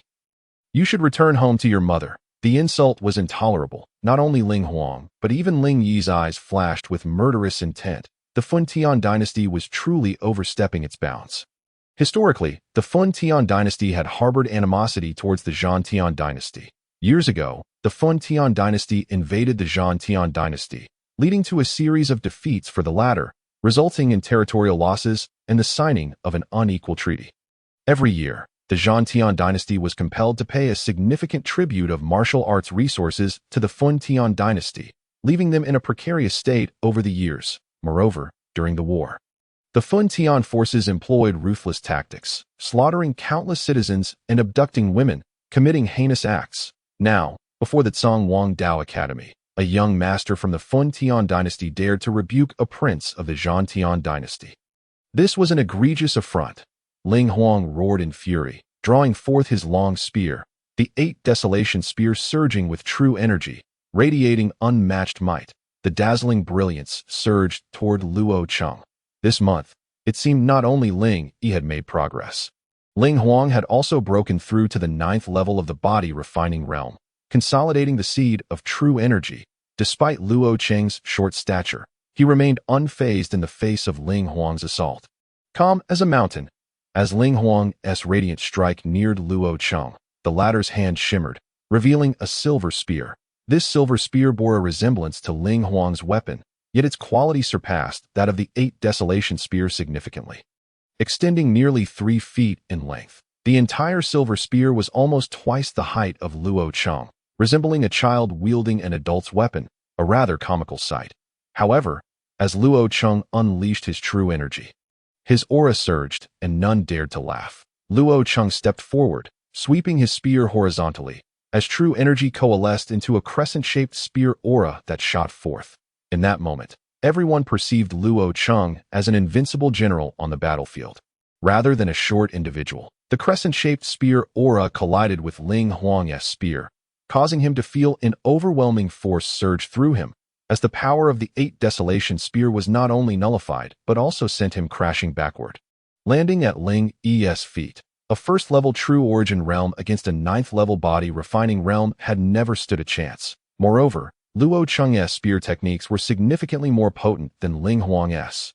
Ling Yi quickly assisted Ling Huang to his feet, placing a 9th-grade body refining pill into his mouth. Although Ling Huang had suffered a devastating defeat, not a single person from the Zhan Tian dynasty dared to mock him. This was a matter of national grievances and personal vendettas. Ling Huang's courage was commendable. However, those from other dynasties did not share this sentiment, and ridicule erupted from the crowd, especially from the Fun Tian dynasty members. Their taunts utterly intolerable. You? Using a spear. What an affront to the spear. Luo Cheng's spear struck the ground, creating a deep pit, as he mockingly remarked. Beside him, Zhao Zhisher frowned slightly. It was rather inappropriate to injure someone right at the entrance of the Donghuang Dao Academy. He was about to intervene when Huang Zhisher stopped him. With a faint smile, Huang Zhisher said, "It is commendable for the young to be full of vigor. Let us observe for now." Zhao Zhisher furrowed his brow. Realizing that Huang Zhisher was clearly eager to witness the humiliation of the Zhantian dynasty. Though displeased, Zhao Zhisher understood that Huang Zhisher, being a warrior from the Tian dynasty, naturally leaned in their favor. Moreover, Huang Zhisher's martial prowess slightly surpassed his own. With a cold snort, Zhao Zhisher chose not to speak further. Although he found it distasteful, there was no need to offend such a formidable adversary over the Zhantian dynasty. Ling Yi's expression darkened upon seeing Ling Huang spitting blood from the beating he received. Unexpectedly, Luo Cheng was unyielding, and after his taunts, he was not yet satisfied. He brandished his spear again, aiming to stab the fallen Ling Huang. This was a clear attempt on Ling Huang's life. In broad daylight, such audacity was shocking. Ling Yi could no longer tolerate this. With a hand that moved like lightning, he swiftly grasped the silver spear with unerring precision. Luo Cheng was startled, ready to channel his true energy. Ling Yi let out a cold snort, his arms swelling dramatically as he employed the technique of the King Kong ruler to exert his force, flinging Luo Cheng away with tremendous strength. Luo Cheng, caught off guard, felt a surge of power that was far more forceful than his own true energy could muster. Thud, thud, thud. Luo Cheng stumbled back a few steps. His heart filled with dread. Just moments ago, Ling Yi's casual strike had exhibited no trace of true energy fluctuations, yet it was far more terrifying than his own true energy. This divine power was indeed fearsome. "Who are you, boy? Do you have nothing better to do than meddle in my affairs?" Luo Cheng, being of shorter stature, could only look up at Ling Yi as he stood tall. "I am Ling Yi, the 9th prince of the Zhantian dynasty. You may address me as His Highness, the War King." Ling Yi looked down at Luo Cheng with disdain in his eyes. Zhao Wenxuan felt a surge of joy in his heart. He was well aware of Ling Yi's capabilities. Though commendable, they were merely sufficient to contend with an average first-level warrior in the true Yuan realm. Luo Cheng's spear techniques were renowned even within the Tian dynasty. And Zhao Wenxuan feared that Ling Yi might face significant challenges. Little did he know, with the aid of the coveted Huoyan grass, Ling Yi had already entered the true Yuan realm and was no longer the same Ling Yi from the 9 Nether Cave. Ling Yi practiced the unique chaotic yin-yang technique, and upon entering the true Yuan realm, he could conceal his realm from ordinary warriors who sought to probe it. Thus, to Luo Cheng, Ling Yi appeared utterly unremarkable, not resembling a martial arts master at all. "War King, aren't you afraid of having your tongue twisted by the winds? What? Do you wish to take a spear from me as well?"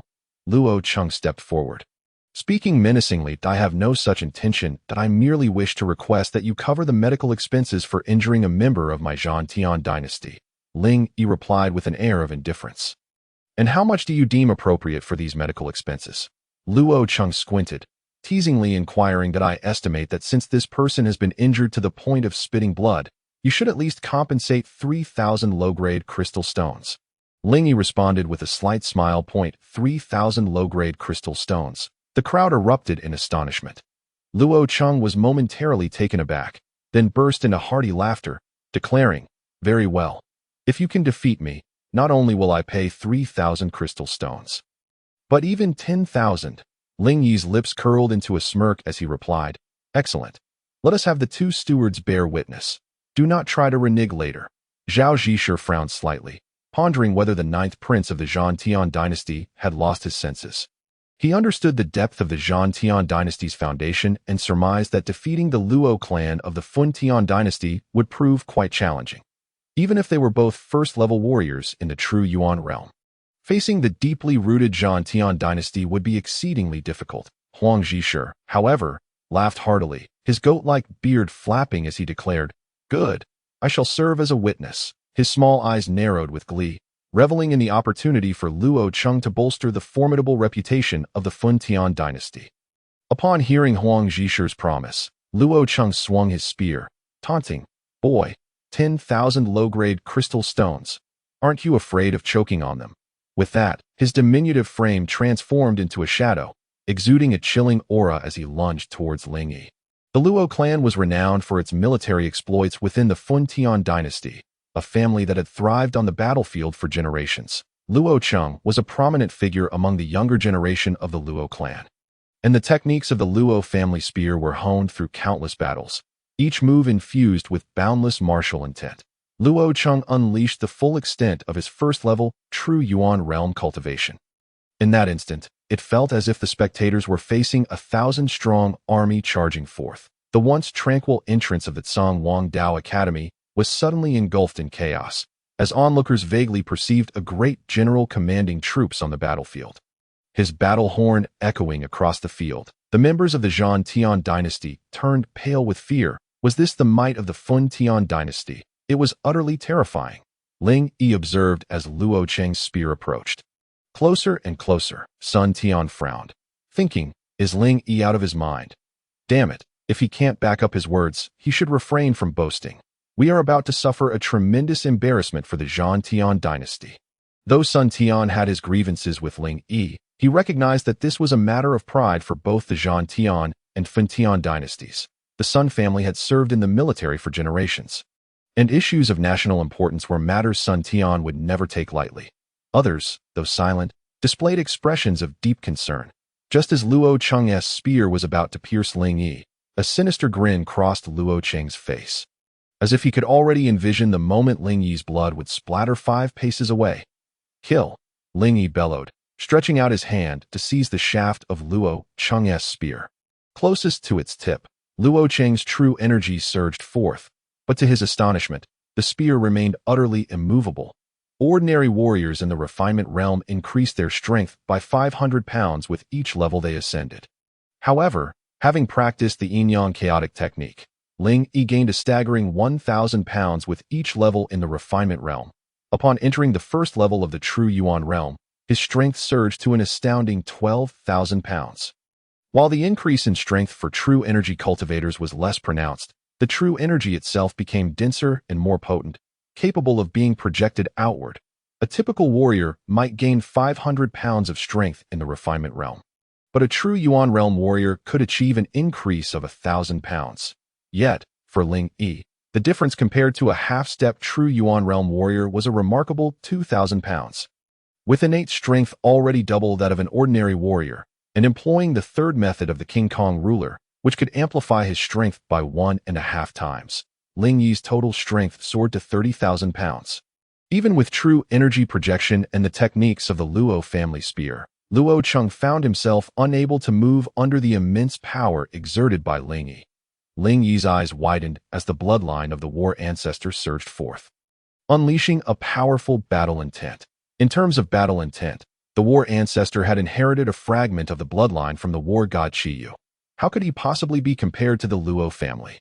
Luo Cheng, who typically relied on overwhelming battle intent, stared wide-eyed as if he beheld an ancient war god emerging from the mists of time.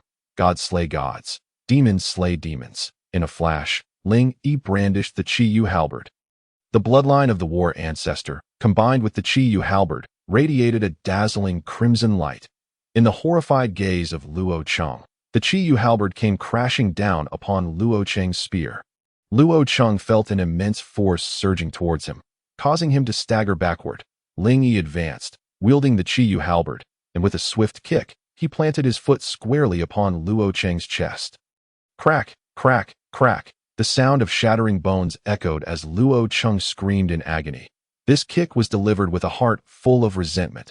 Luo Cheng had scorned the Tian dynasty, and Ling Yi could not help but harbor deep disdain for him. This strike was unleashed with all of Ling Yi's might. Blood spewed from Luo Cheng's mouth, his eyes wide with terror. Could it be that he, the leading figure of the Luo family, had been defeated in just a single move? Luo Cheng lay on the ground, his chest caved in, groaning in pain. Ling Huang, panting heavily, felt a rush of relief as the suffocating pressure in his chest dissipated, and he burst into joyous laughter. Excellent. Excellent. Ninth brother, how valiant. Ling Yi smiled faintly, gazing at Luo Cheng as he inquired.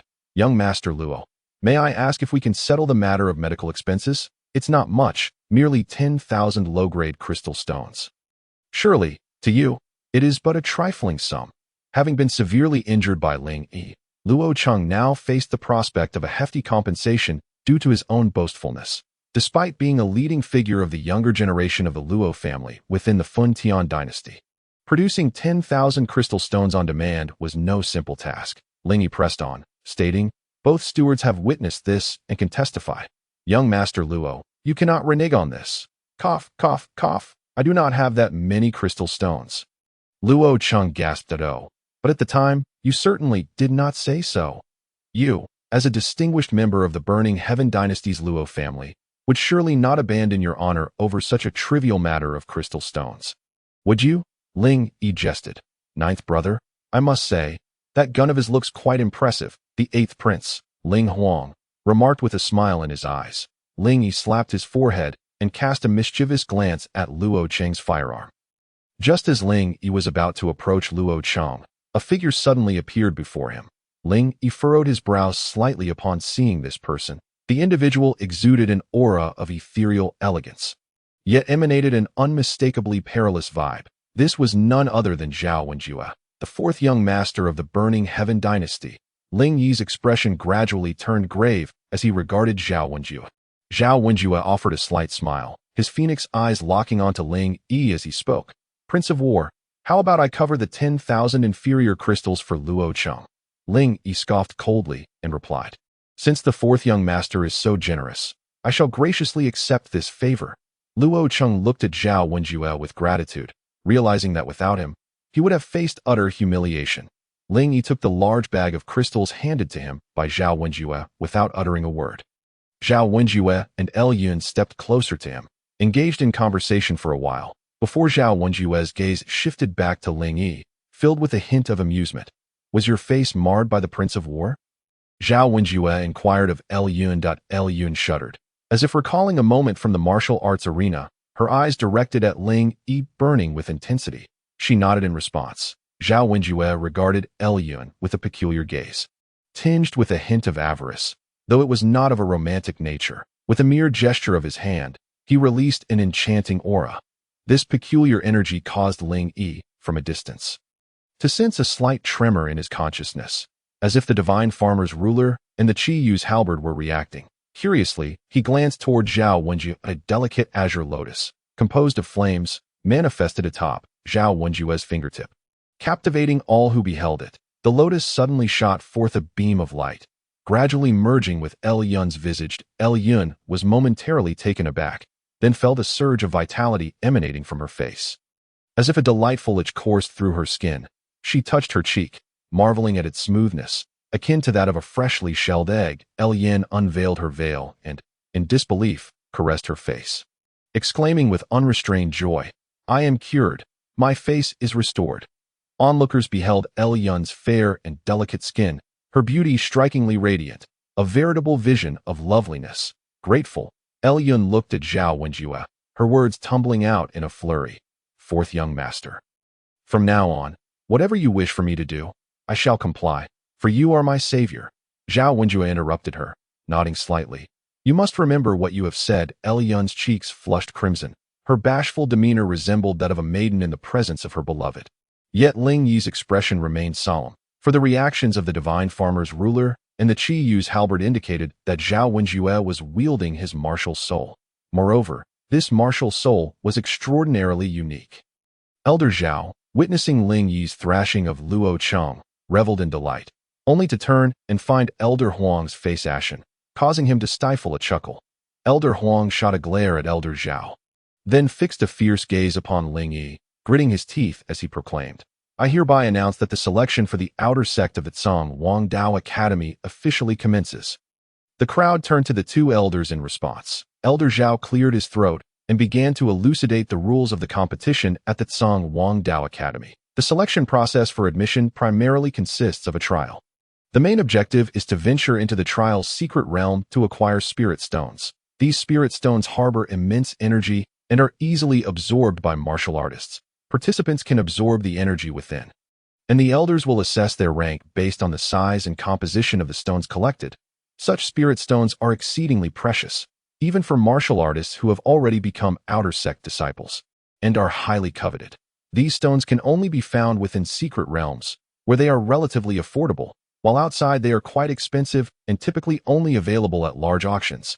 Thus, for the participants, this represents both a test and an opportunity for reward. The secret realm is an independent space, with its own unique laws differing from the outside world, resulting in a varied passage of time.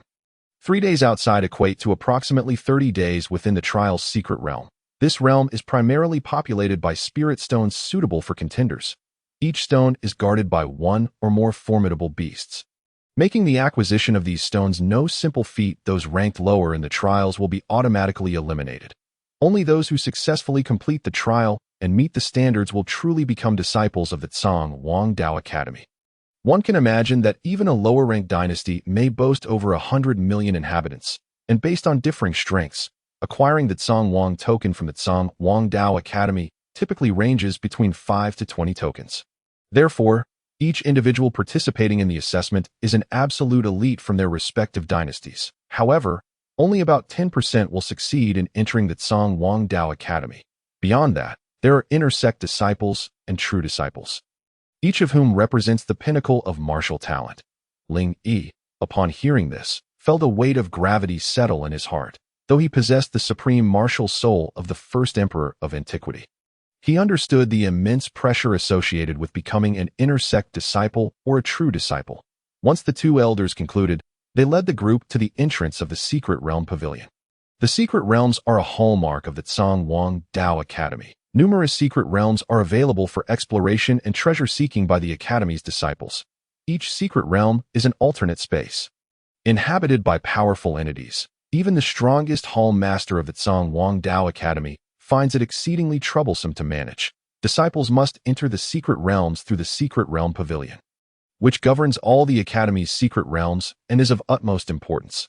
The towering 9-story edifice, while appearing unpretentious, exudes a profound aura. Depending on the level of danger, secret realms are categorized into 3 main tiers: high, medium, and low, each further divided into 3 sublevels. For instance, newly admitted outer sect disciples can generally access low-tier secret realms. However, unlocking a secret realm is not simply a matter of will. It requires corresponding contribution points. These points can be earned by providing elixirs, magical artifacts, techniques, or rare treasures.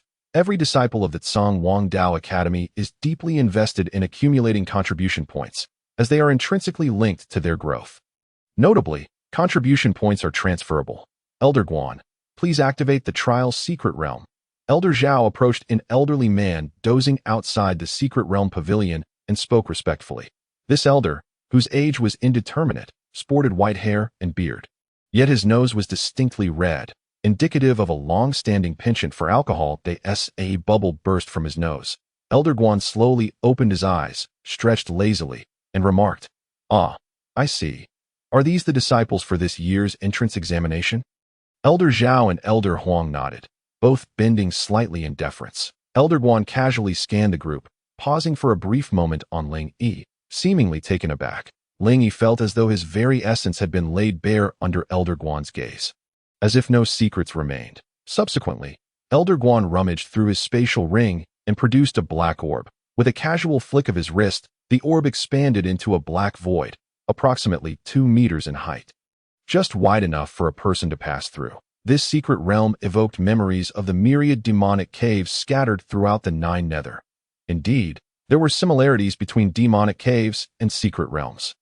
Both were independent spaces. Very well. I should have informed you that time flows differently within the trial's secret realm. You will experience 1 month inside, while only 3 days will pass outside.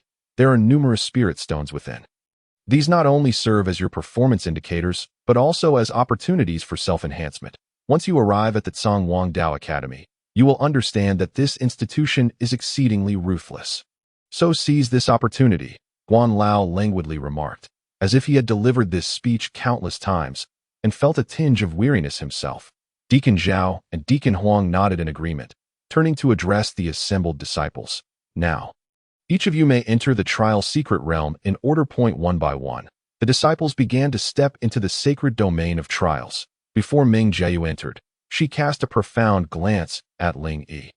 Filled with boundless tenderness, beside her, Guyan's expression grew increasingly frigid, exuding an aura of menace. Sun Tian and Ling Huang felt a chill run down their spines, instinctively distancing themselves from Guyan. Prior to entering, Zhao Wenxuan and Lu Yun also glanced at Ling Yi, their eyes brimming with animosity and provocation. However, when Zhao Wenjue was about to enter, he did not look at Ling Yi, but instead observed Gu Yan with keen interest. A sense of unease stirred within Ling Yi, for such a gaze was exceedingly peculiar, not the greedy admiration directed towards a beautiful woman like Zhao Wenxuan, but rather akin to that of a connoisseur appraising a rare treasure. Ling Yi then stepped into the trial's secret realm that as he traversed the gaping void at the entrance, he descended slowly to the ground. This realm appeared significantly larger than the cavernous depths of the demon cave. With an environment strikingly reminiscent of the primordial forests outside, walking through the woods, Ling Yi soon discovered a colossal nest, large enough for several people to encircle, perched upon a tree. An unusual surge of energy began to ripple through the air, its purity and potency surpassing that of a body refinement pill, eliciting a sense of longing. Ling Yi cautiously ascended the tree, discovering a nest approximately 2 meters in diameter, containing a spirit stone about the size of a chicken egg. The spirit stone shimmered brilliantly, emanating a radiant white glow as he reached out to grasp the stone. A warning from the Chi Yu spear surged through him. Ling Yi sensed a fierce wind bearing down upon him.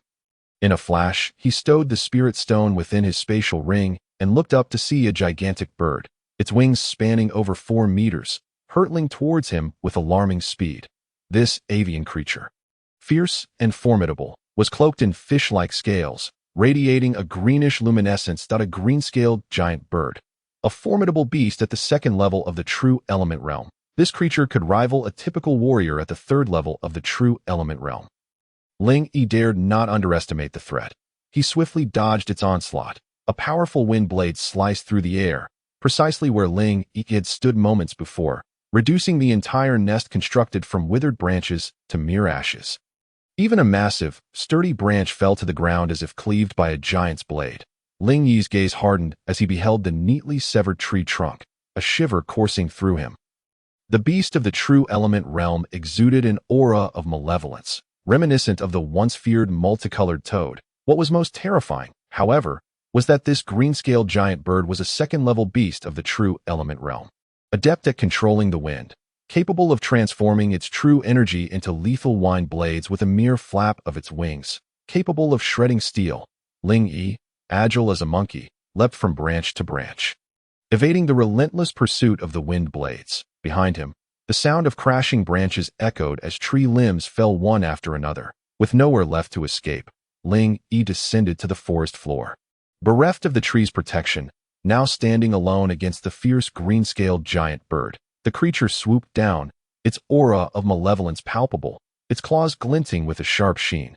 There was no doubt that should it seize him, Ling Yi would meet his demise. Whoosh! A wind blade sliced through the air, but Ling Yi countered with the divine farmer's ruler, dispersing the attack. The green-scaled giant bird closed the distance, now merely a few paces away, and still drawing nearer. This was the moment. Ling Yi's heart raced with urgency. Clang! A colossal Chi Yu spear erupted into existence, standing tall amidst the heavens. Blood-red light surged forth, radiating an overwhelming aura of slaughter.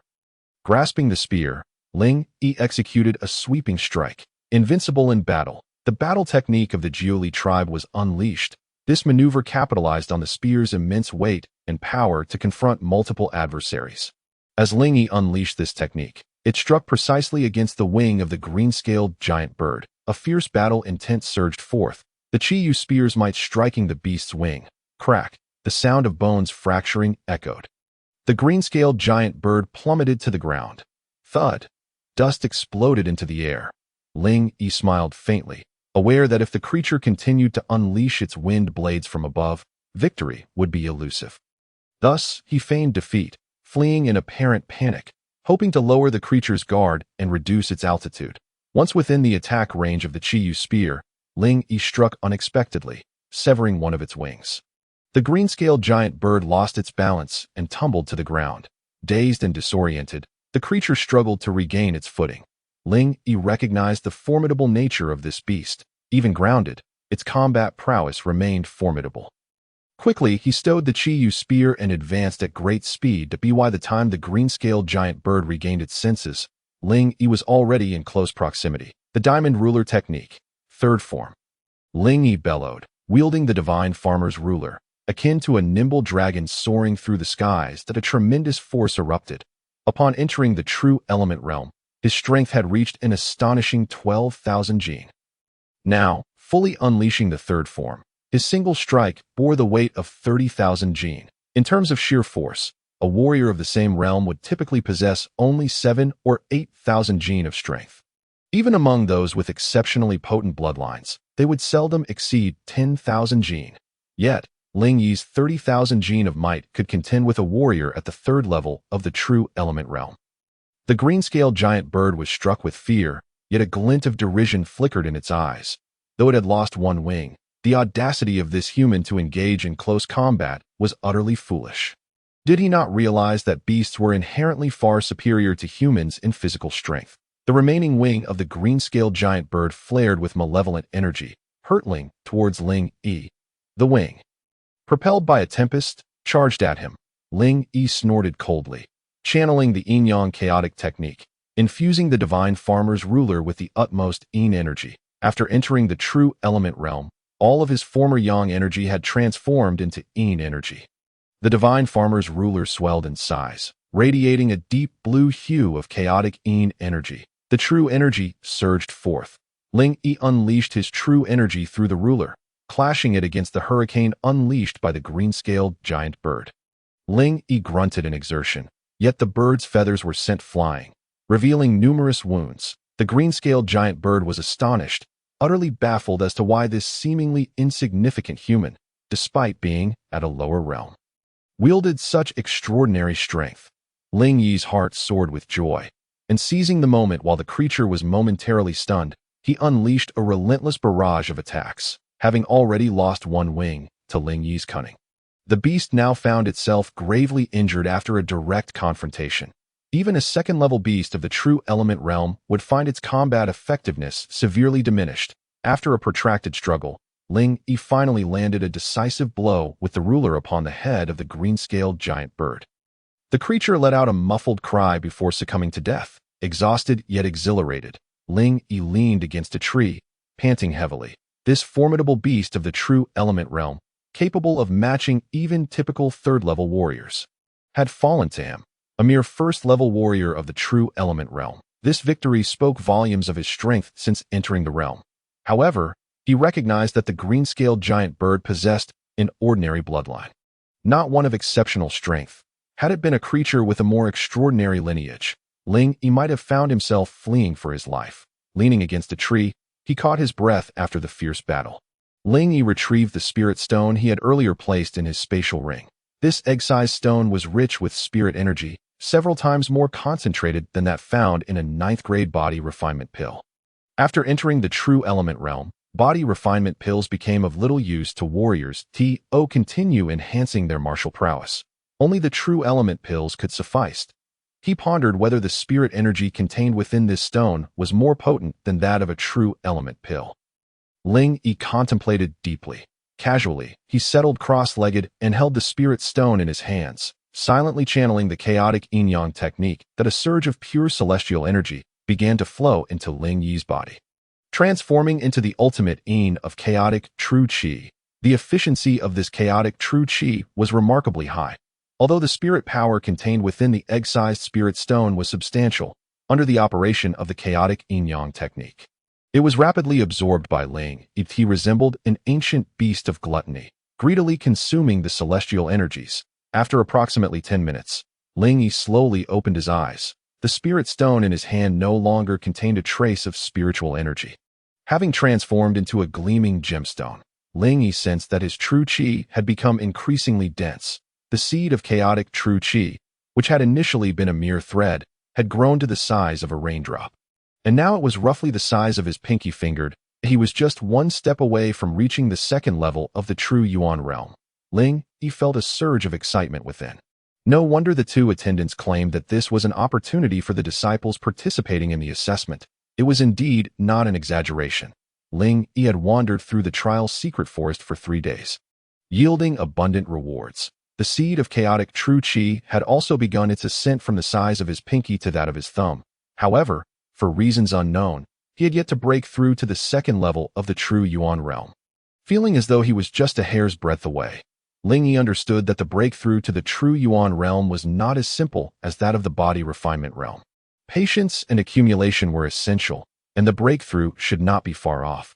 During these 3 days, Ling Yi hardly rested, continuously searching for spirit stones and slaying strange beasts, most of which were at the first and second levels of the true yuan realm. When encountering beasts at the third level of the true yuan realm, Ling Yi hurriedly fled, not daring to take any risks. Although the strange beasts were formidable, Ling Yi possessed the Shenong ruler, allowing him to heal his body in the shortest time possible. Since the Shenong ruler absorbed the toxins from the monsters of the abyssal marsh, its medicinal power had grown increasingly potent. These strange beasts had been dwelling in the trial secret realm for quite some time, making them exceedingly cunning. For instance, the first strange beast Ling Yi killed, a green-scaled giant bird, had laid an ambush and launched a surprise attack on him. However, some strange beasts were exceptionally adept at camouflage. Ling Yi encountered a second-level color-changing salamander that blended seamlessly with its surroundings, concealing its presence. As Ling Yi approached the spirit stone, it sprang forth to attack. Had it not been for the warning from the Qiyu halberd in Ling Yi's consciousness, he might have perished on the spot, with no chance to react. This was not merely Ling Yi's predicament. It was a challenge all trial participants would face. Consequently, many trial disciples perished within these 3 days, their numbers dwindling sharply. The world of martial artists was indeed brutal, having chosen to partake in this trial assessment. One should be mentally prepared for those strange beasts that fell within the trial secret realm. Even the royal dynasty behind them would not blame the Donghuang Dao Academy for such losses. Life and death are predestined. Wealth and honor are decreed by heaven. With the Shenong ruler and the Qiyu halberd as his unparalleled martial souls, Ling Yi thrived in this trial secret realm, reaping rewards far beyond those of ordinary martial artists. One day, Ling Yi intended to challenge a third-level strange beast of the true yuan realm, but was injured in the process and had no choice but to flee. This strange beast was a wind demon leopard, known for its incredible speed, and Ling Yi could not escape at his current pace. Anxiously, Ling Yi tried to avoid running in a straight line, opting instead for winding paths that lie in the distance. A place emitted a dense chill. Ling Yi sensed that the ultimate chaotic true qi within him stirred, as if responding to that wave of cold. A glimmer of hope surged within Ling Yi, and he sprinted towards the source of the cold. Passing through a thicket, he discovered a gathering of cold energy, forming a cold pool with a diameter of about 2 to 3 meters. Behind him, a fierce wind howled as the claws of the wind demon leopard manifested in 5 deadly swipes. Ling Yi felt a chill run down his spine, gritting his teeth, and leaped into the cold pool. The 5-clawed energies swept past him, severing several strands of his hair. Upon entering the cold pool, Ling Yi felt an overwhelming wave of chilling energy envelop him from all directions in an instant. He felt as though he had become an ice pillar, unable to move anything but his eyes. So cold. Ling Yi exclaimed inwardly. The wind demon leopard, having failed to kill Ling Yi with its initial strike, was taken aback, displaying a sense of fear towards the cold pool. It let out a roar before turning away in disappointment. The frigid atmosphere within the pool was truly terrifying, relentlessly eroding Ling Yi's body. This extreme coldness felt like a ferocious beast. Once it invaded Ling Yi's body, it began to gnaw at his flesh furiously. Everywhere it passed, Ling Yi sensed that all his blood and bones had turned to ice sculptures. If this continued for too long, he feared he might lose his life due to the intense cold. Ling Yi let out a low growl, fully channeling the techniques of the diamond body to resist this brutal chill. At that moment, Ling Yi's diamond body had reached the second level. However, against this cold, he still found it somewhat challenging. For an ordinary first-level true yuan martial artist, stepping into this place would likely result in instant transformation into an ice sculpture. With no breath left to speak of, the Shenong ruler within Ling Yi's consciousness stirred slightly and began to emanate healing energy to mend his body. A surge of joy filled Ling Yi's heart as he started to channel his diamond body to combat this fierce cold. Although the cold was fierce and inflicted great harm upon the martial artist's body, it also presented a rare opportunity to temper his physique. With the Shenong ruler guarding him, Ling Yi was temporarily free from mortal peril, making it an opportune moment to refine his physical form. A day and night passed, and Ling Yi opened his eyes. A golden gleam flashing within, he noticed that the meridians throughout his body radiated a faint golden light. Resembling a supremely powerful warrior of the Buddhist sect, Diamond Body, 3rd level, Ling Yi smiled faintly, then directed his chaotic true qi to surge to his right armpit, where a massive amount of true qi began to converge. Pain, Ling Yi cried out in his heart. The bloodline of the war ancestor within him awakened, and the will to battle surged forth, gradually releasing a unique, primal battle intent of the Jiuli tribe. Wow! Beneath Ling Yi's right hand, another arm sprouted. This arm was composed of the bloodline of the war ancestor, while its muscles and bones were formed from chaotic true qi. Remarkably, this arm appeared no different from an ordinary arm on the outside. However, Ling Yi manipulated it with ease, feeling as though it was indistinguishable from his own 2 arms. Moreover, the true qi condensed and appeared at will, allowing for effortless dispersal and retraction. As Ling Yi shook his 3 arms, he felt his vitality surge, and the power of his physique was enough to defy the heavens. The Jiuli tribe's techniques were indeed extraordinary. At that moment, Ling Yi sensed a faint, cold energy emanating from the depths of the cold pool. This energy, though more piercing than that of the cold pool, was remarkably pure and seemed to greatly benefit a martial artist's cultivation. Ling Yi's heart stirred, and he wielded his 3 arms, swimming towards the source of the energy. Approximately several dozen meters deep beneath the surface, Ling Yi discovered a flickering blue flame. How peculiar! This flame actually burned beneath the water, and it was an ethereal blue. When Ling Yi reached out to touch it, he was startled. Upon contact, the blue flame surged into his body, unleashing an extremely and cold energy. Ling Yi was taken aback as this ethereal blue flame slowly made its way towards his danta. Although Ling Yi had now cultivated the 3rd level of the diamond body and the 1st level of the Jiuli body refinement technique, rendering his physique vastly stronger than before entering the cold pool. This ethereal blue flame completely disregarded his formidable body. Wherever the flame passed, it turned everything it encountered into ice, severing all signs of life. Chaotic yin-yang technique. Ling Yi was alarmed and frantically channeled his technique. The chaotic true qi within his dantian had transformed from ultimate yang to ultimate yin since entering the true yuan realm. The chaotic yin-yang technique, a method of the first emperor of the primordial era.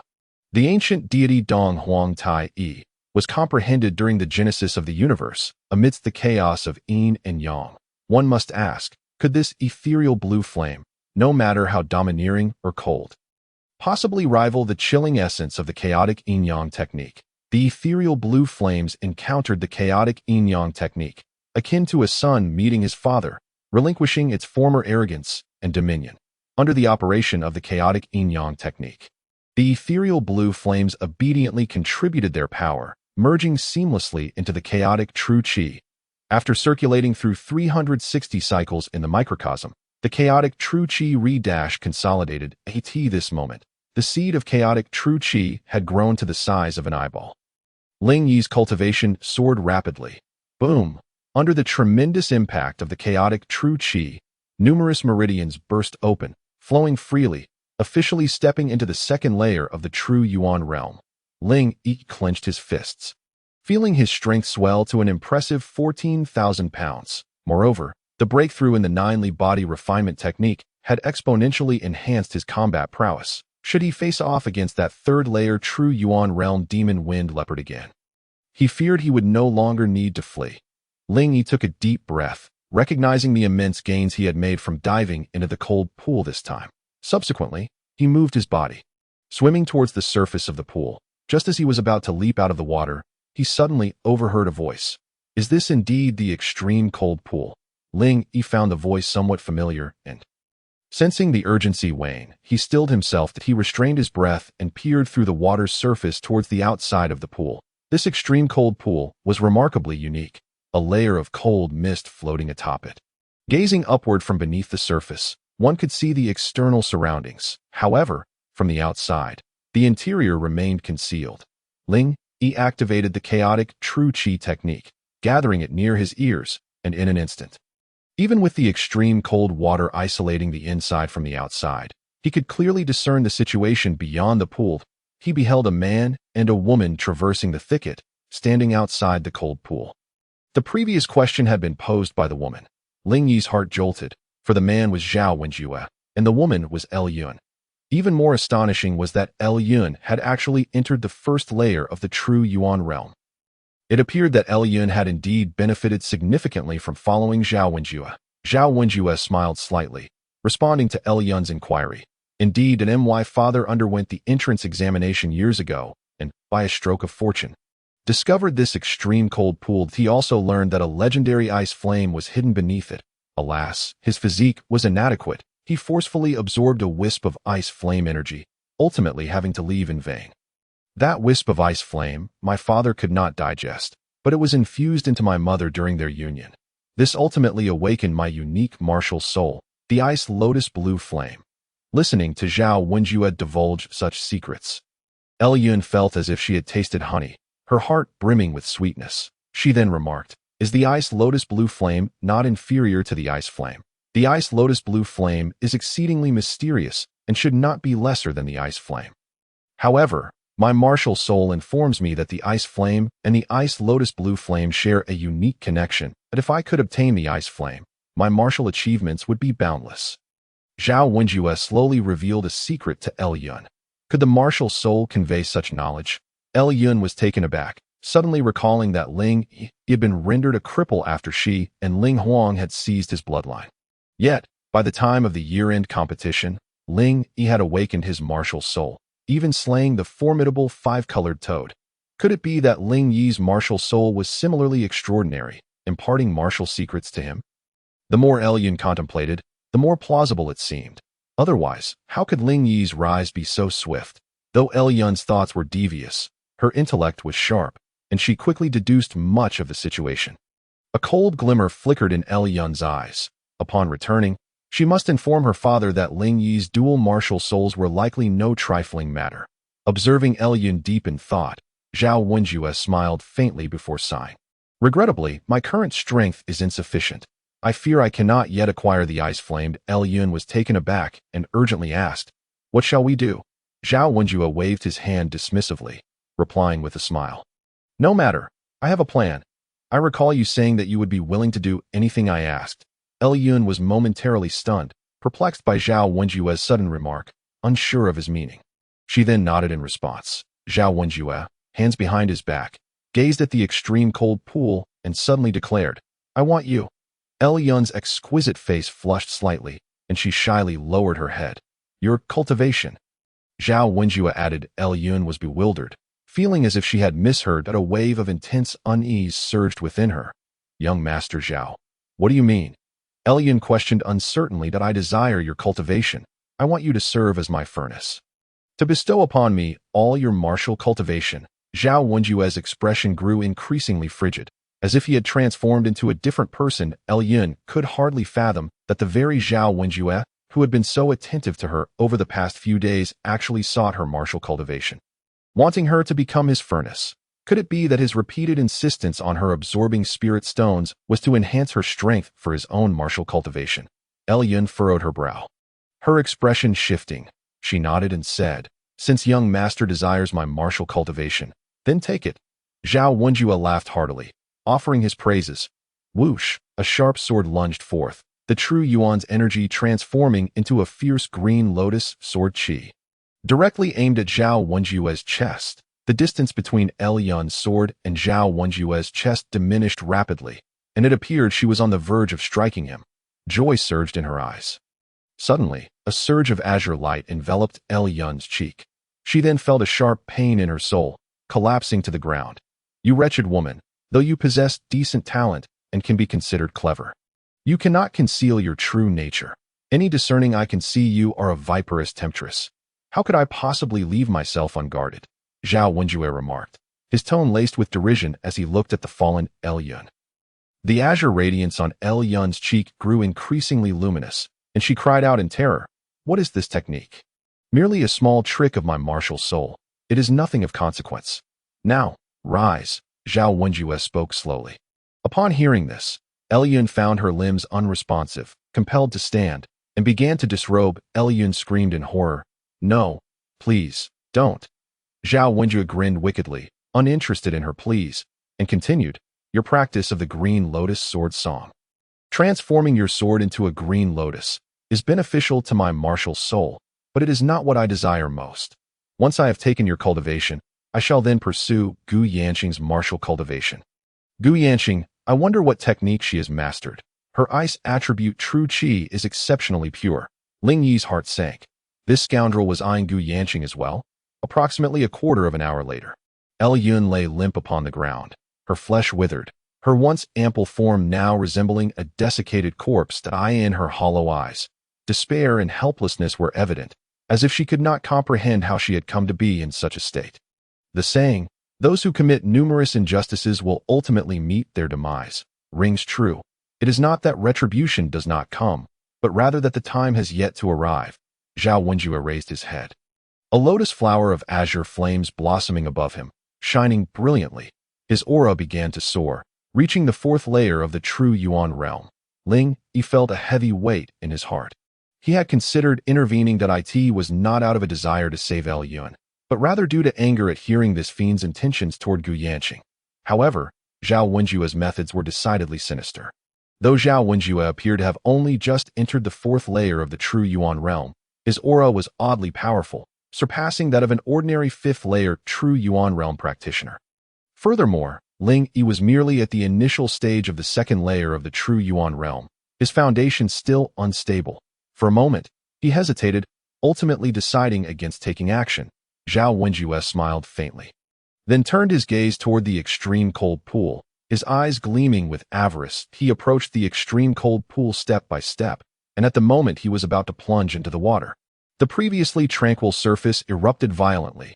Water spraying up to 3 or 4 zhang high out a powerful force of true qi coalesced into a formidable attack, hurtling directly toward Zhao Wenjue. This assault was terrifying, evoking a sense of apocalyptic destruction. Even if it struck a massive boulder, it would surely bore a gaping hole. Zhao Wenjue let out a cold snort. Indeed, he was the leading figure among this batch of trial takers from the burning heaven empire. 9 azure dragons emerged from his body, one of which shot forth to collide with the incoming attack. Boom! Zhao Wenjue's expression shifted, seemingly caught off guard by the sheer force of his opponent's strike. The attack surged forth, infused with the ice flame, its power exponentially greater than before. The azure dragon, fueled by Zhao Wenjue's heightened energy, was even more ferocious, as he had already reached the fourth layer of the true Yuan realm. 2 layers above Ling Yi. In the ensuing clash, the azure dragon and the attack shattered into countless fragments. With a wave of his sleeve, Zhao Wenjue dissipated the overwhelming energy generated by the collision. Ling Yi felt the backlash, his body shimmering with golden light as he braced against the impact. Zhao Wenjue was taken aback, astonished by the formidable aura emanating from his opponent, who, despite merely being at the second level of the true origin realm, was able to withstand his strike. What kind of sorcery is this? Zhao Wenjue, a distinguished figure, the fourth son of the chancellor of the Burning Sky dynasty, was the leader of the trial participants holding the royal decree from the Song King of the Burning Sky dynasty. His innate combat prowess surpassed even that of Zhao Wenxuan by a considerable margin. Should this news spread, it would surely leave the people of the Burning Sky dynasty questioning their sanity. Zhao Wenjue was no mere character like the fourth prince, Ling Huang. He was undoubtedly a paragon of martial prowess among humanity. Am I dreaming? No. Could this be some humanoid beast, a creature with a formidable bloodline?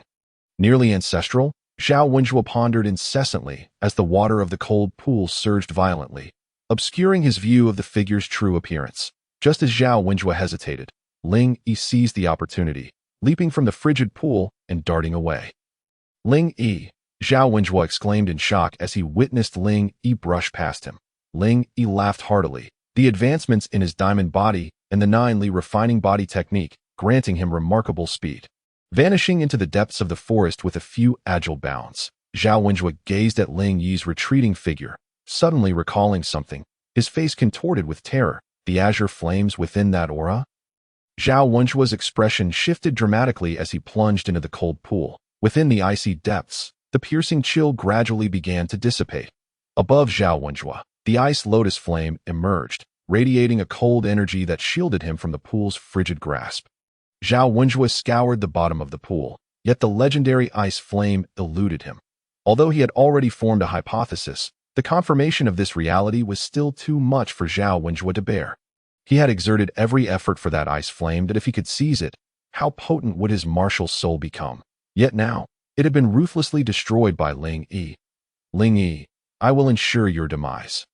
A furious roar pierced the heavens, startling the creatures of the forest into flight. Ling Yi sprinted away, secretly reveling in his triumph. Zhao Wenjue was cunning and far from virtuous, now that Yun had been drained by Zhao Wenjue. The ice flame he so coveted had now found its way into Ling Yi's body. As time passed, the ice flame gradually fused with Ling Yi's chaotic true qi, becoming inseparable, having previously consumed the red flame pill.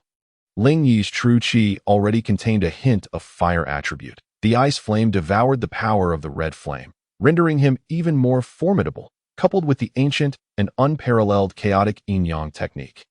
Ling Yi had indeed grown significantly stronger.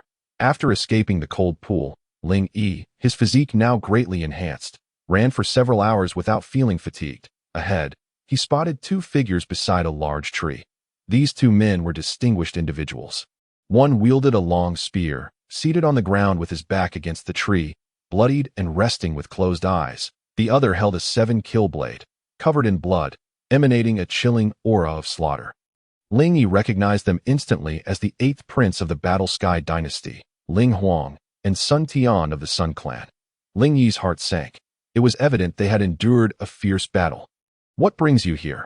Ling Yi approached them swiftly, inquiring. Sun Tian's expression turned serious as he swung his 7-kill blade, unleashing a tempest of ferocity, the air filled with the cries of the damned.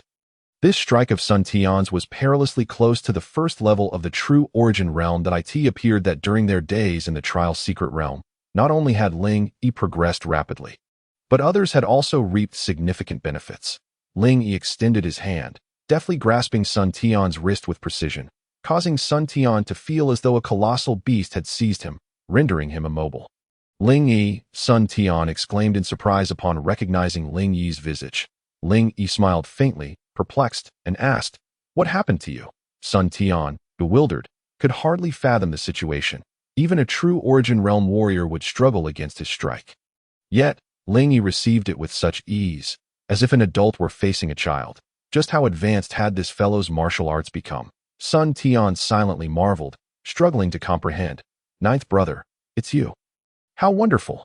Quickly, save Gu Yanqing." Cough cough. The 8th prince, Ling Huang, was clearly agitated upon seeing Ling Yi. His breath labored as he coughed repeatedly. Gu Yanqing. What has happened to Gu Yanqing? A sense of unease crept into Ling Yi's heart as he hastily inquired of Ling Huang. Kneeling down, he began to assess Ling Huang's injuries. Ling Huang had evidently endured a brutal confrontation, with wounds from swords and blades, as well as internal injuries. No need to look further. I am beyond saving. Ling Huang weakly stated, acutely aware of his own condition. To have endured until now was already a miracle. Be silent. Ling Yi admonished, interrupting Ling Huang's poignant farewell, that a flash of light manifested in his hand as the divine farmer's ruler appeared. The white end of the ruler was directed at Ling Huang, emanating a milky white medicinal aura that permeated his body. Ling Huang grumbled inwardly, thinking it was unfair for his 9th brother to prevent him from uttering his final words as he teetered on the brink of death. Yet, to his astonishment, he felt the various lacerations and wounds on his body beginning to heal, even the congealed blood from his injuries slowly dissipating. Rise, stop feigning death. Ling Yi retracted the divine farmer's ruler, noting its white end had dulled, indicating the substantial energy expenditure due to Ling Huang's severe injuries. To Ling Huang's astonishment, aside from the blood covering him, he bore no injuries whatsoever, and even his dantian was remarkably full. After sitting cross-legged for approximately 10 minutes, he stood upright. He had broken through to the first level of the true origin realm. Was Ling Yi's martial soul truly this extraordinary? Not only had it healed his injuries, but it had also elevated his cultivation. In truth, Ling Huang had already been on the verge of breaking into the true origin realm, but after experiencing a life-and-death crisis combined with the aid of the divine farmer's ruler, he had directly crossed into the true origin realm. Sun Tian watched in wide-eyed astonishment, bewildered by the unfolding events. What was happening? Ling Yi had effortlessly received his strike, while he was shocked. he was not entirely surprised. Initially, Sun Tian had harbored disdain for Ling Yi, as Ling Yi had previously defeated him, shattering his pride as a genius. However, he could not deny Ling Yi's extraordinary talent in martial arts.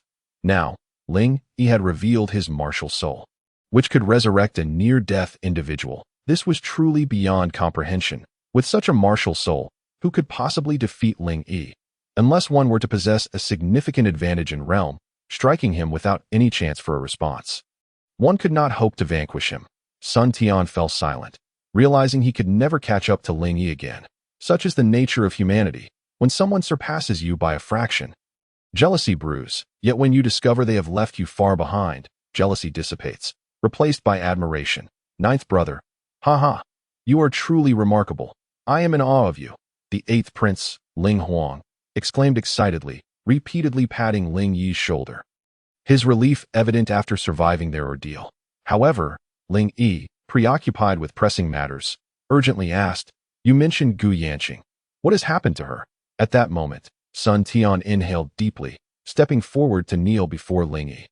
Ling Yi was taken aback, unsure of Sun Tian's intentions, ready to bid him rise, when he heard Sun Tian solemnly declare, "I implore your highness the War King to save young Master Gu." The eighth prince, myself, and young Master Gu were hunting beasts and searching for spirit stones, when suddenly a group of individuals emerged. It was led by Zhao Wenxuan of the Burning Sky dynasty, accompanied by several from lesser dynasties, totaling around 10 people. Upon sighting us, they attacked without hesitation, seemingly intent on capturing young Master Jiud in a bid to save us. Young Master Gu bravely diverted Zhao Wenxuan and his cohorts. As Sun Tian recalled the tragic scene involving Gu Yanqing, his eyes moistened, tears streaming down his face. Zhao Wenxuan, that scoundrel! Ling Yi's heart ignited with fury. This time, he would not let him escape. Where are they? Take me to them. Ling Yi managed to suppress his anger, speaking in a low voice. Sun Tian and Ling Huang sensed an overwhelming aura of murderous intent, palpable and fierce. Sun Tian had dedicated himself to the path of slaughter with his 7-kill blade. However, upon encountering Ling Yi, one cannot help but feel that all the years of training have been in vain. They remain oblivious to the fact that, at this very moment, the Qiyu halberd within Ling Yi's sea of consciousness is radiating a vibrant crimson light, urging him with fervor to unleash a merciless slaughter. In terms of bloodlust, the war god Qiyu once swept through the entirety of the primordial world, and it was only through the combined might of the Flame Emperor and the Yellow Emperor that the Jiuli tribe was ultimately vanquished. The so-called 7-kill blade pales in comparison to the prowess of the war god Qiyu, resembling nothing more than a child's plaything. The two companions dared not linger, hastily guiding Ling Yi towards Gu Yanqing's direction. Ling Yi, consumed by urgency, sprinted ahead, leaving the two struggling to keep pace. Without further ado, he hoisted them both and ran. They exchanged glances, feeling the world around them blur past, the wind howling in their ears. Their hearts gripped by fear. Though they were aware of Ling Yi's unparalleled strength, they were astonished to find that he could carry 2 grown men without losing speed in the slightest. "This is it," Sun Tian whispered urgently. Ling Yi set the two down, and upon seeing several corpses strewn on the ground, it became evident that Sun Tian had spoken the truth. "Over there are bloodstains," Ling Huang exclaimed. Having discovered a clue, the trio followed the trail of blood, which was scattered and likely left by Gu Yanqing. As Ling Yi reminisced about his moments with Gu Yanqing, an intense rage ignited within him, as if his very being were ablaze, causing his mind to heat up. The memory of rescuing Gu Yanqing within the Danling Pavilion, their first encounter, the martial arts arena, where she dazzled in her snow-white attire, hunting ferocious beasts, their lives intertwined in a bond of life and death. Unbeknownst to him, Gu Yanqing had secured a place as a confidant in Ling Yi's heart. In this merciless world of warriors, it is rare to find a kindred spirit. Now that his dear friend was being persecuted, how could Ling Yi possibly remain composed? Zhao Wenxuan, today, you shall meet your demise. Atop a precipice stood a woman clad in white, her demeanor icy and regal, wielding a chillingly exquisite sword spirit. Her hair was slightly disheveled, her beauty striking, and her pristine garments marred by flecks of blood, resembling plum blossoms falling beneath the winter snow. Breathtakingly exquisite, this woman was Gu Yanqing. Surrounding her were dozens of warriors, their garments varying in hue, indicating they hailed from different dynasties. Leading them was none other than the fifth young master Zhao Wenxuan of the Burning Heaven dynasty. Zhao Wenxuan regarded Gu Yanqing with a slight smile, saying, "Gu Young Pavilion Master, you have nowhere left to flee. You might as well surrender. To be frank, my brother has taken a liking to you. And who knows, I may one day address you as Sister Dash and Dash Lord Ji." Yu Yanqing retorted coldly. "If your brother is interested in me, why does he not come seek me himself? Instead, you bring along such a multitude to coerce me. Does that still count as manly?" Zhao Wenxuan responded with a flourish. But that is not quite the case. My brother is occupied with matters of importance, hence he has sent me in his stead, but that does not imply insincerity. Moreover, the Zhao family of the Burning Heaven dynasty is certainly a prominent household. Wouldn't you agree? Gu Yanqing nodded slightly, acknowledging the overwhelming power of the left chancellor in the Burning Heaven dynasty. Indeed, his influence eclipsed even that of the esteemed Taisher in the Warring Heaven dynasty. Sensing an opportunity, Zhao Wenxuan pressed on. "While you may be the young pavilion master of the Danling Pavilion in the Warring Heaven dynasty, you are still one of their own. Joining the Burning Heaven dynasty would elevate you to new heights. Besides, my brother is a prodigy destined to become a legend in the Tiangang realm. You would enjoy wealth and nobility." His words dripped with arrogance, as if being a member of a mid-tier dynasty granted him an inherent superiority over those of lesser stature. Yet, could one from the Warring Heaven dynasty truly elevate themselves by marrying into the Burning Heaven dynasty? Gu Yanqing let out a cold laugh, unreservedly mocking him. "You, vile harlot, don't think you can tempt me with flattery." Zhao Wenxuan, perceiving the underlying meaning in her words, turned pale with fury, grinding his teeth as he declared, "You dare treat me this way? Do not forget that my grandfather is the head of the Danling Pavilion in the Warring Heaven dynasty. Should he pursue this matter, you will surely regret it." Gu Yanqing, quick-witted, began to analyze the situation for Zhao Wenxuan, and he responded with a derisive chuckle. "The head of the Danling Pavilion in the Warring Heaven dynasty. You certainly overestimate yourself. Does our Burning Heaven dynasty fear a mere Danling Pavilion from the Warring Heaven dynasty?" Gu Yanqing fell silent, realizing that if they dared to act in such a manner, they were undoubtedly prepared for any consequences. She glanced down at the abyss below, a sheer drop that filled her with trepidation. After all, being a woman who valued her beauty, a fall from such heights would likely lead to a most unsightly demise. Unappreciative wench. Bring her to me alive. I refuse to believe this little harlot would truly dare to jump. Zhao Wenxuan, noticing a flicker of hesitation on Gu Yanqing's face, felt a surge of excitement and commanded loudly. Emerging from behind Zhao Wenxuan were several warriors from the Burning Heaven dynasty, each exuding an imposing aura. All formidable martial artists at the first level of the true element realm. Yu Yanqing stepped back, a stone slipping beneath her feet and cascading into the abyss below, sending a jolt of panic through her. She recalled a figure, the indomitable man who never yielded. "Farewell, Your Highness, the War King." Gu Yanqing closed her eyes in anguish, tears streaming down her cheeks, as she raised her sword and drew it across her throat. She would rather die than suffer the indignity of being defiled. Zhao Wenxuan was taken aback, utterly unprepared for Gu Yanqing's fierce resolve, and with the distance between them, he realized he could not reach her in time. "Stop!" A thunderous roar echoed from afar. Gu Yanqing's heart raced. The voice sounded vaguely familiar. She opened her beautiful eyes to see figures racing towards her, growing ever nearer. "War King Ling Yi," Gu Yanqing gasped in astonishment. As if struggling to believe her eyes, am I dreaming?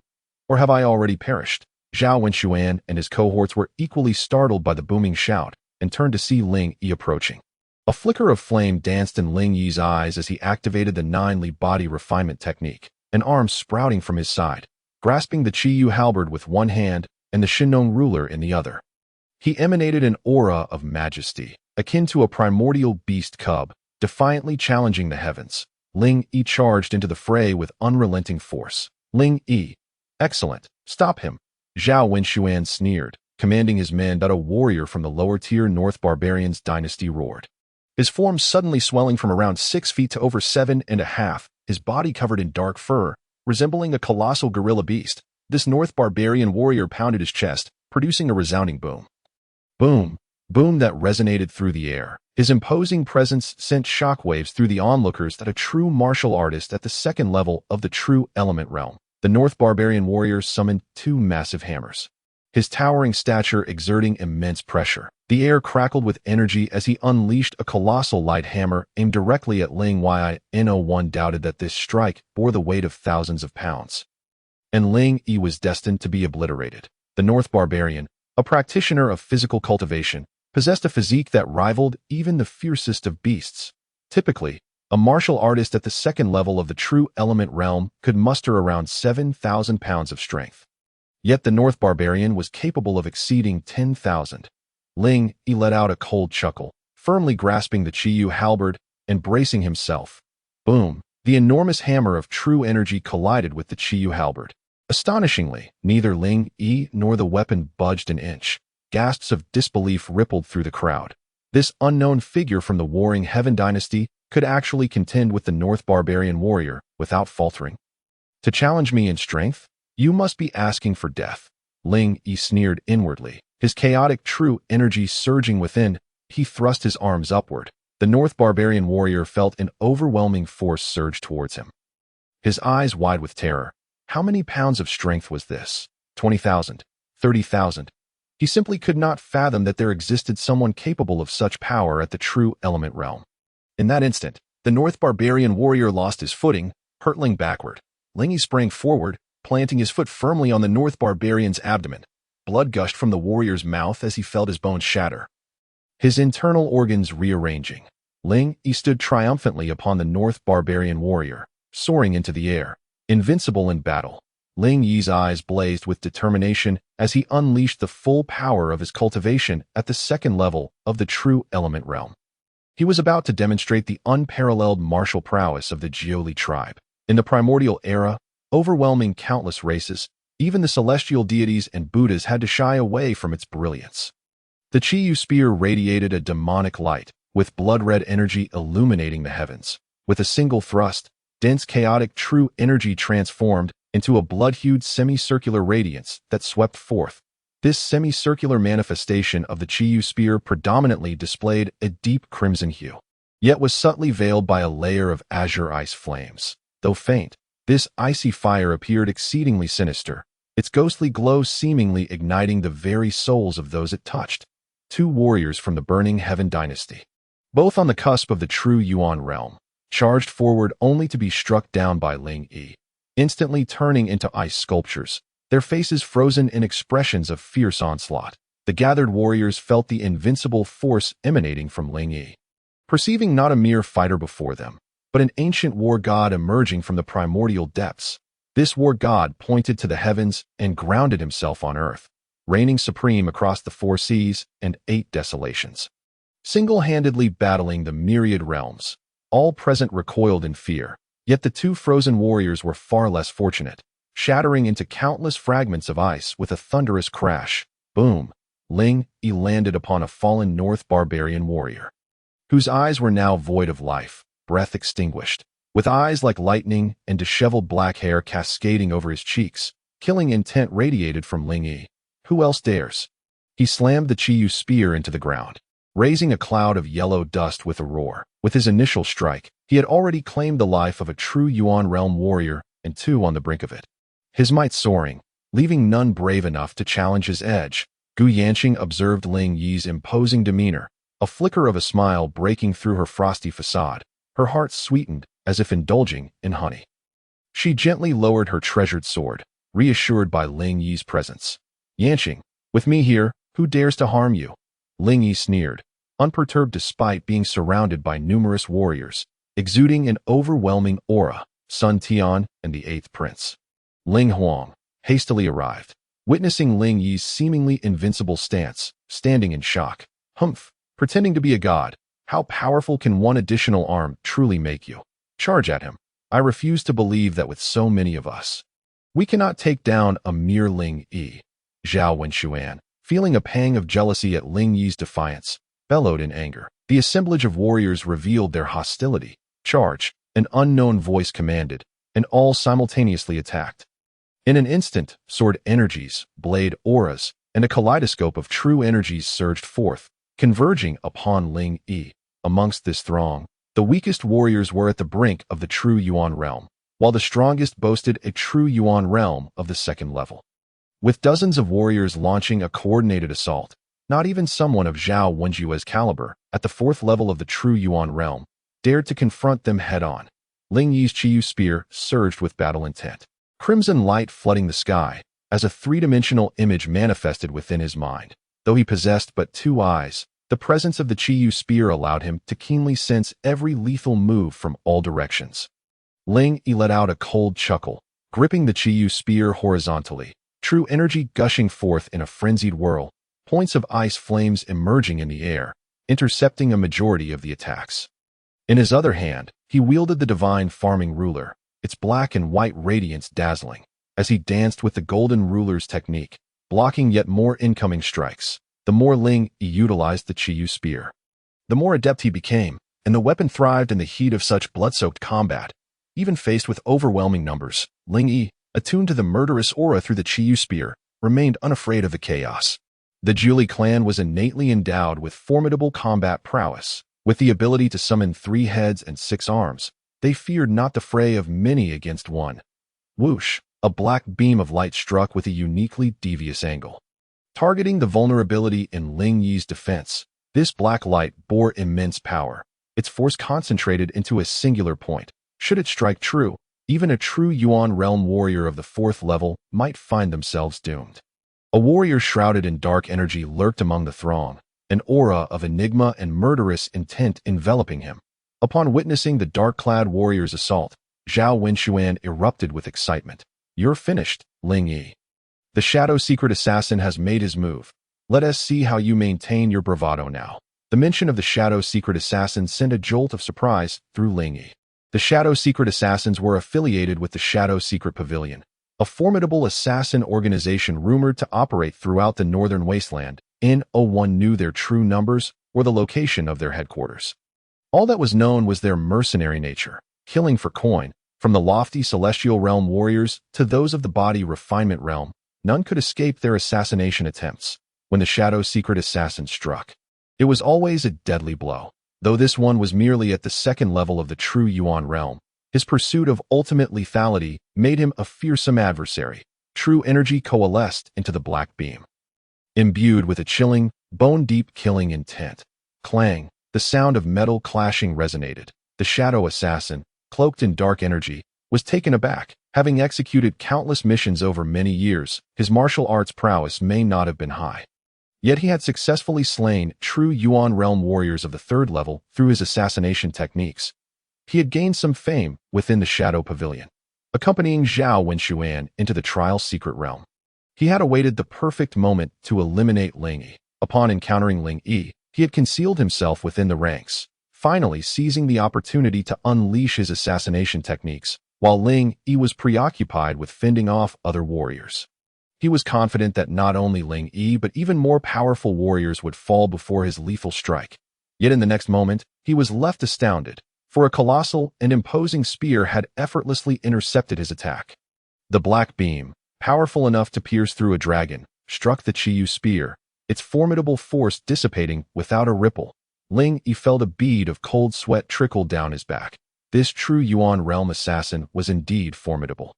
Managing to conceal himself among the crowd without Ling Yi's notice, it was only when he launched his attack that Ling Yi became aware, but the assassin's speed was blinding, his strike too rapid for Ling Yi's cultivation to react in time. Truly, the Shadow Pavilion's assassins were professionals, their aura so heavy that surely no fewer than 800 souls had perished by their hands.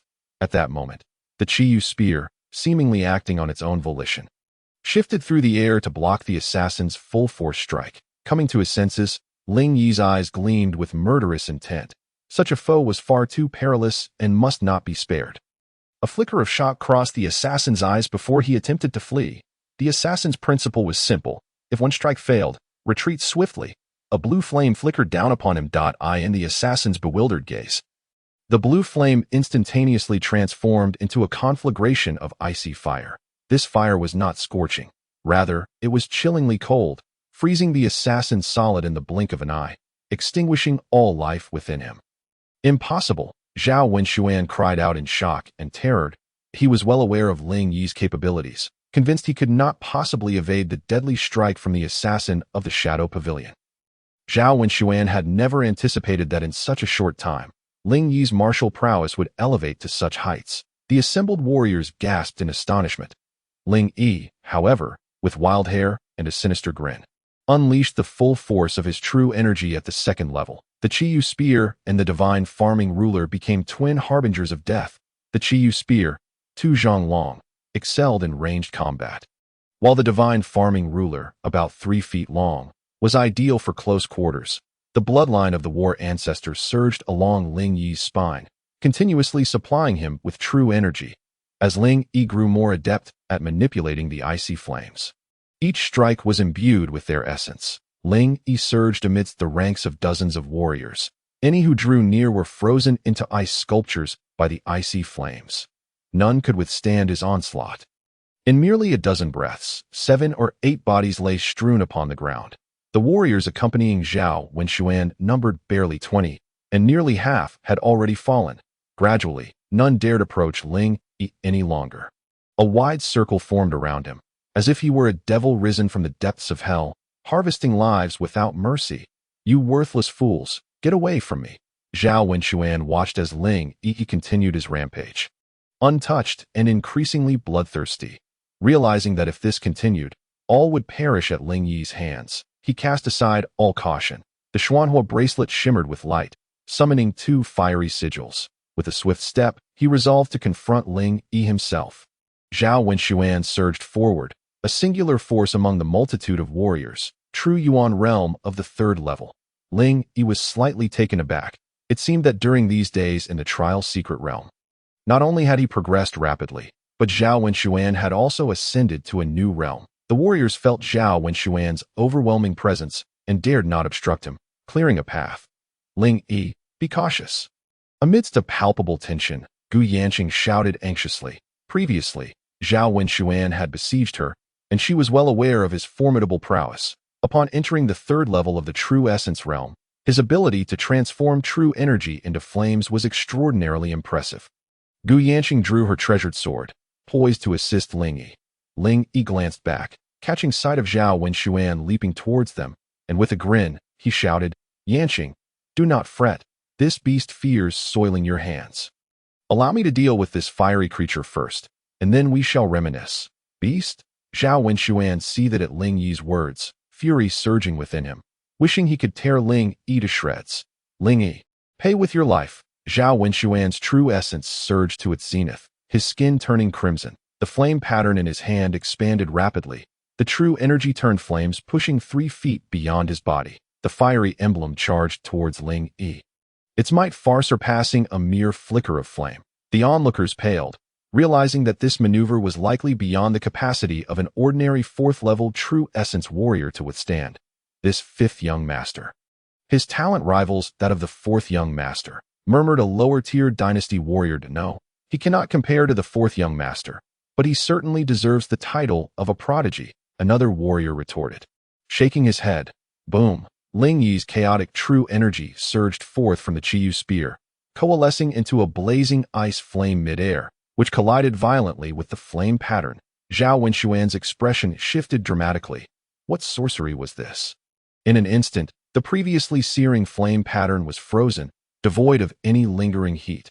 Ling Yi wielded the Shinong ruler, shattering the frozen emblem midair, confronting Zhao Wenxuan directly. Zhao Wenxuan's true essence roiled again, conjuring another ball of flames as his fingers danced rapidly, the Xuanhua bracelet radiating brilliance. The flame coalesced in his palm, transforming into a much larger fiery emblem than before, surpassing even the strength displayed during his battle with Ling Yi in the demon cave. Before Ling Yi could approach, his clothing and hair began to singe. The air grew exceedingly arid, and it felt as though the very space around the flame emblem was ablaze. "Die?" Zhao Wenxuan's face contorted with rage, a grotesque smile emerging as he envisioned Ling Yi reduced to a pile of ash. Ling Yi's countenance grew grave. The overwhelming pressure he felt was no less than that exerted by Zhao Wenxuan. The Zhao family, left minister of the Burning Heaven dynasty, was indeed not to be underestimated. The 4th young master was exceptionally gifted, and even the fifth young master far surpassed ordinary warriors. Such formidable strength. Could His Royal Highness, the War King, withstand it? Sun Tian, captivated by Zhao Wenxuan's prowess yet deeply concerned for Ling Yi, couldn't help but acknowledge that, whether they admitted it or not, Ling Yi was the leader of their faction in the Burning Heaven dynasty. My ninth brother is no ordinary person. He is the War King. In combat, who could he fear? The eighth prince, Ling Huang, fixed his piercing gaze on Ling Yi, his eyes ablaze with fervor as he declared confidently. Unbeknownst to them, Ling Yi had unwittingly become the linchpin for the warriors of the Burning Heaven dynasty, who harbored unwavering faith in him. A resounding roar echoed, its timbre ancient and resounding, as if emanating from the primordial chaos. Long spear. Behold the long spear. The Qiyu spear erupted with an unparalleled momentum, crimson light converging at its tip, an overwhelming will to battle and a thirst for blood coalescing at its head. The warriors beheld a vision, as if witnessing countless troops charging forth. Those three-headed, six-armed deities seemed to rend the heavens, roaring defiantly towards the celestial beings above. Yet, in the blink of an eye, all manifestations vanished. At that moment, Ling Yi unleashed the second form of the Jili War Spear. However, he had yet to master this technique fully, and what he executed now was merely a third of its potential. Boom! The Qiyu spear collided with the fiery emblem transformed by the Xuanhua bracelet. The spear momentarily halted, then surged forward with unrelenting speed, erupting in a brilliant explosion of flames. Impossible! Zhao Wenxuan shouted in terror. Not only he, but all the warriors widened their eyes in disbelief, questioning whether they were ensnared in a dream. Thud! The Qiyu spear impaled Zhao Wenxuan's abdomen. You! Zhao Wenxuan coughed up dark red blood.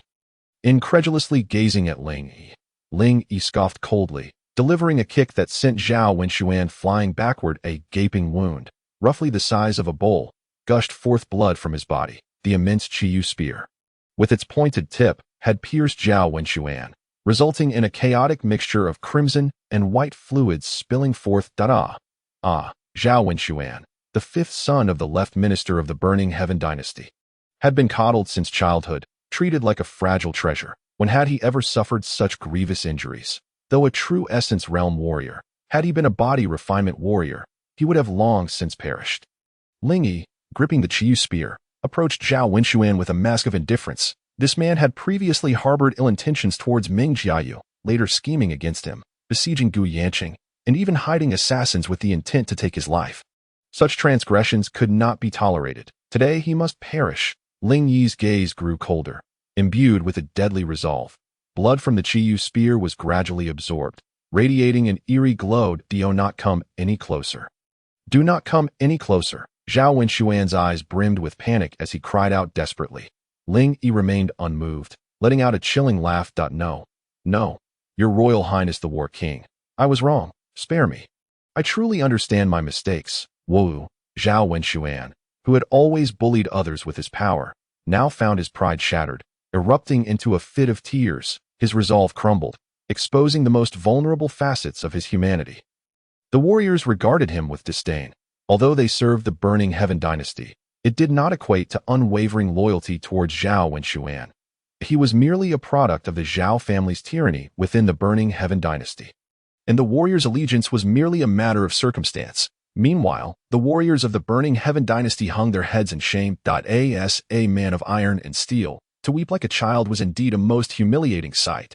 Ling Yi's eyes blazed with intensity as he raised the Qiyu spear, his foot pressing down upon Zhao Wenxuan's chest. Zhao Wenxuan felt a paralyzing dread, as though a colossal beast had pinned him down, rendering him immobile. Ling Yi thrust the Qiyu spear downward, and Zhao Wenxuan, filled with terror, could not help but shut his eyes.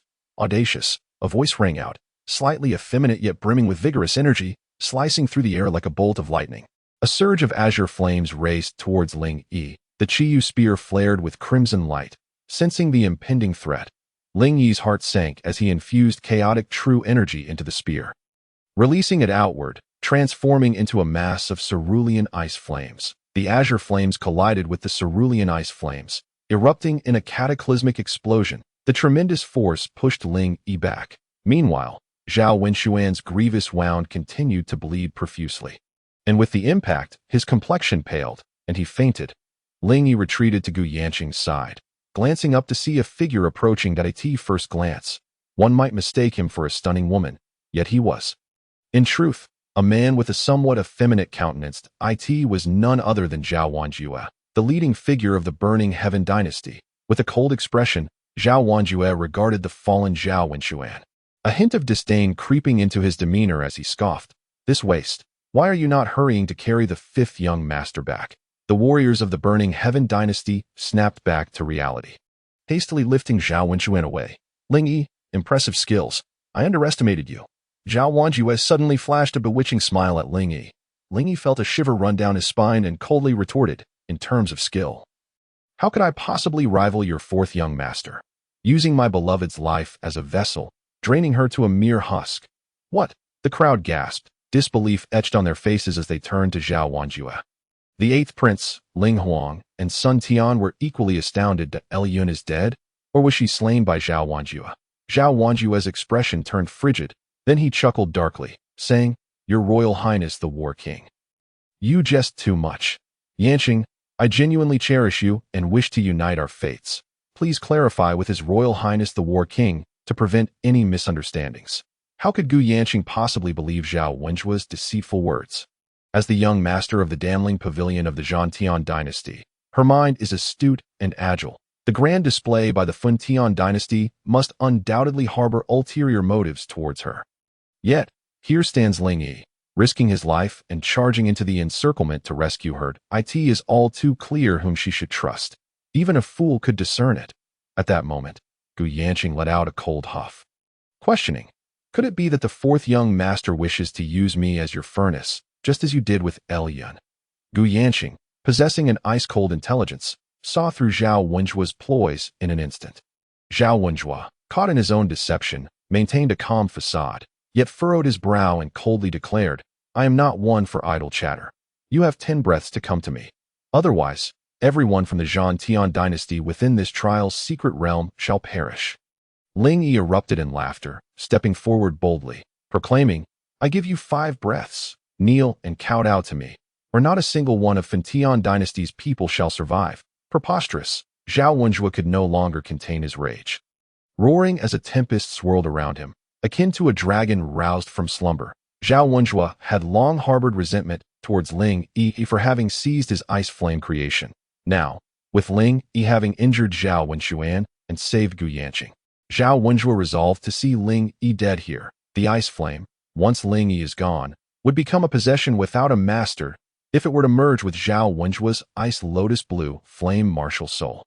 He would ascend to an unfathomable level of power, with murderous intent filling his eyes. Zhao Wenjue pointed a finger, and from his azure dragon flame robe, true energy took form, unleashing a blue flame dragon that lunged towards Ling Yi. Feeling the murderous aura from Zhao Wenjue, Ling Yi took a deep breath, his 3 arms thrumming with energy as he infused his Qiyu halberd with true Qi, merging the ice flame within with the chaotic true energy to clash against the azure fire dragon. The azure fire dragon was even more formidable than the last encounter outside the cold pool, its true energy considerably enhanced. Merely a dragon of true energy manifested such a presence that it surpassed the average 4th level of true essence. The crowd gasped in shock. Many were aware of the 4th young master Zhao Wenjue's extraordinary abilities, which far exceeded those of ordinary martial artists. The combination of the ice lotus blue flame martial soul and the azure dragon flame robe, painstakingly crafted by the left minister, was fearsome indeed. Yet, none anticipated that upon manifestation, a single azure flame dragon could wield the combat prowess of its martial realm. Zhao Wenjue bore the markings of 9 fire dragons. If all 9 were to soar together, it would be akin to facing 9 warriors of the same realm. Such a spectacle was utterly astonishing. Ling Yi, undeterred by his extraordinary circumstances, remained composed. Kongong Jisai Fa. Third style, one hand wielded the Shenong ruler, enveloping him in a radiant golden light, transforming him into a fierce golden guardian. The fire dragon, despite its strength, lacked the refined combat techniques of a true martial artist. With Ling Yi's golden body paired with the golden ruler technique, he became an unstoppable force. The azure fire dragon, despite its fierce assault, found itself unable to breach Ling Yi's defenses. Zhao Wenjue snorted coldly. recalling that although he had previously unleashed the Azure Fire Dragon against Ling Yi, he hadn't done so with full force. Now, with all his might, conjuring another Azure Fire Dragon, he was astonished that it still could not overcome Ling Yi. This Ling Yi, merely at the second level of true essence, possessed such formidable combat power. If he were not eliminated, he would surely become a future threat. Behind Zhao Wenjue, a blue ice lotus manifested, trembling slightly as a powerful true energy coalesced. With a flick of his finger, another Azure Fire Dragon appeared from his Azure Dragon flame robe. This second Azure Fire Dragon was even more agile and potent than the first. Seemingly endowed with an extraordinary sentience by the blue ice lotus, it was significantly larger than the first, and while it too was at the fourth level of true essence, it felt as if the first was in its early stages. While the second had reached the mid-stage, both Azure Fire Dragons surged toward Ling Yi, amplifying his pressure manifold. Unbeatable in battle, Ling Yi swept the Qiyu halberd, unleashing an overwhelming combat spirit as the two fire dragons clashed against him. Sparks flying, yet their assault remained unyielding. Cursed be this situation. Ling Yi's eyes flared with determination. Zhao Wenjue was truly a terrifying adversary. It dawned upon him that every fire dragon embroidered on the Azure Dragon flame robe was a manifestation equivalent to Zhao Wenjue's cultivation level.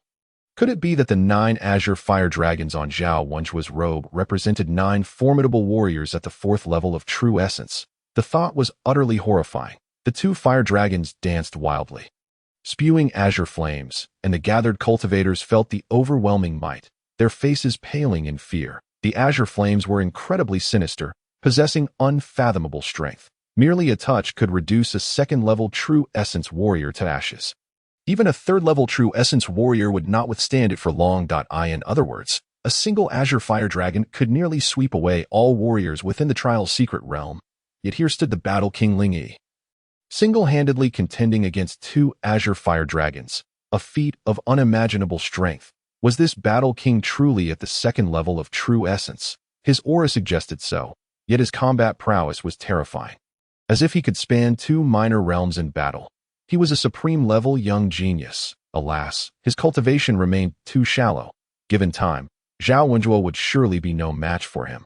The warriors debated amongst themselves, utterly shocked to discover that the seemingly weak Tian dynasty had birthed a prodigy like Ling Yi, someone whose talents could overshadow an entire generation. The Azure Fire Dragon's flames were indeed formidable.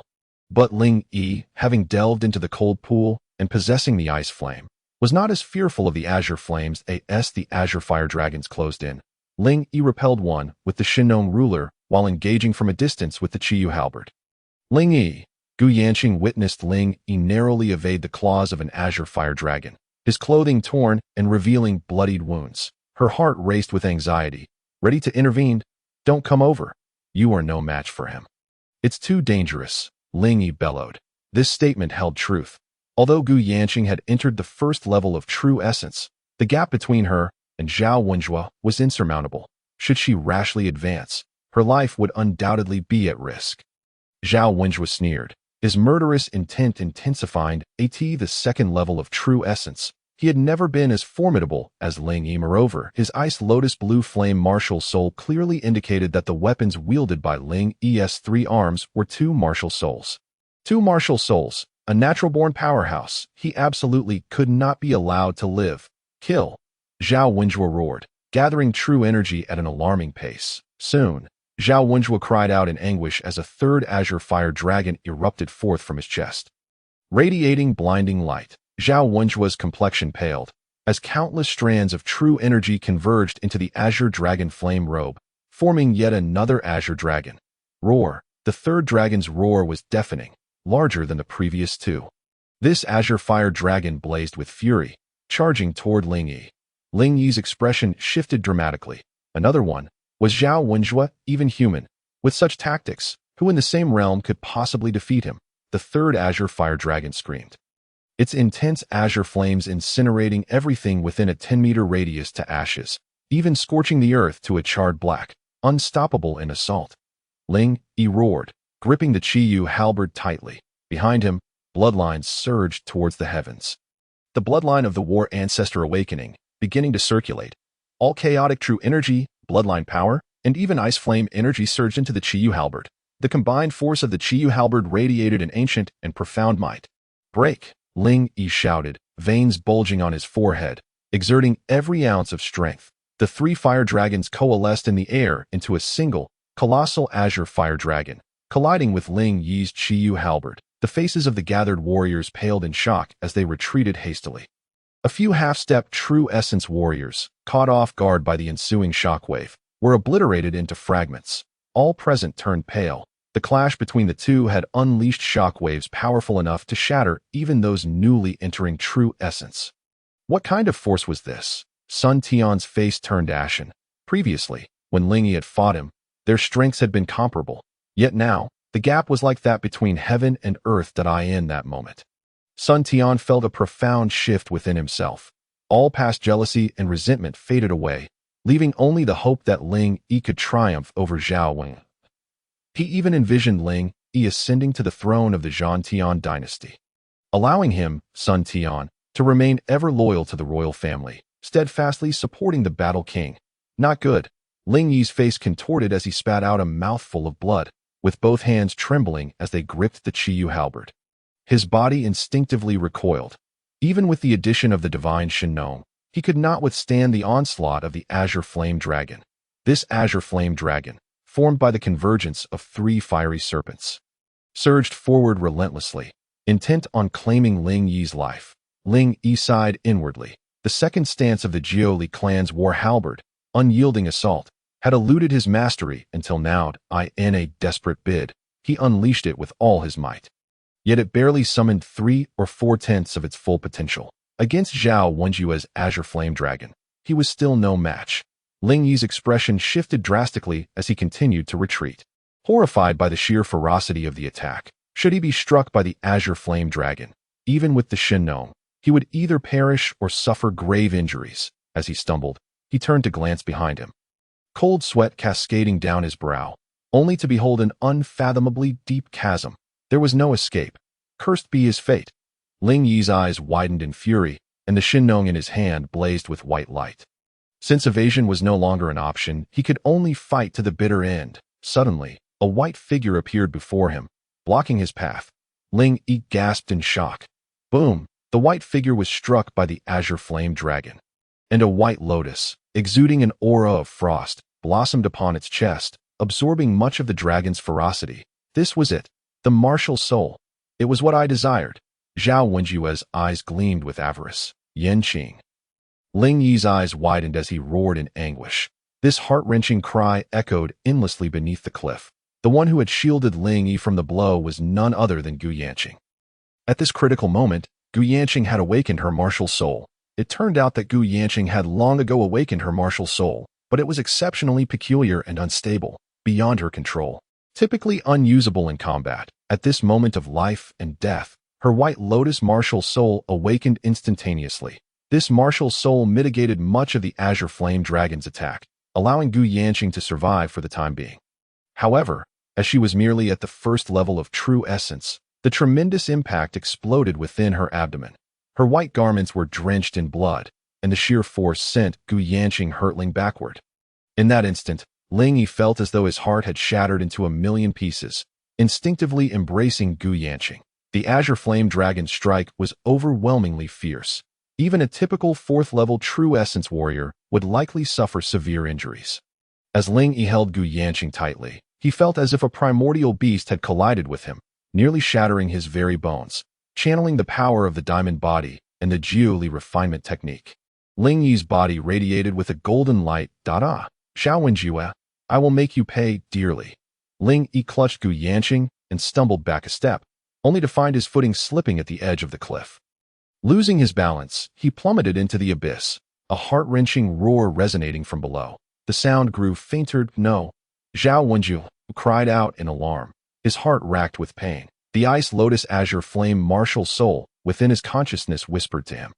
If he could absorb Gu Yanqing's martial soul, it would surely elevate his own to new heights. Yet now, that hope was shattered. First, the ice flame was seized by Ling Yi, and now Gu Yanqing had fallen into the chasm. This trial realm had proven to be a tremendous loss. Zhao Wenjue painfully closed his eyes. Ling Yi, cradling Gu Yanqing, continued to descend, feeling the fierce winds whip past him, through one cloud after another.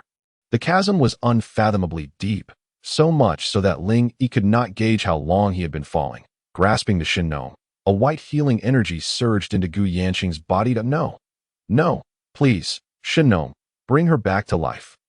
Ling Yi bellowed frantically, his voice echoing against the cliff walls. The Shin Gnome seemed to respond to his cries, pouring forth healing energy into Gu Yanqing. Her wounds gradually began to mend, and her breathing stabilized. Huff! Ling Yi felt his body collide with something extraordinarily soft, cushioning the impact of the fall. Suddenly alarmed, he twisted his body and exerted force from his waist. He felt as if he had landed upon a soft sponge, which absorbed much of the impact, yet he was propelled back upward. Chaotic true energy surged forth, forming a protective barrier around him. Boom! Ling Yi landed heavily, creating a deep crater. He cradled Gu Yanqing in his arms, his back striking the ground. Puffed! Ling Yi coughed up blood. The height of the cliff had been immense. Even with a cushion, the rebound force was formidable. Gu Yanqing, gravely injured, regained consciousness. Her beautiful eyes blinked open, staring blankly at Ling Yi. Ling Yi felt a bit awkward, smiled sheepishly, and asked, "Are you all right?" Gu Yanqing, recalling Ling Yi's valiant charge into the fray, almost single-handedly opposing the entirety of the trial realm, felt a blush rise to her cheeks and nodded slightly. Ling Yi's expression brightened, and with a wry smile, he said, "Can you perhaps get off me? I'm feeling a bit sore," though Gu Yanqing's weight pressed upon him. The softness was undeniably distracting. However, having fallen from such a height, he felt a wave of discomfort in his chest. Gu Yanqing glanced down, realizing how intimately they were entwined, her face flushing crimson as she hurriedly scrambled out of his embrace. Then, she noticed the blood trickling from Ling Yi's back, spilling forth uncontrollably. Gu Yanqing rushed to help him up, examining his injuries with deep concern. Ling Yi's back had struck the rocky ground with tremendous force, causing his skin and muscles to tear, revealing bone beneath. Fortunately, Ling Yi possessed a physique akin to that of the primordial deities in their youth. Had it been a typical true essence warrior, their body would have been shattered instantly. Ling Yi shook his head, reassuring Gu Yanqing not to worry. He then produced the Shin Gnome, its healing energy enveloping him as he began to mend his injuries. Silently channeling the Jiuli refinement technique, Ling Yi's body radiated with a crimson and golden light. The strength of the Jiuli clan stemmed from their unyielding spirit in battle, having endured countless injuries over the years. Yet, each time they were wounded, they grew stronger, emerging from the sea of corpses as warriors capable of slaying gods. After a while, Ling Yi opened his eyes, fully restored, even surpassing his previous physical prowess. "It's all right now, don't worry," he said with a gentle smile, reassuring Gu Yanqing. She breathed a sigh of relief and, upon gazing at Ling Yi's handsome visage, felt warmth bloom in her cheeks. Ling Yi stood, surveying his surroundings, and discovered the area to be quite extraordinary. They were situated on a sturdy stone platform jutting out from the cliff. This platform was remarkably thick, estimated to be several dozen feet wide, enabling it to withstand the force of Ling Yi's fall. Looking up, he noticed a towering pine tree growing atop the platform, its trunk thick enough for 10 people to embrace. Ling Yi had landed directly upon it, the dense pine needles cushioning his descent and saving his life. However, the impact had been so great that it had snapped numerous branches. Above them, at the edge of the cliff, was a cave with a diameter of 3 to 4 meters. "Shall we venture inside to investigate?" Ling Yi suggested. "All right, I will follow your lead." Gu Yanqing nodded in agreement. The two drew their weapons and cautiously entered the cave. In the trial realm, danger lurked at every turn. Both were prodigious talents, well aware of the importance of caution. At last, the central city of the trial realm was within reach. Unsurprisingly, it was Zhao Wenjue who led the forces of the Burning Heaven Empire and several lesser empires under his control. The first to arrive at the city, Zhao Wenjue had attained the 4th level of true essence, making him formidable enough to sweep through the trial realm with ease. Thus it was only natural he would be the first to reach the city. The ancient city had existed for countless years, its grounds modest yet imbued with a sense of antiquity and wear. After all, one day in the outside world equated to 10 days within the trial realm. The Donghuang Academy issued the Donghuang order every few years, and even if a year passed outside, 10 years would have slipped by in the trial realm. The academy had existed for an eternity, witnessing the rise and fall of countless champions. The city itself had stood for an immeasurable time, Zhao Wenjue led his entourage into the city. "Take the fifth young master to my quarters," he commanded. Zhao Wenjue sought a spacious room within the City of Secrets, subsequently instructing his subordinates that a few individuals carefully carried Zhao Wanxian into the chamber and securely closed the door, leaving only Zhao Wenjue and Zhao Wanxian within. "Fourth brother, it hurts," Zhao Wanxian exclaimed. Even though his wounds were bound in bandages, blood continued to seep through relentlessly. Zhao Wenjue shut his eyes, tears streaming down his cheeks, that he knelt, gently touching Zhao Wanchuan's injuries, continuously channeling his vital energy in an attempt to mend his brother's body. However, the wounds on Zhao Wanxian were not only horrifically vast, but also harbored a dense aura of murderous intent, potent enough to obliterate the divine, making the situation exceedingly troublesome. Thus, despite Zhao Wenjue's relentless efforts, healing Zhao Wanxian was an impossibility. "I am sorry, fifth brother. I swear to you, one day, I shall tear Ling Yi apart to avenge you." A flicker of fierce determination crossed Zhao Wenjue's delicate features. "Fourth brother, I do not wish to die." Zhao Wanxian grasped Zhao Wenjue's hand tightly, fear evident in his voice. He was acutely aware of his own condition. The energy embedded in his wounds was insurmountable, rendering any hope of recovery futile. If this continued, even as a true origin realm martial artist, death would merely be a matter of time. Death is not an end, but perhaps a beginning. "Fifth brother, do you harbor hatred for Ling Yi?" Zhao Wenjue inquired suddenly. "I do.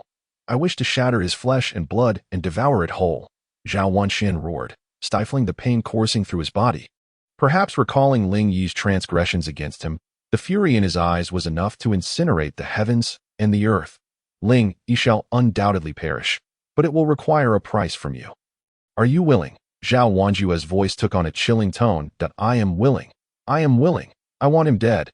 Zhao Wanchuan's fervor intensified, his wounds bleeding profusely. "Excellent. You have spirit. Truly, you are a scion of the Zhao family." Zhao Wenjue's eyes gleamed with avarice. The cerulean flame lotus manifested behind him, suddenly erupting with an eerie luminescence, swiftly entering Zhao Wanchuan's dantian. Zhao Wanxian froze. A heart-wrenching pain surged through his mind. What astonished him most was that his own elder brother would suddenly do such a thing to him. "Fourth brother, what are you doing?" Zhao Wanxian shouted in terror. "You have always inquired about the special abilities of my ice lotus blue flame, yet I have kept it from you. Now I shall reveal its primary function. It devours all energies of the world. You, a mere waste, are on the brink of death. Why not bestow all your martial arts cultivation upon me? Rest assured, I will slay Ling Yi to avenge you." Zhao Wenjue's face radiated an uncanny blue glow, resembling a malevolent spirit as he addressed Zhao Wanxian. "Zhao Wenjue, you are no human. I am your own brother." Zhao Wanxian stood frozen, desperately clutching Zhao Wenjue's sleeve, dressed in a blue dragon flame robe. Zhao Wenjue's attire was unyielding against Zhao Wanchuan's futile attempts to tear it. However, the intensity of his grip caused blood to flow from Zhao Wanchuan's fingers. "Did you not claim that you would pay any price to kill Ling Yi? Now is the time for you to pay." Zhao Wenjue glared at Zhao Wanxian, his tone icy to die. Zhao Wanxian hesitated, unable to fathom that the price would be his own life. Had he known, he would have resolutely refused. "You are nothing but a waste among the Zhao family. You are the most incompetent. Yet because you are the youngest, father favors you the most. Why is that? Eldest brother, second brother, third brother, and I, all are geniuses among geniuses. Why should the most inept be the favored one?" Zhao Wenjue's agitation grew, his once pale face now flushed crimson, veins protruding as his eyes blazed with fury. Zhao Wanxian felt all his martial arts cultivation siphoned away, leaving him utterly empty. Blood gushed from the wounds inflicted by the Qiyu halberd. His breath grew faint, and with a tilt of his neck, his eyes closed. After a long moment, Zhao Wenjue rose, his martial arts cultivation concealed yet formidable.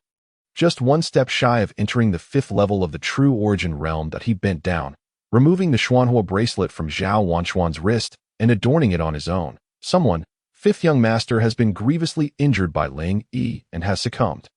Zhao Wenjue's voice quivered with sorrow as he wept bitterly. Within the cave on the cliffside, Ling Yi and Gu Yanqing ventured deeper, navigating the winding passages of the cavern without knowing how long they had been walking. Suddenly, the darkness of the cave brightened, illuminating their surroundings. Ling Yi and Gu Yanqing gaped, momentarily rendered speechless. Before them stood a wall embedded with a colossal spirit stone, as large as a human head, radiating a dazzling light. Having spent several days in the trial secret realm, Ling Yi had encountered spirit stones guarded by second level, which were merely the size of eggs, after descending into the cold pool. He had ceased hunting. Yet this spirit stone was astonishingly massive, its rich spiritual energy seemingly ready to burst forth from the stone. Is this enormous spirit stone a figment of my imagination? Ling Yi stammered. Jiyu Yanqing remained silent, her gaze fixated on the center of the cave. Following her line of sight, Ling Yi beheld a divine sword formed from ice and snow.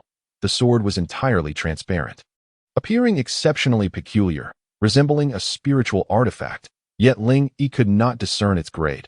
Logically, with his possession of the weapon master's true scripture, his understanding of the path of forging far surpassed that of ordinary alchemists. How could he not see through the grade of this ice sword? Suddenly, the ice sword soared into the air, exuding an incredibly sharp, murderous intent. Ling Yi's expression shifted drastically, for the aura was disturbingly uncanny. In terms of murderous intent, no weapon could rival the Qiyu halberd. However, the Qiyu halberd represented the essence of slaughter, while this ice sword bore a sense of ruthless detachment. The killing intent was not only indifferent to the world but could sever even the deepest emotions of humanity. In a flash, the ice sword hurtled towards Ling Yi. Startled, he failed to react in time. The speed was unfathomable, surpassing even that of powerful beings in the Sea Transformation realm or the Heaven Gang realm. The ice sword seemed to cleave through space, teleporting directly to him. Ling Yi felt every hair on his body stand on end, a chill creeping from his head to his toes. This chill was devoid of compassion. Annihilating humanity, profoundly terrifying. Suddenly, the ice sword collided with a beam of red light. In an instant, the magical flames blazed, countering the ice sword's relentless and merciless killing intent. It was none other than the Qiyu halberd. Ling Yi breathed a sigh of relief. The Qiyu halberd was indeed his guardian spirit, having saved his life countless times. Had the Qiyu halberd not sensed Ling Yi's peril and appeared without delay? Given his martial arts cultivation, evasion would have been impossible. He would have surely met a cold fate. The clash between the ice sword and the Qiyu halberd emitted a mournful wail, as if a person had been wounded. Ling Yi stood momentarily dazed, doubting his own ears. Get lost, you insignificant wretch. Dare to covet my master. Keep your eyes peeled. The Qiyu halberd roared, its voice resounding with might, akin to thunder, as if a deity were expressing its wrath. Ling Yi heard distinctly. It was the voice of the Qiyu deity. The ice sword retreated hastily, its blade trembling as if it were an injured puppy. The magical flames of the Qiyu halberd gradually retracted, returning to its usual form. Qiyu deity, what transpired? Ling Yi inquired curiously. Yet, the Qiyu halberd remained unresponsive, seemingly having fallen into slumber once more. Just as Ling Yi pondered this, the ice sword turned towards Gu Yanqing, suddenly erupting in brilliance, shooting towards her. Ling Yi was alarmed, gripping the Qiyu halberd in an attempt to save Gu Yanqing. However, the Qiyu halberd failed to sense any danger for Ling Yi, and thus did not react autonomously. Just as Ling Yi regained his composure, the ice sword pierced Gu Yanqing's body. Yanqing, Lin Yi exclaimed in surprise, only to discover that Gu Yanqing bore no visible wounds. After the ice sword penetrated Gu Yanqing's body, the blade melted into water, vanishing without a trace. Gu Yanqing seemed to be under some form of control, sitting cross-legged in place. Lin Yi grew anxious, repeatedly calling out to her, yet Gu Yanqing remained utterly still. Her brows furrowed tightly, an overwhelming chill emanating from her, growing ever stronger as her martial arts realm began to ascend progressively. Despite Lin Yi's frantic efforts and the absence of any visible injuries on Gu Yanqing, she appeared to be growing stronger, leaving him utterly bewildered. High atop a snow-capped mountain, where the spiritual energy of heaven and earth was extraordinarily dense, far surpassing that of the northern wasteland, a snowman sat in the midst of the swirling snow, suddenly opening its eyes and spitting out a mouthful of blood. What a gaze, akin to a frozen statue, devoid of any emotion. Has someone inherited my legacy? Yes, two individuals. One possesses my ice flame, a prodigy worthy of the title Young Supreme. Alas, it seems that a formidable presence has already taken possession of it. What kind of being is that, exuding the aura of a primordial deity, so terrifying that it nearly severed my contingency plan? The other, though lacking the talent of the ice flame bearer, is a natural body of extreme cold, more suited to my path. Excellent, excellent. Once she matures, I shall seize her body. By that time. Humph. What of the Nye family? I will personally tear that wretched Huai to shreds. The snowman gradually melted away, revealing a stunningly beautiful middle-aged woman. Her demeanor was reminiscent of Gu Yanqing, embodying the essence of an ice beauty. Yet her aura was far more ruthless, a forbidding presence that warned others to keep their distance. The most astonishing aspect was that on her enchanting face, one eye was utterly hollow. Beauty and terror melded seamlessly on that visage, leaving onlookers astounded. Back in the cavern of the trial's secret realm, Ling Yi and Gu Yanqing were alone together. Gu Yanqing's brows occasionally knitted tightly, then relaxed, as though she were comprehending some supreme martial arts technique. After a while, feeling somewhat bored, Ling Yi turned his gaze towards the spiritual stone embedded in the wall, his eyes lighting up. He retrieved the Qiyu spear and approached the stone. This spiritual stone was the size of a human head, far more potent than the stones guarded by dozens of second and third realm beasts. Ling Yi exerted considerable effort before finally prying the large stone from the wall, marveling at the wall's exceptionally hard material. Fortunately, the Qiyu spear was incredibly sharp, allowing him to cut through the rock. Otherwise, an ordinary martial artist would have been left helpless, cradling the spiritual stone in his hands. Excitement surged in Ling Yi's eyes as he settled down cross-legged and began to circulate the chaos yin-yang technique. Absorbing the vast spiritual energy from the massive stone, the purity of this spiritual energy was astonishing, continuously flooding into Ling Yi's body. His cultivation at the second realm of true essence gradually loosened, slowly pushing towards the peak of the second realm. As time passed, 3 days went by. Both Ling Yi and Gu Yanqing immersed themselves in their respective martial arts training. Gu Yanqing had already entered the second realm of true essence. Yet she showed no signs of stopping, beginning to strive towards the third realm. Meanwhile, Ling Yi's immense spiritual energy transformed into chaos true qi, yet he remained at the peak of the second realm. With each step of his cultivation, the seed of chaos true qi grew larger, from the size of a chicken egg to nearly that of a human fist. On the fourth day, the seed of chaos true qi morphed into a raging dragon, surging towards Ling Yi's spine, where the bloodline of the war ancestor resided. Pain. Ling Yi gasped. In an instant, he felt the divine blood of the war god within his bloodline being drawn out, radiating a crimson glow as it began to surge toward a meridian in his back. True meridian. Ling Yi was secretly astonished. The true meridian was a hallmark of true essence realm practitioners, yet only those at the third realm could forge one. Once a martial artist entered the true essence realm, each minor realm represented a vast disparity. The 9 levels of true essence are categorized as follows. The first to third levels are deemed the lower 3 realms. The fourth to sixth are the middle 3, and the 7th to 9th are considered the upper 3. Only martial artists above the middle 3 realms can coalesce a true meridian. Upon the formation of a true meridian, the martial artist's true energy becomes more ferocious, significantly enhancing their strength, speed, and reaction time. Ling Yi, with his peculiar experiences, despite being merely at the second realm of true essence, could still contend with those at the third realm. However, against a practitioner at the fourth realm, such as Zhao Wanjue, he would be utterly helpless. This is because upon reaching the fourth realm, one becomes a practitioner of the middle 3 realms, awakening their true meridian, whose power is incomparable. Yet, as the fourth day came to a close, the entirety of the spiritual energy from the stone, which was the size of a human head, had been absorbed by Ling Yi. Still, he had not broken through to the third realm of true essence. A flicker of the true meridian behind Ling Yi occurred, before ultimately settling into calmness, as the divine blood returned to the bloodline of the war ancestor. Ling Yi slowly opened his eyes, gazing at the now dull massive spiritual stone in his hands, letting out a sigh. After absorbing such an abundance of spiritual energy, he could clearly sense that this energy was equivalent to 10 times that of an ordinary fourth realm true essence practitioner. Even for a prodigious martial artist like Zhao Wanjue, this energy could equate to 3 or 4 times his own.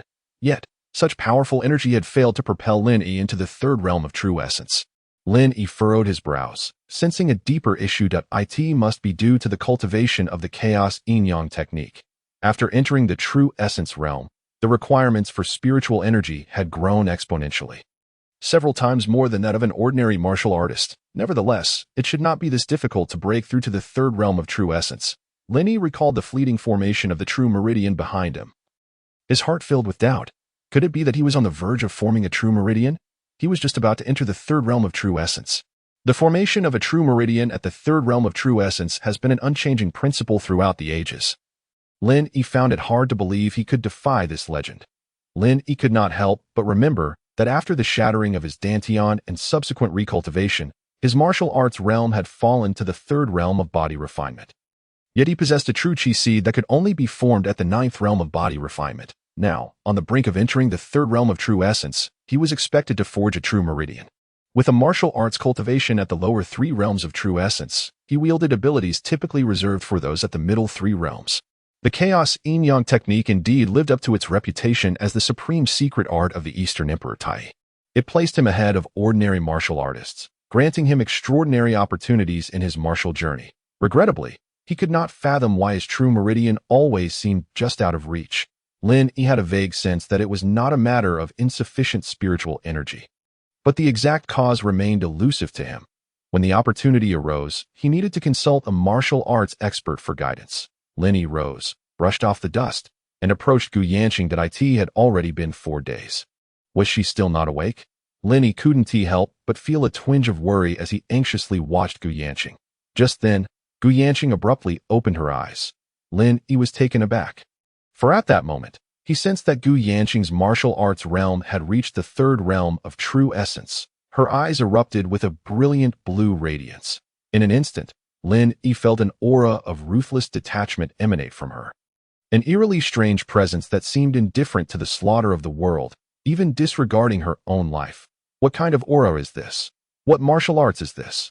Though Lin Yi had encountered numerous ancient deities, he had never before encountered such martial arts.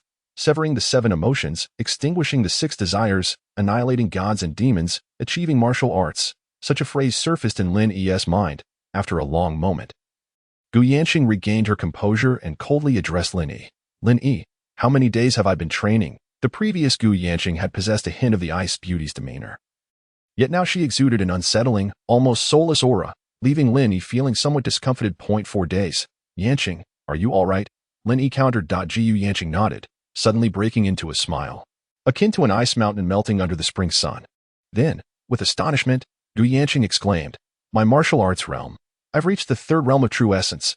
As she became aware of her newfound level, Gu Yanqing was taken aback and began to circulate her true energy, condensing an incredibly sharp and frigid energy in her hand. Before long, she manifested a sword-forged device, the very blade that had previously sent chills down Lin Yi's spine. Gazing at the ice sword in her grasp, Gu Yanqing exclaimed with delight, Lin Yi, look, I feel as though I've gained this divine weapon within me. It's so powerful. Do you sense anything amiss? Lin Yi recalled the bizarre incident with the ice sword and, filled with concern, inquired, is there something wrong? Not at all. I feel as though I have been reborn. Such immense power. Gu Yanqing's eyes sparkled with brilliance as she replied, all right, as long as there is nothing amiss. Let us venture outside.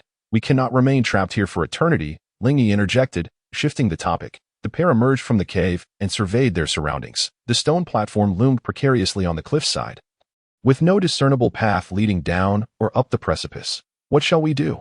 Are we destined to be ensnared here for life? Gu Yanqing inquired. Ling Yi pondered for a moment, then snapped his fingers in realization. I've got it. Quickly, climb onto my back, he urged. What? Gu Yanqing was taken aback, bewildered by his suggestion. In this desolate wilderness, Ling Yi's words caused a delicate blush to spread across her snow-white face. Hurry, I have a plan. Ling Yi pressed on, unaware of Gu Yanqing's thoughts. Suddenly enlightened, Gu Yanqing understood that Ling Yi intended for her to ride on his back as part of his scheme to escape the stone platform. Without hesitation, her cheeks flushed, she climbed onto Ling Yi's back. Ling Yi felt an intoxicating fragrance envelop him. Stirring emotions within, he shook his head, casting aside the errant thoughts swirling in his mind. With a surge of energy, he activated the 9-Li body refinement technique. A hand, formed of pure energy, materialized to support Gu Yanqing's thigh. Flustered, Gu Yanqing lowered her gaze, pressing closely against Ling Yi. Ling Yi's eyes gleamed with determination as 2 other hands manifested the Shinong ruler and the Qiyu halberd. He approached the edge of the cliff, casting his gaze upward at the seemingly endless precipice, a surge of excitement coursing through him.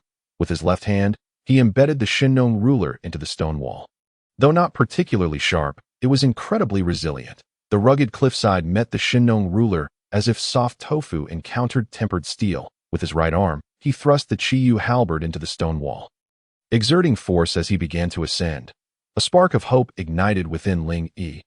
Thus, with Gu Yanqing on his back, he commenced his painstaking ascent up the towering cliff. Gu Yanqing clung tightly to Ling Yi, warmth blooming within her heart, unknowingly embedding his figure deeply into her soul, a mark that could never be erased.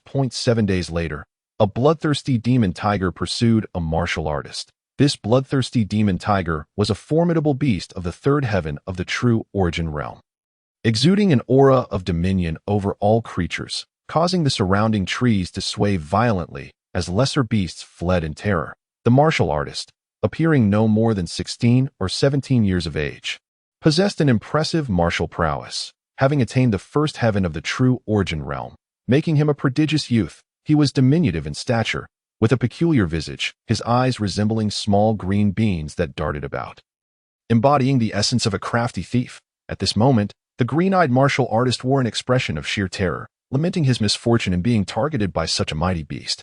The power of this third heaven beast was such that a single bite could easily consume him. Fortunately, the green-eyed martial artist had primarily honed his agility. Though his realm was not particularly high, his speed was remarkable, darting through the forest like a nimble monkey. Suddenly, in his panic, he stumbled over a rock and fell heavily to the ground. The bloodthirsty demon tiger, having a two-realm advantage over him, closed in rapidly as the green-eyed martial artist fell. The demon tiger lunged, its massive jaws poised to swallow him whole. This demon tiger was no ordinary beast. It stood 3 meters tall and measured 6 or 7 meters in length, capable of devouring the green-eyed martial artist in a single bite, having previously fought the demon tiger and suffered significant injuries. The green-eyed martial artist now felt the ghastly wind emanating from its maw, threatening to make him vomit, while the overwhelming aura of death rendered him paralyzed with fear. It was over. Mother, your son is doomed. The green-eyed martial artist stared blankly at the approaching demon tiger, muttering despairingly. However, the bloodthirsty demon tiger found itself momentarily immobilized in midair, swiping a paw but failing to reach the green-eyed martial artist. Startled, the demon tiger turned to see a strikingly handsome youth grasping its tail, accompanied by an exquisitely beautiful woman clad in white like fresh snow. Though the demon tiger had begun to develop some intelligence, it could not fathom how a human dared to seize it in such a manner after years of dominance in this trial realm. Could this youth be a humanoid beast, possessing such immense strength? The green-eyed martial artist shielded his face with trembling hands, crying out in terror, yet after a prolonged wait, the anticipated agony of being torn apart never came. Confused, he lowered his hands and opened his eyes, only to find the youth smiling softly at him, revealing a set of pearly white teeth. In that instant, the green-eyed martial artist felt an overwhelming joy, swearing he had never encountered anyone so handsome in his life. Of course, anyone who saved him in such a dire situation would appear extraordinary. The youth turned to the woman beside him and said, "Yanqing, I will handle this beast myself. Do not intervene." The woman, exuding an icy demeanor, nodded impassively. This youth was none other than Ling Yi, accompanied by Gu Yanqing. It took Ling Yi and Gu Yanqing 3 full days to ascend from the stone platform to the top of the cliff. The cliff was a staggering height, and even Ling Yi, with his remarkable physique, had to rest numerous times along the way. Fortunately, Ling Yi possessed the golden body and the 9-Li body refinement technique, endowing him with an indomitable physical form, surpassing even the beasts. Only the infant deities from the primordial era could possibly rival Ling Yi. Once they reached the summit, Ling Yi and Gu Yanqing were not in haste to venture into the city of the secret realm. Like their initial foray into the Tsangmang mountain range, they began to form a team to hunt powerful beasts and seize spirit stones. Over 4 days, their harvest was bountiful. After acquiring the ice sword, Gu Yanqing not only advanced to the third heaven of the true origin realm, but also wielded the ice sword with ferocity, making her a formidable opponent against ordinary beasts of the same realm. Ling Yi was astounded by Gu Yanqing's transformation, yet upon closer observation, he detected no abnormalities. He could only reassure himself that Gu Yanqing's strength was ultimately a positive development. As for Ling Yi, his combat prowess was unparalleled, having already contended with the likes of Zhao Wanjue, a human prodigy. Despite only being in the second heaven of the true origin realm, he could effortlessly deal with ordinary beasts of the third heaven. The duo complemented each other, and many beasts fell at their hands. They even combined forces to slay a beast of the fourth heaven of the true origin realm. As Gu Yanqing consented to allow Ling Yi to confront the bloodthirsty demon tiger alone. A fierce battle spirit surged within Ling Yi. Suddenly, an arm manifested from his body, and the bloodline of the war ancestors surged violently, unleashing a frenzy of combat intent that could slay gods and Buddhas. In a flash of brilliance, the Qiyu halberd and Shinnong ruler appeared. Ling Yi let out a roar, seizing the demon tiger's tail and swinging it around with tremendous force, hurling it to the ground with an impressive arc. Both the demon tiger and the green-eyed martial artist widened their eyes in disbelief, unable to comprehend Ling Yi's actions. The bloodthirsty demon tiger was a formidable beast of the third heaven of the true origin realm, and its massive body was comparable to a small room, weighing at least several tons. Yet, in Ling Yi's hands, it was as light as a toy, crashing to the ground. What transpired next astonished the green-eyed martial artist even further. Before the demon tiger could recover, it was flung into the air once more. Boom, boom, boom. The ground shook with each impact as the demon tiger was repeatedly slammed down, creating deep craters. This world was utterly insane.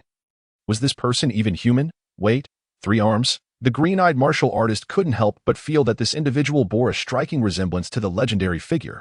Finally, the demon tiger regained its senses, being a beast of the third heaven of the true origin realm. It opened its massive jaws, gathering a surge of demonic energy, releasing it in a wave directed at Ling Yi. Unbeatable, Ling Yi, undeterred, released his grip and struck out with the Qiyu halberd, unleashing the 9-li war halberd.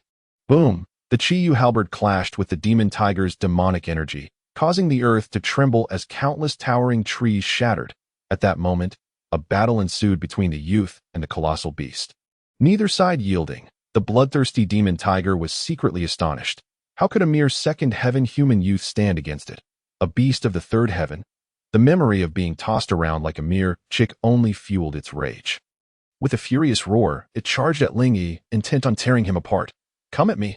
A glimmer of brilliance flashed in Ling Yi's eyes as he tightened his 3 arms slightly, charging forward with the intent to engage the bloodthirsty demon tiger in a fierce, bare-handed combat. Boom! Crash! A cacophony of physical collisions erupted, akin to ancient deities vanquishing colossal beasts from primordial times. Each clash painted an epic tableau. The green-eyed warriors stood agape, astonished. Was this individual even human? He had never heard of any martial artist capable of contending with a beast, let alone one of superior rank. Even the warriors of the northern barbarian dynasty could not possibly reach such a level of physical prowess. Ling Yi and the bloodthirsty demon tiger fought for over an hour, leaving the surrounding area in disarray, with shattered trees strewn about.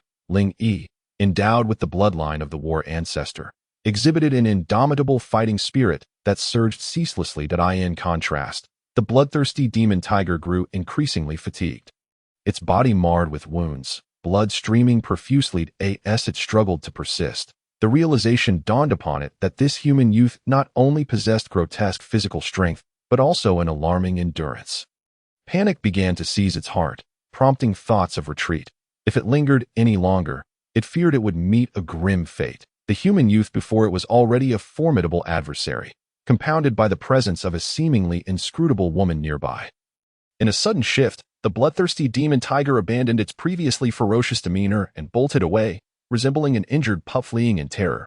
Humph, I've been waiting for this, Ling Yi scoffed, having sensed the tiger's intent long before. Thanks to the war ancestor's bloodline and the Qiyu halberd, he was acutely attuned to the ebbing fighting spirit of his FONAS. The tiger's resolve waned and fear began to take root. Ling Yi capitalized on the moment. Vajra ruler's technique. Third form. Unassailable assault.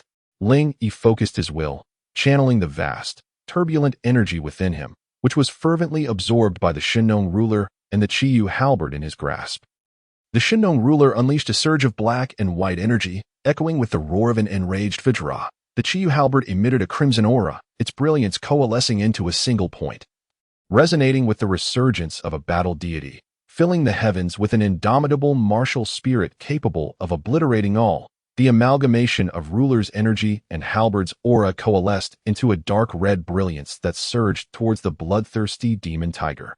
As it fled, the tiger suddenly sensed a terrifying energy looming behind it. Turning its head, it was taken aback, feeling every hair on its body stand on end. Roar! The bloodthirsty demon tiger let out a mournful cry, its voice a haunting lament. Nearby, A doe drinking at a stream recoiled in fright, scanning the surroundings in terror. What? Had the tiger of the mountains been insulted? Ling Yi felt a twinge of embarrassment. For his attack had inadvertently struck the tiger in a most undignified manner. The powerful blow landed on a particularly sensitive area, causing the tiger's rear to explode in agony, crashing to the ground. The green-eyed warrior felt a tightness in his own rear, a wave of urgency washing over him. Was this three-armed individual truly so merciless? While killing was one thing, must he resort to such an ignoble strike? The bloodthirsty demon tiger glared at Ling Yi, its eyes filled with pain and deep humiliation, before its head drooped, lifeless. "Young man, what is your name?" Just then, as the green-eyed warrior stood frozen in place, Ling Yi approached him. I am Ji Wenqiu, the third prince of the Gale dynasty, he stammered, straightening up in respect. Ji Wenqiu. Ling Yi nodded, revealing a bright smile. I am Ling Yi, the war king of the Battle Heaven dynasty. And this is Gu Yanqing, the deputy master of the Pill's Spirit Pavilion of the Battle Heaven dynasty. Oh, thank you, both of you, for saving the war king. Ling Yi. Ji Wenqiu seemed to recall something suddenly. Squatting down in disbelief, his eyes wide. You are the war king Ling Yi of the Battle Heaven dynasty? Ji Wenqiu appeared incredulous, prompting him to question again. Indeed, what of it? Ling Yi responded, somewhat puzzled by Ji Wenqiu's reaction. Are you referring to the one who single-handedly battled dozens of warriors atop the cliff, slaying Zhao Wenxuan of the Burning Heaven dynasty, and contending with Zhao Wenjue? Ji Wenqiu, disregarding his fear, fixed his gaze on Ling Yi. Fearful of missing any detail, Ling Yi nodded, then inquired, so Zhao Wenxuan is dead? I recall he was rescued by Zhao Wenjue. I regret not having slain him myself, recalling Ling Yi's earlier display of power and his current demeanor. Ji Wenqiu began to believe Ling Yi's words. He took a deep breath, astonished to find that the individual before him was the very one stirring the tempest within the trial's secret realm. Indeed, he perished after arriving at the city of the secret realm, succumbing to grave injuries. Ji Wenqiu replied. Ling Yi furrowed his brow, puzzled. Logically, although Zhao Wenxuan had been gravely wounded, it should not have led to his demise. Yet, having passed several days, he did not wish to dwell on it, stating simply, good riddance. Such scum deserves no better fate. I still harbor some regret for not having personally dismembered him. Ji Wenqiu trembled slightly, casting a fearful glance at Ling Yi. The Burning Heaven dynasty was a formidable mid-tier dynasty, powerful even among mid-tier cities. Which dynasty could rival the Burning Heaven dynasty, with a long-standing history and numerous factions within the Donghuang Institute? It was indeed a force to be reckoned with. Ling Yi's act of directly killing Zhao Wenxuan was akin to provoking a hornet's nest. Did he not fear the wrathful retaliation from the Burning Heaven dynasty? In truth, Ji Wenqiu was not mistaken. Ling Yi's motto was one of fearless defiance, a conviction he would carry through life. Blessed with the remnants of a primordial divine spirit as his secondary martial soul, Ling Yi's strength transcended anything this world could muster. For him, the Burning Heaven dynasty, the first Prince Ling Tian, or even the esteemed intersect elder Hua Wenjie, were merely stepping stones on his path to supremacy. He would inevitably trample them underfoot. Soon, Gu Yanqing approached, joining Ling Yi in questioning Ji Wenqiu about the recent events within the trial's secret realm. That Ji Wenqiu recounted the tale with palpable indignation. After Zhao Wenxuan's death, the fourth young master Zhao Wenjue was inconsolable. Unleashing a wrathful fury, he sealed off the entire city of the secret realm, demanding that any dynasty wishing to enter pay a toll of spirit stones. Moreover, the conditions imposed on the warriors of the Battle Heaven dynasty participating in the trial were excessively harsh. Several were captured and bound to the walls of the city of the secret realm, left without food or water, exposed to the elements. This was a tactic to intimidate others within the trial, quelling any thoughts of rebellion. Those in the trial's secret realm, the Burning Heaven dynasty's measures were utterly ruthless. The number of spirit stones required for entry into the city of the secret realm was substantial. However, failing to enter meant no acceptance into the Donghuang Institute. This was an unbearable dilemma. Who would wish to be trapped in such a confined space for eternity? As a result, weaker warriors embarked on reckless quests for spirit stones, leading to many perishing at the jaws of beasts, with a staggering casualty rate. Upon hearing this, both Ling Yi and Gu Yanqing were engulfed in fury. Binding the warriors of the Battle Heaven dynasty to the walls of the city of the secret realm was utterly intolerable. Ling Yi snorted coldly, seizing Ji Wenxiu by the collar, and bellowed, "Lead me to the city of the secret realm." Startled by Ling Yi's sudden aggression, Ji Wenxiu gazed into his eyes, which burned like the flames of a divine youth from primordial times. Eager to consume all in their path, Ji Wenxiu trembled, swallowing hard, and nodded in acquiescence. With Ji Wenxiu compelled to rise, he began to lead the way toward the city of the secret realm. Though he feigned compliance, his heart raced with trepidation. Despite Ling Yi's formidable presence, the incident of being cast off the cliff by Zhao Wenjue had circulated throughout the trial's secret realm. In terms of strength, Zhao Wenjue, at the 4th level of true essence realm, far surpassed Ling Yi, who was merely at the 2nd level. Even if Ling Yi possessed extraordinary talent, capable of contending with warriors at the 3rd or 4th levels, was Zhao Wenjue merely an ordinary warrior, the possessor of the unparalleled martial soul, adorned in the azure dragon flame robe, embodies the strength of every fire dragon as a testament to the prowess of martial artists within the same realm. He stands as the vanguard of the younger generation of the Burning Heaven dynasty, an indomitable force within this trial secret realm. During the week that Ling Yi and Gu Yanqing vanished, the rumors surrounding Zhao Wenjue proliferated excessively. Ji Wenxiu, fearing for his own life, frequently spoke of this to Ling Yi and the others. The secret realm city, having remained closed for years, is surrounded by formidable exotic beasts that guard the precious spirit stones. Upon entering the secret realm city, Zhao Wenjue unleashed a tempestuous assault on the surrounding beasts, annihilating several 4th-level true essence beasts, and even orchestrating the demise of a 5th-level true essence beast alongside his subordinates. Each of these events struck like thunderclaps in the hearts of the martial artists within the trial's secret realm. Ling Yi, burdened with heavy thoughts, acknowledged that the ability to slay a 5th-level true essence beast, even if not achieved independently, was indeed terrifying. Currently, Ling Yi could contend with ordinary 4th-level true essence beasts, yet against those with exceptionally strong bloodlines, he might falter, faced with a 5th-level true essence beast. Even if both Ling Yi and Gu Yanqing joined forces, they would likely be instantly vanquished. After all, as realms ascend, the disparities between each tier become monumental, especially between the lower and middle tiers of true essence. The chasm is akin to an insurmountable gulf. Unlike the body refinement realm, where gifted martial artists could effortlessly challenge those above their level. However, this time, Ling Yi cannot retreat or flee. Firstly, to reach the outer gate of the Donghuang Dao Academy, it is imperative to step into the secret realm city. Otherwise, the academy will not allow his exit. Secondly, due to his own affairs, the Burning Heaven dynasty has treated the warriors of the War Heaven dynasty like mere animals, binding them to stone walls for the elements to torment. Such treachery is utterly vile. If it were to spread, the War Heaven dynasty would become the laughingstock of the entire North Wilderness domain. With the honor of the dynasty at stake, even if Ling Yi were to perish within the secret realm city, he must not fear compromise. As the War King of the War Heaven dynasty, it is his duty and responsibility to safeguard the glory and dignity of the dynasty. Outside the secret realm city, a multitude of martial artists stands, all of whom cannot afford the spirit stone fees. These individuals hail from weaker, lower-ranked dynasties, lacking in both resources and innate talent. The burden of the entrance fee to the secret realm city is simply beyond their means. Yet, these individuals lack the capability and courage to rebel. Under Zhao Wenjue's iron-fisted rule, they can only encircle the secret realm city. Above the city, 6 wooden stakes are erected, upon which 6 young men and women are bound. Judging by their attire, they are indeed members of the War Heaven dynasty.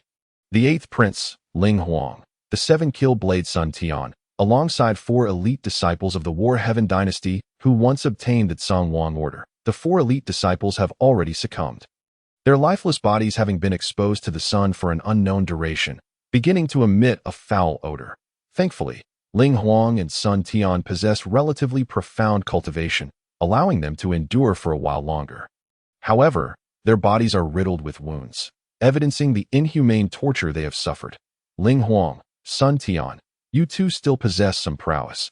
If you do not wish to end up like the others, kneel and submit to our 4th young master," declared a strikingly handsome youth with an air of righteousness. This individual bears a resemblance to Li Ming, tall and imposing, radiating a sense of integrity, with eyes as bright as copper bells, none other than the prodigy of the Li family. Li Xiaoyang could have contended with Gu Yanqing, being a rare martial talent of the Li family in a century. Unfortunately, in the recent year-end competition of the War Heaven dynasty, figures like Ling Yi and Ling Huang overshadowed his brilliance. As a result, Li Xiaoyang became the least conspicuous character among the War Heaven dynasty's ranks. At this moment, Li Xiaoyang, unbeknownst to what fortuitous event had befallen him, had ascended to the third level of true essence cultivation, rivaling even Gu Yanqing, who had acquired the ice sword. "Bah, you traitor, I would rather die than yield to Zhao Wenjua. I am a prince. I represent the War Heaven dynasty. My head may fall, but my knees shall never bend." Ling Huang retorted fiercely, his skin cracked and his eyes bloodshot. Perhaps due to his extreme weakness, his voice was barely a whisper, yet his tone remained resolute, his eyes ablaze with spirit when it comes to national grievances and familial vendettas. "Personal survival pales in significance," Sun Tian scoffed, his own voice weak yet laced with disdain. "My Sun family has been loyal subjects for generations, yet you have become a national traitor. Very well. Let my Sun family alone bear the title of loyal vassals. We disdain being likened to a rabid dog." Sun Tian's words pierced Li Xiaoyang's heart with each syllable. The Sun and Li families represent the loyalist clans of the War Heaven dynasty, with descendants devoted to protecting their homeland for generations. Thus, despite his previous discontent with Ling Yi, Sun Tian remained unwaveringly loyal to the War Heaven dynasty. Like Sun Juetian, Sun Tian dreamed of becoming a loyal subject of the royal family. Li Xiaoyang's expression darkened, his previously righteous visage twisted with rage as he bellowed. "You know nothing. Do you understand how the Ling family has treated the Li family?" The two cast disdainful glances at Li Xiaoyang. He continued to scream in a frenzy, his bloodshot eyes wide with fury. "My aunt, Li Fei, married into the royal family and bore the fourth and seventh princes. But what happened? My aunt and the fourth prince were cast into the cold palace, and the seventh prince was slain by that wild spawn, Ling Yi. Even my uncle, Li Meng, devoted his life to safeguarding the War Heaven dynasty, yet he fell at the hands of that beast." Ling Yi, in the Grand Hall, "Given all this, how could the Li family support the Ling family? The Ling family's tyranny is a chilling threat to us vassals when the ruler oppresses his subjects. The subjects have no choice but to revolt. Bah, you seek your own demise." Ling Huang expended every ounce of strength to spit a mouthful of thick phlegm towards Li Xiaoyang, in his moment of furious rage. Li Xiaoyang was caught off guard and was directly hit in the face. As he wiped his cheek, a sticky, utterly repulsive sensation coursed through him. A wave of murderous intent surged within Li Xiaoyang. This was intolerable. "Even my dog is not subjected to such indignities, Li Xiaoyang.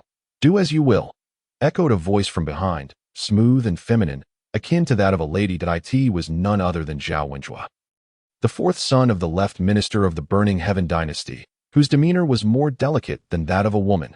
Receiving Zhao Wenjua's endorsement, Li Xiaoyang paused in surprise.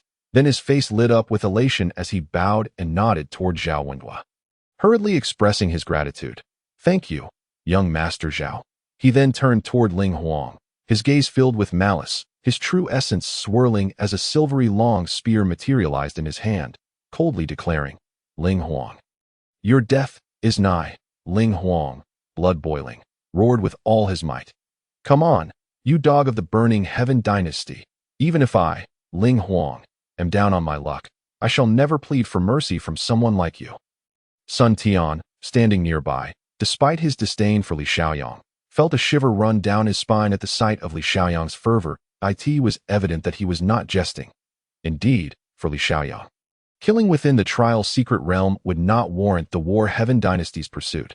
Furthermore, aligning himself with a powerful figure like Zhao Wenjua would surely make even the Emperor Tian think twice. Sun Tian glanced at Ling Huang. His family had been loyal subjects for generations, devoted to the Ling family, yet he felt trepidation towards Li Xiaoyang's treacherous ambitions. Thus, Sun Tian bellowed, "Li Xiaoyang, show me what you can do. Do not forget, Ling Huang is the eighth prince. The loyal spirits of your Li family watch over you from above." Li Xiaoyang merely fixed his gaze on Ling Huang, a radiant long sword appearing in his hand. Sun Tian, in a panic, continued, "Consider your Li family. Do not stray into the wrong path. This is a prince of our War Heaven dynasty. You are still young. Do not embark on a path of crime." Ling Huang laughed heartily, responding to Sun Tian.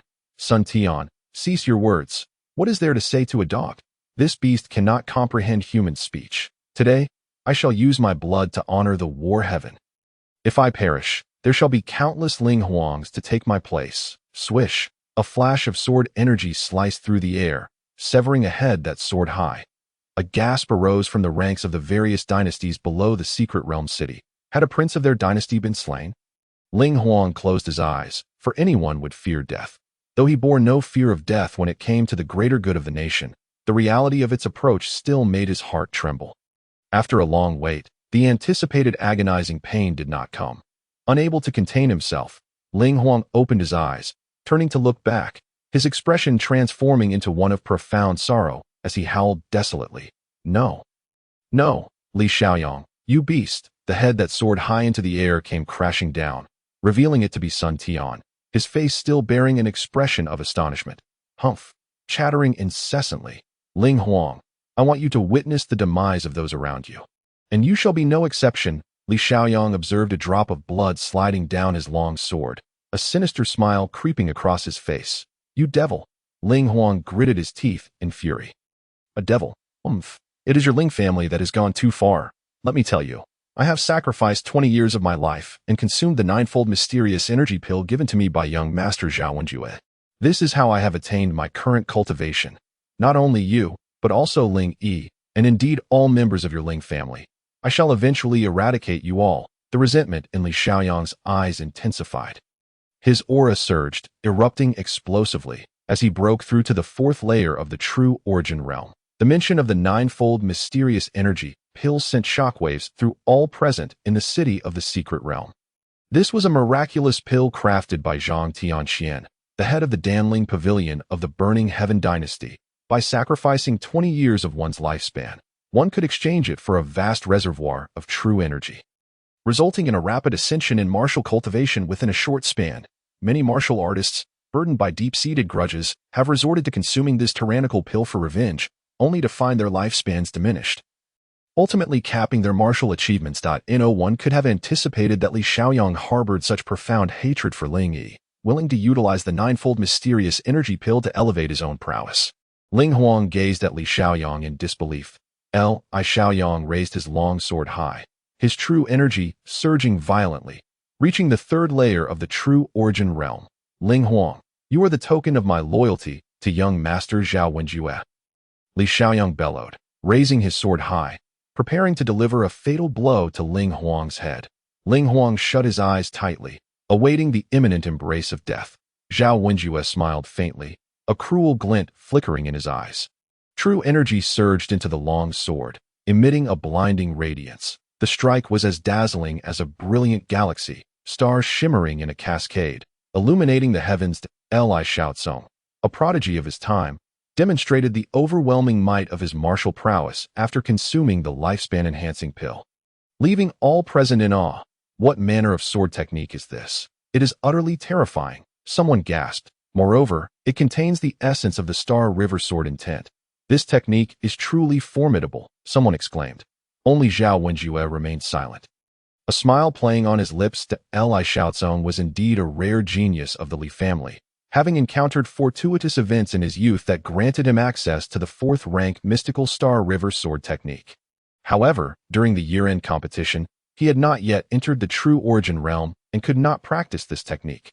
Now, with his cultivation reaching the fourth layer of the true origin realm and his true veins awakened, he unleashed this unparalleled Star River sword technique in an instant.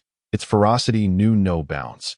Even ordinary martial artists at the fourth layer of the true origin realm would likely retreat in fear. Today, a prince of the Burning Heaven dynasty is destined to perish.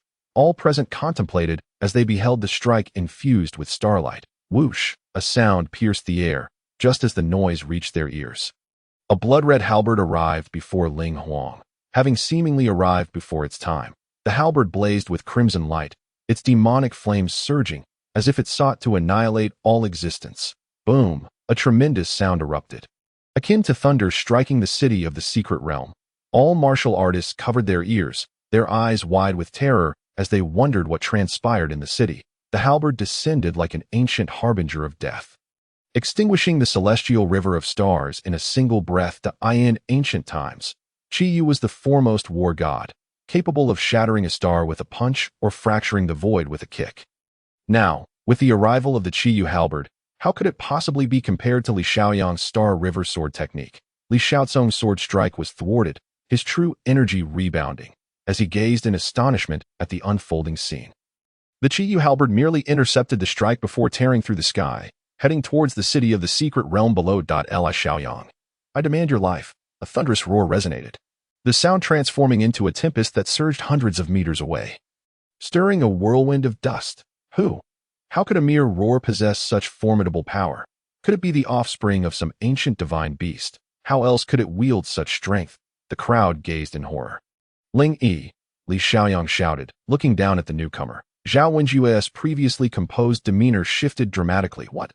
This fellow is still alive. Why hasn't he perished? I distinctly saw him and Gu Yanqing plummet into the chasm below. However, his survival is fortuitous. I can seize his ice flame now. Zhao Wenjue maintained a stoic expression, yet he discerned two figures appearing behind Ling Yi. One was tall and slender, clad in snow-white garments, with an ethereal beauty. The other was diminutive and timid, his eyes resembling two small green beans. Utterly comical. It was none other than Gu Yanqing and Ji Wenxiu. Upon seeing Gu Yanqing, Zhao Wenjue's eyes widened in surprise, as he sensed the increasingly sharp, icy aura emanating from her, revealing a glimmer of greed. Li Shaoyang, go and capture Ling Yi and Gu Yanqing for me. Zhao Wenjue suddenly commanded. Li Shaoyang, feeling the immense power coursing through him, let out a sinister laugh as he leaped down from the city of the secret realm, descending several dozen zhang. He landed lightly upon the ground, akin to a leaf falling, his weight of over 100 pounds seemingly weightless.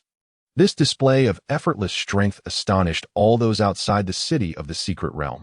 It indicated that Li Shaoyang had achieved an extraordinary level of bodily control, his comprehension of martial arts far beyond what ordinary individuals could fathom. Li Shaoyang, sword in hand, approached Ling Yi with a malicious grin, declaring, Prince of War, I have arrived. I hope you will not hold back in your teachings. Prince of War? Ling Yi? The crowd began to murmur, their whispers rising to a fervent clamor. Who is this person? He stands unafraid before Li Shaoyang and Zhao Wenjue, a figure of iron resolve, a true hero. This person is Ling Yi, the Prince of War of the Burning Heaven Dynasty. On that fateful day, at the edge of the chasm, he single-handedly battled dozens of martial artists, slaying the fifth young master of Zhao Wenshuan and contending against the fourth young master Zhao Wenjue. What a remarkable Ling Yi, a warrior of unparalleled might. Yet, at this moment, can he withstand the might of Li Shaoyang, who has consumed the ninefold mysterious energy pill and the unfathomable Zhao Wenjue? I fear it is perilous. He may end up like Sun Tian. Alas, such a fine man, never to be seen again. Many lamented, torn between admiration for Ling Yi's audacity in challenging the entire Burning Heaven Dynasty and dismay at what they perceived as his foolishness. Within the city of the secret realm, Ling Huang recognized that it was Ling Yi who had saved him. Elated to be alive, he shouted joyfully upon realizing that his ninth brother had survived, exclaiming, Ninth brother, you're alive. Splendid, splendid. Hurry and escape. Leave the power of the Burning Heaven Dynasty to us, and later, avenge us. Ling Yi flashed a brilliant smile, his white teeth gleaming as he laughed heartily, responding to Ling Huang. Eighth brother, why don't you take a nap up there? I'll pluck these rotten fruits clean and present them to you as a ball to kick. Ling Huang wept tears of joy, a swell of pride welling within him as he declared, I appreciate your good intentions, but you must flee. With your talent, it won't be long before you can dispatch these beasts, but now, you must not throw away your life. Ling Yi laughed without a word, turning his gaze towards Li Shaoyang. Li Shaoyang glared back at Ling Yi, their animosity palpable. Ling Yi huffed coldly, his true energy swirling as strands of gold began to flow through him, manifesting a third in a flash of brilliance. He grasped the Taiyi halberd in both hands and held the divine farmer's ruler in one. Li Shaoyang, I once held you in high regard when I was in the Burning Heaven Dynasty. I never expected that, despite your exceptional talent, your backbone would be so twisted that a fine person you are, yet you choose to serve as a dog for others. Ling Yi's eyes sparkled with icy determination as he spoke coldly to Li Shaoyang. Silence. Ling Yi. I seek vengeance for my family. Li Xiaoyang, reddening with embarrassment from Ling Yi's taunts, roared in rage. Suddenly, Li Xiaoyang leaped forth, the power of the fourth layer of the true origin realm erupting like an ancient god of death awakening. Startling the onlookers into retreat, many sought refuge behind trees, fearing the residual shockwaves of battled at this moment. Li Xiaoyang's martial prowess stood second only to Zhao Wenjue, making him one of the foremost experts in the city of the secret realm. His true energy surged, tumultuous and unyielding, causing the air behind him to crackle and pop. Li Xiaoyang's true veins pulsed, his aura growing ever more formidable. In the realm of true origin, a martial artist of the third level holds an overwhelming superiority over those of the lower tier. Akin to a crushing force, is there anyone capable of rivaling such might? Alas, it seems that today, Ling Yi is destined for demise. The War Heaven dynasty is fated to falter in this secret realm trial. A chorus of sighs erupted among the onlookers, who began to lament for Ling Yi, taken aback, had never anticipated that Li Xiaoyang, a practitioner of the fourth level, could possess such formidable prowess. It appears that Zhao Wenjue had yet to unveil his full strength during their previous encounter. Otherwise, Ling Yi would likely have succumbed after but a few exchanges. With a cold sneer, Ling Yi summoned the peak of his second-level true origin cultivation, unleashing the chaotic yin-yang true qi that surged forth from his body, emanating an aura of extreme cold and profound darkness. This extraordinary force could be deemed the most profound yin energy in existence. Distinctly different from Gu Yanqing's fierce and unyielding true qi, which possessed a frigid attribute that in contrast, Ling Yi's yin energy, derived from the chaotic yin-yang technique, was the primary martial art of the Eastern Emperor Taiyi. Although Ling Yi's chaotic yin-yang technique also harnessed yin energy, it contained the essence of primordial life, thus positioning it as the progenitor of all yin attributes in the city of the secret realm. Zhao Wenjue felt increasingly alarmed as he perceived Ling Yi's true qi. During their previous battle, he had not fully grasped the extraordinary nature of Ling Yi's energy due to Zhao Wenjuan's influence. However, after several days apart, Ling Yi's true qi appeared even more refined, exuding a regal aura that seemed entirely transformed from before. Zhao Wenjue could hardly be blamed. Ling Yi had absorbed immense spirit stones, elevating his martial prowess to new heights, and was on the verge of awakening his true veins. The chaotic yin-yang technique transformed its attributes with each major level. In the body refinement stage, it was yang, while in the true origin stage, it became yin. After reaching the third level of true origin, the early condensation of true veins signified a true mastery of the art. The greed on Zhao Wenjue's face intensified as his desire for Ling Yi's true qi reached an insatiable level. Even Gu Yanqing no longer captured his attention. Li Xiaoyang, with his overwhelming presence, wielded his sword in a flourish and coldly declared, "Galaxy shatters heaven." His true qi surged along the blade, transforming into a howling sword energy.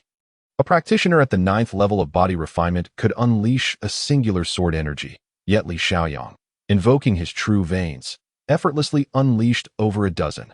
Ling Yi scoffed, extending 3 arms, summoning the Shinnong ruler and the Qiyu halberd, the third form of the diamond ruler technique. With a thunderous roar, Ling Yi unleashed a staggering force of 37,000 pounds, his chaotic, true qi morphing into ruler energy that struck directly against the sword energy. Boom! Their clash generated a tempest, swirling sand and dust around them, obscuring the view of their fierce combat. As the battle escalated, Ling Yi became increasingly alarmed. Every bone and muscle in his body tensed in response. The awakened Li Xiaoyang was truly terrifying, his strength and speed far surpassing that of a typical third-level true origin martial artist. After several exchanges, Ling Yi found himself increasingly strained. His arms emitted the sounds of dragon roars and tiger howls as he unleashed the full might of the Qiyu halberd. Pouring every ounce of his strength into the assault, the torrent of true qi surged from Ling Yi's halberd, transforming into an invisible gale. When only 5 meters away from Li Xiaoyang, the fierce wind billowed his robes, causing them to flutter violently. The brilliance of Li Xiaoyang's true veins radiated a heavy pressure as he twirled his sword, the glimmer of stars swirling forth to counter Ling Yi's strike.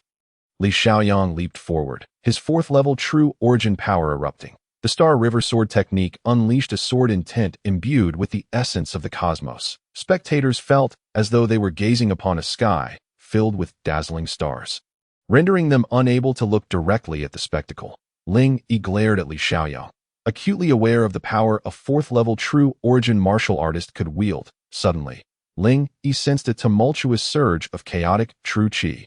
As the bloodline of the war ancestor began to stir, faintly revealing a nascent true vein behind him, a surge of defiant battle intent erupted within him. Unbeatable assault, Star River sword technique. Ling Yi transformed into a formidable deity of war, charging forth with the Qiyu halberd, crashing into Li Xiaoyang. Bang! Li Xiaoyang's face contorted in disbelief as he perceived a flickering true vein behind Ling Yi, ethereal and yet to solidify. Yet, upon contact with Ling Yi, he felt an overwhelming battle intent, rendering his true veins unable to unleash even a third of their potential. Li Xiaoyang was sent reeling, blood streaming from his mouth. Grievously injured, the crowd gasped in shock. What? Ling Yi, at the second level of true origin, had actually sent the fourth level Li Xiaoyang flying with a single strike. Ling Yi too appeared momentarily dazed, realizing that the true vein he was on the verge of forming had absorbed the bloodline of the war ancestor. The war ancestor bloodline, derived from the bloodline of the war god, bestowed a defiant battle intent capable of suppressing Li Xiaoyang's true veins. Without hesitation, Ling Yi retracted the Shinnong ruler and the Qiyu halberd. All were momentarily stunned. Why had Ling Yi put away his martial spirits? Could it be that he had suddenly lost his mind and sought to end his own life? Li Xiaoyang, equally perplexed, was about to wield his sword and unleash the Star River sword technique when Ling Yi's hand shot forth, seizing his wrist with astonishing speed. Li Xiaoyang's complexion shifted drastically as excruciating pains surged through his wrist. Akin to being gripped by an immensely powerful beast, attempting to withdraw his arm, he found himself utterly immobilized. The light of his true vein flickered, ready to activate. Yet Ling Yi's cold snort caused the ethereal war god true vein behind him to pull slightly. Li Xiaoyang felt his true vein dim, unable to summon any power. Ling Yi, what are you? Li Xiaoyang could scarcely comprehend Ling Yi's intentions as the other hand prepared to strike, only to be firmly grasped by Ling Yi once more. Crack! A distinct handprint appeared on Li Xiaoyang's previously pale face, abruptly silencing his words. Crack! Ling Yi's third arm swung down fiercely, landing another blow on Li Xiaoyang's visage, having ascended to the second level of true origin. Ling Yi's pure strength reached an astonishing 14,000 pounds. After absorbing immense spirit stones, he had attained the pinnacle of the second level, further amplifying his might. Each resounding slap struck Li Xiaoyang's face with unwavering force. Slap, slap, slap. Ling Yi remained silent, his gaze icy, delivering a relentless barrage of slaps that echoed crisply. The onlookers felt a sympathetic sting on their own cheeks, instinctively touching their faces, though Li Xiaoyang had honed his physical form during the body refinement stage. His focus had shifted to swordsmanship upon entering true origin. Thus, pure physicality was no longer his forte. After 18 resounding slaps, half of Li Xiaoyang's face swelled, the skin splitting and oozing dark crimson blood.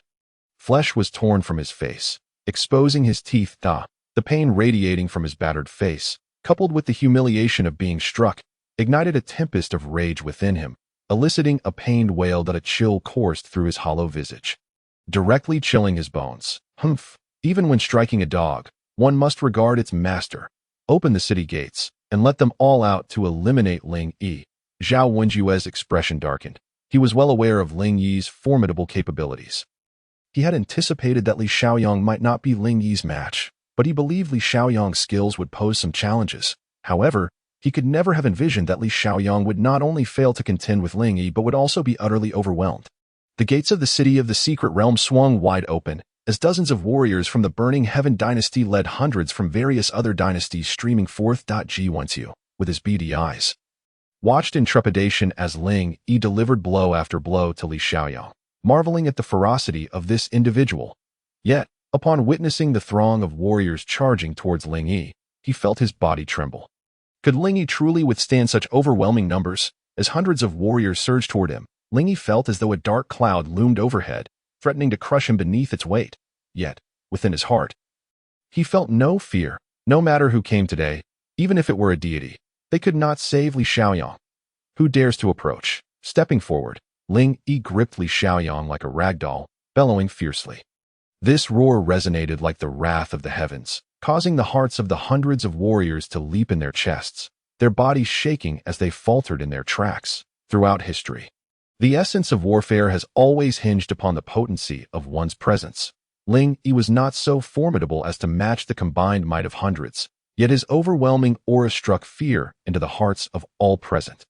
Fear not, he stands alone. Could anyone possibly surpass the illustrious fourth young master Zhao Wenjue? Together, we shall surely vanquish him. A slender warrior from the Burning Sky dynasty fervently rallied the crowd. Upon hearing his words, hundreds of warriors began to converge slowly around Ling Yi, some of whom were not even from the Burning Sky dynasty, but were compelled to follow Zhao Wenjue due to his dominion over the secret realm city.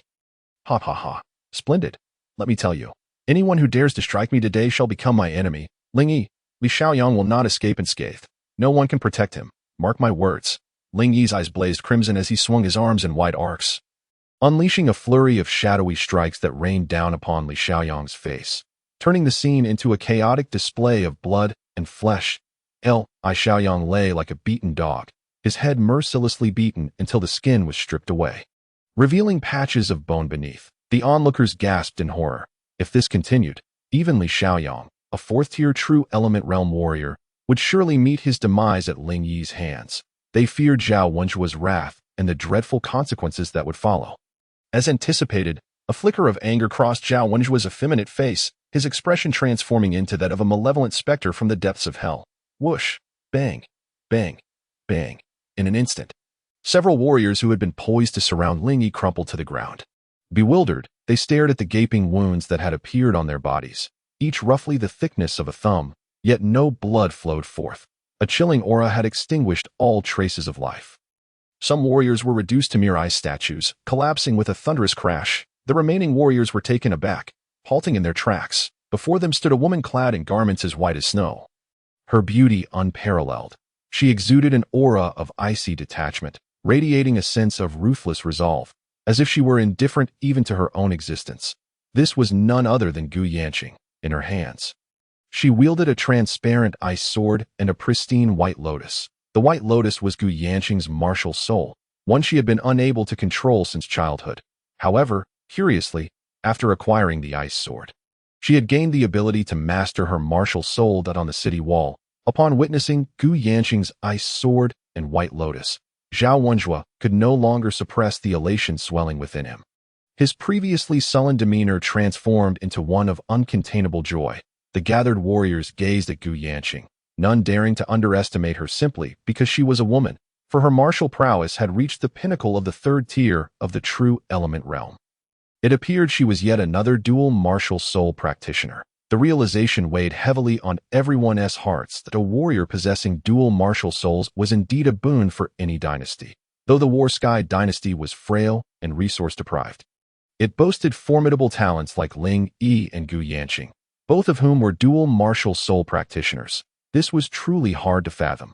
Gu Yanqing regarded the hundreds of warriors with icy indifference, her ruthless aura sending shivers down their spines. Brothers, charge forth. His Highness the War King and Lord Gu have already held back the enemy if we wish to enter the secret realm city. Let us unite our strength to overthrow Zhao Wenjue's tyrannical rule. In the distance, a nefarious figure with beady eyes led a throng of warriors towards Gu Yanqing. This was the cleverness of Ji Wenxiu. Although Ji Wenxiu was merely a first-tier true element realm warrior, easily dispatchable by Li Xiaoyang with a mere flick of his wrist, he could not stand alone against hundreds like Gu Yanqing. However, outside the secret realm city, there were countless weak warriors like Ji Wenxiu who lacked the means to pay the spirit stones for entry. Seizing the opportunity while Ling Yi and Li Xiaoyang battled, Ji Wenxiu incited the warriors outside the city to assist Ling Yi in opposing Zhao Wenjue. Otherwise, they might never escape the trial realm. Entering the secret realm city was a matter of utmost importance for everyone, and these weaker warriors understood that now was the moment for them to exert their efforts. Kill. Countless warriors from outside the secret realm city surged towards the hundreds of warriors led by the Burning Sky dynasty. In an instant, bodies collided. Various palm techniques, fist strikes, and sword energies intertwined chaotically. Although the numbers of the warriors outside the city vastly outnumbered those of the Burning Sky dynasty, the majority of those remaining outside were first-tier true element realm warriors. Far too weak. It could be said that a single warrior capable of remaining within the secret realm city could handle 10 from outside. Thus, when the melee commenced, the warriors outside suffered grievous losses. Being forced to retreat continuously, Gu Yanqing let out a cold snort, her eyes gradually glowing with a white radiance as her form transformed into a streak of white light, plunging into the fray. With her ice sword in her right hand and the ice lotus in her left, the pinnacle of her third-tier true element realm prowess erupted forth. Wherever she passed, both first-tier and second-tier true element realm warriors fell before her with ease. Gu Yanqing was like a female Azura unleashed upon the world, ruthlessly reaping the lives of countless warriors. With Gu Yanqing's aid, the warriors outside began to regain their momentum, slowly gaining the upper hand against those within the city. Ling Yi beheld the utterly unrecognizable Li Xiaoyang before him and felt an overwhelming sense of satisfaction. Grant me a swift end, Your Highness the War King. Despite being a fourth-tier true element realm warrior, Li Xiaoyang's resilience shone through. Though nearly flayed of flesh, he managed to weakly utter, "You shall learn. Those who offend the war sky are doomed." His voice, however, was barely a whisper, frail and lacking strength, with eyes like blazing lightning. Ling Yi fixed his furious gaze upon Zhao Wenjue, who loomed above like a sovereign on the city wall. Raising his hand high, in his grasp appeared a divine farmer's ruler, poised to crush Li Xiaoyang's skull. No, Zhao Wenjue's countenance shifted dramatically, his hair rising as if caught in a tempest, the azure dragon flames of his robe surging forth as he transformed into a blur, darting towards Ling Yi. Ling Yi showed no mercy, striking towards Li Xiaoyang's head. Boom! Ling Yi's blow struck not Li Xiaoyang's head, but rather his shoulder. Zhao Wenjue's speed was astounding. In a heartbeat, he had reached Li Xiaoyang's side, pulling him away just as the fatal blow was delivered. Even so, the force of Ling Yi's strike was overwhelming, rendering Li Xiaoyang unable to feel his shoulder blade. Fourth young master, the bloodied and battered Li Xiaoyang gazed up at Zhao Wenjue with gratitude. Relieved that Li Xiaoyang had survived, Zhao Wenjue exhaled deeply. "You fool, do you think I care about your life or death? I care for my 9 transformation mysterious energy pill," Zhao Wenjue hissed venomously. Li Xiaoyang was bewildered by Zhao Wenjue's words. Before he could comprehend, Zhao Wenjue's eerie, ice lotus blue flame martial soul reemerged, trembling slightly as it emanated wisps of azure energy, as the blue energy spread. Li Xiaoyang suddenly realized that azure energy was surging within his own dantian. This energy appeared swiftly and grew exponentially, swiftly enveloping all of Li Xiaoyang's true energy. Terror gripped him as he discovered that he could no longer control his own true energy. With a mere flick of Zhao Wenjue's finger, Li Xiaoyang's true energy burst forth, transforming into true energy seeds that began to flow into Zhao Wenjue's hand. "Fool, the 9 transformation mysterious energy pill you consumed was custom crafted by Zhang Tianxian at my behest. It contains a trace of my martial soul energy, which can absorb all your true energy after your martial realm surges." Zhao Wenjue reveled in the satisfaction of devouring Li Xiaoyang's true energy. His expression one of contentment, as Li Xiaoyang felt his life ebbing away, he widened his eyes, desperately clutching at Zhao Wenjue. Ultimately, his grip slackened, and he collapsed to the ground. Even in death, he could not fathom how aligning himself with Zhao Wenjue, which had seemed a path to boundless prospects, had ultimately led to his demise. Zhao Wenjue's aura grew increasingly potent, his momentum surging as he ascended from the pinnacle of the 4th tier of the true element realm towards even greater heights. Boom! 5th tier of the true element realm. Zhao Wenjue felt the tumultuous power within him, his right hand glowing with a vibrant true vein, while his left hand began to take on a faint shape of another. The 5th tier of the true element realm, a 3rd tier within the true element realm. This power was sufficient to sweep across the trial realm, though he had not completely broken through to the 5th tier. He was nonetheless at the threshold, merely a half step into the 5th tier. This state could only be sustained for an hour, yet it would suffice for him to annihilate all who stood before him. "When I absorb both you and Gu Yanqing, I shall undoubtedly reach an unfathomable level of power." Zhao Wenjue licked his lips, an insatiable greed illuminating his delicate features. For Zhao Wenjue, warriors like Yun, Zhao Wenjue, and Li Xiaoyang were merely stepping stones on his path to supremacy. What may seem to be an ordinary appetizer is, for Gu Yanqing and Ling Yi, akin to the nourishing delicacies of bird's nest and shark fin.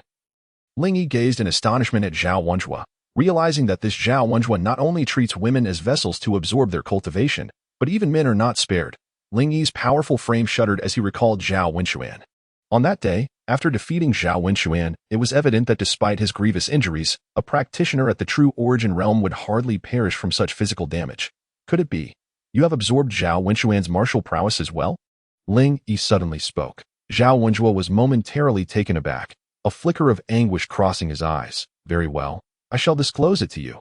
He has indeed become a part of my cultivation. Ultimately, Zhao Wenxuan sighed in response to Ling Yi. The formidable power of a half-step true origin realm at the 5th level left Zhao Wenxuan somewhat disoriented. Ling Yi was merely a pawn to be manipulated, incapable of causing any significant stir. You beast! How could you not even spare your own brother? Ling Yi was utterly shocked to discover such malevolence existed in this world. Fratricide and the plundering of his own brother's cultivation. Such deeds were truly heinous. Today, those who align with me shall prosper, while those who oppose me shall meet their demise, Zhao Wenxuan declared coldly, resembling a deity of destruction atop the city of the secret realm.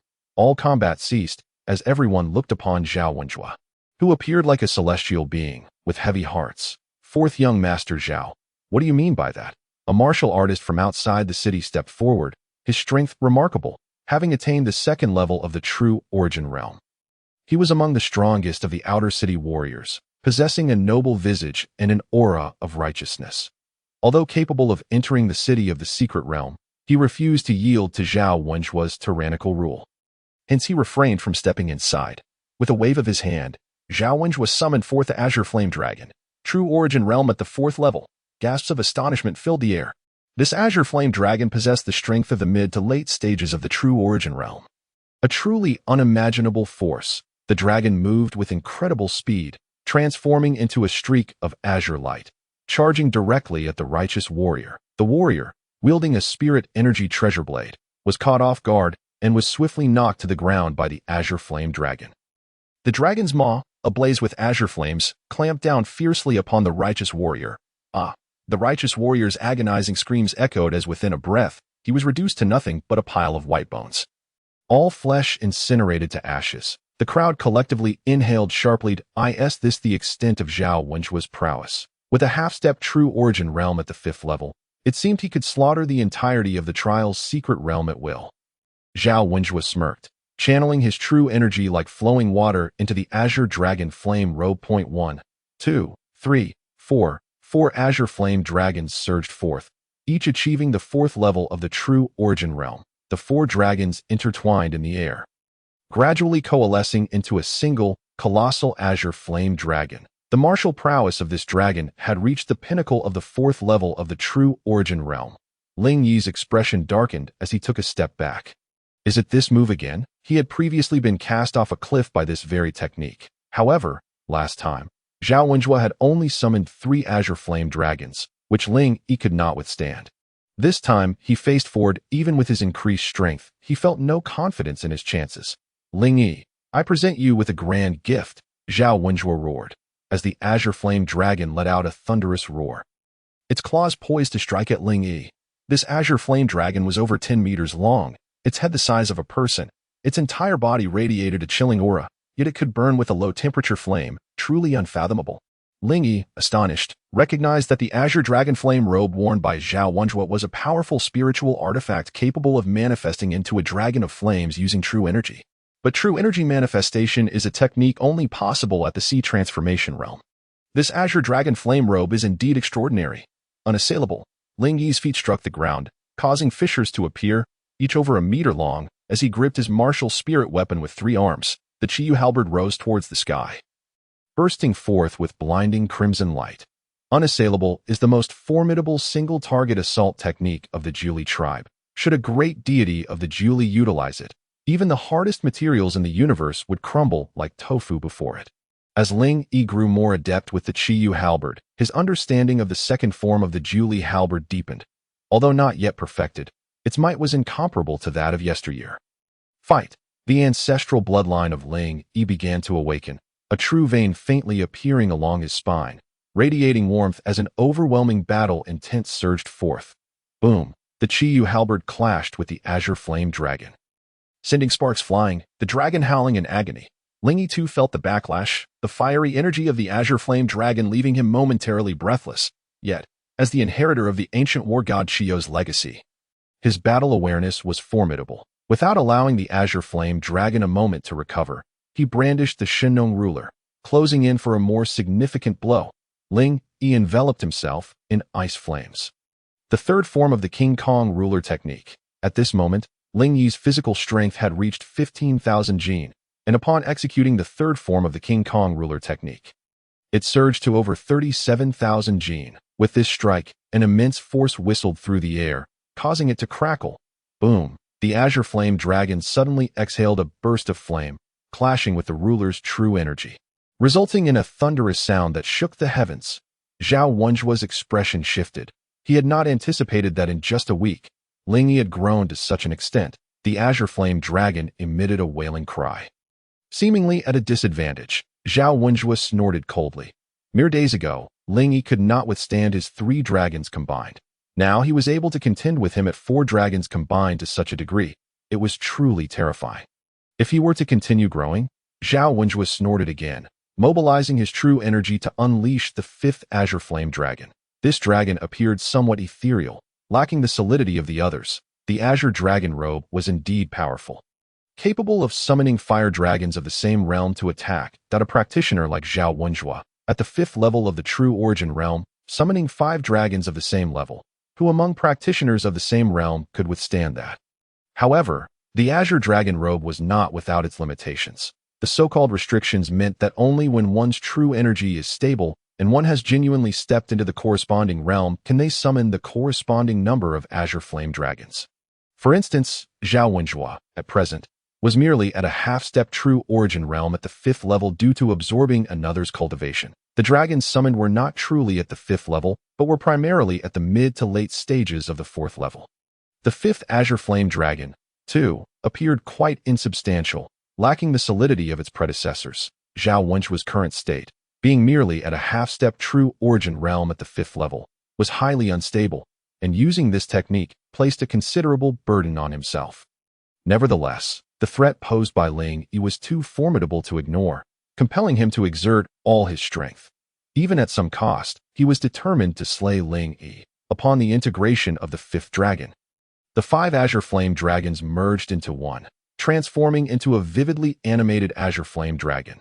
Not only was its momentum greater, but its body had also grown larger and more agile, resembling a living true dragon. The once dominant position of Ling Yi began to falter. Rend. Ling Yi dodged aside, as the azure flame dragon's 5 claws ripped through his chest, nearly piercing his heart. Ling Yi held the Qiyu halberd with both hands, while his other hand gripped the Shinong ruler. With both hands wielding the Qiyu halberd, the power surged immensely, barely managing to fend off the azure flame dragon's onslaught. The Shinong ruler pulsed with black radiance, healing Ling Yi's wounds within mere breaths. Yet, the azure flame dragon now approached an existence nearly equivalent to the 5th level of the true origin realm, possessing the unique azure fire ability, truly overwhelming.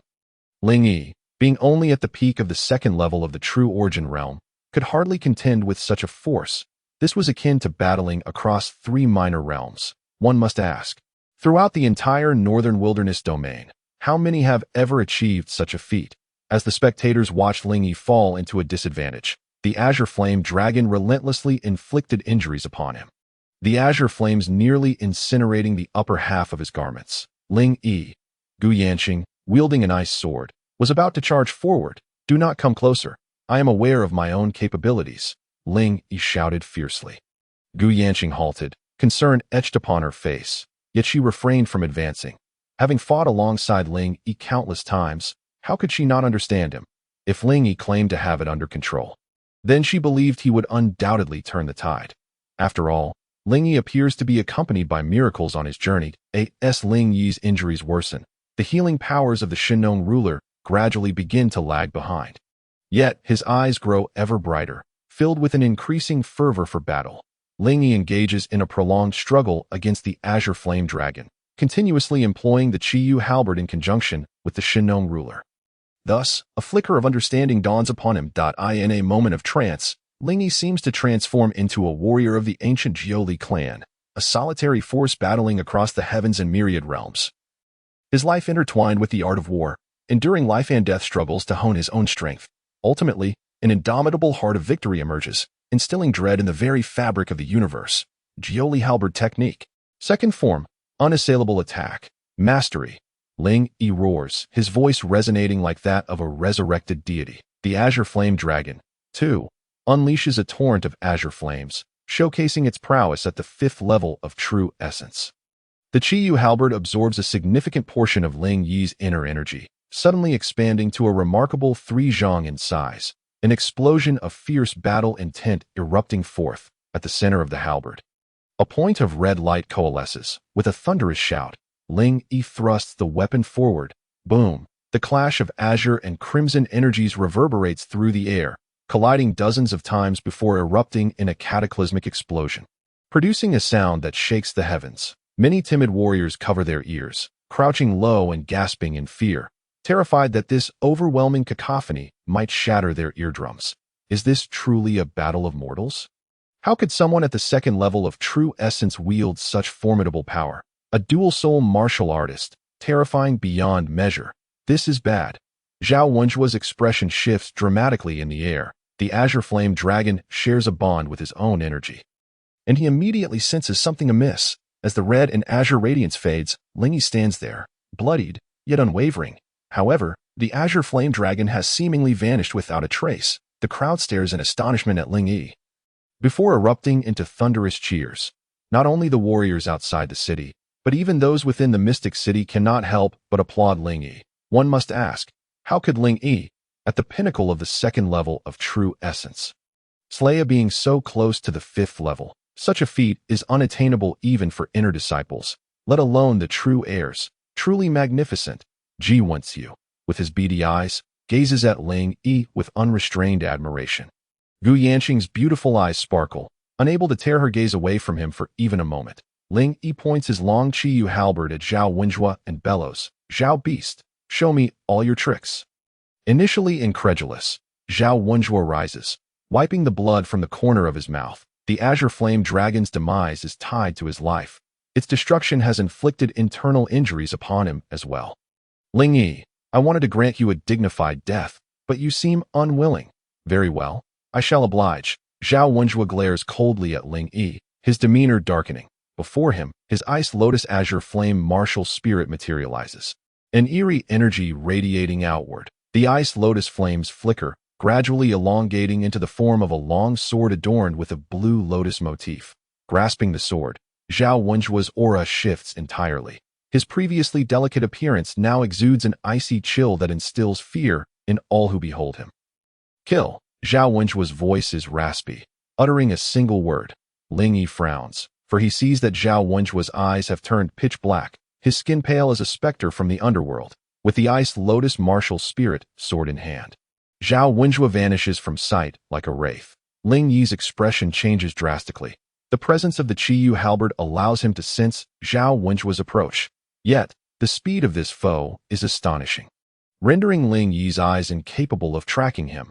Ling Yi retreats rapidly, a grave expression on his face. Even someone as hardened as he, having endured countless life and death trials, feels the icy grip of mortality in the face of Zhao Wenjua. A paragon of the 5th level of true essence. Whoosh! A flash of azure light surges forth. The Qiyu halberd sends a warning, and Ling Yi relinquishes reliance on his sight, instead depending on his combat instincts and the halberd's unique abilities to fend off Zhao Wenjua's assault. Clang! The ice lotus martial spirit sword collides with the Qiyu halberd. The halberd glows with a fierce red light, a shockwave reverberating through the weapon, causing the sword to tremble violently. Your martial spirit is quite extraordinary. Zhao Wenjua exclaims in surprise, sensing an ancient aura emanating from Ling Yi's weapon, its rank indiscernible, yet its power unfathomable. Even the ice lotus sword pales in comparison to the halberd in Ling Yi's grasp. Zhao Wenjua's murderous intent intensifies. Ling Yi is truly terrifying that if given another year or two, he fears he might perish at Ling Yi's hands. Ever since awakening his martial spirit, Zhao Wenjua has known his power to be unparalleled, imbued with consciousness. Yet now, the ice lotus sword conveys a hint of trepidation, akin to a commoner standing before an emperor. Although Ling Yi successfully deflects the strike, Zhao Wenjua's true essence is as vast as an ocean. His strength unfathomable. Ling Yi is forced to retreat, his legs sinking deep into the earth. Again, Ling Yi's spirit surges, though fear of death lingers within him when faced with such a formidable adversary. Yet, the blood of the war ancestor within him burns hotter, almost bursting forth. He feels his blood boiling. Azure Lotus Sword Song. 10 paces to slay one. Zhao Wenjue scoffs derisively, his immense true essence swelling. Manifesting as resplendent azure lotuses, the ice lotus sword in his hand transforms into vibrant streams of light, painting a breathtaking scene. Yet Ling Yi knows that beneath each ray of brilliance lies a lethal strike. This assault could easily claim the life of a martial artist at the 4th level of true essence. Invincible in battle, Ling Yi sweeps the Qiyu halberd, unleashing a crescent wave of true essence that disperses Zhao Wenjue's azure energy. Then, Ling Yi charges forward, intending to employ the halberd for a ranged attack before closing in with the Shinnong ruler for a decisive blow to incapacitate Zhao Wenjue. Vajra ruler technique. 3rd form.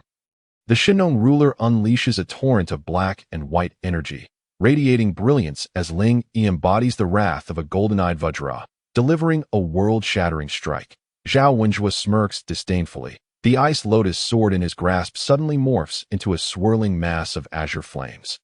The energy transformed into an inferno potent enough to incinerate the 4 seas and 8 realms. Ling Yi's countenance shifts alarmingly. The tactic that has never failed him before falters against Zhao Wenjue. With a staggering force exceeding 30,000 pounds crashing against the azure flames, it is akin to striking cotton, the power dissipating entirely. Zhao Wenjue unleashes his full strength at the 5th level of true essence. The flames reverting back into the ice lotus sword, which relentlessly assaults Ling Yi. One after another, the sword strikes manifest in the air. In an instant, Zhao Wenjue's sword energy weaves like a tempest, exceeding 20 distinct strikes, double that of Li Xiaoyang, a 4th level true essence martial artist. Who could possibly evade such a lethal barrage? Ling Yi, sensing the oncoming strikes with the Qiyu halberd, employs 3 arms and 2 martial spirit weapons to defend himself. His 3 arms move like the wind, enveloping him entirely. Whoosh, whoosh, whoosh. A dense array of azure sword energy engulfs all space surrounding Ling Yi. Thud, thud, thud. Though Ling Yi blocks the majority, he still suffers injuries, sustaining hundreds of wounds that bleed profusely. Panting heavily, Ling Yi feels the residual ice lotus energy searing his flesh. Fortunately, his physical form is resilient, aided by the Shinnong ruler's healing. Otherwise, this single attack could have rendered him incapable of continuing the fight. The ice lotus energy possesses unique properties, making it exceedingly difficult for the Shinnong ruler to heal. Ling Yi channels his true essence, feeling the icy flames power coursing through him, flowing over his wounds and devouring the flickers of azure energy. Boom! Zhao Wenjue cackles wickedly, his form flashing forward, closing the distance to Ling Yi. The azure flames surge, intertwining with the sword energy. Ling Yi grits his teeth, channeling his chaotic true essence, the ice lotus energy erupting as he re-engages Zhao Wenjue. Zhao Wenjue is simply too powerful. Even someone of Ling Yi's caliber, bearing an unprecedented martial spirit, cannot truly contend across 3 minor realms. Before long, Ling Yi bears more and more wounds, the Shinnong ruler's healing growing increasingly inadequate to keep pace with his injuries. Covered in blood, he is riddled with deep sword wounds, revealing bone beneath, large areas of his body scorched black, rendering him a pitiful sight. I tell you, within this secret realm, I am invincible. To oppose me is akin to an ant shaking a tree. A fool's errand. Zhao Wenjue increasingly adapted to the 5th level of the half-step true essence realm through battle, growing ever more stable and formidable in his combat prowess. Ling Yi remained silent, acutely aware that facing such a life-and-death adversary left no room for distraction. One misstep could lead to his demise. The Qinglian sword song executed by Zhao Wenjue was far superior to that of El Yun. Although Zhao Wenjue had absorbed El Yun's rendition, the power he unleashed was as disparate as heaven and earth. I assure you, I shall not allow you to perish so easily. I will ensnare you, inflicting wounds and peril, until Gu Yanqing comes to your aid at that moment. I shall trap you like a turtle in a jar. Once I have captured you all, I will relish the sight of Gu Yanqing's perfect form before your very eyes. A sinister expression enveloped Zhao Wenjue's face as he let out a chilling, bone-deep laugh. Ling Yi was alarmed. The malice emanating from Zhao Wanju was beyond comprehension as he plotted such wicked schemes. In that fleeting moment of distraction, Zhao Wanju thrust his sword forward, a flash of azure light slicing through the air. Ling Yi, caught off guard, suffered a piercing wound to his left shoulder. "Da-da!" He cried out in agony. Zhao Wanju's malevolence intensified as the azure flames of his martial soul ignited, scorching half of Ling Yi's body into charred blackness. Ling Yi, Gu Yanqing's heart ached at the sight, tears welling in her beautiful eyes. Ignoring Ling Yi's warnings, she transformed into a beam of white light, charging towards Zhao Wanju. No. Ling Yi, sensing Gu Yanqing had fallen into a trap, felt a surge of urgency and attempted to warn her. Zhao Wanju sneered, unleashing the full force of his fifth-level true essence cultivation, as multiple sword energies pierced through Ling Yi's form. With a scream of despair, Ling Yi fell to the ground. Gu Yanqing's heart was entirely consumed by concern for Ling Yi. Witnessing this scene left her mind in utter disarray. An icy sword materialized from thin air, radiating an aura of ruthless determination. Bang! The ice sword clashed with the Qinglian martial soul sword. Zhao Wanju felt the tremor travel through the sword's body. Astonished at Gu Yanqing's newfound power, what kind of fortuitous encounter had she experienced to wield such a remarkable and formidable ice sword? The azure sword energies howled as they surged towards Gu Yanqing. She raised her hand in defense, summoning a white lotus that danced gracefully, emanating a unique energy that deflected the oncoming sword energies, with the ice sword gripped firmly in her right hand. Gu Yanqing leaped into the air, employing the Lingxue divine dragon sword technique, initiating a fierce battle with Zhao Wanju. With the ice sword in her possession, Gu Yanqing unleashed the Lingxue divine dragon sword technique. Radiating an aura of relentless annihilation, her speed increased exponentially, enveloping Zhao Wanju entirely within her assault. Ling Yi, lying on the ground, exhaled a sigh of relief at this spectacle, fully aware of the ice sword's might. Had it not been for the presence of the formidable Qiyu halberd on that fateful day, he too might have fallen victim. The ice sword's relentless energy intensified, drawing the gaze of all present. Within the trial's secret realm, the warriors had long recognized Gu Yanqing's prowess. At the peak of the third level of true essence, she slaughtered ordinary cultivators of the same realm with the ease of dispatching livestock. Even with her innate talent, ordinary fourth-level true essence warriors were no match for her. Yet, they could hardly fathom that the terrifying war king was bested by Zhao Wanju, Gu Yanqing, who had always remained in the shadows of the war king's glory. Had suddenly revealed her extraordinary strength. The sheer might of Zhao Wanju, capable of sweeping through the trial's secret realm, was now ensnared by Gu Yanqing, a pinnacle of the third level of true essence, an unfathomable turn of events. The ice sword grew increasingly menacing, its ruthless intent instilling fear in all who beheld it. This singular thought echoed in the minds of the onlookers. It was simply too powerful. Impressive techniques, yet insufficient. A roar emanated from the ice sword. Boom! A Qinglian martial soul sword emerged, forcefully repelling the ice sword. Gu Yanqing's countenance grew cold as she retreated step by step. Zhao Wanju bore several sword wounds. Yet fortunately, his azure dragon flame robe was extraordinary, leaving the ice sword unscathed. Otherwise, he would have been thoroughly maimed by Gu Yanqing's icy blade. Zhao Wanju unleashed his true essence, enveloping himself in azure flames. Then fixed his gaze upon Gu Yanqing. Her expression hardened, the ice sword firmly in hand as she lunged at Zhao Wanju. The powerful true essence surged forth, the might of her peak third-level true essence surpassing that of an ordinary fourth-level warrior. Zhao Wanju scoffed derisively, his mockery evident. Yanqing, retreat. This foe is far from simple.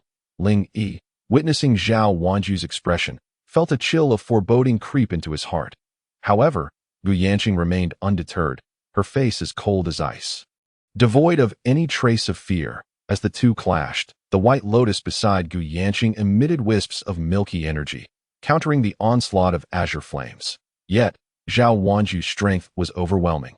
Within this secret realm, a half-step true essence fifth-level warrior was nigh invincible. With a fierce roar, Zhao Wanju unleashed the Qinglian sword song once more, embodying the essence of a master swordsman, his technique razor-sharp and imbued with unparalleled sword intent. Though Gu Yanqing's prowess was remarkable, when facing Zhao Wanju, she was still greatly outmatched.